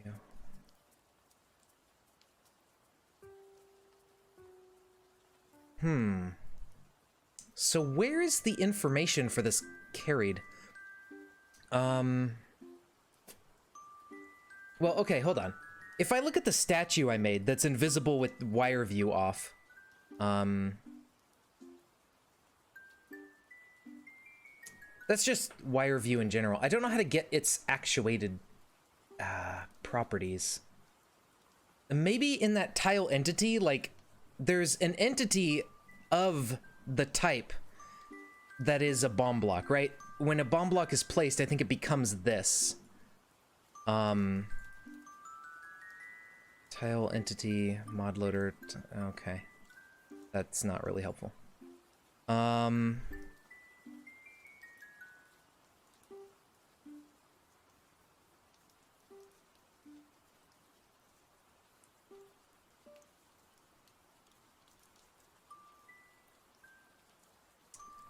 I think this is what I need to do, but it doesn't seem to carry the information I need from it.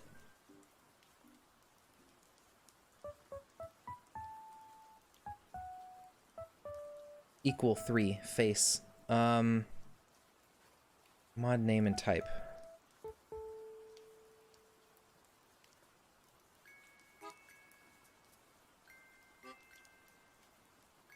So the tile itself doesn't carry this information.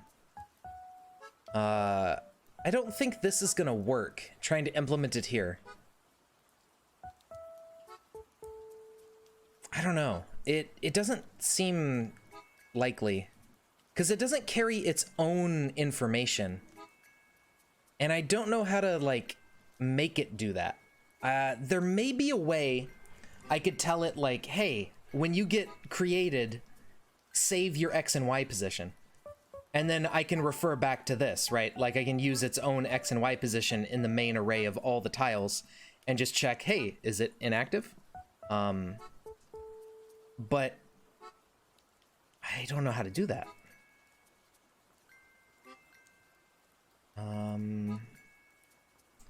Tmod loader, check if tile actuated.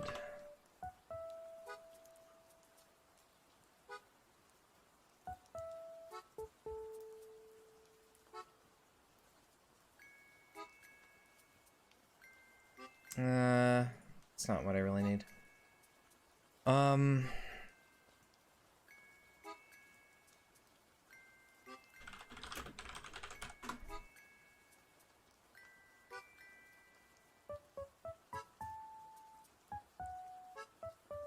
What is this? Coordinates. Oh. Okay. Well, that, yeah, I don't really care.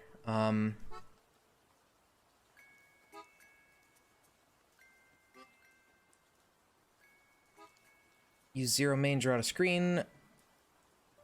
Ew, off-screen range in your code, and add 0 to all calls to sprite batch draw. The reason is to accommodate the shift in drawing coordinates that occurs when using the different lighting modes. Interesting.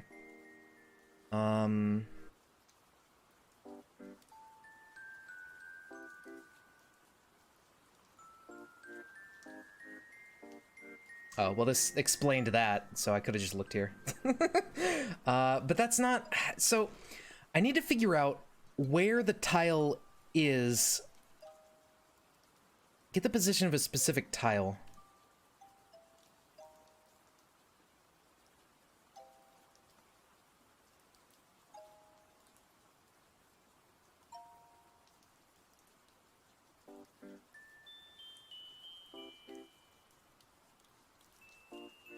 Yeah, see, that's...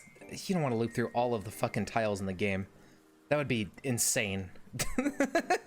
That'd be fucking ridiculous. I mean, I want, like, when it's placed, to save the information of where it is. Find. I and J. Returns the ID of this kind of tile entity at the given coordinates. Contains key, tile entity by position. I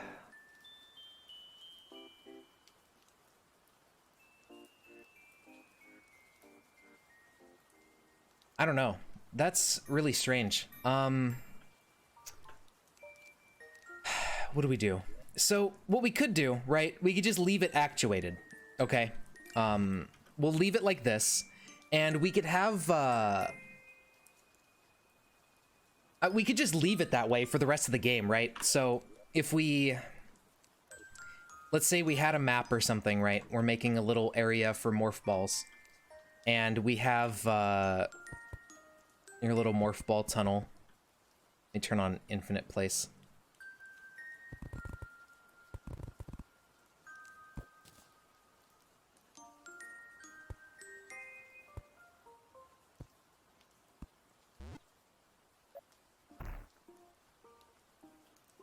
So we could just permanently, like, as soon as when the player bombs a morph ball block, it goes away, and it doesn't come back. It just stays actuated.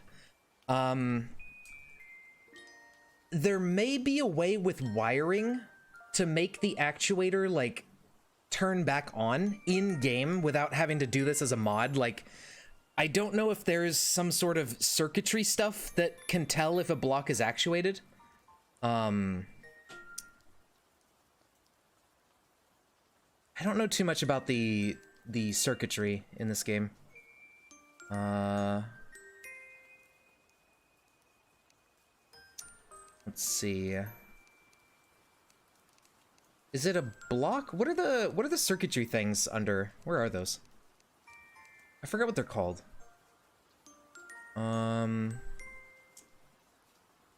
Those are in this version, right? Let's see. Terraria circuitry. Wiring. Sensors. Okay, so there's liquid sensors, player sensors. Timers when activated. Logic gates. Is there anything that can determine the state of an actuator? Hoik engines. That's cool. Timers often backfire into a mechanism created diode. Wiring function which only works in one direction. Well, that's cool.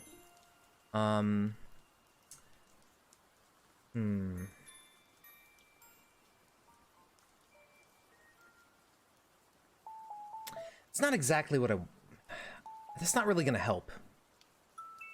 Because it doesn't seem like there's really anything that, oh god, my hair's stuck. There's not really anything that, like, figures out if something has been toggled, you know? It would be nice.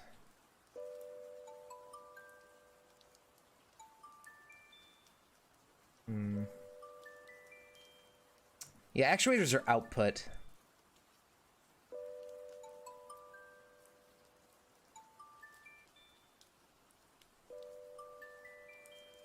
But there's nothing that really reads the state of an actuator, is there?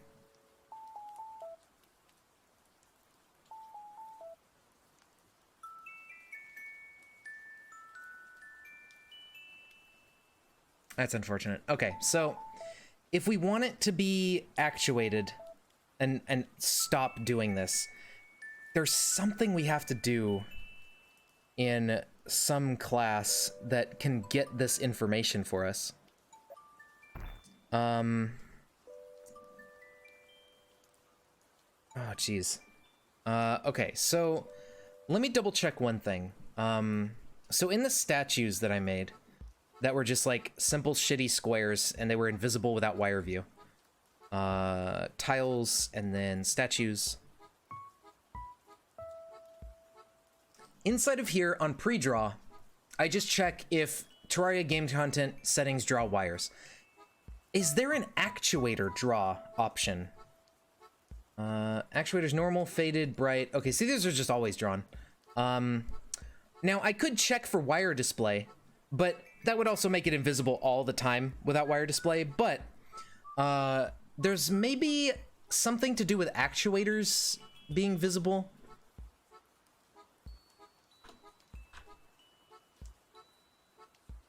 Why is this not, like, auto-completing? Hello? Does this not know what's going on here?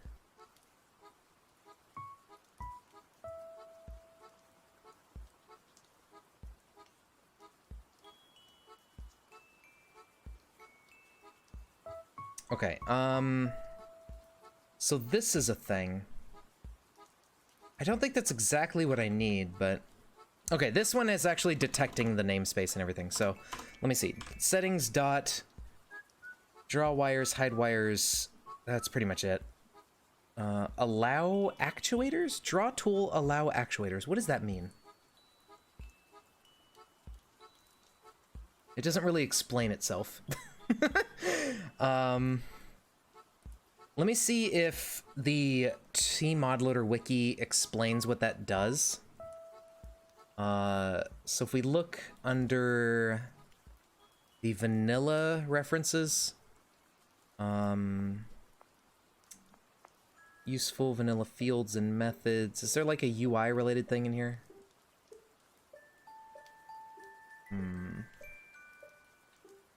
Not really.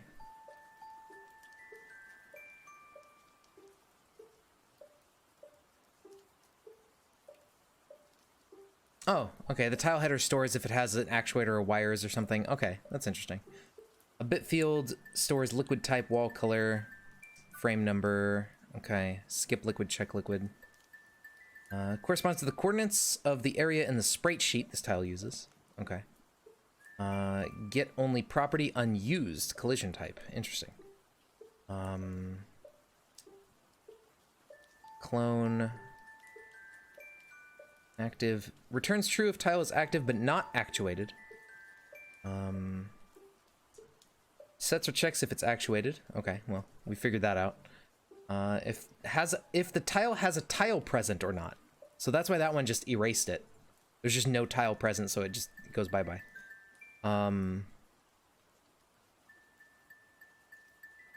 Sets or checks presence of actuator on tile.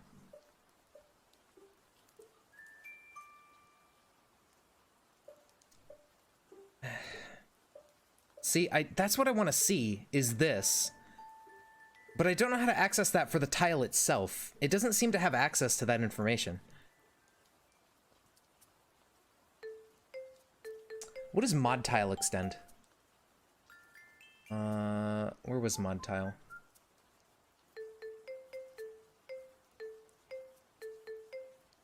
Where's the code for this? modtile.cs. So mod tile does not extend anything whatsoever. Okay, never mind. Why not?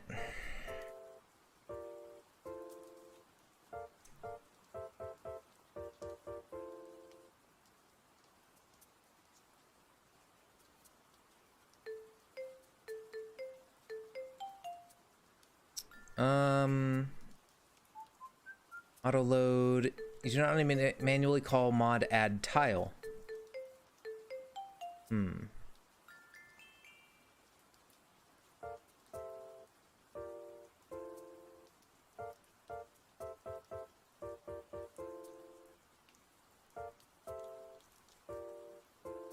How am I gonna do this? Place in world. Let's need to do something when the tile is placed. Oh shit! Yo! All right, there it is. Never mind. I just didn't see that. All right, cool, perfect. So, yeah, that's wonderful. So bombed equals false and time left. Okay, no, I should do this in set defaults. Bombed equals false and time left equals, I don't know, like, I don't know exactly what the time steps are in, but what if we put like 60 or something? Let's assume it's in maybe frames or something like that. Okay, so what we can do, if bombed, return false. So now if it's bombed, don't draw it. Otherwise, draw it. That's easy peasy. That's fine. Then we could do public override on what's place in world.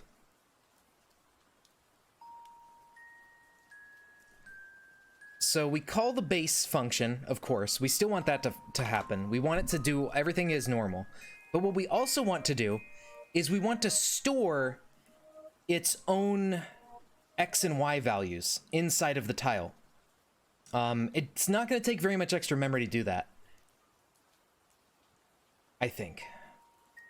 Well, yeah, because we need to check if it's actuated, because that's what bombed is equal to.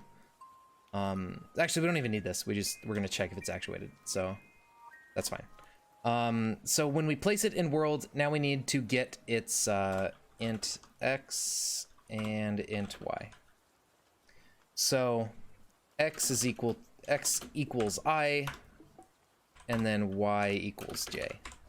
So now we get its own coordinates, and then if main.tile at X and Y dot is, no, actuator, is that the one?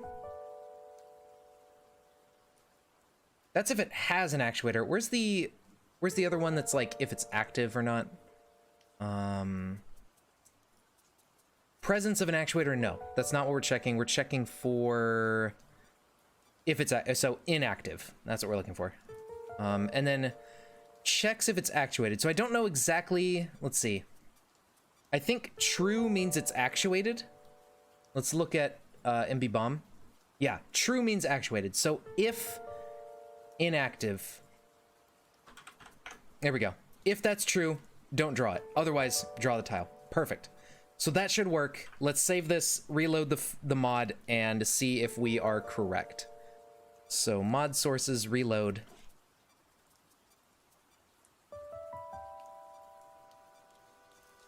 Oh.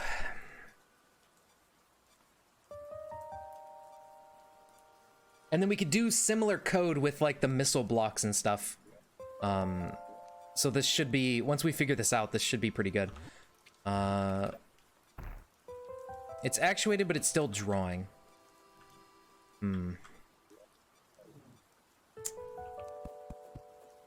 Maybe I did it wrong. Oh. But then all of them go away. Regardless of if they're actuated or not.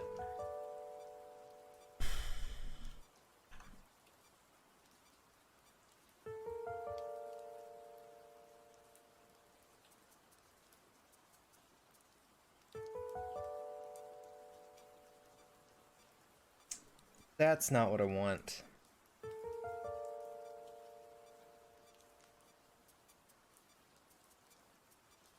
Item used to place the tile. Do something when the tile is placed. Called on the local client in single player. Place in world.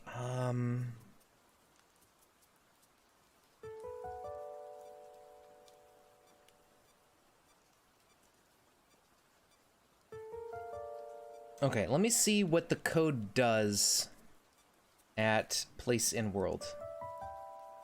Mod tile CS. Oh, it does literally nothing. It's just empty. When is this called is the question. I don't know where this runs.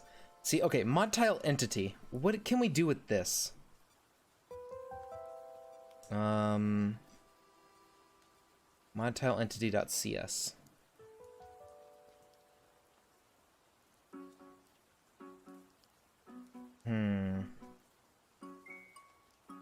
Returns the number of modded tile entities that exist in the world currently being played.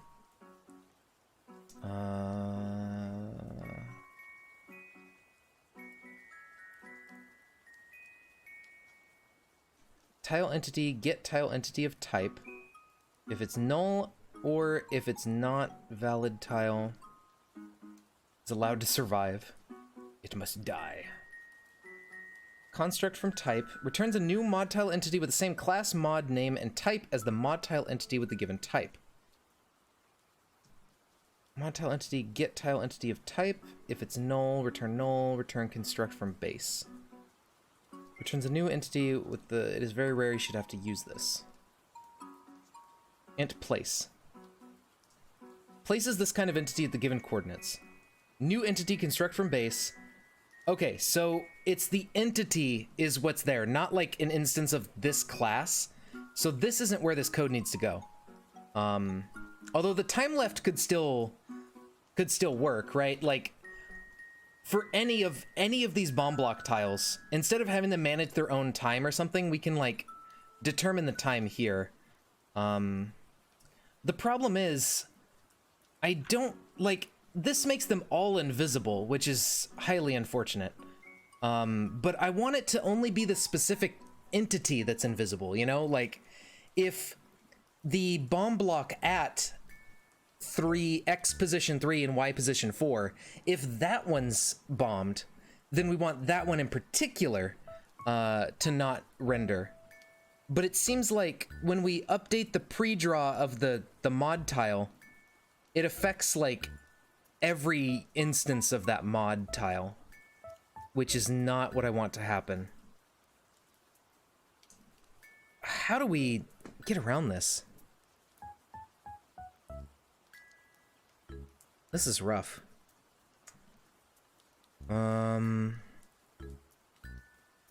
Hook after placement. This method does not get called by tModLoader. It's only included for convenience. What? Okay. At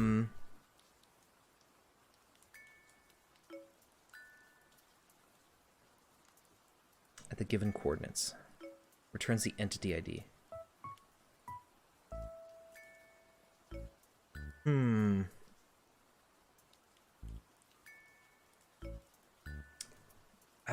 So if we get the entity ID of the tile at the position when it's placed, right, we will have those values. And then we have that entity ID, and then what we can do is something.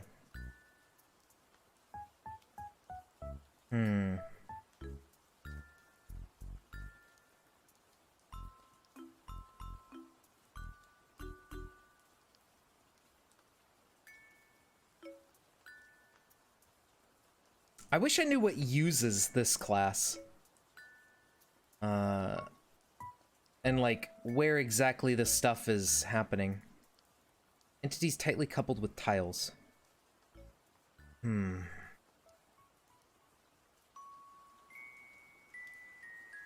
Okay, so what if, right?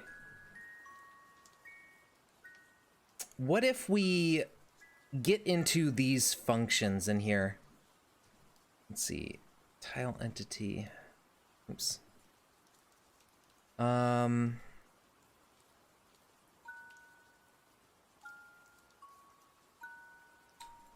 So if we look at Terraria's inbuilt, let's see, Terraria, that's not how you spell Terraria. It's in the, I think it's in the data structures, or the, no, not ModLoader.io. So it's got to be in Terraria data structures, there's a tile entity thing. Using Terraria data structures. And then tile entity.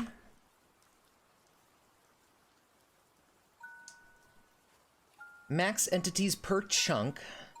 You've got by ID, by position, next ID, ID, position, and type. You've got a constructor. Update start, update end, place entity, assign new ID, clear init all, place entity net, read, update start, update end, write, read extra data, update, write extra data.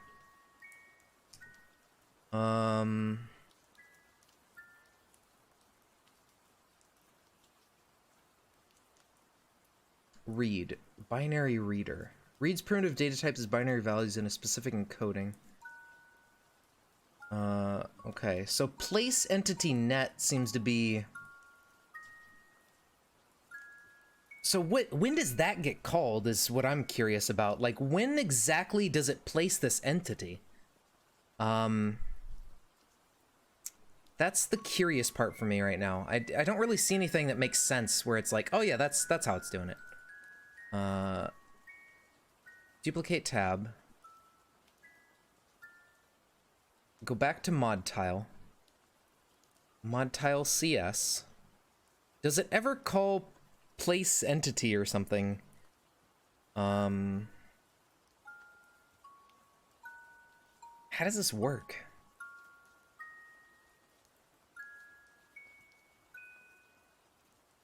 Because there's this like empty function place in world. And I don't know. Oof, itchy nose.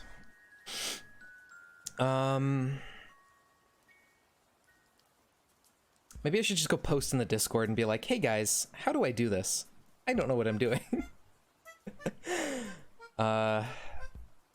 Allows you to do something when that tile is placed. So when it's placed, that must be when it makes an entity, right? Like when it places the tile, it has to make a new entity of that tile. Otherwise, it wouldn't do anything.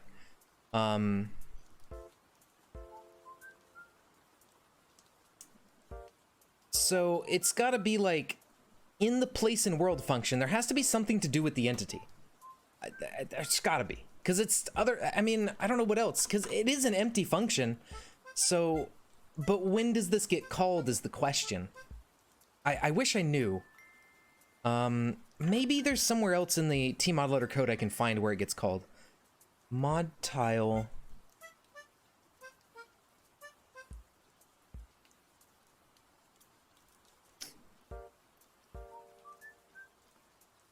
Mod item.cs.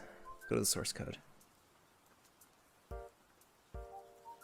Maybe this calls like the place, something like new instance. Can use. There may be something that happens when you place a tile from the item, because you place tiles from the item, not from like the tile. So, poster on world.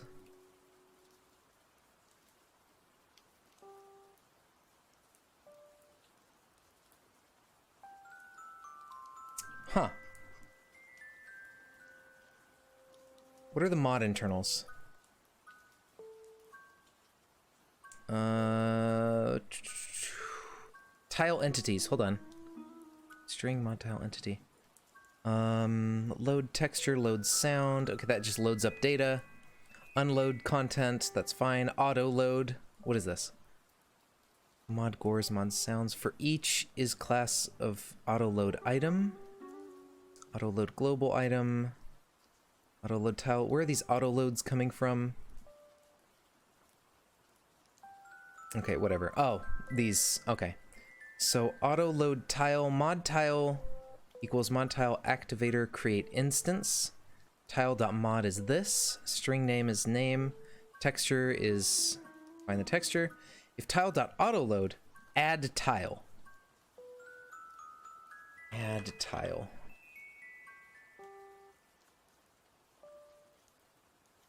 Well, where is this function? Add tile.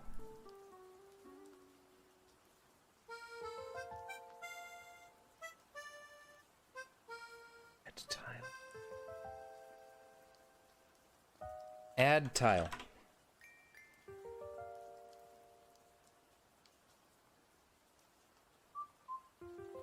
Oh, it's just add tile. Okay. Okay, so this adds it to the game. This doesn't like... This is adding it to sort of the information that loads up when you first launch the game and it starts adding everything and doing all that. So that's not like during gameplay. Mod hooks. What does hooks do? Update music. Update UI.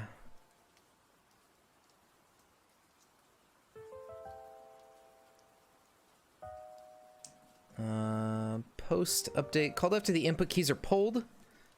Draw interface. Yeah. Modify sunlight color. Not what we're looking for. Update entities. Do something before anything in the world gets updated. Called after UI update. No. Hijack get data. Nice. Good function. Mod content. No, that's just like data and stuff for the mod. Global tile. Hold on. Terraria mod loader global tile. Auto load, set defaults, drop, can kill, pre-draw, post draw, special draw.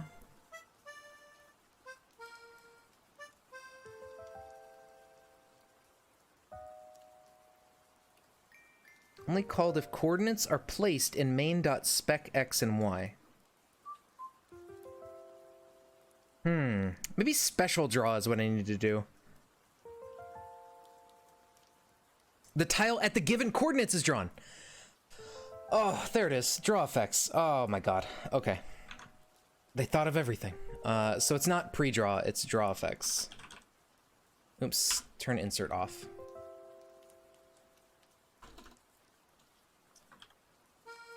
Void draw effects.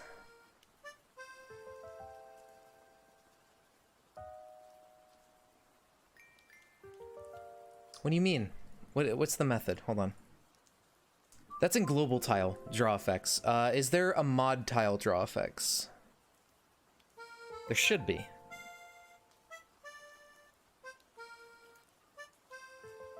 Yes. Virtual void draw effects. Stuff happen whenever the tile at the given coordinates is drawn.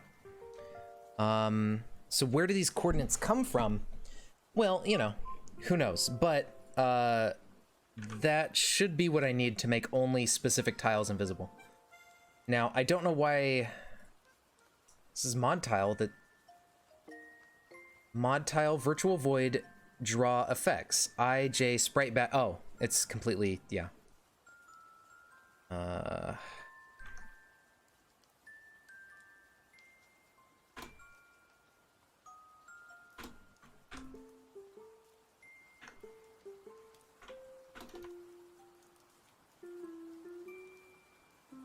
I gotta copy the, these bad boys. And then plop them in there. Okay. We're on to something. If the tile at I and J is inactive, do jack shit. Otherwise, base.draw effects. I don't know if that's gonna skip drawing it.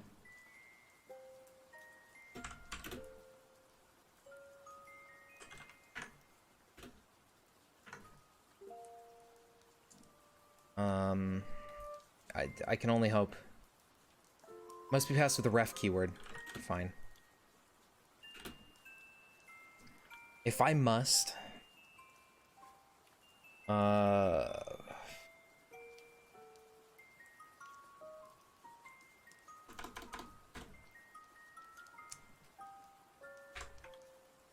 Okay.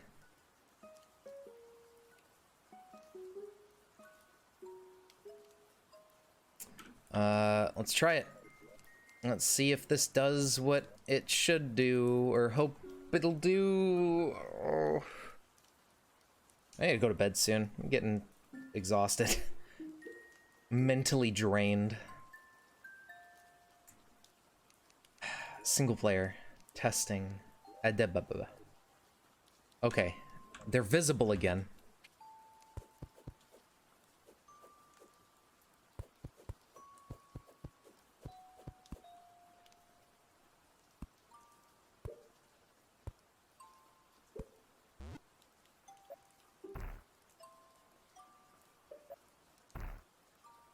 Holy shit, it did jack shit. Okay, so, right.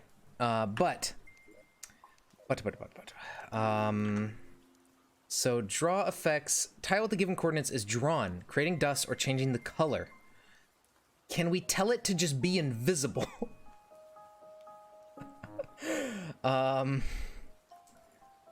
Let's see. If it's inactive. Okay, so, but this carries the coordinates, so I don't know what I can do with this. This is so confusing. So this doesn't let you, like... Okay, what happens if I give it a draw color of, like, invisible? Is that a thing? The special draw count. Use with main spec X and spec Y, and then increment to draw special things after the main tile drawing loop is complete. Via draw special. Okay, I don't really care. I just want it to not draw. Is that even possible?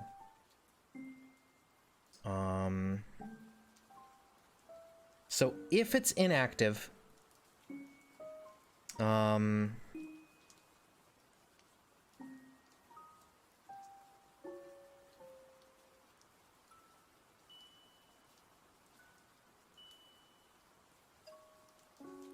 let's see.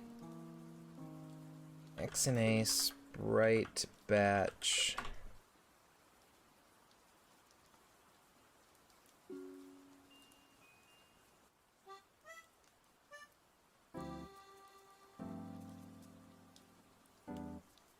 Sprite batch draw.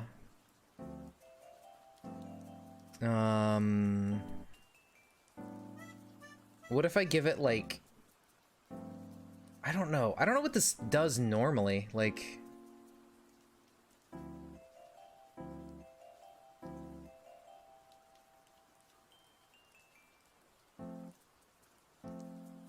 I don't know if we can edit it to be invisible from here. There might be something with Sprite Batch where we can like remove it, but I don't think so.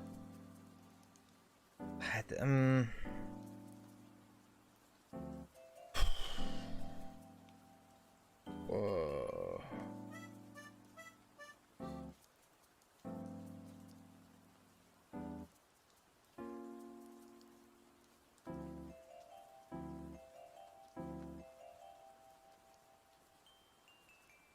I wish pre-draw took coordinates or something. It does. What? Draw things behind the tile at the given coordinates. Oh, did I fuck that up? Am I stupid? I think I might be stupid.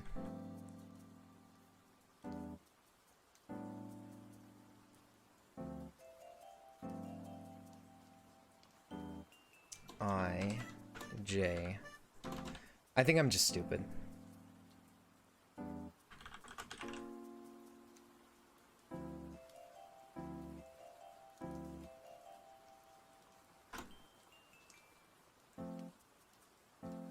Okay, so time left is 0. So if time left, if it's inactive, if time left is equal to 0,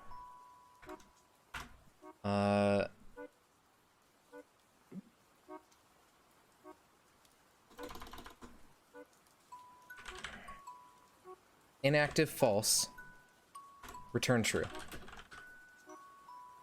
Which I guess we don't really have to do. I mean, it would catch it the next time around. So else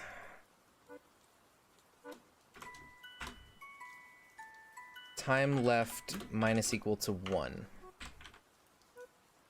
Or just minus minus would do that. And how do we set this time when it's bombed?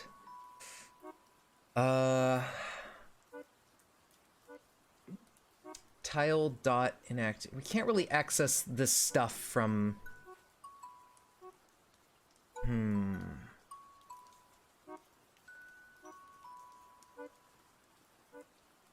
Okay, so let's see. If here we go. So if the tile is not inactive, so if the tile is still fine, but if well, okay, so if the tile is actuated and time left is equal to 0, so if tile inactive and time left is 0,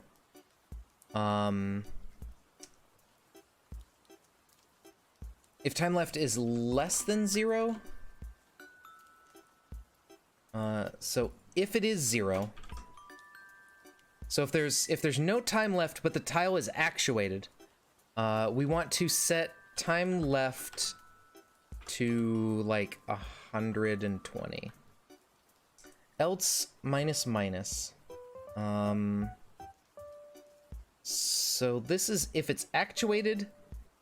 If it's not actuated, you just want it to be visible. There's no instance of that. Yeah. Int bombed. I think we need like a boolean here to check whether or not it's been bombed. So if inactive. Now if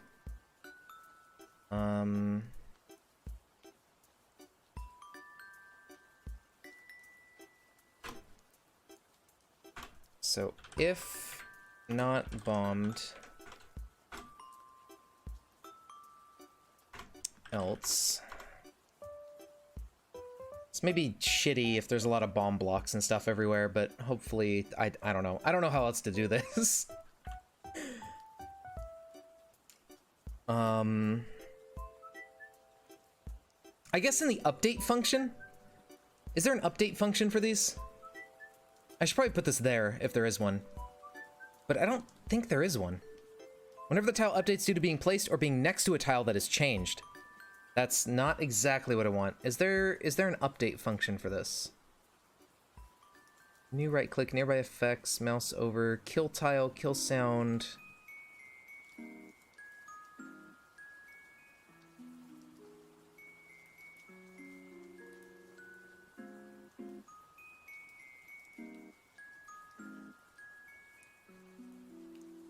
Animate. There's not really like an update function for tiles. They don't really do much, unfortunately. So I kind of need to put this in the pre-draw, but I feel like if there's just a shit ton of these, it's going to really bog the game down. Because it's going to be doing all this code every time each tile wants to draw. So this is going to be kind of a bad idea. But if it works, I want to just see if it works in the first place. And then maybe we can think about what to do with this to make it not garbage. Okay, so if it's not bombed, bombed equals true. Time left equals like 120.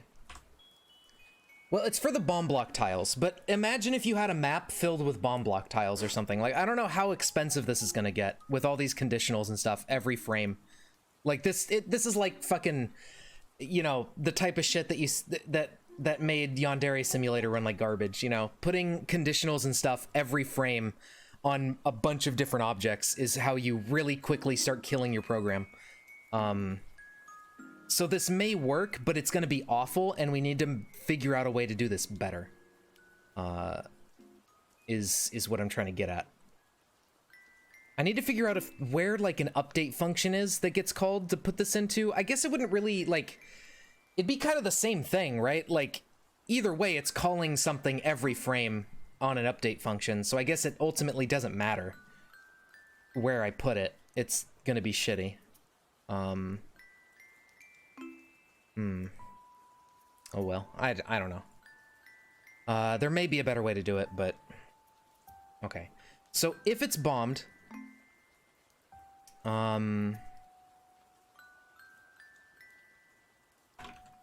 return false. So if it's inactive and it's not bombed, we want to return false here and set bomb true, time left. So now we are in the condition where the tile has been bombed, it's inactive, so we're still not rendering it, but we're keeping track of a timer until we do render it. So if time left is 0, bombed equals false, and we return true.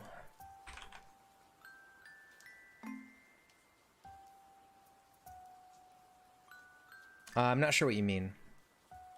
I don't know where I would set the timer. Like, the thing is this is the timer. I don't really have anything to keep track of the time. I guess I could compare it to like, I could save a sort of overall game time or something, some sort of timer that the game already keeps track of, and I could compare the time and see if it's like, you know, so many numbers away. Let me see what happens, because there's a timer on the bomb example. There's an example like explosive, like a bomb, and I could check there is a timer on it. Time left 300, 5-second fuse. Okay, so it is, you know, divide this by 60. Okay, so if we want multiple seconds on the bomb block, it needs to, so 120 is going to be like 2 seconds. Let's try 300, 5 seconds.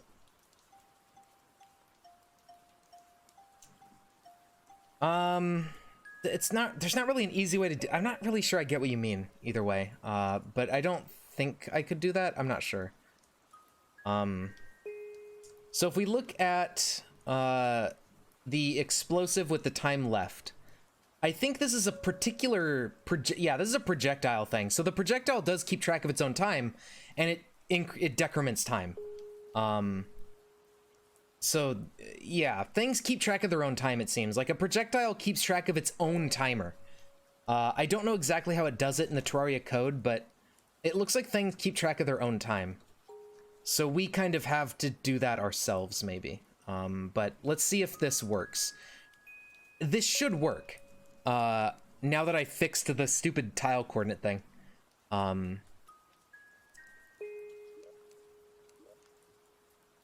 I don't see how this wouldn't work. I just don't know if it's efficient.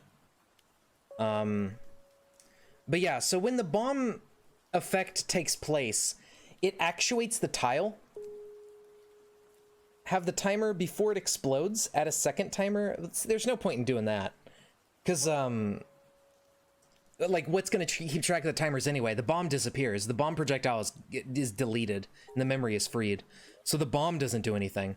The only thing that can store the timer is the tile itself. There's nothing else that can, like, save the info for it that persists.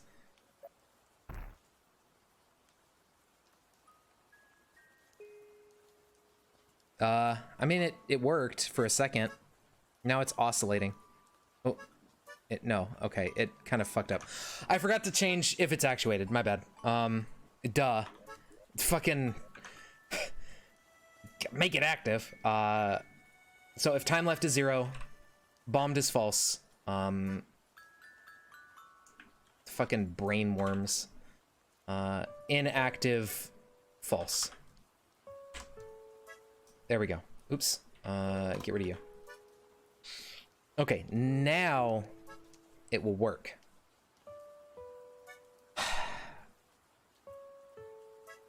And what I could even do is, I could leave them as actuated and have it like reset when you come through a door, but I think a timer makes more sense. I think the timer is probably the best bet for these type of things.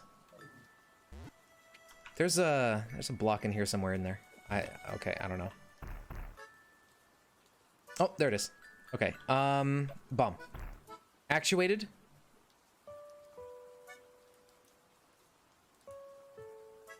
Oh, wait, where'd you come from?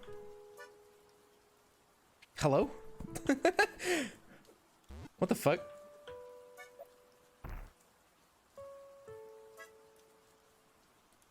This one kind of disappeared forever, but then it appeared over here? Okay. So that one's gone.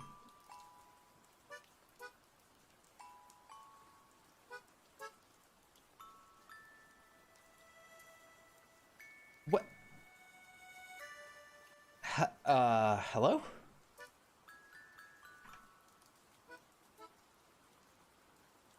Okay, so there's something funky going on here. These must be changing different tiles, you know, properties, because these properties are shared, I think, along the different tiles. So we can't store info in this tile, or in this class. We have to store info in, like, the entity class, which is its own thing, and I don't even know how to do that. How do I link the entity to the bomb block is what I don't know.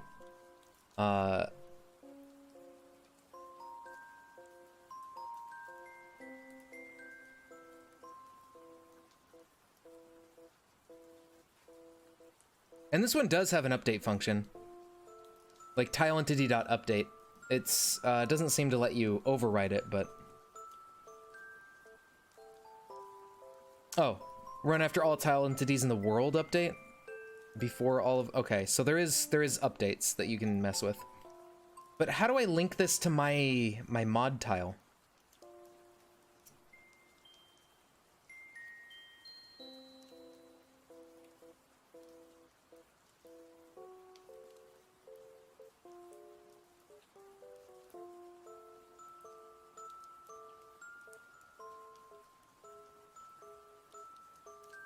You think there's an example tile entity? Somehow I really doubt that. Okay, tmod loader tile entity.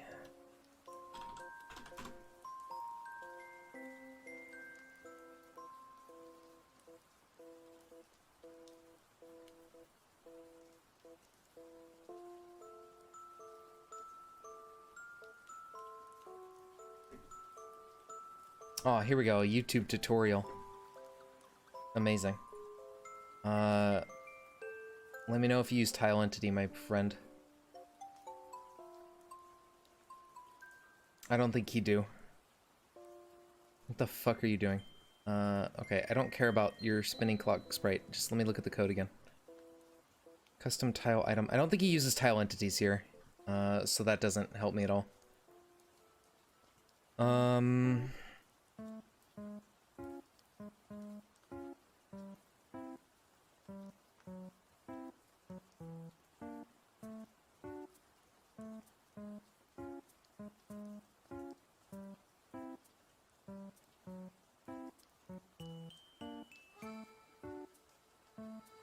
Given coordinates. Oh.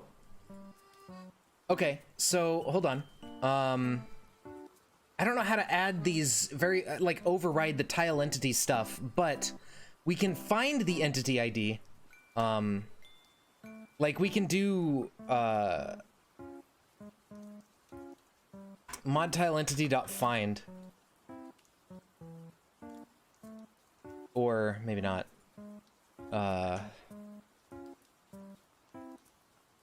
Mod tile entity find. That's a function. Why can't I use this function? Public member functions. Mod tile entity.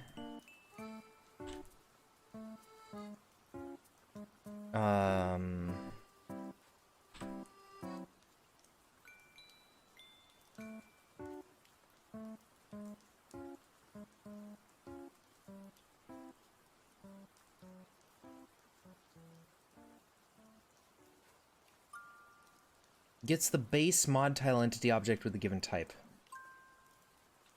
That's not really what I need.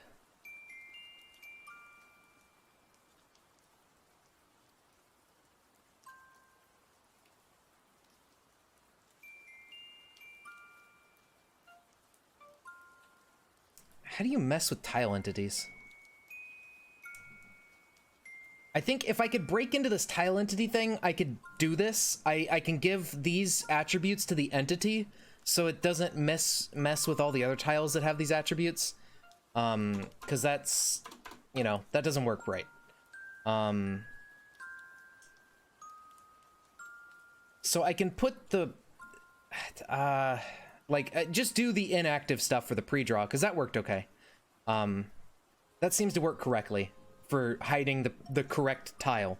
So just the simple inactive return false, else return true. That part is fine.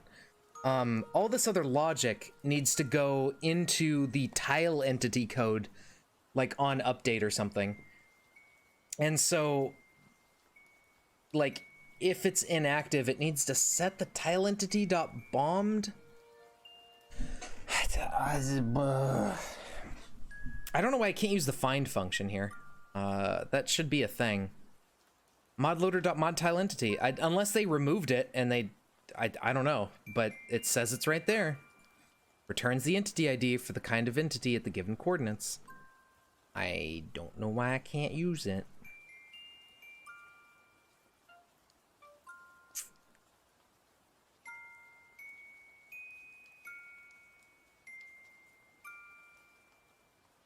Look, fucking find right there. Why can I not use find?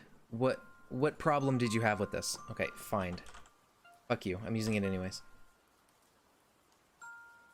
I guess it just, I saw the squiggles and I was stupid. I don't know. I'm dumb. IJ.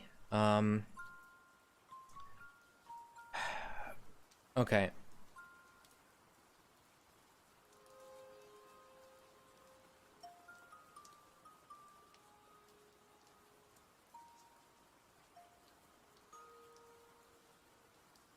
Oh, I need to call it on an object. So I need to do mod tile entity, and then I need to return, where is it? Get tile entity with type, type of 490. I don't know how to address that otherwise. I wish I did. So we get the type. Okay. This returns us a mod tile entity. And then we can do that to dot find. There we go. I and J.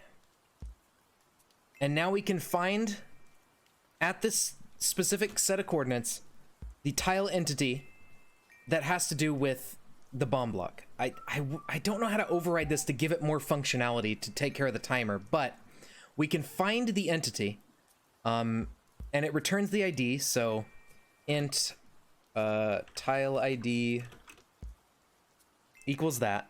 And then what we can do is, you know, if it's inactive, then we call something out of the tile ID or whatever. I don't know. You know, we do it there and we get rid of this. And that's what handles the time left and everything. And then that'll also handle if it's inactive and whatnot.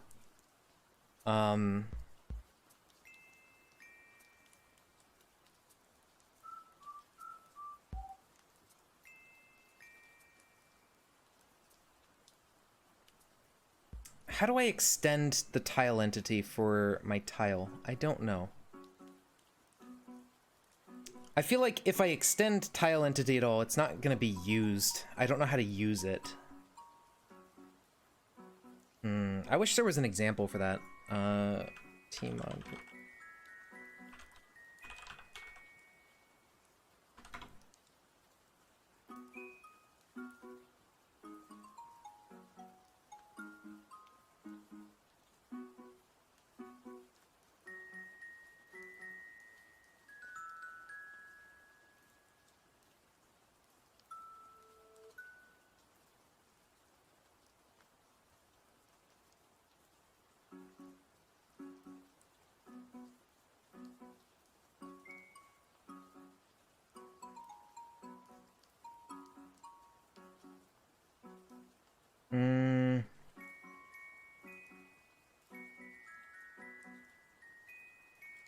Yeah, I might have to go ask about tile entities and stuff on the Discord. Anyway, it's getting late. I should just go to bed.